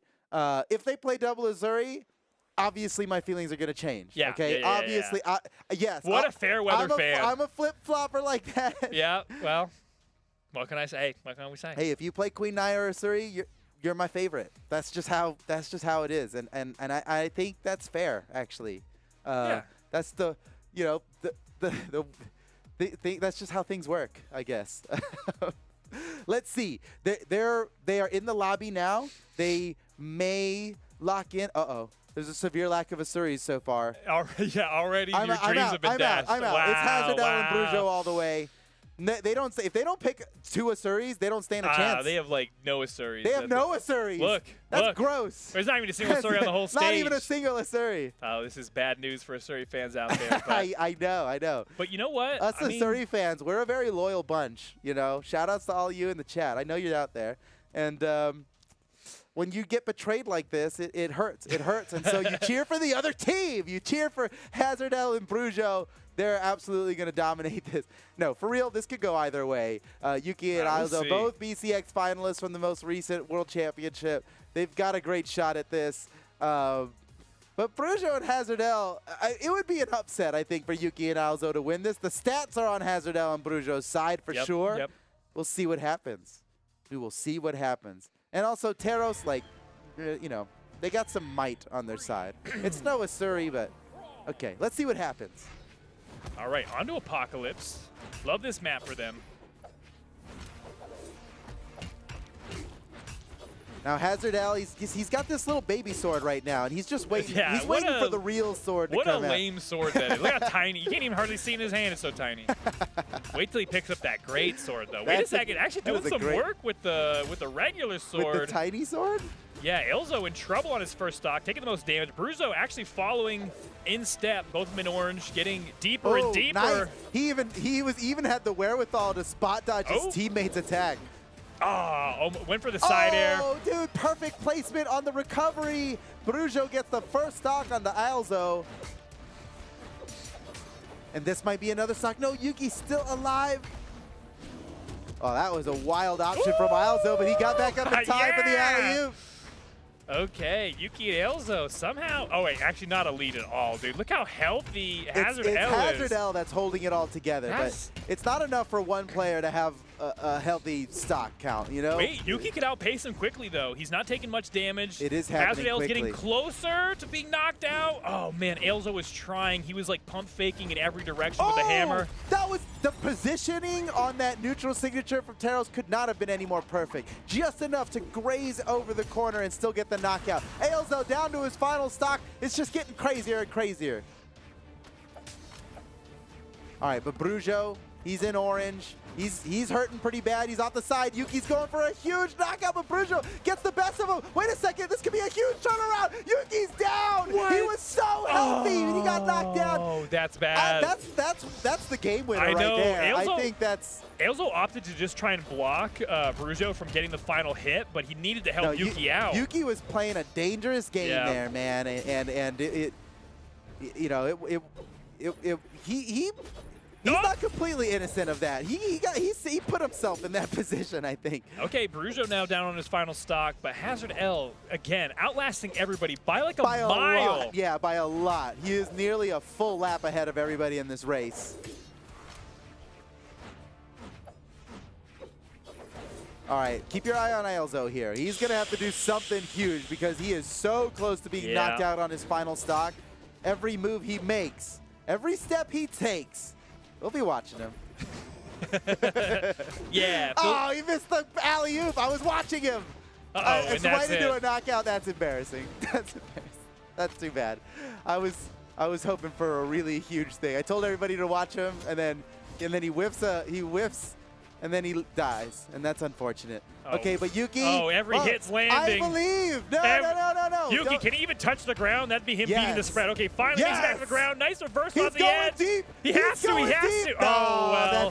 That's it. But you Man. gotta make big risky plays like that Yeah. when you're put in that position. No, Was yeah, that just game one? That was just game one. Wow. Now that was a bit closer, but still pretty dominant from Hazard L and Brujo. That was definitely they were in the lead. Look, I for can't help but almost the look whole at the time. damage differential here. We're going to see the stats in just a second, and you'll see what I'm talking about when you look at the damage differentials between both members of the blue team, Yuki and Ilzo. Look at this. 612 damage dealt by Yuki, 200 damage dealt by Ilzo. Oh, you had to hit him with the falsetto on his damage count. 205 damage. 612. Yeah.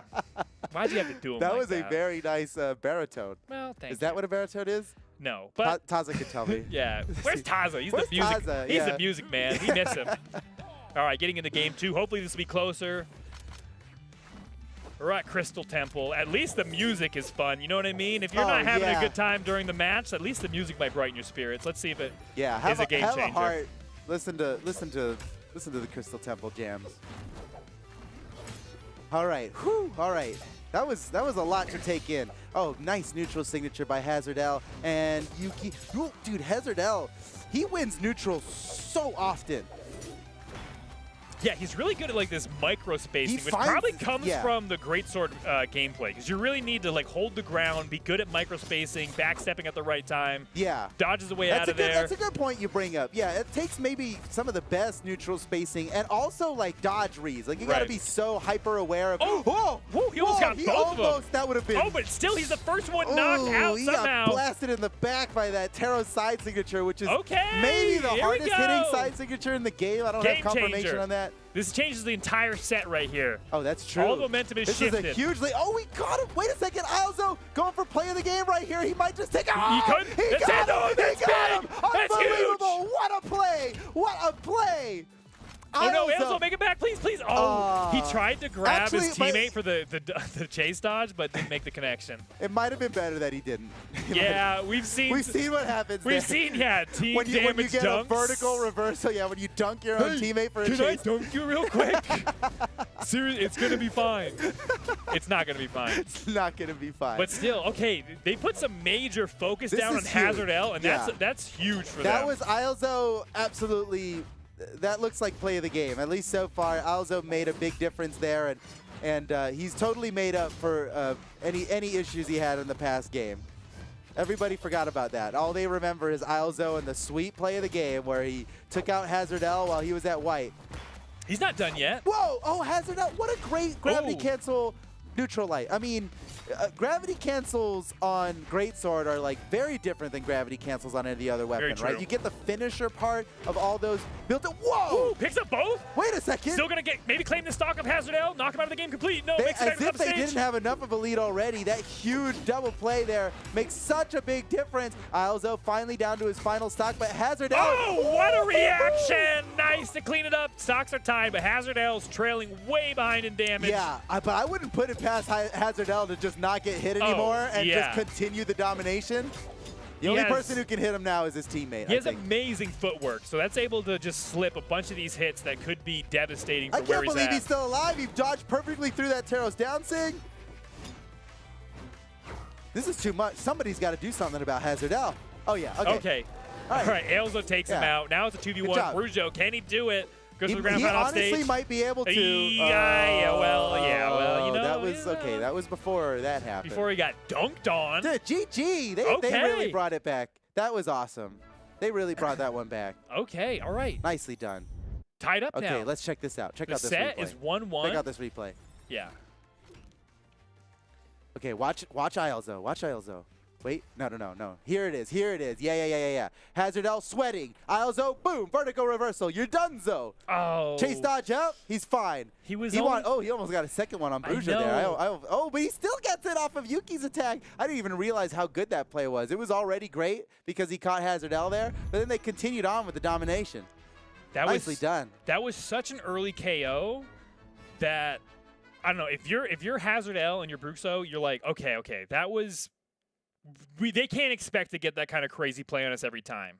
So consistency, maybe they have it, but here we are in game 3 with a tied set, 1-1. What is going to happen? Back on Apocalypse. Dude, consistency is overrated. If you have enough outliers in a row, You're win. totally right, dude. Wait, if you have enough outliers in a row, that's consistency. Oh, wait a second. You're wrong. Dang it. Yeah, I'm consistently random. I'm consistently. All right, but game 3, maybe another close one. This is much close. I mean, this is twice as long as the last set, and we've only played 3 games, or 2 games. Oh, yeah. It's already been twice Very as long as the different. last. That last set was something else, That man. was.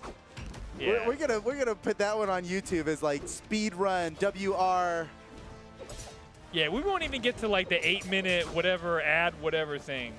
yeah, it's really unoptimal for It's more of YouTube a how clip. fast these guys. It's more of a clip than a whole video. It could all fit in a Twitch. This is a clip. TikTok, really. Okay, we're back into this game, and Hazard L and Bruzo have turned it around. They've got the major damage lead, but Yuki goes wow, for it. That's a Hail Mary if I've ever seen one. Oh, no. Off of his teammate's attack.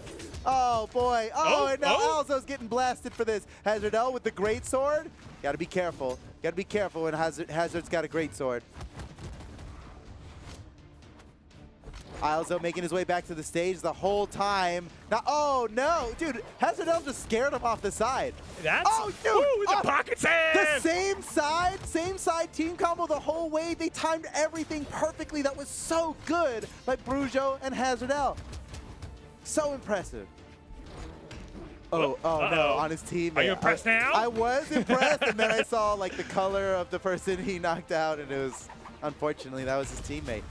Oh, man, a lot of team damage now, but that's okay. Yeah, I mean, he got the knockout on the right team member.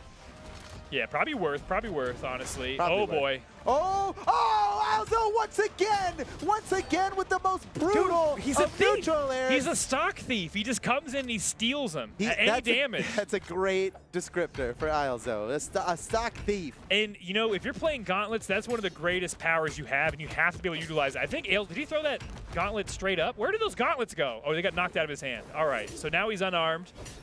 Still unarmed off the side of the wall. Stocks are even, man. Hazardell's got a slight damage lead over Alzo, but anything can happen here. And the set's tied up. You love to see it. Yeah, Elzo does not believe in damage leads. Uh-oh, but he might have to. Maybe yeah, he maybe should, though. Maybe he should. Make a believer out of him. That's Okay. real. It's science. You can't deny science. Whoa, whoa, whoa, whoa, whoa. All right, Hazardell, the only Everybody's person. getting in on everything. They don't. Yeah, Team combo's a team combo. It's you know. brutal. You don't Hazardell still the healthiest person on the field with 2 stocks left. that gives the red team a huge advantage here. Yuki's in no. trouble. Disarmed, way off the side, without a weapon, in red, about to get knocked out. Can he perform miracles? Oh, no. Oh, and that was his teammate. Ooh. Now, that's a double kill of sorts. Okay. It qualifies. Wait, Ailzo's not out of this. Okay, he can still get this stock pretty quickly off. Actually, you're right, because he can catch a nice hit on the Brujo and then just win a 1v1 against a previous 1v1 world champion. That should be fine. Yeah, that sounds easy, really. If you put it that way, it sounds like anyone could do it. Oh, but Ailzo having trouble trying to find his way back to the map. Has he touched, can he touch the ground? No, he Brujo's making refuses. himself very unavailable to get hit. Nice. Oh, nice. That's not enough. Not yet. One more. Oh. We really needed that one to land. Yeah. Is he going to be able to grab that weapon? No. Hazardell's going to steal it away from him. Alzo's got to do this unarmed now, and I have my doubts. Oh, Down there there, it is. beautiful play. A celebratory neutral sig from From Hazardell. both of them. Oh, for both of them. Yeah. That's better than a taunt sometimes. Yeah, because it's like, I know we just won. It's like, rah! It's like the level up taunt, but like even more powerful. It's like a character-specific taunt, you know? Right. You really flex your ability to... And it's got to be a gravity cancel. It's got to be, yeah, to really be cool. Holy smokes, man. Well, that was really close right up until the end there. It just got a little crazy. Woo! Yeah, okay. Okay. Okay. Another one for Hazardell and Brujo. Man, they're close to winning this one. And Yuki and Alzo have just switched it up completely. Yuki now playing Ragnar. I know that you've got some good feelings about that. This guy. I'm more of a Raphael main than a Ragnar main. Not It's to, true. It's true. It's true. And they're different. And It's there's way a different. difference. There's a way difference. different. Yeah. Yeah, there's a difference. If you play Ragnar, maybe it's about time you visit the Ninja Turtles, you know? Talk to Master Splinter and see what he's got to say about your Ragnar pick. We're going on into this next match. Hazardell and Brujo versus Yuki and Alzo. Hazardell and Brujo, they're going to stick with the same setup. It's been working great. No reason to switch it up. Don't mess with success. Yeah, I wouldn't if I were them. But okay, interesting. Here on Small and Nigga, we've got the tri-platforms. This could change things, and I get the feeling that this is going to work in favor of Hazardell. I think Hazardell gets the biggest advantage off of the low ceiling in this. But Yuki with the axe on the tri-plats Oh, is you're often... right, dude. The Ragnar axe side signature. I don't know, but wait. It's all how you play. And Hazardell was sniping those downlight recoveries off the top platform, which can be very deadly early on. And the damage, oh my gosh, Brujo is like not even He been hasn't hit. even been hit. This is crazy. Yeah, he looks like he might have like stepped on an anthill or something, but oh, he already dunks off the side of the stage. Yuki down to his second stock. Ailzo trying to find his way back. Can he make it back clean? Yes, okay, just barely, but hanging on by a thread. Look, they're both in yellow. Okay, Hazard and Brujo. I wouldn't even call that yellow on Brujo. That's not even yellow. I mean, it's the lightest of yellow. Yeah, that's like if you're using the crayon, it's like low pressure yellow. You're not even pressing that hard into the paper. Okay, Ailzo somehow actually still holding on to this first stock. Nice team combo. Not enough to take the stock, but Yuki is trying to hold it down. Wait, why would you? What was that option for? To KO your own teammate? Okay, we've seen a lot of team damage. Unorthodox move by Yuki. Yeah, he like. He broke everyone's ankles there. Yeah, don't question his abilities here. Yeah, it's about to pay off. They all You'll see. have a plan. I'm sure of it. Well, they need a plan because this is the final game of this set. That's if right. Hazardell and Brujo come away with it, Hazardell goes down to his second stock. Brujo hanging on. Can he claim another stock with his first one? Yuki bails to the other side. Wait, Hazardell without a weapon. Oh, I love Brujo went for that ground pound. Oh, just Brujo. because he can. Oh, Ooh, yeah. That's, love to dude, see I know it. you were waiting for Love that the to whole see it. time. Dude, gravity cancel side zing on Ragnar is so It's good. seriously powerful. You saw how he even bounced off the floor there, which reduces your velocity by 20%, and still he got the knockout with force to spare. Yeah. Okay, everybody's at 2 stocks, but Brujo's 2 stocks are a little bit. Never mind. Well, never mind. yeah, I may as well not even talk about 2 just- stocks anymore, because yeah. now it's 4 stocks to 2. Half the stocks for Ailzo and Yuki. Can they pull this off in Game 4? I'm not sure. Ooh, this is potentially their final stocks of the winner's bracket.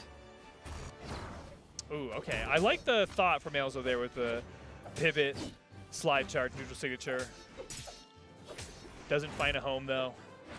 Okay, Ailzo and Yuki holding steadfast on their final stocks, getting some damage. That is not enough yet. Maybe one more recovery option would have KO'd, but Hazardell makes it through. Off the wall, dribble, Ailzo, crazy, off the side. So many mix-ups from Ailzo there, and Hazardell still managing to hold on to his second stock. Oh, yeah, okay. Woo, okay, They they get finally one. got him, but Yuki's in trouble on his final stock. They're both and in trouble on the their red. final stock. Yeah, it's not looking good for Yuki and Ailzo, but I believe they can figure this out. Nice down sync from Yuki on the Brujo. Brujo's maybe one good hit away, but Double, oh my gosh, what a finish. Oh, snap! Hazardell and Brujo win the set in a spectacular fashion. Let's take a look at that final play. A brutal double knockout by Hazardell to finish off. Look at this. Boom. Catches the dodge. He caught a gravity cancel out of Ailzo. Neither of them have a dodge to use, and Wow. Hazardell just takes them both out.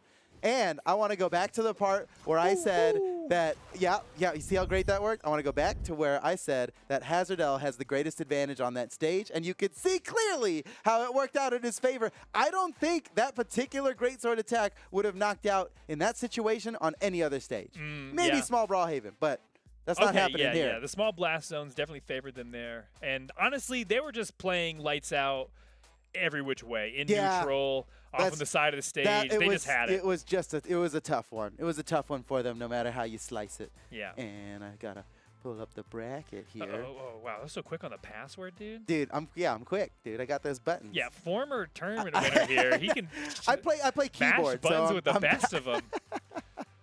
You gotta Okay. you gotta learn how to mash. You gotta mash dodge out of those strings. There is, it was a skillful mashing. Okay, up next we've got Lores and Nagi versus Lily and Noenri. And we didn't see Lily and Noenri earlier. They were competing in the lower bracket. They just made it up here. That's why it's the last set getting streamed right now. They made it back up.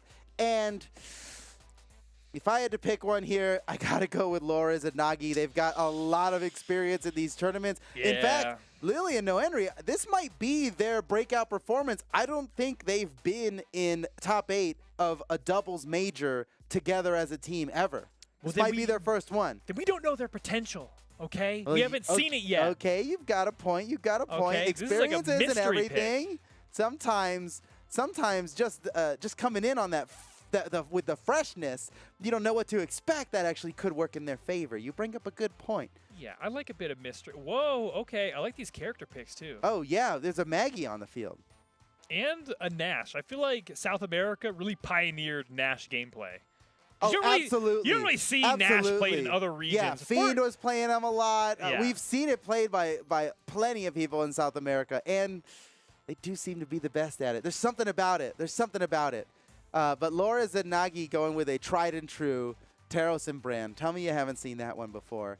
But I know you haven't seen Nash and Maggie. That's a new one. That could be the greatest team. Let's see what they've got here. Uh-oh, Noenri. Uh-oh. Hey, this is a tournament match. All right, he's back. Okay. We're good. Oh, yeah, wow. we're good. Wow, love the respect from the players, There was though. a lot of respect in that. Yeah, a lot of players, will just take those. Dude, And- in ranked, when I see someone not moving, like, get him. Get him, No. AFK. No, But not these guys. That's actually it's a double? pretty. Whoa! In the recovery. Oh. Lily nearly got a 0-to-death combo. That would have been so crazy. Dude, Lily, I love Lily's movement with this spear. Such a fun weapon to watch, especially someone with really great movement. Flying around, dealing lots of damage so far. Woo. Okay, I'm quickly turning into a Lily that fan. down air. Almost landed. So of all the moves to alley-oop off of, Pogo's got to be the most difficult one. It's so precise. active Oh, for like wait. 2 frames. Get another one. Oh, nice team save. Lily's Not in enough. trouble. Goes around to the other side. Nicely done. No Henry. Can he make it through the Nagi edge guard? No. Oh, Lily with Henry a still helpful bump. fine. Nice. Okay. Still, all right. Still kicking. And they're, they're Keep still it going, keep it going. all unarmed, all team combos. Okay, well, Whoa, okay. And just like that, Nagi and Loras take the lead here. But Nagi's pretty damaged. Let's see if Lily and Nohenry can get the quick kill on Nagi that they need. Oh, ooh, that's a lot of damage. That was so fast, too. Holy cow. That's a good way to buff your damage strat. Hit 3 people with your attack. That's pretty good. Yeah, it's just 3 times the damage.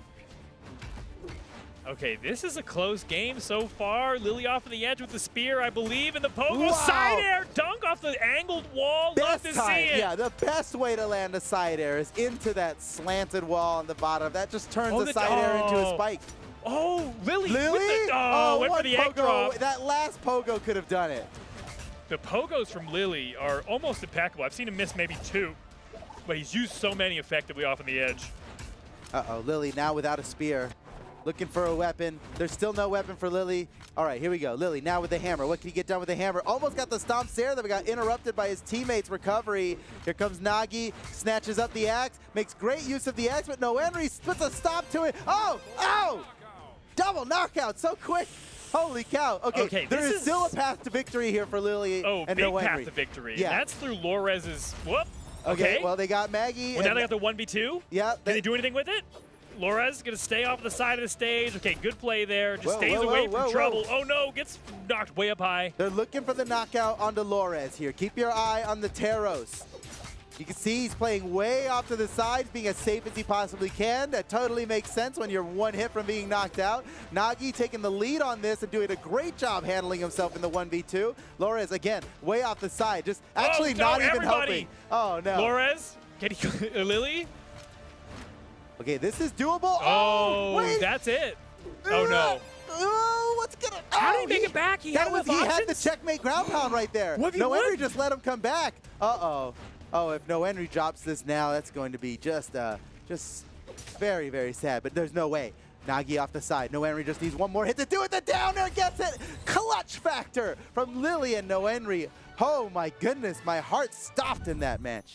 That was the closest game we've seen so far in this region. That went back and By forth. far, yeah. Multiple times, and then finally at the end, Nohenry and Lily come away with it. Lily popping off on that one. That was so good. And I then know, I'm the loving big finish. Waits for the dodge. Yeah, no chance. Nicely done by Nohenry. Woo, man, I got worried for Nohenry there because there was a checkmate ground pound. He really had the opportunity to get the finish and just let him come back. And I was like, oh no, if he survives after this one, it's going to be so sad. All right, back on Apocalypse. Wow, what a nice team combo on the Nagi. That was pretty awesome. Just passed him back and forth, doing some good damage there. Nagi, the most damaged person on the field. Lily was looking to close it out with that side signature. Dude, look how damaged Nagi is already. It hasn't even been 20 seconds, and Nagi's 1 hit from being knocked out. And Nohenry has like no damage. Like he stubbed his toe, yeah. maybe on like the side of his like bedpost or something. That's it. Yeah, only a little and bit. that's it. Double KO. 30 seconds in and 2 knockouts on the same team. Okay. Well, this is a brutal start. This is a lead you dream about. You're like, all right, this is unlosable. You know, you're telling yourself we're unstoppable now. Well, you don't want to convince yourself necessarily that it's unlosable. You got to be convinced of something. Uh-oh, Lily taking a lot of damage there as soon as I said it, though. I think as soon as you said that, you kind of why did I do it? They don't stand a chance at this point. Still edging out the lead, though. Nohenry is in major trouble after what you just put out in the universe. No, this is your fault, Steven. No, Lawrence is down. Oh, dude, look what you did. Who's in trouble now? Look what you did. Who's in trouble now? Okay. Laurie and oh man. I feel like a baby genius because look who's talking now. Me. I was right. Okay. Lawrence and Nagi are in big trouble here. It's 5 stocks to 2. Lawrence gets a nice knockout, but that was only Nohenry's first stock. Is there possibly a path to victory? What do you think, Steven? Do they have a chance to bring this one back? Maybe. If they can take Lily out here, they do. Okay, big 2v1 combo. They need to break off something huge. Oh, somehow gets through the dodge. Dodges the way through. And No Henry's Henry. still holding on to the second stock. Wait a second. That's it. Okay, you know Oh, what? They found the They brought opening. it back. They actually, what? And now with the They stocks, actually brought it back. with the stocks desynced for a moment there, they're able to get some good damage back and forth. Lily has tons of damage racked up on that final stock. Now if they can claim that stock from Lily, they get the 2v1 advantage. Oh, yeah. No! Oh, yeah. No Henry, MVP. And now it's just a 1v1. But No And- Henry's got such a huge lead. Yeah, and we saw him close it out last game, and this is a bigger lead than he had then, so... Nagi gets rid of the axe, clearly wants a spear, but No Henry's just going to make him Oh pay my, for it. Now that- you don't get any weapons. I don't even think he can new survive weapons, new weapons going to spawn. There it is. Oh, and Nagi manages to grab the spear. This is clearly what he wanted. Oh, that's but it. that's going to knock him out. Nicely done by No Henry. That puts him up. Or no, doesn't put him up. It ties up the set now, 1-1. Okay. Let's check out the replays. This is a fun set. I'm loving watching both of these teams play. Dude, I'm impressed because that looked like an absolutely insurmountable lead, and by the end of it, it was a 1v1. And even though that 1v1 had a pretty big damage disparity, it was no longer insurmountable. I wouldn't have been that surprised for the 1v1 to get turned around. No, it's 2-0. You were wrong because game one was so close. Oh, you're right.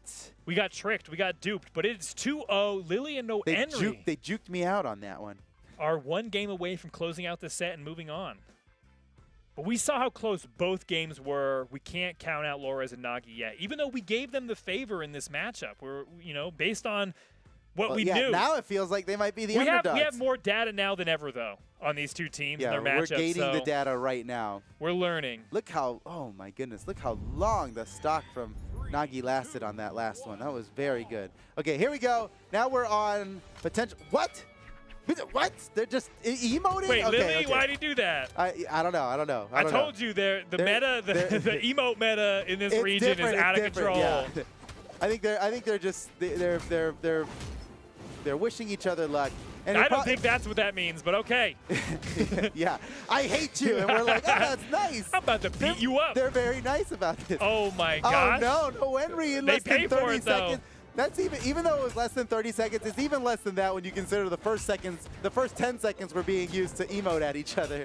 When your stock tank is a 3 defense legend, that could be maybe pulled apart easily. And they put the focus down on No Henry, took the first stock very quickly, and they've got an early lead, but it's tentative, seeing how much damage Lores and Nagi have gotten their first stocks, and it's cleaned up pretty quickly. Devastating offstage play by Lily, takes 2 stocks in quick succession, They were and they playing got the from lead. behind a second ago, but then Lily just popped off. Okay, and Lily now the only one left with 3 stocks. Uh-oh, there goes Lily. Now No Henry having to deal with a 2v1. Has to get through a double edge guard here. One more option left, and oh my gosh, No Henry barely touched. He's got the jumps back, but a perfect pogo from Nagi sends No Henry back down now with only 1 stock left. That puts Lores and Nagi way in the lead. Only true Nash players do the gravity cancel down sig back to stage. Oh, I like the stomp option there. It didn't fly high enough to come into his hitbox. Oh, No Henry. You got the last pixel of that wall to make it back and reset his jumps. Yeah, That No was Henry scary. has to, oh my gosh, you're going to say he has to play this safely, but almost gets taken through the roof yeah, there. No Henry's kind of in trouble. A real liability to the team right now with how damaged he is. Let's see. It's still doable. Nagi way off the side, very damaged, throws his weapon, connects. The knockout coming from Lores. Puts Lily onto his final stock. This is dangerous. Oh no, there goes No Henry. 3 stocks to 1. You think Lily can win this 1v2? Maybe. I'm gonna say maybe. Oh no, never mind. Oh my. Oh, Dang, you never Lores. really see 2 signatures in the middle of a 2v1 combo. That wasn't even, neither of them were really the fit. Oh, double weapon, don't connect. Clap, clap. Okay, that was a beautiful sound. That was awesome. All was awesome. right. Let's bring that up on a replay, yeah? Let's check it out. Okay, interesting. I don't know if the strategy, because No Henry was the stock tank for games 1 and 2, if they were like, all right, let's just get rid of No Take him Henry out. Look at this. quickly. Beautiful. Signature into another signature, and then Lores unfortunately got caught up inside He was that. a little too thirsty But for then that check next this out. hit. Check the double weapon throw out. Boom, boom. Oh, Boom, boom. Oh, that's awesome. That's impossible to get around. And he barely, like, that was very cool, man. Like, Lores just barely got out of the way of that, too. Yeah. That was super cool. Okay. Okay, Loras and Nagi back in the game, right? That puts the set at 2-1. Am I right? Yeah. Yes, I think I'm right. No, you're totally right. I think I'm right. Yeah, 2-1. Whew, man, dude, this is intense. Okay, next game, no swaps. Wait, there is a swap. No Henry. No, wait, it's a skin swap. It's a skin swap. Oh yeah. Wait, with Nagi? Wait, no. This is a big switch up. Yeah, Something's it's no Henry. different. No Henry was playing Jala earlier, or Maggie. but Right. Jala. Okay. Yeah. Okay. Now that we got that, now that we understand, we can focus on the match here. All right, back in Apocalypse. Loras and Nagi need to get this win to stay in the set.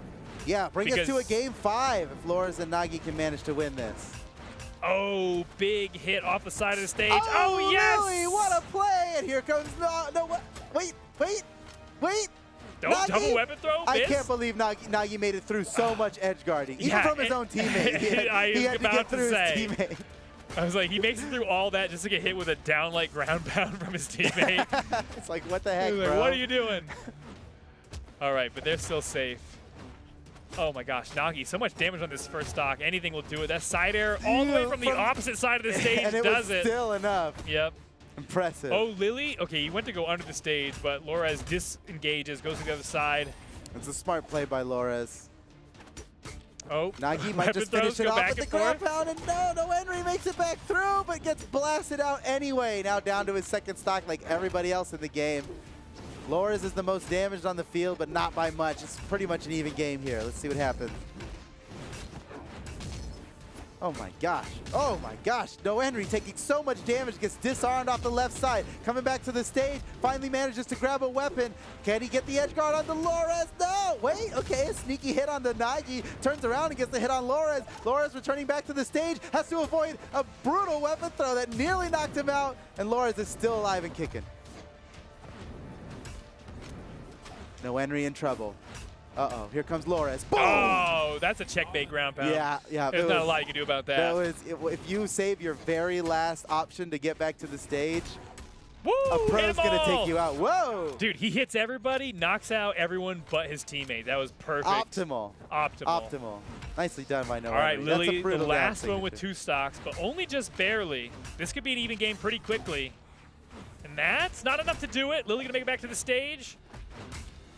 Oh, clapped off the other side just as soon as he makes it back, and now we got 1 stock apiece. But Nagi, the one who's trailing behind the most in damage. Yeah, Nagi's in trouble here, and I'm keeping my eye on him right now. He's either going to be play of the game or be the first one to get knocked out. Oh, friendly fire coming from Lily. Lily's going hard, looking for the knockout on the Loras. Disarms Loras. Loras might be in trouble here. Here comes Lily, yeah, with the side signature to finish him off. What a play. Lily and No Henry just took the set.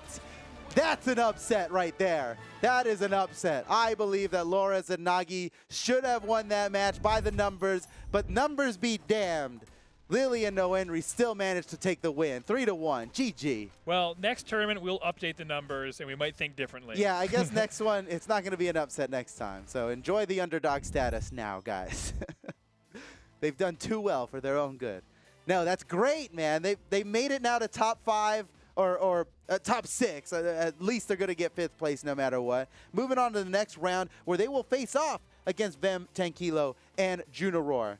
And, you know, I think Vem 10 Kilo and Junaror will surprise us in the next round. I know that things got a little crazy the last time we saw them on stream. Maybe some people lost a lot of faith in that team, but I'll tell you, that was just an outlier, okay? Just an outlier. And you know what they say about too many outliers in a row? They ain't lying. Consistency. Okay, but this is the elimination side of the bracket, so it's all or nothing. If you don't win this game, you are out of the tournament. Which means Loras and Nagi are out of the tournament in 7th place. Oh, that's right. It's a commendable placement. I mean, this is top 8 out of thousands. GG. Right. But they're out of the tournament. That's okay, though, because we're going to move on to the next one, and it's going to be really good. I promise. It's going to be a good one. Promise. I'm not sure which match is going to come up next. It's either going to be Vem 10 Kilo and Junaror versus Lily and No Henry, or maybe more likely, Fiend and Hughes versus Hazardel and Brujo. What's it going to be? Wait a second, dude. Fiend and Use versus Hazardel and Brujo? That's an insane matchup. I can't believe that's happening in the elimination bracket. Well, it's only because we've joined this tournament so late in the bracket. We started at top 8. Yeah. And We these see teams these guys all, and we you didn't expect see them to win. You should have seen them earlier in pools when they were just straight clowning on fools, Yeah, dude. it's Just true. like It's everything true. they, That's how it everything happens. they could think they were hitting, like vertical weapon throw, boom, just like absolutely clipping everyone to oblivion. Especially Fiend, dude. When Fiend's like out there having fun and he's got It's some wiggle disgusting. room, it It's gets ridiculous. He's one of those players where if he has a little bit of like clean air hitting the exhaust and he gets that room, he takes it for everything it's worth. He starts styling and it just gets Yeah. insane. Yeah. Okay, so this is the next match coming up, guys. Fiend and Use versus Hazardel and Brujo. I can't call this one, man. Of course, I'm going to be cheering for Fiend and Use. They're my guys, but realistically, I believe that this one could go either way. This feels like a match that's a little too high octane for elimination match fighting for 5th place, right? Like, Yeah. This could easily be a elimination finals or even a grand finals in some situations.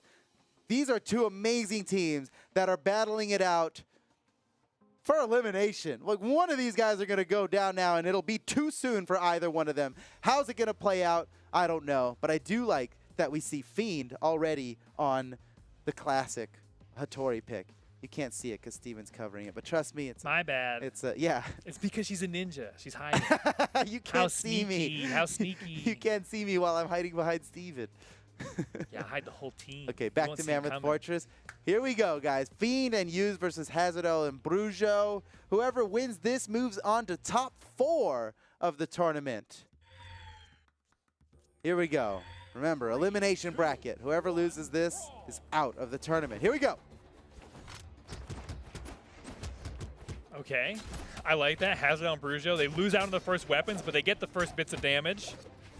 Yeah. Weapons don't matter. Sometimes it does it. If you could handle yourself unarmed, it's fine that you didn't grab the first weapon. But yeah, I'm so excited to see how this is going to play out. I'm not even sure how to call it. Like, I really don't. This is going to be so close. Yeah, I guess we'll just have to watch and find out, you know? And we'll talk about it. We'll even commentate about it. We'll do our best. Soon. We'll see if any commentary happens, but we can only hope. All right, Do we have our Fiend? popcorn ready? Oh, we should get... Is that not what was burning earlier with all the smoke? I Was it thought popcorn? so. I thought so. Okay, everybody pretty heavily damaged except for Brujo. Healthiest person on the field. Who's going to claim the first stock? Yet to be seen. Oh, yeah, baby. You optimal. love to see it. I don't think a slide kick recovery would have. Oh my goodness! I can't believe Hazardel went for a slide kick that far up in the sky. Well, he had. I mean, he. It would have been a nasty turnaround. Yeah, Fiend was chasing him up, and that was maybe his best option to make that into a KO. But instead, he loses his life, and it's just Brujo left with 3 stocks. Everyone else down to their second. But a healthy 3 stocks. I mean, he's kind of chilling. He can take some damage, deal some out as well. He's got the gauntlets, putting some pressure onto Use, and that rocket lance has to find his way in. Brujo still rocking 3 stocks. Yeah, basically lapping everyone in damage. This is great so far for Brujo in game 1. And as long as everybody on the red team stays close to Hazardel, it's not going to be a problem. Yeah, exactly. But I would be. Oh, what a nice alley-oop! my gosh. Hazardel just catches him so good. He was so primed and ready. Oh my gosh, they're running away with this now. Yeah, Brujo on his first stock, Fiend and Use both on their final stocks. Can't believe And Brujo still hasn't been knocked out a I know, single time. and he's still dealing out damage. Yeah, has to find his way to a weapon drop. That's true. It's not like a defensive it. 3 stocks. He was out there getting damage with all of that. Yeah, we'll have to see the damage output at the end to see how much he was keeping pace with everybody. But it looked like he was in the mix, while just not getting hit. Yeah, and so now as everybody's on their final stocks, Brujo's still at a perfectly healthy 2 stocks, and it feels like an insurmountable lead. But I guess maybe the best strategy now for Fiend and Use is double? to take Brujo went for the cheeky neutral signature. Doesn't connect to anybody. That would have been a lot. But that was great damage they built up on both red team members. They're both right on their final stocks, and it's looking great for Hazardel and Brujo in game 1. Yeah. Nope. Oh, the weapon throw. One more. Nope. Oh, Use. Ooh, it didn't work. He but just broke it all up. He's yeah. like, break it up, Break I'm it out. coming in. Make sure no final blow Hey, lands. oh my gosh. Yuz is going for some straight up rude neutral signatures, and I think that's what he needs. Yeah, like that. Like if he had landed that, GG, you know, they'd be back in the game. Well, the win condition, okay, now they gotta take out Fiend's Use. out. No. This is gonna be tough. This is. Whoa! Ah. What a brave spot dodge from Hazard L, dude. That is crazy. Okay, whew, check out these stats. A much higher light attack count for Fiend and Use. That's Damage was crazy. But the well, damage. Wait a second, I'm trying to do the math. Kind of close. Hazard L It's and kind of Brujo close. definitely came I out think, ahead I quite a think bit. the team damage is what actually brought it closer for damage taken. Yeah. If I'm doing the math correctly on damage done versus damage taken. So it's looking good for Hazard L and Brujo, but we'll see a change up. Use, was he playing Taros again? No, he's playing Orion. Okay. Use with a character swap. Fiend still rocking Hattori. Oh, that's a big character swap from Use. Yeah, no weapon crossovers between the legends. But, Now on to Axe and there's Hammer. like there's kind of like a similar attitude you're between right. the two There's legends, a play right? style similarity. There's a certain where it's something like, about Taros and hey, Orion. oh no, I'm off stage. Hopefully nobody comes and tries to edge And guard then me. why? Boom, neutral sig. Yeah, that's true. That's true. Well, let's see if that's a change that can turn the tides of this game because they are down one game in the set. Well, I think that, I mean, that's exactly the kind of thing that'll put them ahead. Just some nice neutral signatures that really steal the game away. I get the feeling Hazard L and Brujo are hyper aware of what's possible from Muse. And they're just not giving them the opportunity. Oh, yeah. You saw how Hazard was ready to team combo off of that. The send wasn't quite high enough for that to pick up, but a good attempt nonetheless, and still a slight lead for Hazard L and Brujo in game 2. Keeping it going here on Mammoth Fortress. Oh, I love that. He hit his own teammate. Oh, okay. Oh, well, okay. All right. And now Yuz is the only one left with all 3 stocks, but he's very damaged. See if he can put out any damage here before he gets knocked out. Now, every time he gets knocked away, he is putting Fiend in a 1v2 situation. Oh, yeah. Oh, my gosh. The fiercest side air you've ever seen, Hazard L. Yeah, that was like more than enough. That neutral light might have already been enough with how damaged he was. But they weren't going to leave it to chance. Yeah, Not for a second. Yeah. Okay, this is a close game in game 2 here. We're at a dead heat even on the second stock. Damage all tied up. All right, both teams, they're clustered up. Brujo breaks his way in there to try to get some team damage going, but not much doing. All right, Fiend, downlight side air. The stock count is totally even here, but Yuz is still just holding on to his stocks better than anybody else. Will it matter? Oh, yeah, it's definitely going to come into play. Woo! Now that they, another one! Fiend! Oh, man! Love to see it. Okay, that was 2 stocks pretty quickly, and the lead now swings in favor of Fiend and Yuz. Okay, clap, clap, clap. Hearing a lot of Axe. Yeah, there really was. That was music. Oh my gosh. Yeah, is that music? Is that racket? You decide. That's music, dude. Yeah, that's percussion at its finest. At its finest. All right, you still with 2 stocks remaining. Oh, but that's gonna. Oh no. Still okay.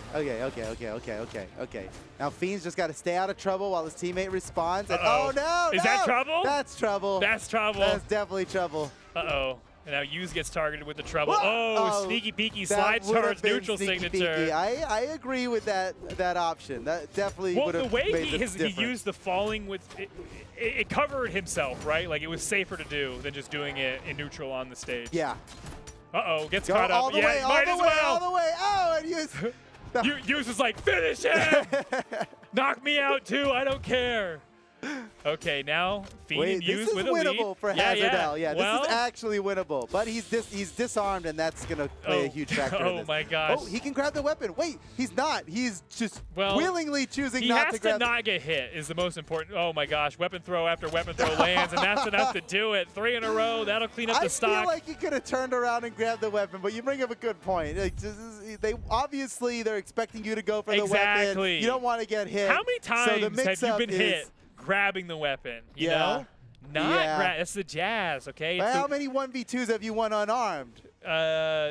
A bunch, probably. We don't have stats for that. I'm asking the wrong guy. Probably Sorry. a million. Yeah, to the average player. I don't okay, even use weapons. But wow, look at the. Okay, this is a big outlier. 530 damage from Fiend on spear only. He threw every sword away. I don't know how he did 6 damage. That's six weapon throws. It's either 6 weapon throws or the first part of a downlight and nothing else. Yeah. I don't know how he did 6 damage on sword and 530 damage on spear. Yeah, That if he is- lands one neutral light, he's beating his. Yep, there yeah, it is. that's already better He than beat the the last sword. game. Oh my, way ahead of the curve on sword damage now. This is looking good for Fiend and Use. As soon as he picks up that spear, he's going to jet himself into the lead. I'm surprised, honestly. Fiend, 2 years ago, Fiend was very reliant on the sword to get stuff done. I now know. he's ignoring the sword. That's true. He's got the thatch. He's got a lot of Surrey. He plays a lot of sword legends. Yeah. But I really know Fiend for his spear gameplay, so I I'm not guess you're surprised right. to see him Yeah, lean I on guess it. you're right. Okay, another close game. Here we are in game 3. Set is tied up. This is the closest set we've seen so far in this region. Yeah. The And we set's love to tied see up. close The set. damage is tied up. This is really, we're in our element right now. As much as we love to see that disgusting blowout from earlier, I think a close set. It was fun. It's it was very fun. exciting, though. I because- look back on that fondly. I'll This'll be- remember that for the rest of my life. Oh, nice weapon throw from Hughes. Is it enough? But No? Hazard was totally right to go around the stage because his teammate had stage control on that side. Yeah. So it was a perfect time for him to make the switch. You got to know when to hold him. You got to know when to fold him. You got to know when to run with your tail between your legs off the other side of the stage. That's what they say. That's how the song goes. That's how the song goes. You can call Kenny Rogers. He'll tell you. He'll tell you. He plays Brawlhalla. Yeah. We know you're watching, Tell him Kenny. Brawlhalla sent you. You'll know what it means. Oh, All right, Hughes, Hughes. very Well, cheeky, hey, very might as cheeky. well. Might as well make him Oh. think. Make him think. Because you know what? A move like that makes him have a split second of hesitation next time they try to edge guard you. Exactly. They'll remember that. That's mental gameplay They'll know right what's there. possible. It's not about always the moves that hit, because you're conditioning at the same time throughout this entire set. You're actually totally right about Why that, are you Steven. surprised That I'm right? That is. Don't be surprised I'm right. Amazingly, you're Oh my right about God. some fighting game terms. Oh, well. This is too much. This is Whoa, too much. oh, no. Production surprise. Production's in our ears. Why did you hire me? If Oh, my everyone's surprised, in goodness. my opinion. Well, Hughes gets knocked out. Okay, everyone's down to their second stocks, but Hughes is the healthiest person on the field. Yeah, But still. I'm looking at Hazard L right now. He's either going to make the play or get knocked out first. Again, he has some of the best footsies in this region, and he can really mitigate any damage coming his way with it. Oh, nice chase dodge up through the down air from Hughes. Yeah. Stays in this. Uh-oh. Oh, no! Oh, Brujo Wait, broke what? it up. Brujo broke it up somehow. He got a hit in there. I mean, it wasn't great because he went from hitting his teammate to hitting him instead. Well, it's fine. It was fine-ish. Maybe he was more capable of taking the attack. Well, the downlight side air would have KO'd Hazard L instantly. It was self-sacrifice and it was admirable, okay? Good job, Brujo. All right, but But Hazard Hughes L is- yeah, still the it's- first to go to his final stock. It's dangerous how healthy Hughes is right now in this match. He's got wiggle room. While everybody else is struggling, he's got wiggle room. Ooh, Oh, Hughes. get that cheeky gravity cancel down signature out of my face, That Hazard L would- says. that absolutely would That have move is knocked so out. slow, you're never going to beat me with it. Until he does. He starts that down like even slower. What? Okay, all right, Hazard L whoa. caught both of them, both of his opponents with the recovery. He didn't knock out one, but he got the other. All right, take the stock off of Hughes, and it's a tie game. Maybe we can see it. But That Fiend is and the goal Hughes right are now. looking good in game 3 They're so looking far. for the snipe onto Hughes. Catches the recovery. Hazard L is still chasing him down. Barujo gets a recovery as well. Hughes cannot survive another one. Oh, team. Yeah, nice. They flipped around for the 1v2 as soon as Hughes gets knocked out. Now they've got another opportunity. Knock Hughes off the side of the stage. Flip around and catch Fiend anyway. Yeah, I mean, Ooh, you can unless see Fiend just their wins strategy. the 1v2. Well, because Hughes has so much damage on him, he gets knocked away so far. They have the Yeah. time to do the 2v1. Yeah, and they're not oh, hitting him and then waiting for an edge guard. They're Yeah. hitting him and turning around, completely yeah. ignoring him, taking the time to get the 1v2. Here we go. Uh-oh. Speaking about 1v2, here comes Hazard L. Oh, boy. Oh, the weapon throw Uh-oh. misses. Hazard L's Yeah. got nothing left, and that's all it's going to take. Fiend and Hughes now taking the lead in this set, 2-1. You'll love to see it. I love to see it. I mean, this feels like oh, look at that. See, he even started his attack afterwards. He's like, that move's too slow. I can react. That was crazy by Fiend. Oh my gosh, that was insane. That last clip was actually, that was bonkers. Boom. Nice falling side air from Hughes to close out game 3. But here we are getting into game 4, and we see Same another map. character swap. Oh, wait. that's a big dude. They got turtle power now. They got pizza Yeah, power. That's Pizza true. power. Is that the song? That's the only part of the song I know, and that is how They it don't goes. say pizza power They ever. do. Never. Dude, oh my gosh. Go to Spotify. Get on Spotify. Pull up Pizza Power, bro. Pizza power. It's a good song. That's not the theme song, though. No, it's not the theme song, but Okay, it's by okay. the same people who made the theme song, so it's like legit. It's That part was- of, that it's- was Chuck It's Lorre. canonical. Of 2.5 Men fame who made the Teenage Mutant Ninja Turtles theme song. Yo, that's good trivia. All right, here we are. Game 4. This is big because this is either, 3-1, Fiend and Hughes move Pizza on. Power! No, he didn't Wait get a the second. knockout, though. No knockouts yet. Pizza was not powerful enough. Hazardel and Brujo need this I game to can't keep the believe- set alive. I can't believe Hazardel swapped out his gauntlets, his brand new gauntlets, for that damaged sword. He's going to get disarmed on the next hit. But if he doesn't get hit, I guess it's not going to get disarmed. Yeah, you can just never get hit again. You just don't get hit. That's a good plan. I don't know why he didn't. Oh, what an interrupt there Dude, from Hazardel. Dude, the pizza power's off the charts. Oh, and there goes his sword. Oh, that. now he's got no sword. Oh my gosh, Brujo was no, he can still make it back. oh, that was an amazing weapon Yeah, throw. yeah. That was so good. It's very good avoidance by Hazardel. That went right over the corner beautifully, but okay. Use on red and Hazard on blue have all 3 of their stocks remaining, and that is no longer true. Use still has all 3 of his stocks. Can he hold on to it here? Hall monitor Teros, dude. He monitors the halls. He is respect his authority. Yeah, if you see that sash, that means you need a pass. And if you don't got a pass, then you're getting clapped, okay? Yeah, so yeah, you're getting some sass. I can't. How is Hughes holding on to this first stock for It's so long? incredible. Anything will KO at this point. That pizza would have done it times Yeah. 1,000. But still laying on some damage, gets a down air on everybody off on the side of the stage. Fiend gets dunked. That's Can he make a it back? nasty Oh, down yes. sig. He's fine. Hughes actually pushes the whole blue team away from the corner, gives Fiend the relief to make it back. Can he do it again? Yes, still. Making good use of that Finally, first dude. stock. Finally, they got Yu's first stock there. Uh-oh. Hazardel was in trouble for a moment. Now back in it. Maybe they knock out Fiend, they get the power play onto Hughes, and that's the way blue team can come back here. I'm not sure. I know we're all like. Oh, I okay, know that's we're the all- start of it. Ooh. Whoop. Hughes, avoid all the damage. Maybe lay some out. And get a stock Oh. even. Why not? Well, your Yeah. partner's gone. That's the best thing you can do. All right. Oh, And the another weapon one. throw to take out Brujo. They have got a huge lead now. 3 stocks to 2. Hughes is lapped everybody in damage. Oh, yeah. He looks good in game and 4. and he's consistently doing this. This is not. This is usual. This is just another day for Hughes on the Teros. He always is the stock tank somehow, even though he's out there dishing the damage.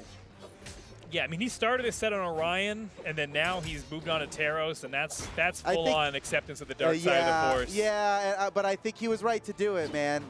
It does seem to be working out At better for first, him. he was just using Force Lightning, and you're like, oh, that's cute. But now he's force choking Now people. he's That's really devious. Oh, no!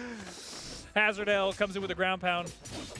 Whoa, Fiend, nice Oh. downlight recovery with the gravity cancel. He might be able to finish off Hazard here. Hazard's in trouble. Yeah, He's got watch the out for gauntlets. Hazard. He could get eliminated at any second in this game.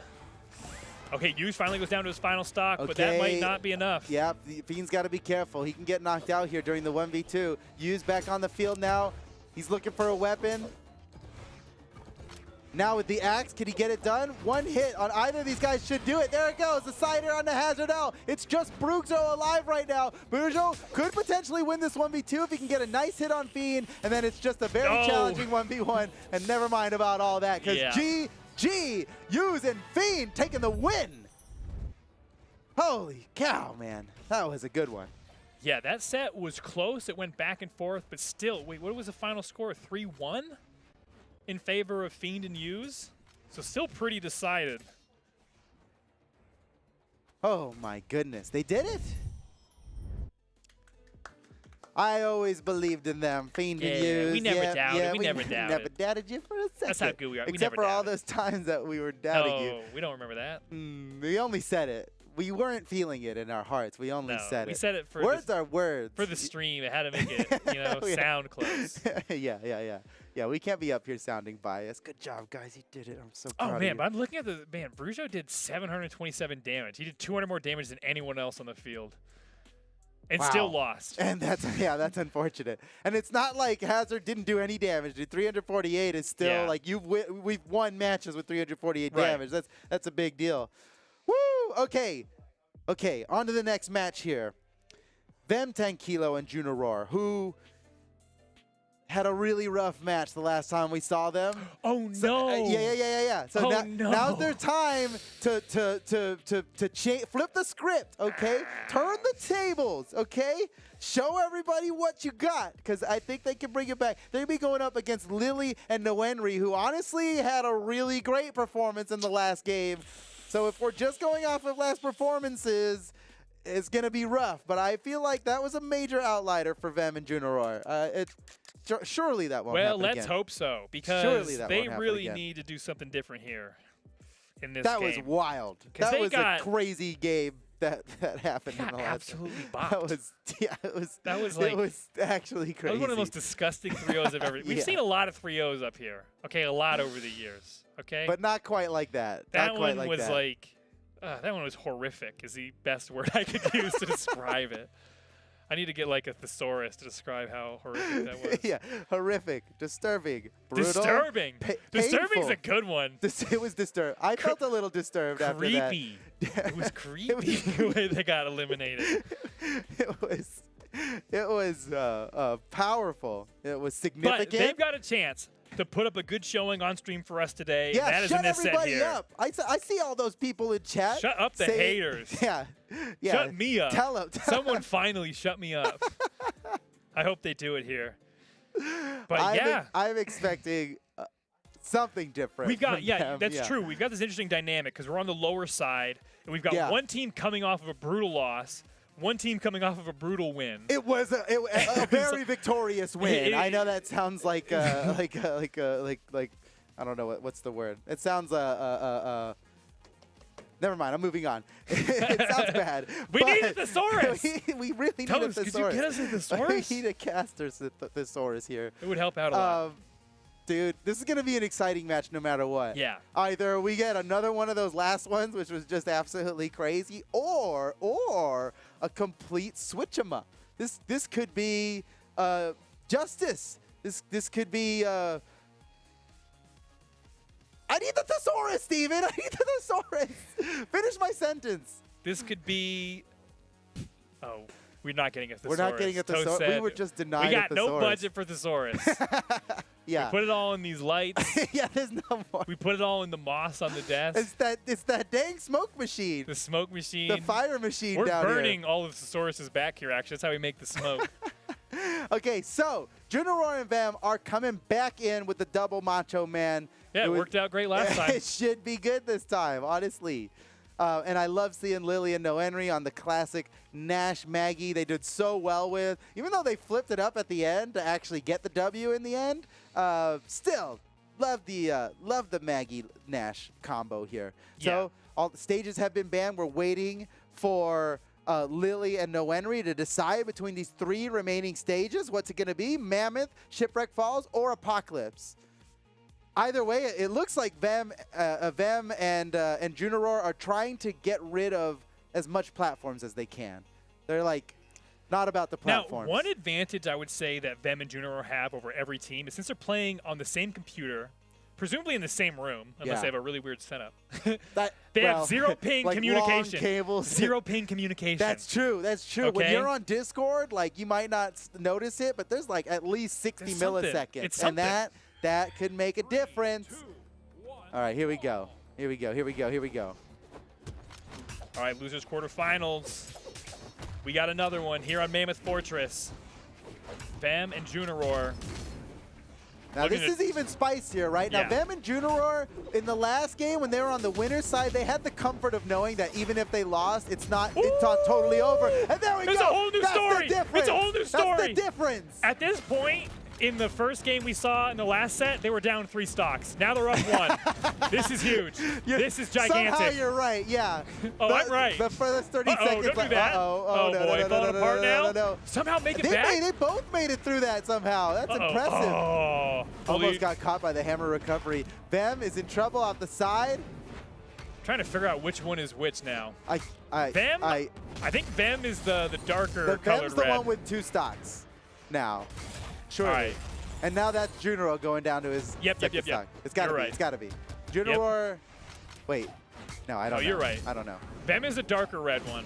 Okay. Juniro I think is you're the right. lighter Yeah, you're red right. one. You're right. You're right. We're going to go with it as if it's true no matter what. Yeah. We get to decide what's true. That's the power of commentating. Whoa!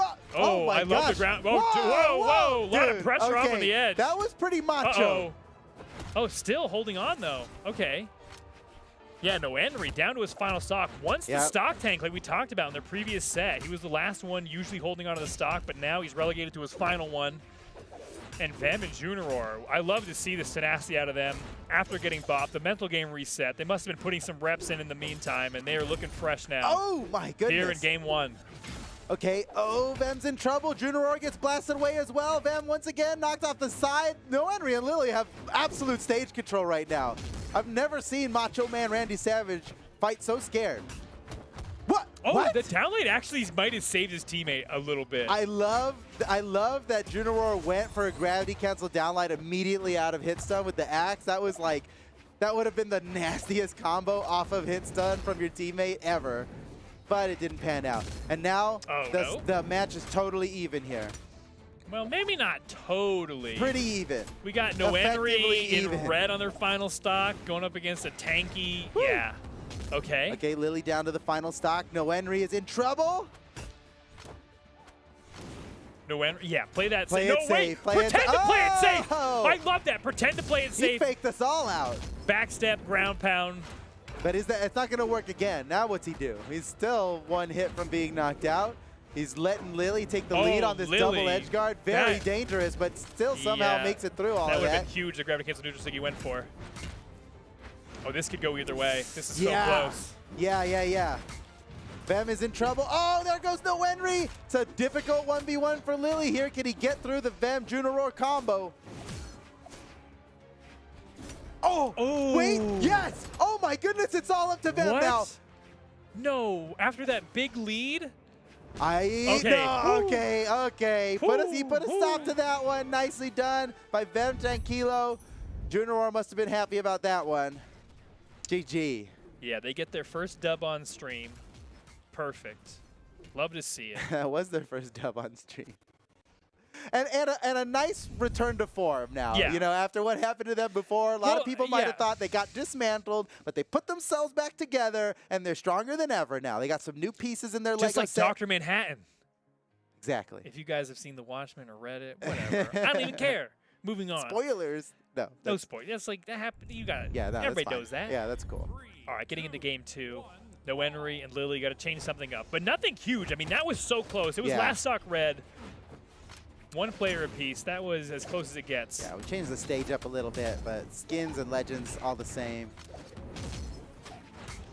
All right, Vem, he's feeling good about those Rocket Lance ground pounds I off stage. know. And if I was him, I would It's too. worked before. Yeah, it's worked for them a lot. So Goes for my another God. one. Okay, Believe. It hits so hard. It hits so hard. I'm starting to get worried about it, but I guess it's still No, cool. watch another one Here's come the out chance. quickly, soon.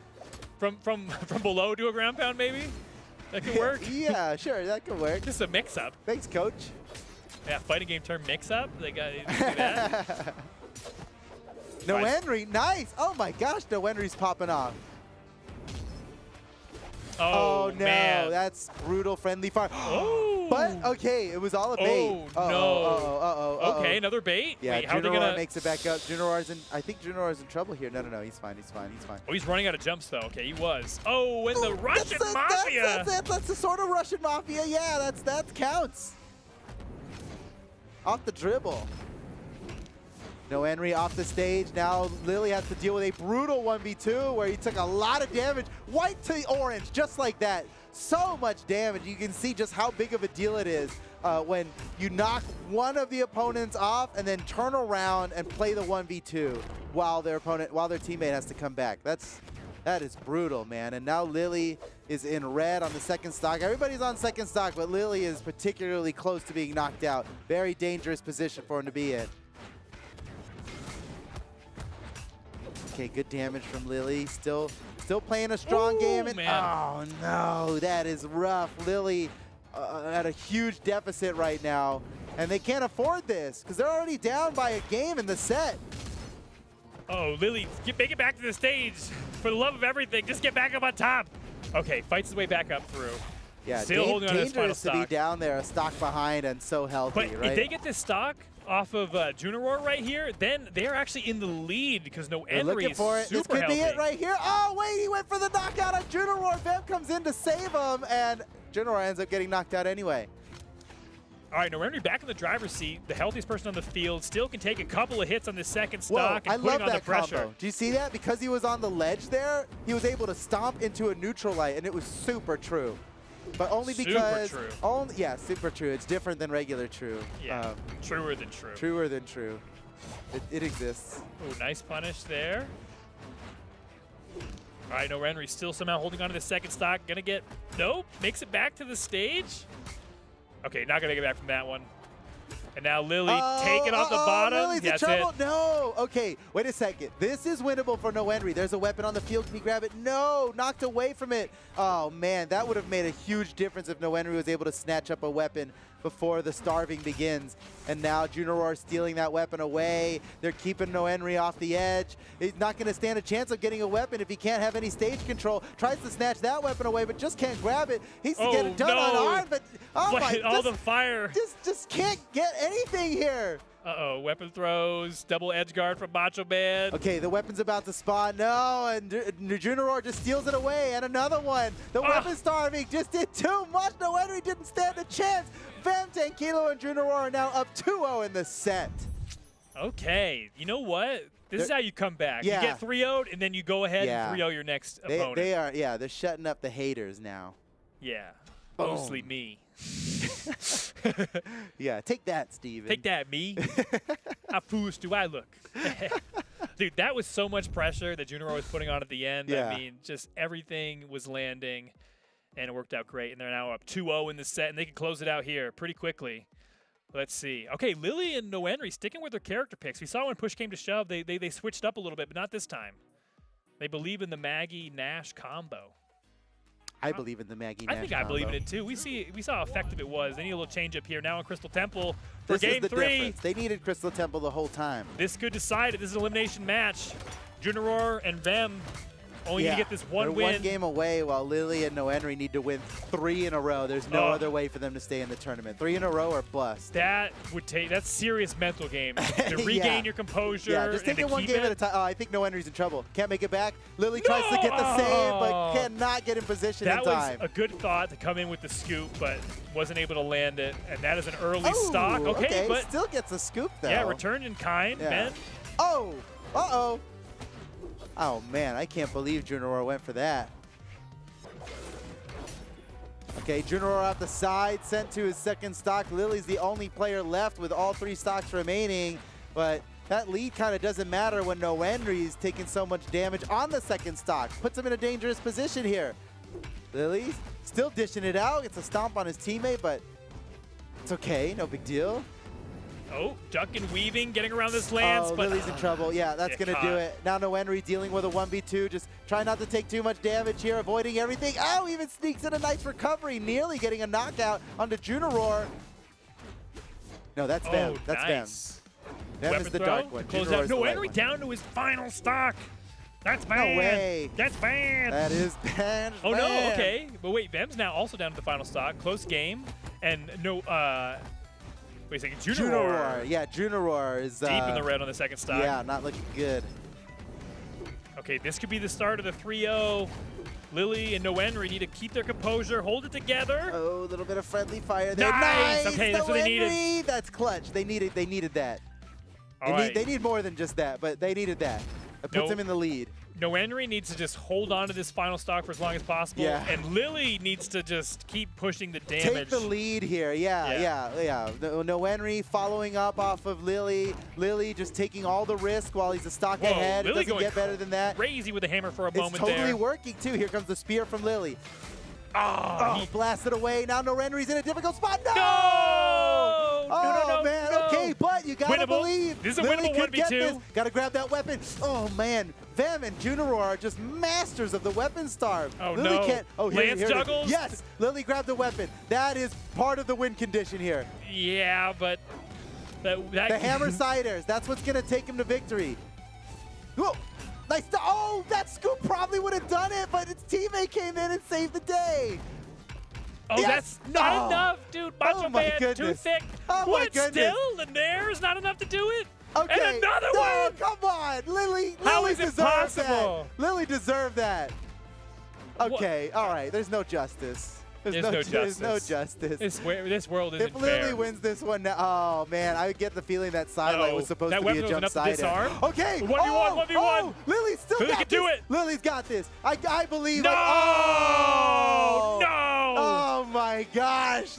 I wanted to believe in the comeback. I'm always believing in the game 5, but there was no chance there. The most macho team in the tournament now moves on. Vem Tankilo and Junaror now in top 4 of the tournament. Oh man.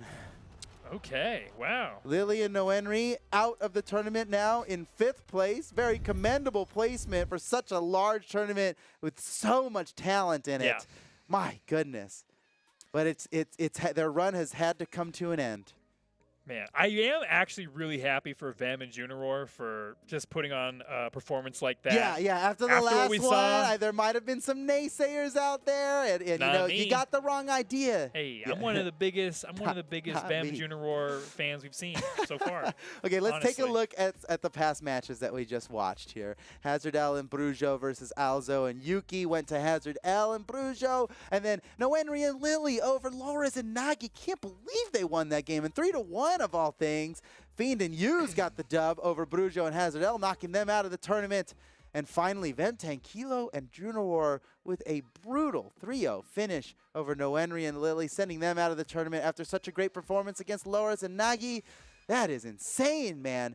Dude, South America always delivers. They do. It is just a show no matter what. And they also hate Game 5s. Why is that? We don't see Game 5 very often in South Yeah, America. Game 4, and you know it's going It's down. like one team gets the lead and they just stomp on the gas and they finish Yeah, it. you're absolutely right. It's so every time, we've too. got our top 4 now, Yeah. man. It's Power Ranger and Wes versus Sakikaina in the winners bracket, and then Vem Tankilo and Junaror versus Fiend and Hughes in the elimination bracket. Those are the only 4 teams left in this tournament, and we are about to witness the finale of this tournament. But we're gonna take a super quick break, and we'll be right back. Don't go anywhere. We'll see you soon.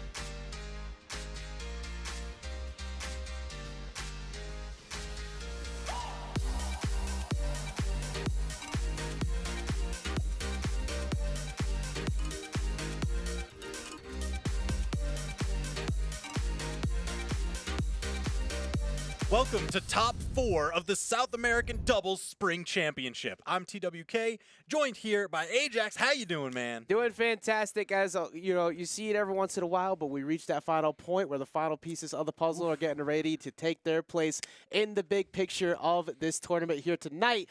Only 4 left. 4 players, four teams. 4 teams are still left trying to get that W here, leading into midseason here at Springs for South America. It's been a crazy day.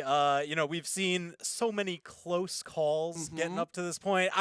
My heart was really... Been a lot of heartbreakers. My heart was pulling for him in that last set, but that's the way the cookie crumbles. I feel like Steven was ready to actually have an out-of-body experience at a few points there. It's like he was so ready to see the upsets happen. And the ceiling is only so high. We can't have him go any higher than he already is. This man is like 7 feet tall. You say that, and yet, I'm pretty sure there's drop ceiling here. We can move some There's tiles. There's some leeway up there. We can make it happen. There's more floors to this building. I feel like it's good for content to have Steven go through the roof as well. I don't know how production will feel about that, but I think we could test this theory. We'll see.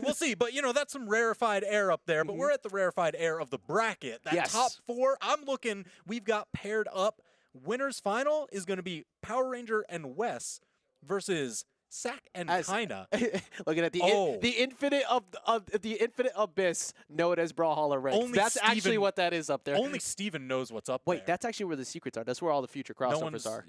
Don't tell anybody. You have to be able to go up there and make it back. You better not. Don't say anything. Good luck. But also down in the elimination bracket. Like we were saying, the teams that are coming up next. Let's go ahead and take a look at the bracket really quick here. 2 teams have not lost yet, sitting on that winner's side. But in the elimination bracket side, you have Use and Fiend. Still a team I think has a very legitimate chance to get themselves to the Grands, but they have to get through Ventankilo and Junior, who just had that heartbreak you were talking about, shutting down what could have been a comeback there. Lily was so close, but was still down. They had a lot of work to do past that. I understand that Ventankilo, and Junior, they really want revenge for the way that they got knocked into that elimination bracket. That was a little bit of a rough start to top 8 for them. Yeah, looking over here at the number right there. Second kinda were it was a quick set. It was a quick set. But we move on. They're ready. They're ready for the run back. And I hope that they get the chance. Yes. Actually I thought we all contractually said that we would never talk about that set ever again.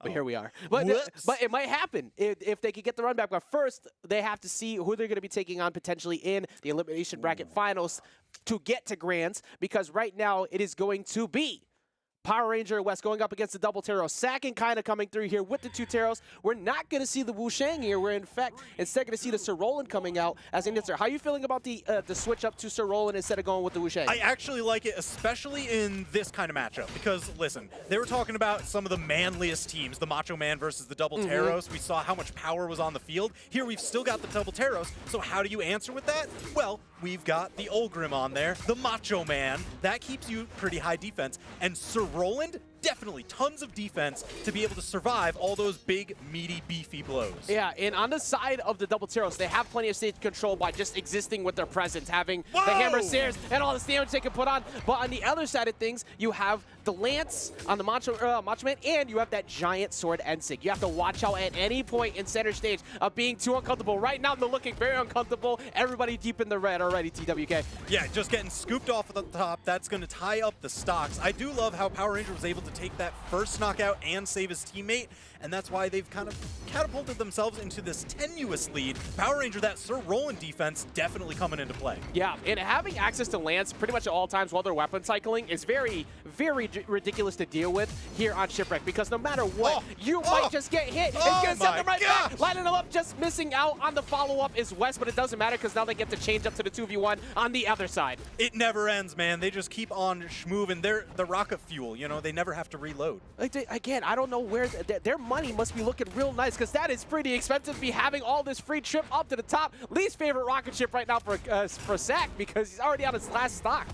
Jeez, yeah, that's going to be one of the key points to watch in this match, is how long Sack can hold on. A little dangerous off the side. I was like, hold on a second. Did I just curse him right here?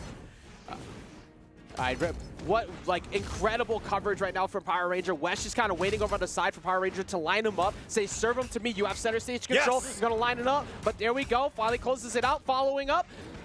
Oh, I like the attempt. Snipe. I like the attempt. Gotta respect it. Left him in a whip punish position. Free recovery punish. Yeah, I mean, that was just very quick, very great reaction to it. You see Sack on the right-hand side. Wait! I'm not sure what happened. I'm wondering if there was like a comms call. Power Ranger, was he damaged enough to be like, yeah, maybe I should just reset my stocks so that way we can get Sack out of here and then easy 2v1 this to the is end? Who knows? That was the end of the current run of the Power Rangers. Now we're going to Sentai Rangers Oh, the you're next right. season, so they had to pull the plug. They got to reset, They had you to pull know? the plug. They're like, new Red Ranger, in. Let's go.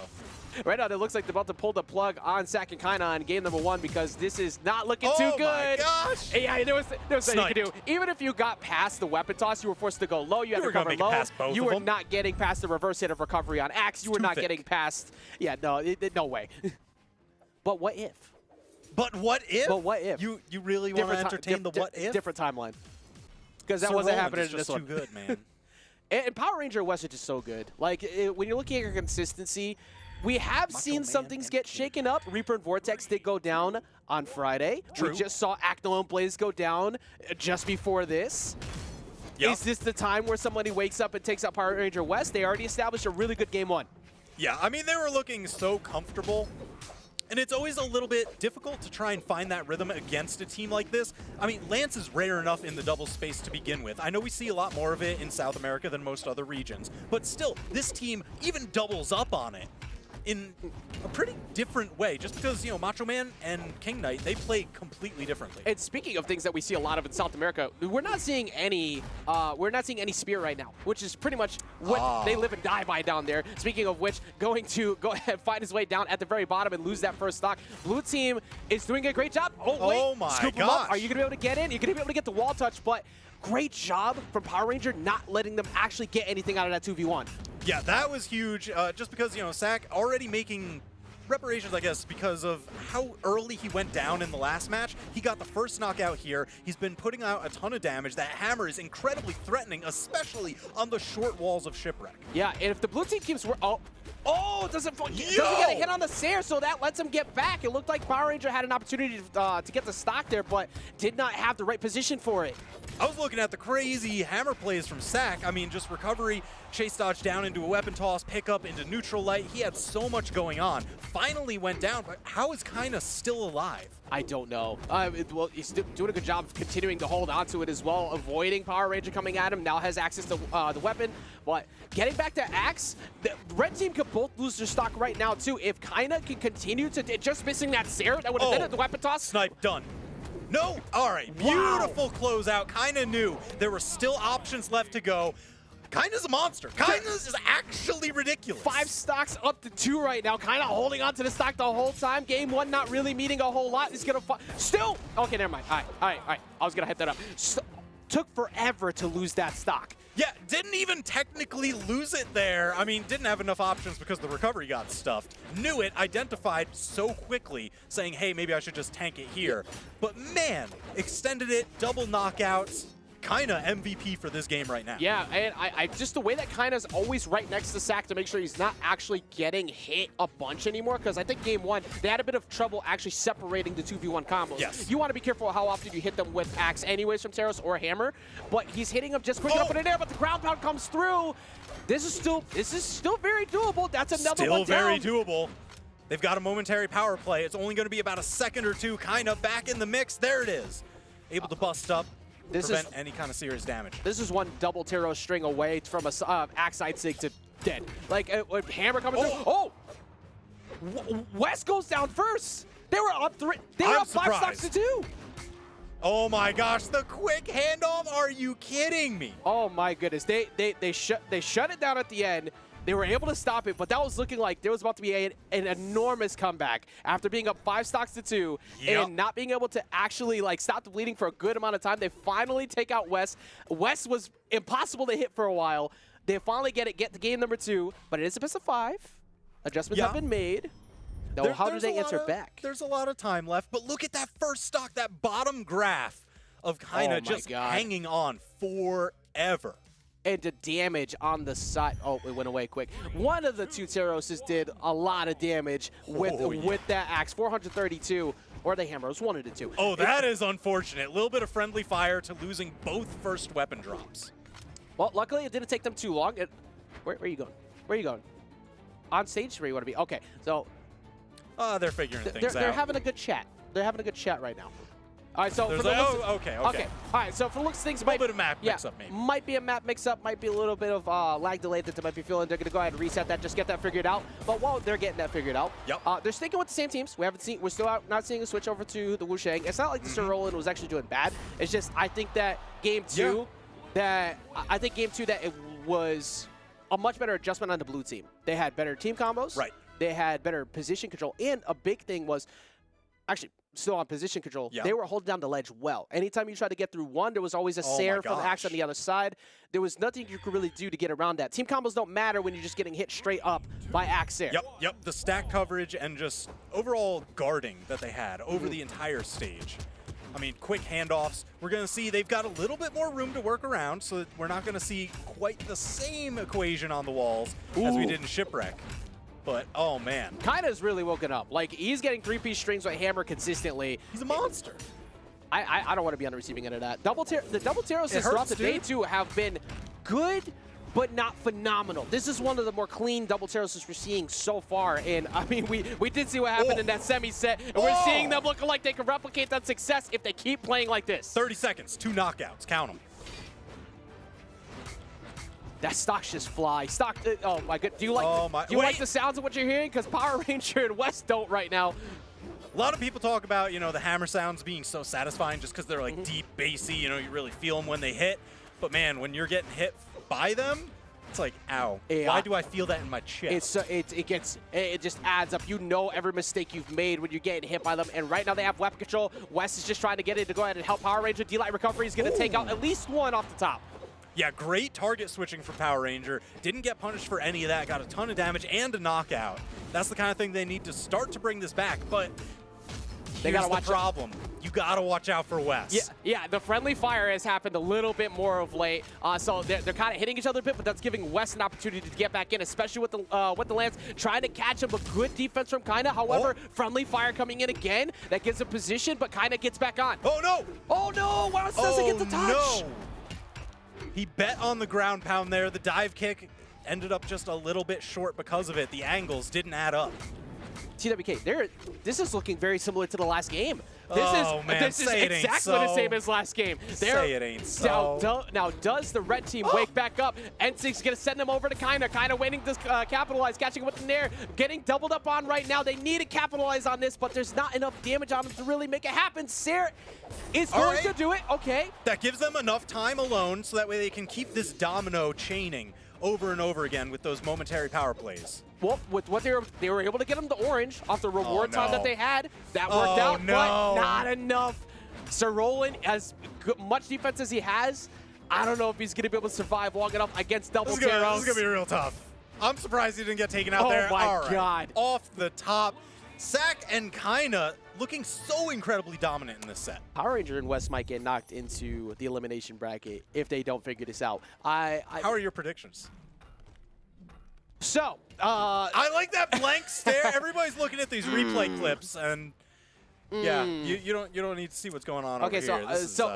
From what I've been learning over the past few tournaments is that I've been able to get my predictions into top 3, but they keep getting out of position. All I'm saying is I need to stop predicting because people are getting upset. And it might happen here, but we're going to see the switch up now over to Bodvar, trying to get a little bit more simplicity maybe in the game plan. All right, well, looks like they, actually going the double Roland route. Oh, excuse me. This is interesting. They were just like all defense all the time. We're getting hit so hard, we're losing stocks. How do we mitigate that as much as possible? All right, recovery's not going to be enough off the top here. Just getting that, just keeping the jungle going. And looks like it seems like the double sword is the play that they want to go for here. It's a little quicker. Yeah, like simplicity. Getting better team combos, lining up 2v1s. I think that's the biggest thing because they haven't been able to really get them as consistent as they would like. Yeah, that's been a little bit of a sticking point for him, especially since Sack and Kaina are so good at those quick handoffs, and if you're doing that with heavy weapons, you don't need like the full protracted 4 or 5 hit combos. You can get just as much damage with like a 2 or 3. Now what do you do here? Everybody deep in the red. This is a tone setter moment. Like, you have to be able to close out. There's one, and answered right back, so still even. Trade for trade for trade for... Oh no, the trade stopped here. Yeah, Wes running. Oh, actually, Wes is aggressive, going all the way up there for the ground pound. Wes figures like, hey, look, I'm on borrowed time. Yeah, he knows they are down in the set and they can't afford it. Oh, wait, is that gonna be enough? That might be enough. Wait, he needs help. The T-Tip came in at the last second. He did get Kaina. Kaina's gonna be able to that's jump a good trade though. That's a great trade.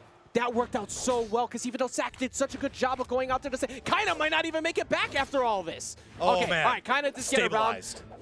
Good, Wow. stabilized, back on stage. Everybody's chilling, except look at this. The red team, for the first time in what feels like the entire set, has the lead here. Yeah, these past 2 games, it has not been a good time for them at all. And just okay, trying to catch the stop Seraph on the side. Wes is so aggressive in these spots, trying to push them back off stage. I like the push that they're trying to do right now on Sack as well. It's like, look, why not just try to force a 2v1? Sarah comes through. Now Sack has to try and stabilize. You see Wes going down there to try and threaten. The wall slip was coming out. Sack needs to get on stage and maybe help kind of get a weapon. Finally manages to arm up with the axe.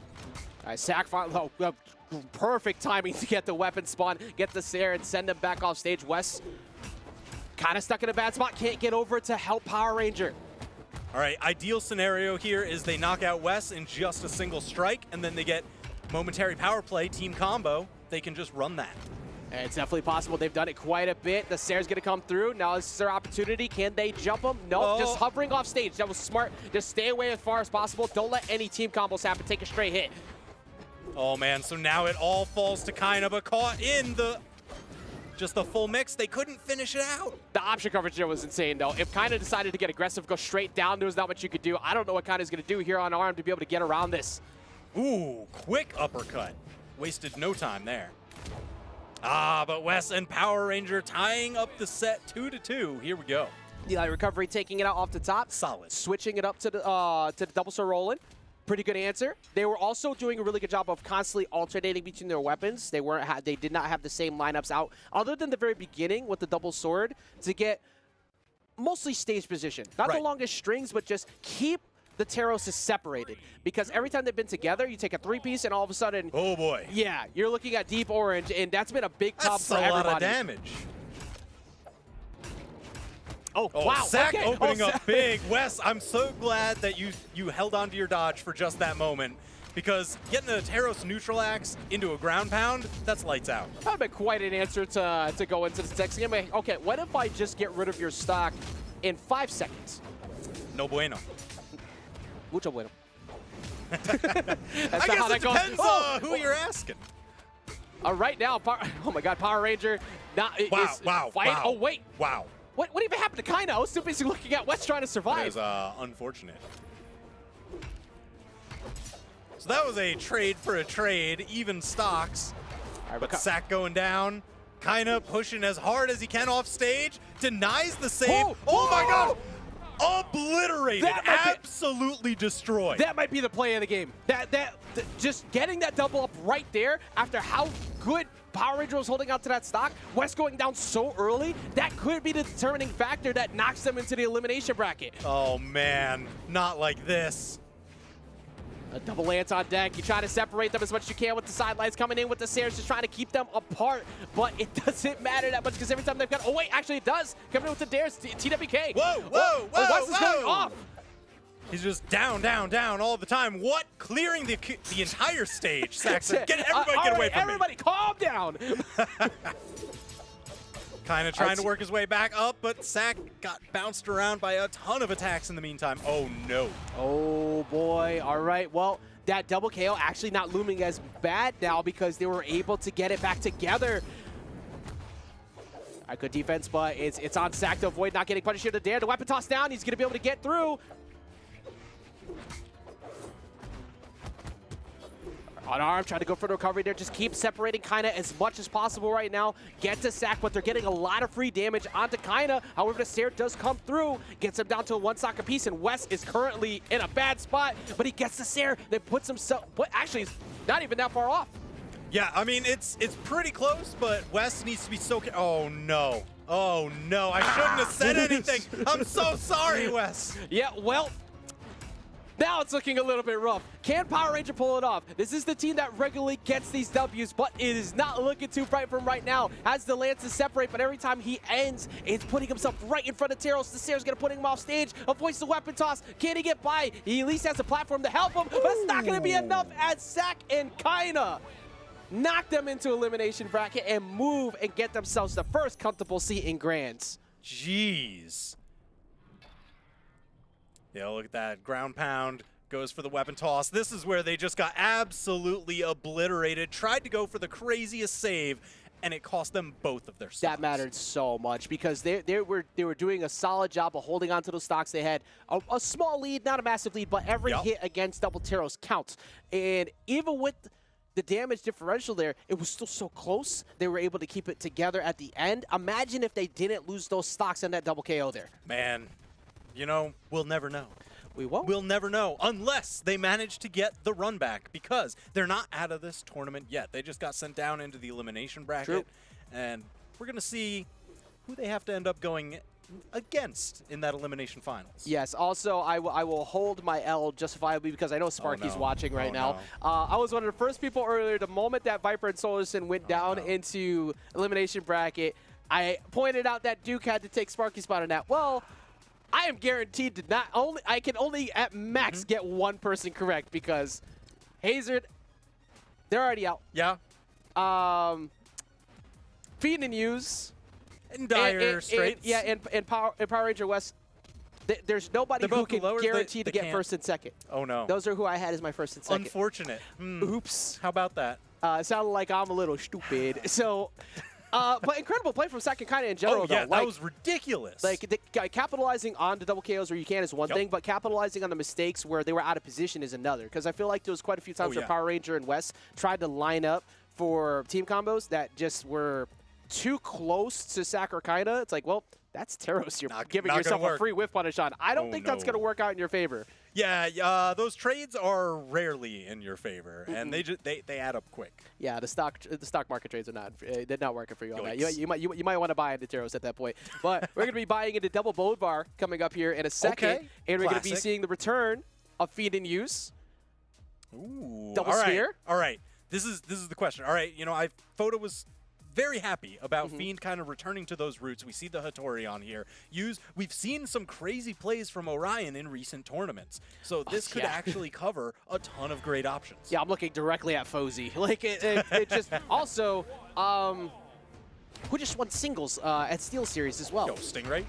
Yeah, Stingray. So Orion has been thriving and is definitely going to be thriving here because of the amount of range they have. Also, starting off on Apocalypse, great stage for the double spears, particularly for for Fiend, because you will see some big combo extensions here if they give them the opportunity to do so. That's right. That's right. I mean, you think that I'm just going to go aim for that platform. It'll be all right. And then, bam, you're caught in a down light combo, and it hurts. It hurts so much. Yes, but on the other side of this, Ben Tranquilo and Junior, they have plenty of damage themselves. They have plenty of that. They did a really good job of being able to stop the bleeding in that previous set. They're going to go ahead and give themselves a first stock because Fiend just drops at the bottom. I didn't even see the lead up to that, but they also have actually, never mind, they don't have Use at anything. Use is out here swinging with the big end sig. All right, Bem Tranquilo there had to kind of save the opponent and himself. Got the hit. There were sweat drops all around. Both of them were sweating, but you know, you'll get the uppercut, get the chase dodge, it knocks them upwards. Everybody got out, just a little worse for wear. Exactly. Now, very even right now.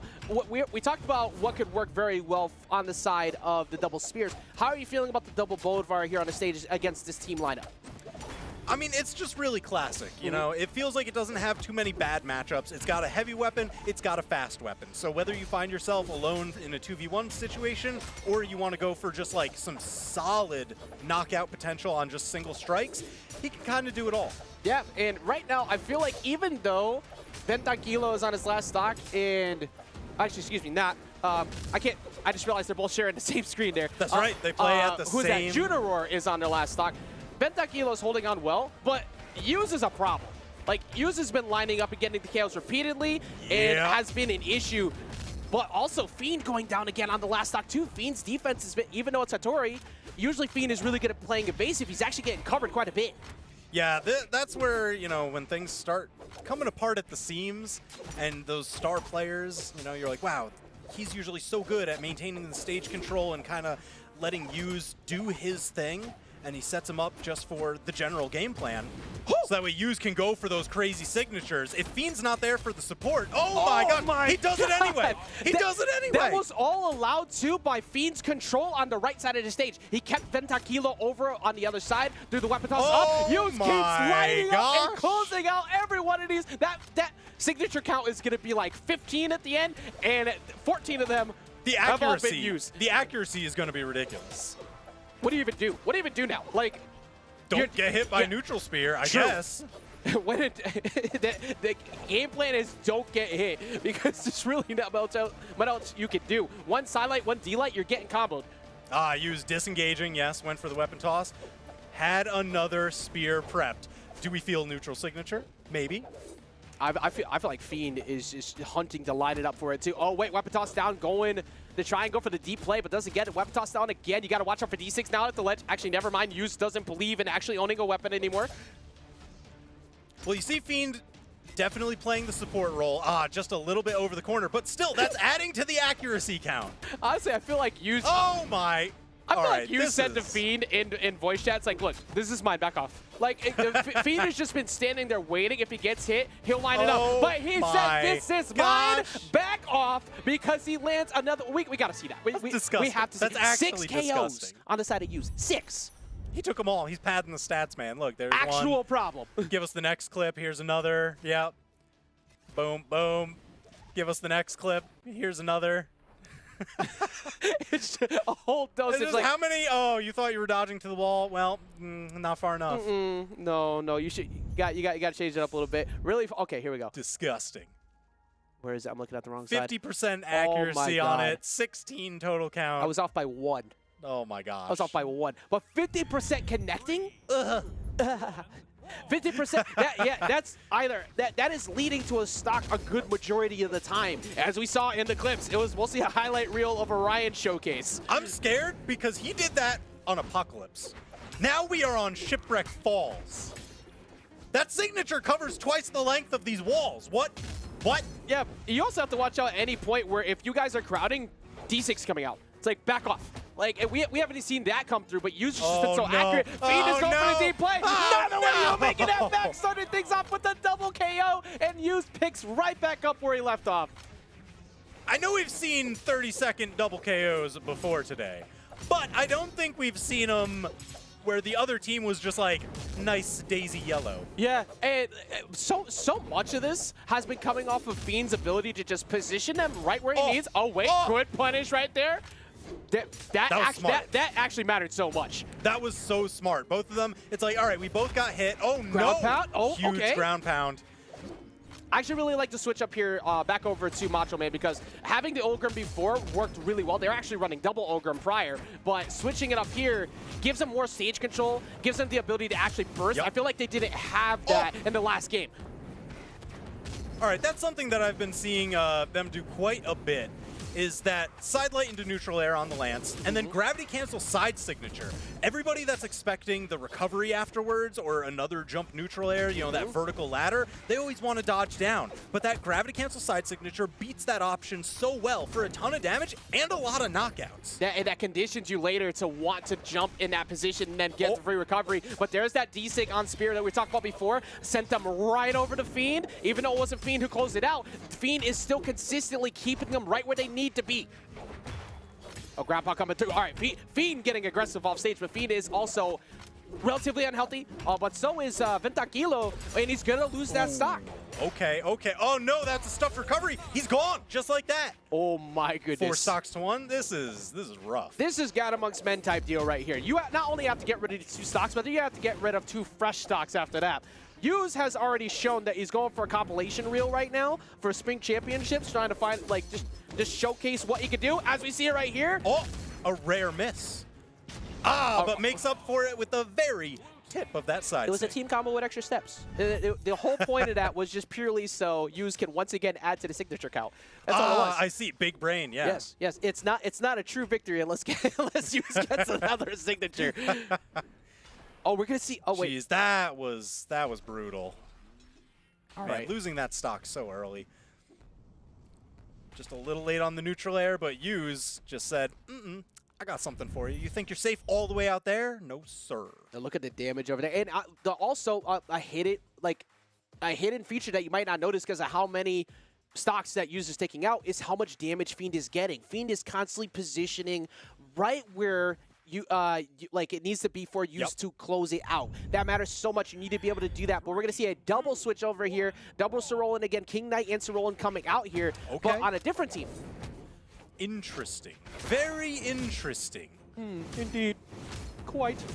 You know, you gotta give it some of the classiness since we got the classy Roland on. Yeah, Sir Roland definitely drinks with pinky up, like 100%. Oh yeah. Do you think he removes the rose or drinks around it? I think he probably eats the rose. That fancy. Just that's thorns dominance. and all? That's dominance right there.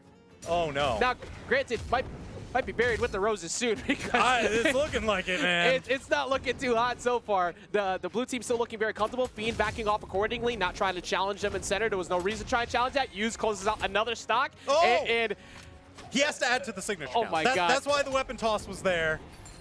I feel like Hughes is probably my upset outside. gosh. Like, why did you get that recovery just now? Fiend, that was supposed to be for me. But Fiend closes it out with the spear recovery. Ventakilo going deep. Wait that a lines up minute. the side air. And Hughes can't go for the save a little bit too far. Look, Hughes is out here thriving, okay? You don't need to go save. He's living his best life, exactly. clearly. All right, this is a good opportunity, but backing off, waiting for Hughes to poke his head above the stage, but wasn't able to, and that allowed Fiend to walk over to body block and let him get on. Hughes does so much damage every single game. I'm just constantly in awe. It's very impressive, because the thing is, like, being able to do this one game is one thing. Oh, there's the DC coming in again. I love how he charged that, because that one, whichever side you hit them on, they get kind of like bounced around and they'll fly outward from that side. He held it, charged it a little bit so that way they would slide past him, get sent out to the right, because that was the closer knockout line. Yeah, I think if there's anything to really look back on, I know we've talked a lot about Hughes and Fiend, but the thing is that their team synergy has just been that much better right now. Yeah. Because Ventakilo and Junaror, I keep getting messed up by their tags. They've been able to get a lot of straight hit damage, and we saw their team combos in the previous games. They haven't been able to get them here so far in TWK, and that's very crucial as we see this lead start to disappear from them again. Man, Bem, he was working on something there, but Hughes managed to escape. Lives to fight another day. And I don't know, as far as that King Knight goes, maybe not the same story. Well, if they want to make it happen, they got to make it happen now. They got to keep Ventakilo alive as long as possible, or Junor, excuse me, alive as long as possible, and deal with Hughes. That's a good answer, getting the recovery on the Sig. All right, Ground Pounder's going to get punished. Yeah, full They're holding onto the stock. They've got a chance. It's still slim, but they've got a chance. That was some friendly fire, too. Luckily, Junor did not go down to that. Ventakilo just trying to like hold his ground in center, not dodging in. Oh, now Ventakilo's got to deal with a 2v1. This could be a 3-0. You got to watch out for DC at the ledge. You got to watch out for weapon toss. Oh, wait. All right, good jump up. A Fiend putting himself out there just to cover him with the Sair. Oh, that's pretty far, yeah. He knew. He's like, all right, gravity cancel, handshake, very nice. GG's, well done on the side of Fiend and Hughes, able to keep that composure. I want to see these stats after. Hughes' damage is ridiculous every single game. Every game, Hughes had like 4 to 6 of the stocks, or like 5 to 6 of the stocks. Excuse me. Closing out stocks, taking the damage. Like Fiend's support is phenomenal and lets him just kind of go ham, and Hughes goes ham. Yeah, look! Oh my God, look at that damage on the Lance. 413, and then a very even damage when it comes to Fiend. But the survivability, their team combos, their team positioning, they were always making sure that they kept red team separated. There wasn't really much they could get started. Yep. And that's crucial, because if you're being separated from your teammate the entire time and somebody is going crazy with all of these SIGs, you start to freak out a little bit, because the moment you try to line up with them, it's well, here's Spear D-Sig, and they just get separated. And that happened a lot more on Shipwreck Cove. And you were talking about, I think game 1 was on Apocalypse, right? Yes. We didn't see any of that because there's no reason to. Like, you're right next to each other. Yeah, but that's the thing. But we saw like crazy off stage on Apocalypse. I mean, again, use with those Orion signatures, the spear neutral signature. Like, it seems like he just has an answer for wherever you go. Like the frustration you got to feel when you hit by that. It's like, just get down there. Like that was so good. It's aggressive. Yeah, it was very aggressive. Like you feel something personal behind that. But now we get to move forward a little bit further. That was semis. It was a 3-0. We're moving into finals against the team to beat. All right. So this is going to be Power Ranger and Wes against Fiend and Use. Sticking with the Sir Roland as well, the King Knight decided, like, we're not seeing any of the Wushang. Like, okay. Yes. Reset will be coming in here. the quick Order of Exalted Lion salute, you know. The clap. Oh, that's the one, right? You know, clap up. Clap. Oh. Yeah. Boom, boom, boom. We're learning together. That's the one. It's like when I learned to floss for the first time. Yeah. Everybody, gotta practice it up, get it on TikTok, do whatever. Boom, one way. I'm boom. I'm not touching that one. Yeah. That's pretty You're old. a braver though. Like, man than I. Yeah, no, that was definitely cringe. I'm not gonna lie, but still. Hey, look, I dare any of y'all to do that in front of 35,000 plus people. That's all I'm saying. That's my only way to try to defend that. But still, we're going to get into this game in a second. Just a little reset happening there. We're going to see Power Ranger and Wes come back out here, try and get themselves into Grands to get that rematch against Sakunkina. But first, they got to get through Fiend and Use. And this is the team I was looking at before this started as one of the teams potentially that could beat them. And they had a really good winner semi-set as well that went to, I believe, Game 5. So it's not like this can't happen where they knock Power Ranger West out as we see the stock immediately go out the top. And we see Use disappear. That's kind of crazy, because we just watched a set where Use was like the key to victory every time. Yeah, well, that's one quick. Oh wait. Oh my God! No. Use trying to answer I was right gonna back. say, don't do it again, please. If Use got a stock up there at orange and yellow, because West went to meet him too. Oh, I was getting worried Use was gonna get knocked out again. Yeah, look, Use has no fear right now. Maybe Fiend needs to reach, scream over, like, hey, calm down. I need you to calm down. All right, just going to miss the recovery on the landing, coming back down. Power Ranger's going to get a free punish, but actually takes the D-Sig from West, trying to cover the landing from Fiend. Oh, there we go. Signatures online. Use starting to find this damage. Oh, what a wake-up option from West. Gravity canceled down signature. Definitely was looking for a very punishable attack to come his way immediately. Yeah, West getting sent away there by Power Ranger, but did have positioning on Fiend. Fiend's going to get himself an opportunity here to get a couple of hits on a Power Ranger, get some damage on, but Power Ranger is the... Oh, wait, actually, never mind. I just realized how deep Use is over there, too, with that stock loss. I forgot Use lost that stock so early. Oh, my gosh, down to his final stock so early. That first stock is looming really heavy right now, TWK. It hurts. I mean, it was such a monumental thing, especially because of all the momentum that they had was kind of on the back of Use from that previous set. And Power Ranger West, they said, this is a completely different set. Forget the past. Yeah, look here. Remember who the #1 seed is. Who is the one that would be winning this tournament. But West struggling a little bit on the side. That gives an opportunity to go jump over to Power Ranger, but they really couldn't get anything out of it. Recovery is going to take Fiend out off the top. 5 stocks to 2. Ow. This is hypothetical 5 stocks to 2 because that was a very dark chili red. We're on the road. You know, everything sets you on a certain road. We got to see where it follows, where it ends. We're on the road again. But right now, I think the next stop, that next station, has got to be taking out Power Ranger ASAP. Yeah, there we go. The recovery's going to take it off the top. This gives them a small opportunity here, but misses out on the follow-up. It wouldn't have knocked out, but it would have gotten him a lot of damage on West. Yeah, I mean, because they still have quite the hill to climb. That would have been a great start. And actually, they're punishing Power Ranger every time he's approaching too, but Power Ranger gets it. the And double! all right, there we go. That was so big! And they take him out on the top. Fiend goes down. Hughes is probably going down here as well, and that's going to be game number 1 going to Power Ranger and Wes. Man, oh man. Yeah, that was commanding, especially when you see you getting caught in this double combo. That's just double your damage, ×2 on everything. That's a quick way to like remove any type of like momentum and confidence you had going into that too. You lost that stock at the very beginning. Yikes. You get doubled up as a KO at the end. They didn't drop it. They looked really good though in that last set. That was I still clean. have some hope. I think that they could make a run back, but they got a lot of work to do. A lot of work to do here.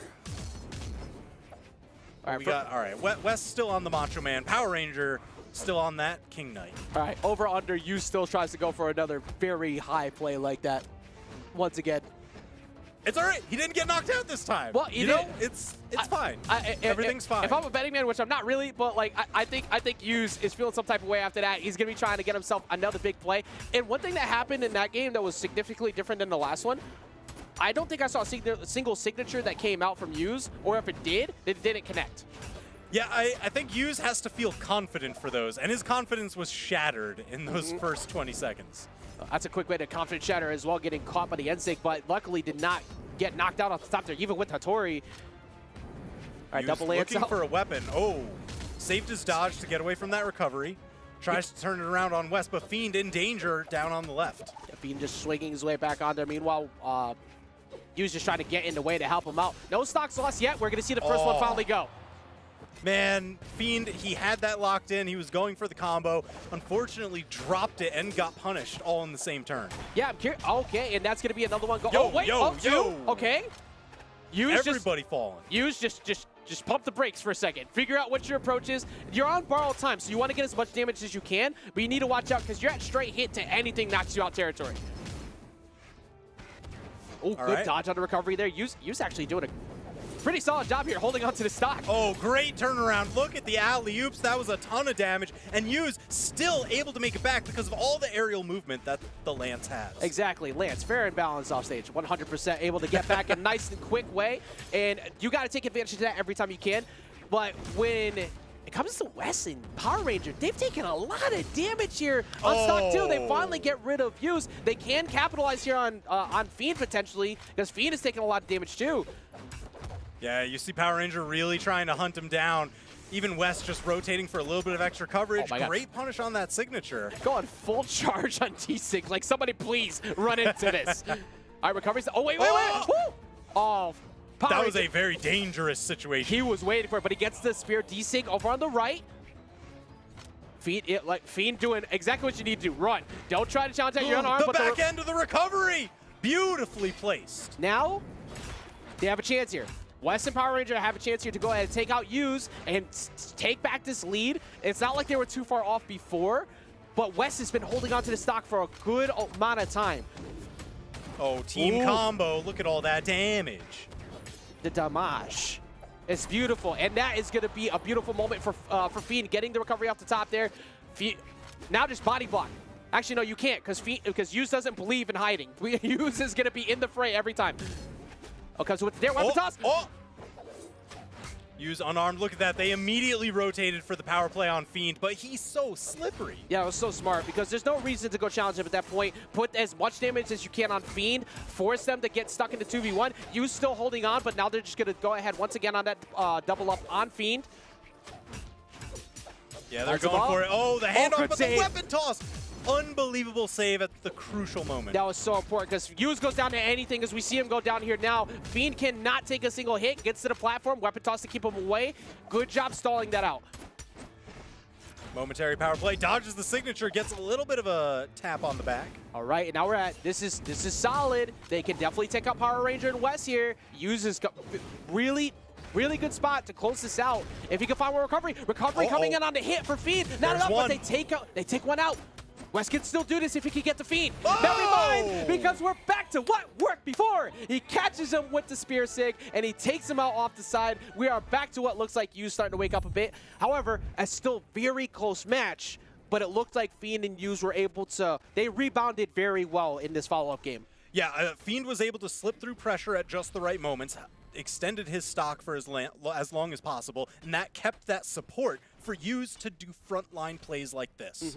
I wonder if maybe that first game they felt so confident in that previous one where they were able to deal with the double lance without an issue at all, but then going into the Power Ranger West set, they kind of got bodied by it, and maybe that messed them up because Fiend was always lining everything up for Hughes, and then Fiend just kept getting destroyed. But in game 2, it looked like they found the answer.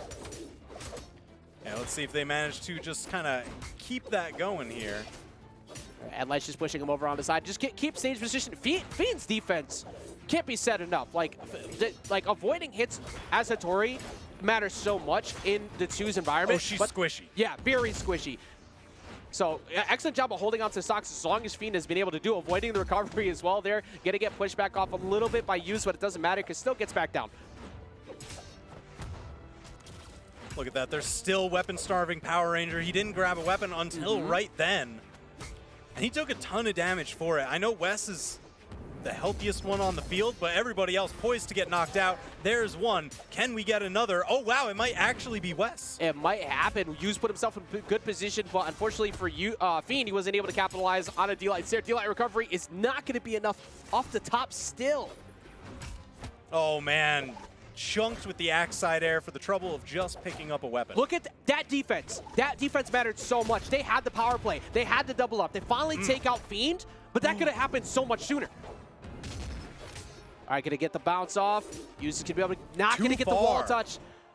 Man, Fiend was just so far away, and they kept the pressure up. Power Ranger and West wouldn't let him rotate over to try and attempt to save. Yeah, now it's on West, but he's going to get caught by the Sair, trying to jump away. Good read there on the side of Hughes. Very even game so far. Yeah, this is so incredibly back and forth. Anytime either of the teams gets an advantage, the other ones just kind of know how to rotate to mitigate it.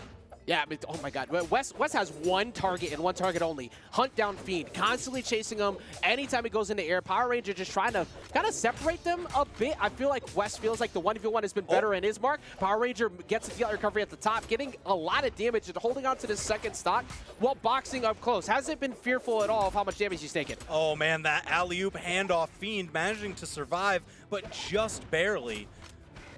Thinking more to the length of the stage rather than Hattori's defense, because there ain't much. Exactly. Oh, you're gone. You're absolutely gone. Yeah, no, once you committed to that sideline, it's good. It was curtains. Now, like a Hughes, waited for the full distance and it lands. Like, look, you got it. You got it. I'm not moving up there. Still very unhealthy Power Ranger. Ooh. And even at that, this stock has lasted a long time for Power Ranger on the second stock. Yeah, definitely using all the defense afforded to him, but also only getting himself in position. Anytime he gets tagged, it's by something that wouldn't knock him out until now. Yeah, that was a few frames off of just connecting on Fiend, but getting the reversal recovery, finally taking him out. Wes is going to get the recovery there on Hughes. This gives him an opportunity on Fiend, and they do get the hit. Oh my gosh! Go out for the save, yes. In danger, yes. Hughes, thank you very much for that. That mattered. If Hughes got hit along the way, that probably was going to be way worse, but Hughes is going to get a hit on Wes, back down to one stock apiece, but Fiend can't afford to get in any of these frays. Yeah, this is the question of how much influence can he exert from a farther back support line. I like the fact that he switched to Spear as soon as he realized it, too. He needs the range. There's nothing you could do with Sword in that position. He needs the range, and then it's nice that he has Hattori. Incredibly high-speed legend. You get to use that for those rotations. Ooh, just avoids the Axe D-Sig from West. He definitely was waiting for Fiend to come in aggressively. A lot of damage on the side of Hughes, but Power Rangers' damage is starting to rack up as well. Yeah, oh my gosh, Hughes is gone. Fiend left alone. Yeah, just like that. Ricochet off the edge. Power Ranger and West going up 2-1 in the set. If you're going to attribute anything that had to do with that win on the side of Power Ranger West, it was West. West had a dominant stage control. Yep. He was constantly in a position to cover landings, which is what Fiend has mostly been good at doing on their side, separating two of them. Anytime that he sees an opportunity to get a hit, he lines them up for use. West has been stopping that. And also West has been holding on to his stock a long time. Good job on Power Ranger too, but he was so healthy. He was only yellow. Everybody else was deep red on the final stock.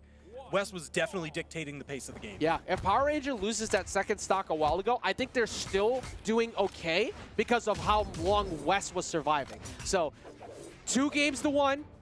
This could be a potential elimination here for Fiend and Use, but this went to Game 5 as well in winner's semi. So how do they answer here, TWK? How do they get this to a Game 5? I think the main thing is Fiend, you're probably going to see him play a little bit more of a background support role, using that high speed, just because there were a couple instances where he got caught in a little bit of the blender and, you know, just 3 quick handoff attacks here and there.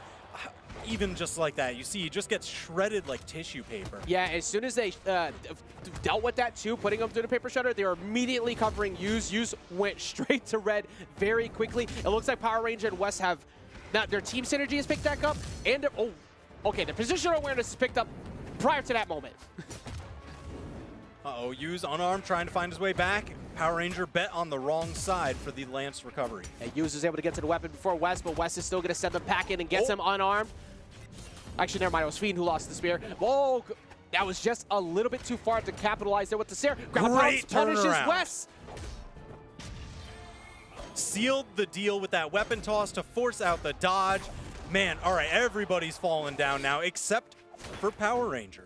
Yep, and for Fiend, you have to pick it up. This is potentially knockout for the bracket. You're taking a lot of damage, and you can't afford to really get hit anymore. But there we go, as an answer from Use, knocks out Power Ranger. Not a moment too soon, because, man, this was really starting to spiral out of control. I already don't like where Fiend is sitting. He finds himself deep in the red before anybody else. And Use went straight. Use basically got 0 to deaths. He went borderline That was brutal. white to death all the way. Knocked out immediately, and now Fiend might go down here momentarily too. All right, good punishes, backs off once he realizes Power Ranger was trying to go for the punish. If you're Fiend and Use fan, it's looking grim, but they still have hope. There's a lot of damage on the side of Power Ranger West, but it's on Fiend to hold on to the stock as long as possible, and it's on Use to really pick it up. I really like Use disengaging to the side there when Fiend got knocked away. Unfortunately, his stock is now gone, so we're not going to see that situation again anytime soon. But that was kind of his way of collapsing and relieving pressure, even though he knows that he was on the final stock in dire straits. He had to try and help Fiend survive.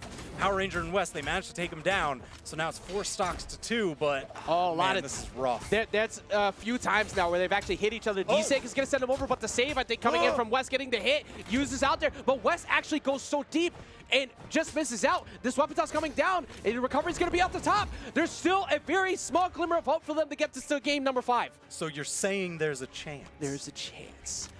Yes. Now, will that last for long? Who knows? Because that's not a good way to start it off. Fiend getting set off with the side air, but not dead just yet. Oh, good dodge. And he gets hit by the recovery. Now it's on a 2v1 from Use, who is bleeding out. There's not much he could do to get through this, but can he do it? Axe D-Sig is making it that much more difficult. This is really dangerous. Power Ranger and West looking to knock out Fiend and Use on the next strike. Yeah, he can't make a single mistake again. He's getting good separation, but D-Light recovery is going to be enough to do it. And Power Ranger and West get themselves back in the grands. They're going to get themselves that rematch against Sakakaina, and they're going to stop the run of Fiend and Use. Man, I thought Fiend and Use, it seemed like they weren't able to carry over the momentum from the previous set. And Power Ranger and West, they just had the answers. Use wasn't able to get his crazy signature gameplay online. He wasn't able to get his crazy offstage gameplay online. It really was just they took out the support from underneath them. They focused Fiend a lot of the time. Yeah, and like I think the biggest thing was the more they dealt with Fiend, the less opportunity that Use had to get the free punishes they were getting in the previous games. They were paying close attention. A lot of damage on the side, of course, of West there. West holding onto the stocks forever. Yep. Lining up KOs repeatedly. Super consistent in getting that, and that's how you get to be the 2's champion as much as they do. You're only as good as your partner, and even though Power Ranger looked good in the winner's side, West really picked it up here in elimination bracket. Yeah, I mean, if we had to talk about a dominant force in this region, I think a lot of people would kind of pick for their predictions Power Ranger and West to be taking the top spot. That's why it was crazy up in the winners finals that Sakakaina had such great answers and control of them. Now the question is, was this little jaunt down into the elimination bracket enough of a vacation for them to try and sort through things, and do Power Ranger and West have some different answers. We're going to see if they have those answers because we're going to be getting into the grand final set in a second. We're going to be looking at the return of the double Teros. Yes. That was a big problem. It's a big problem. Yeah, that forced them to It go over to the hurts. double Sir Roland, and that did not work. That did not work at all. So, like, what's going to be the answer here as they go into this? Oh, man. The real question, it's just, do you believe in the extra defense? I mean, it might have taken them a little bit longer to settle into some of the Roland plays. I'm not sure if we're going to kind of see that keep coming out here. I'm seeing them lock in, still the Macho Man and the King Knight. So hopefully that's enough defense. Even though they're both taking stances out of defense, I hope it's still enough. We'll see if it's enough. He said, do you believe in Magic? Do you believe in the run? Do you believe in Power Ranger and West getting back to the podium? The podium's been getting shaken up, by the way. Yeah. Anybody who has been PR1 since BCX, be scared. Because everybody has been coming for the throne. And we saw it a second ago. Yes. The most dominant doubles team with Acno and Blaze went down. We saw Vortex and Reaper go down. Do we see Power Ranger and West also go down to Sack and Kinda as we start off Grand Finals? All right, so this is Grand Finals coming in with the advantage for Sack and Kinda. This is going to be a best 3 out of 5 set. If Sack and Kinda win, the tournament is over and they're crowned champions. If Power Ranger and West win, they have to fight another best 3 out of 5 set. This is where the endurance comes in. If you've been here before, you know how to deal with the long tournaments. You know how to deal with the stress of being in these positions. But Sack and Kinda, number 2 seed for good reason. It's not like they didn't have an opportunity to come through here. Fiend and News gave them a good run for their money, and Sack and Kinda actually made them look like a little lost at points in that winner's final set. It was incredibly strong. They looked like they were in control of pretty much every game all the way through, and Power Ranger and West just weren't able to find the answer that they needed. Hopefully they found it on their little journey quest down below, but I don't know. This is too close to call right now, I'll say. Yeah, well, hopefully that spiritual the spiritual trip down into eliminations will give them the clarity they need going into this. Right now, right now everything is on the belief of double Teros getting them off the top, but a lot of damage was still done, so this is still very much. This is still extremely close. Let's just see one fly. We're going to see another one fly. Great answer. Yeah, they wasted no time there. Didn't even take any little bit of extra credit damage. It was just immediate retaliation. The only thing that worries me constantly throughout this this day is we saw TM and Delta earlier. Every time they got 2 stocks up first, once they got back into the next stock, you went straight to orange for trying to engage to get them out, and they were going up freely on big leads. Say it ain't so. So you gotta be careful here. History repeats itself. Not this time, because Sack and Kinda actually have been taking a lot of damage, and they lose the first stock here, or excuse me, the first amongst the second stocks. Good separation there for Power Ranger, allowing West to reset. Power team play, combo. team combo. There's at least a little bit of damage. Like they sent Kinda straight to deep red. It's still going. Oh my gosh, that actually almost took out Kinda so early. That Kinda is struggling, trying to survive, doing everything he can. Gonna get hit by his teammate as well on the side take, but Zach going out there for the Sarah maybe, but you have to back off because you cannot afford to hit Kinda. Yeah, that was a little bit of a risky plays. Oh, Haymaker, he's out of here. Sack. Only blue team member left on the stage. Well, if you had any worry, you might be feeling a little bit better right now because game number 2 here, this is looking significantly better compared to game number 1. Yeah. Oh, actually, excuse me. Game number 1. This is still game number 1. This is, yeah. I'm still on the previous set. Oh my God. This is the fresh start. I'm lost. It's been a long day, but it's going to be a long time to that blast zone in a second. If he can't get away from it and he's not going to, West and Power Ranger get the first game because that was the first game of the set, and I definitely didn't confuse that with the second game at all. No way. Yes, correct. I agree with you. Yeah, you can't prove it. There's nothing you can do. There's no footage you can pull up that can prove that. No, we don't record anything. Yeah, that's crazy talk. Yeah. Production, can you nuke the VOD? Can you get rid of the VOD immediately after this? Thank you very much. So we're gonna switch it over to Shipwreck Cove. No switch ups. Keeping things even here, but every time we've seen Shipwreck Cove, we've almost instantly seen a W go to double Teros. Doesn't matter who it is. Yeah, and I mean, they just kind of spent a bunch of Axe Neutralites carting West across the stage and into the orange. Man, doesn't that feel nice? Must be nice.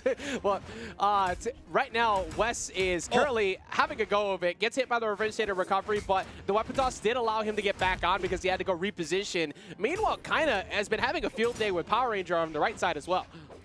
Yeah, they've just been making all the right choices here. And somehow, still, we find the damage in a similar situation as last time where everybody's deep red.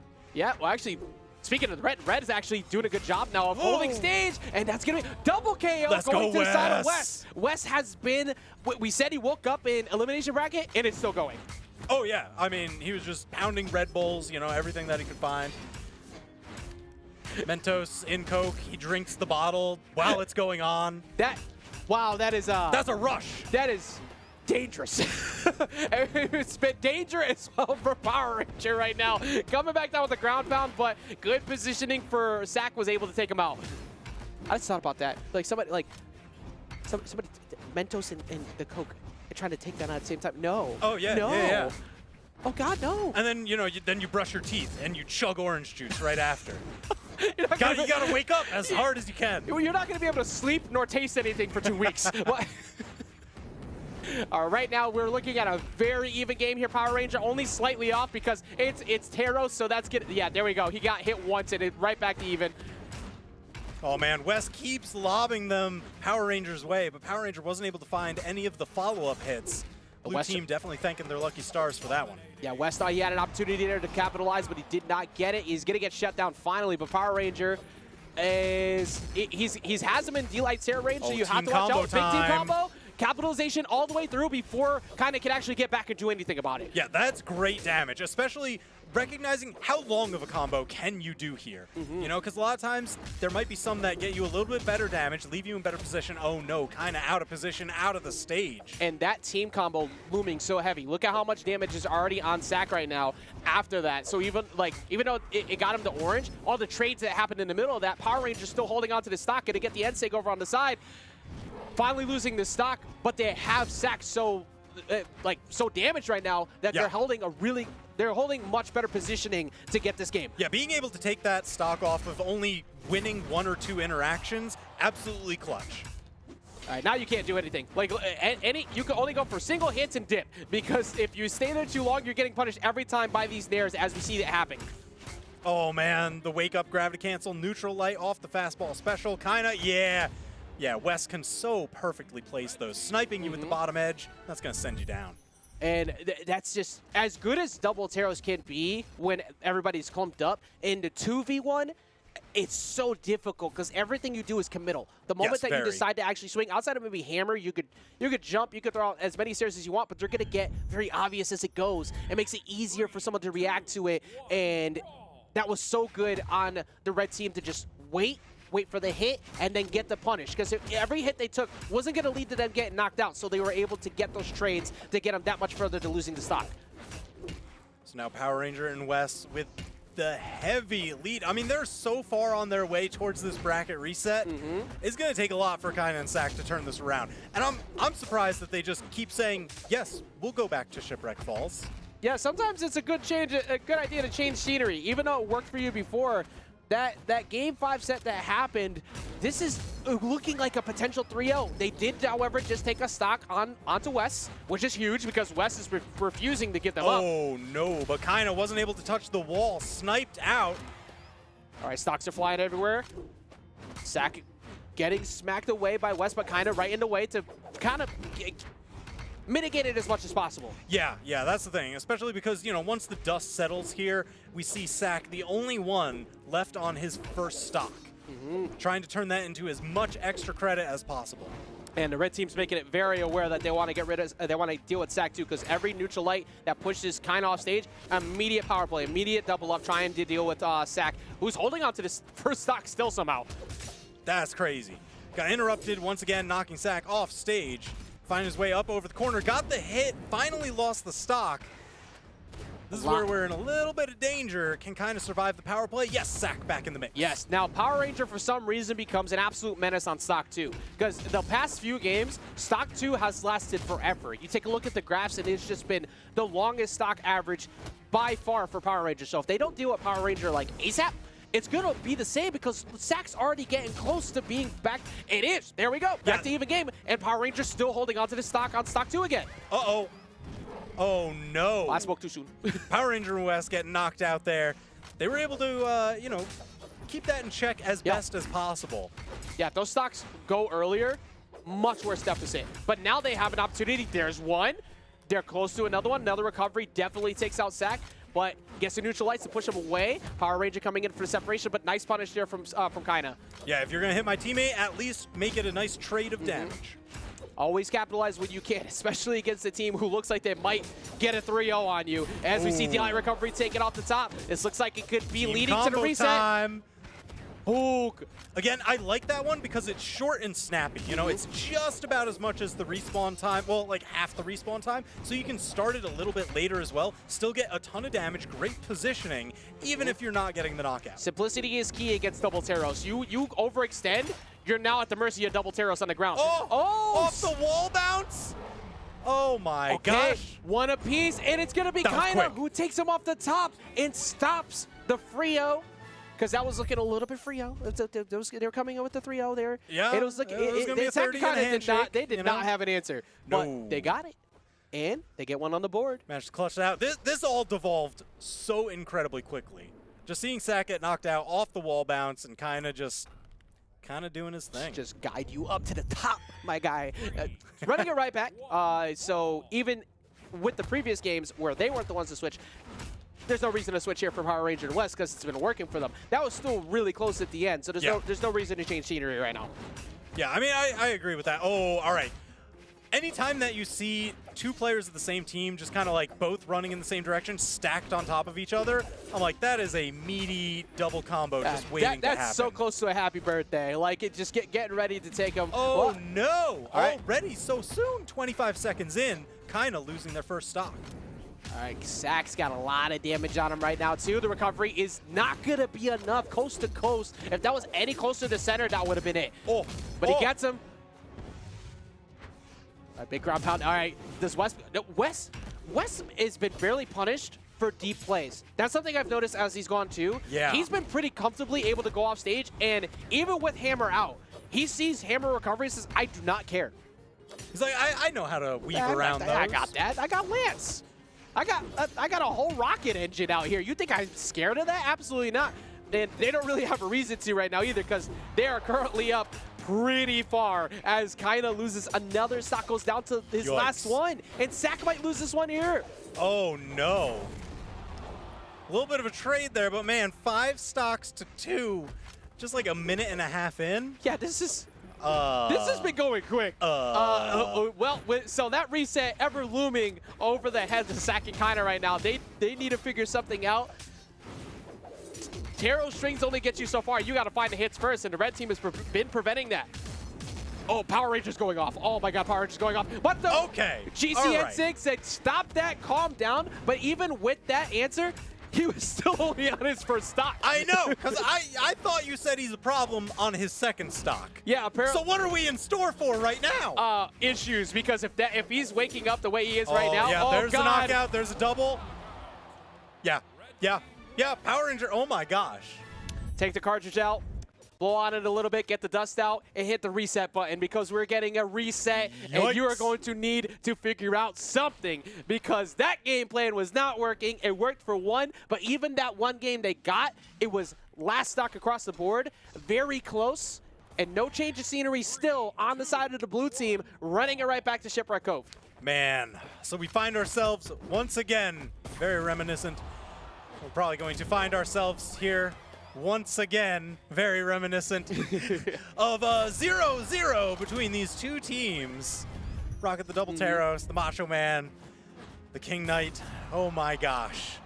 What's going to happen in the blender this time, Ajax? I don't know, but somebody's going to get mixed, and I can't wait to see it because the way the Power Rangers been waking up, first it was West. West was going off, it also going off stage without issue at all. Oh, and yeah, and that's with the two of them. They have double recovery. They have so much access to putting fear into you. They're versatile of axe recovery, and he just keeps getting around it. So blue team's got a way.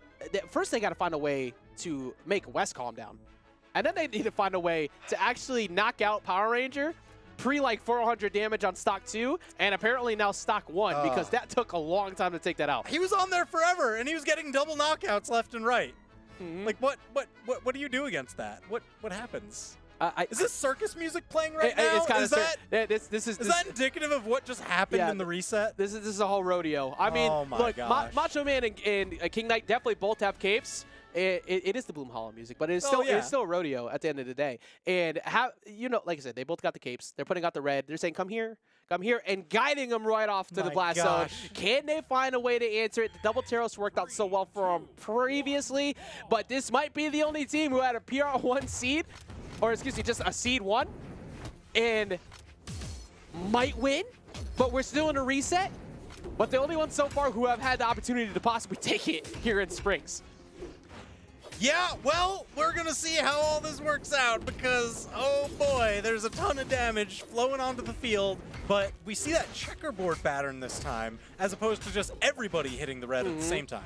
Yeah, Macho Man is flying, damage is flying, and the team combos have been waking up. But however, that does hit both of them, so that does give them an opportunity of relief. But ooh, slide kick, neutral heavy. Oh, but Sack cleaning it up. One signature. Can he get another solid swipe onto Power Ranger? No! Wes respawns, breaks it up. The weapons all kind of huge right there, coming in to stop Power Ranger from extending any further. Meanwhile, Sack is kind of struggling over on the side, but holding onto the stock very well. Gonna line him up, but Wes not really in a position to capitalize on that.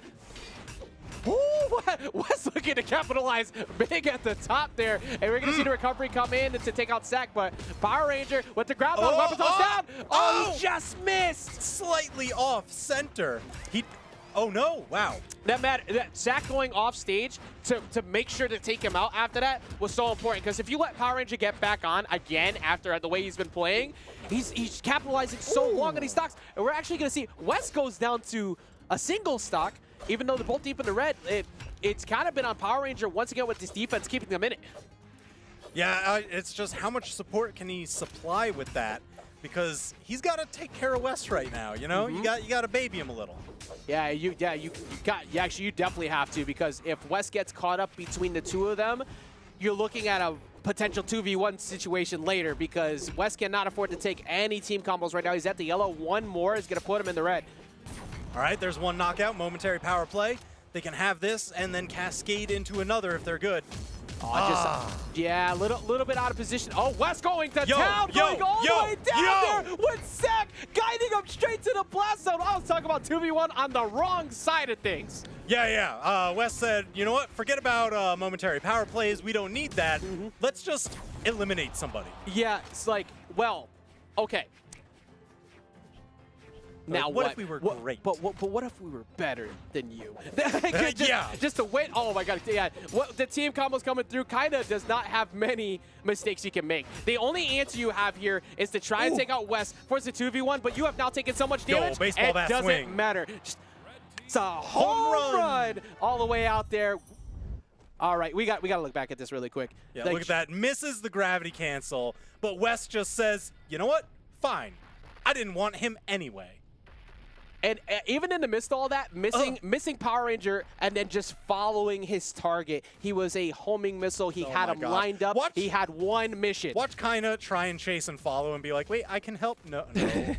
I promise. Just saw the ground pound right in front of him and was like, all right, you're so true. I'm going to go back to stage. I'll meet you there. So your friend called you on the phone, right? You're out. He's going through a little bit of trouble. He's got two people staring him down. You go out there, and then that happens. I'm looking at my friend after like, why did you call me to back you up? Why didn't you help me? I came here to help you. That should not be the speed dial. Do not call me again. Remove New me off phone, that speed who dial. Yo, who dis? Well, right now, it's looking like Power Ranger and Wes once again reminding everybody to put the respect on that name, reminding them who they are. But Wes does, in fact, go down, though, on the ground pound. Okay. 30-second double knockout. Man, how many of those have there been this tournament? I don't know why my brain didn't register this entire time. They have switched. The game plan has been switched off the Teros into the double Bodvar. Yeah, double Bodvar, Mammoth Fortress, you know, just change everything. See, look, you had to. After the way those last few games went, it was time. It was absolutely time to change things up. If you were ever going to change it, now was the time. Yeah, and you have some time to hopefully capitalize on this, but right now, rockets aplenty. The recoveries are coming through on the side of the red team. Gonna get the Sair, that's gonna get them to stock, and West going down immediately. It's like, don't worry, boo-boo, I didn't forget about you, I got you. Going straight down there to get the KO. Yeah, spreading those knockouts evenly. He's got hands for everybody. Oh my goodness, and like, oh my goodness. All the damage. What lead? What lead? Where did it go? Gone, completely erased. All right, unfortunately for West, in the wrong spot for Power Ranger, but I do like, however, I do like the switch from second kind of so far.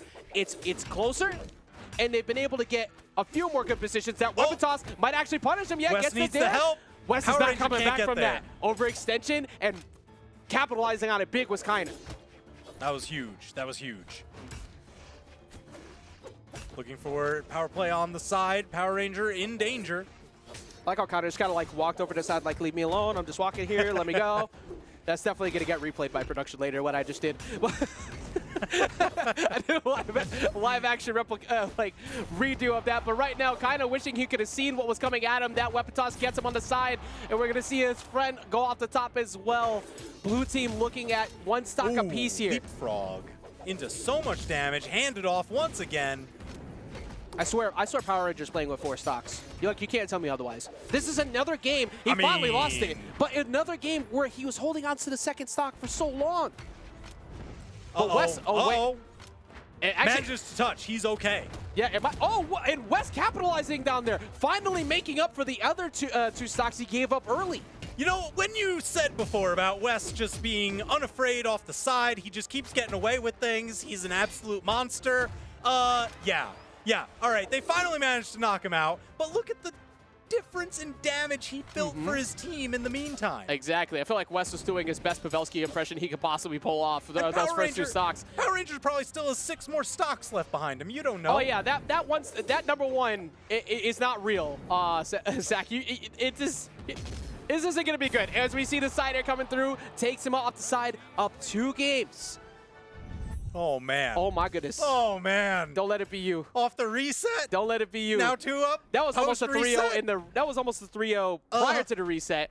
They got 1, but nothing's changed. The both bars looked a lot better. They did, but however, that was close because West got knocked out at the bottom of the stage twice for going deep. And this could have been a very different game, but it wasn't. It wasn't. And it's Power Rangers West looking like they might get themselves a position on the podium once again on top. That's such a funny bonk as that comes back down. Oh, but, yeah. They're just like, hey, wake up, knock, knock, hello. Hello, hey, how you doing? Yeah, just a double-bladed axe. Just like, don't worry, that's a very hard head right there.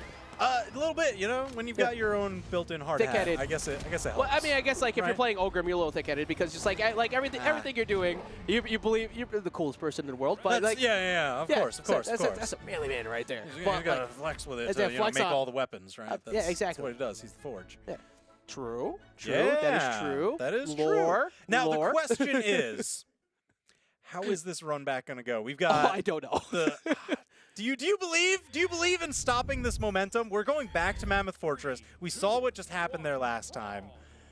Taros and Bodvar, are they going to get the job done? Do you believe in this run back? Because you got to figure it out. And we're going to see the Bodvar and the Taros decided to split it a bit, which makes some more sense. That gives them some more team combos and like a little bit better positioning. I feel like the idea was good with the Bodvars, but they weren't able to really capitalize while they had the swords out the way they were looking for. Maybe with kind of being way better at getting more stocks than Sack was in the previous games, this seems like a good plan on their side. Okay. Sack sets up the damage, kind of closes it out. We'll see if it works here because Power Ranger and West don't believe in giving up the stocks, particularly the second one. Right now, I mean, this has been pretty dead even and going for a much more protracted first stock than previous games. Wow, even there. I get he can't be defeated. No. Okay, never mind. He can only be defeated by himself. He goes all the way down there. Oh wait, tries to get the reversal nair. No. West capitalize on this? Yes, he can. So getting the revenge KO was very good, but also another revenge KO coming in on the side of Kaina. Oh my gosh, right into this team combo. That was freestyle and fun. Okay, but they kind of not able to last forever. Power Ranger doesn't believe in giving up the stock. They need to change that. They need to make this stock taking that he has had not matter. But how do you do that? That defense on Sir Roland lasts forever. His defense has been so good as a player. D-Light recovery on the top is not going to be enough. I like that Power Ranger didn't extend to try and take the knockout afterwards.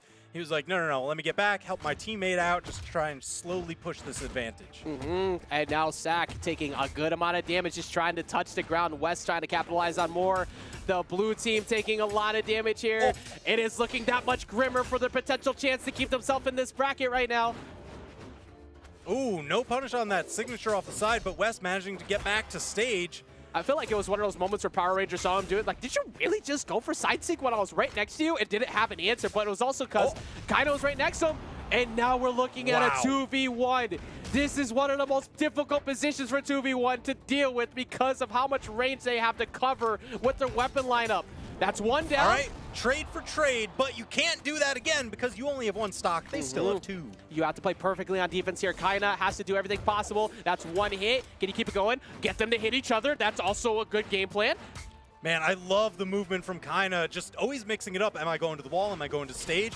Get it. Oh, no, team combo time. How much can you get? Look at that, up off the top, almost enough. I like that was actually really good because that changed up the timing that he was going to land because West was waiting right for him. But you don't have many answers left. You have D-Light Sarah to get a send him deep off. Goes for the ground pound, but kind of waits for it properly, and then he gets hit. And Power Ranger and West get themselves back on that #1 spot and get themselves that championship position they're so used to here at Springs. What? Crazy grand finals, man. What a set. Yeah, they came back angry. Yeah. Just a little bit. Just a little bit. Just a little bit. You know, West off stage, just going to destroy everyone. Power Ranger going to be an unkillable beef castle. Yeah, well, you see, here's the thing. You had double terrors, right? You thought that you could just hit me as much as you like, and you thought this was just going to go your way. But what if you never get to hit me anymore? Dang! That would be unfortunate. Yeah, if you can't get the hits, it don't matter. Like, what incredible defense. The survivability on Power Ranger can't be said enough. But West waking up in elimination bracket and then slowing down a little bit, not so much reckless off stage, but he just got caught slipping. And the fact that Power Ranger was able to keep them in the games mattered so much, keeping them close. Absolutely huge. I mean, it's really what was able to catapult them. They were able to stabilize every time and work their game plan while disrupting the opponents. Yeah, and even though it took them a little while to switch off of Shipwreck Cove, it still showed in the follow-up games that that really wasn't the only answer they had. So that was good on Power Ranger West to show even after you switch up to the double Bodvar, even if you add Bodvar into it, it didn't matter that much. But still, what an incredible run from everybody. Oh, yeah. Yeah, let's take a look at that. I know we've got them over behind us. Them Tamkila June Roar falling 3-0 to Use and Fiend. But then Power Ranger and West taking out Use and Fiend and 3-1 in that elimination final. And Sack and Kaina, unfortunately, couldn't put up much of a fight pre-reset. West and Power Ranger just rocketed right through 3-1 for the reset. Then 3-0 post-reset. Only team with this number next to their name, too. The PR1 and 2. Oh, you're zooming in on that? Yeah, only team so good. to get this victory with this number attached to their name so far. Low numbers. They look real good. Yeah, that's some consistency. It's crazy to even think about the fact that Acno and Blaze went down today. Godly and Swati coming out here, getting themselves, solidifying themselves as one of the new greatest teams of fear. And we have so much more still to go. Because even though we saw this today, North America is still tomorrow. So remember to keep an eye out for when we go live. Make sure you tune back in tomorrow. Spring Championships is not done yet, but we are done for tonight. Hope everybody has a fantastic night. We will, of course, see you all tomorrow. Have a great night.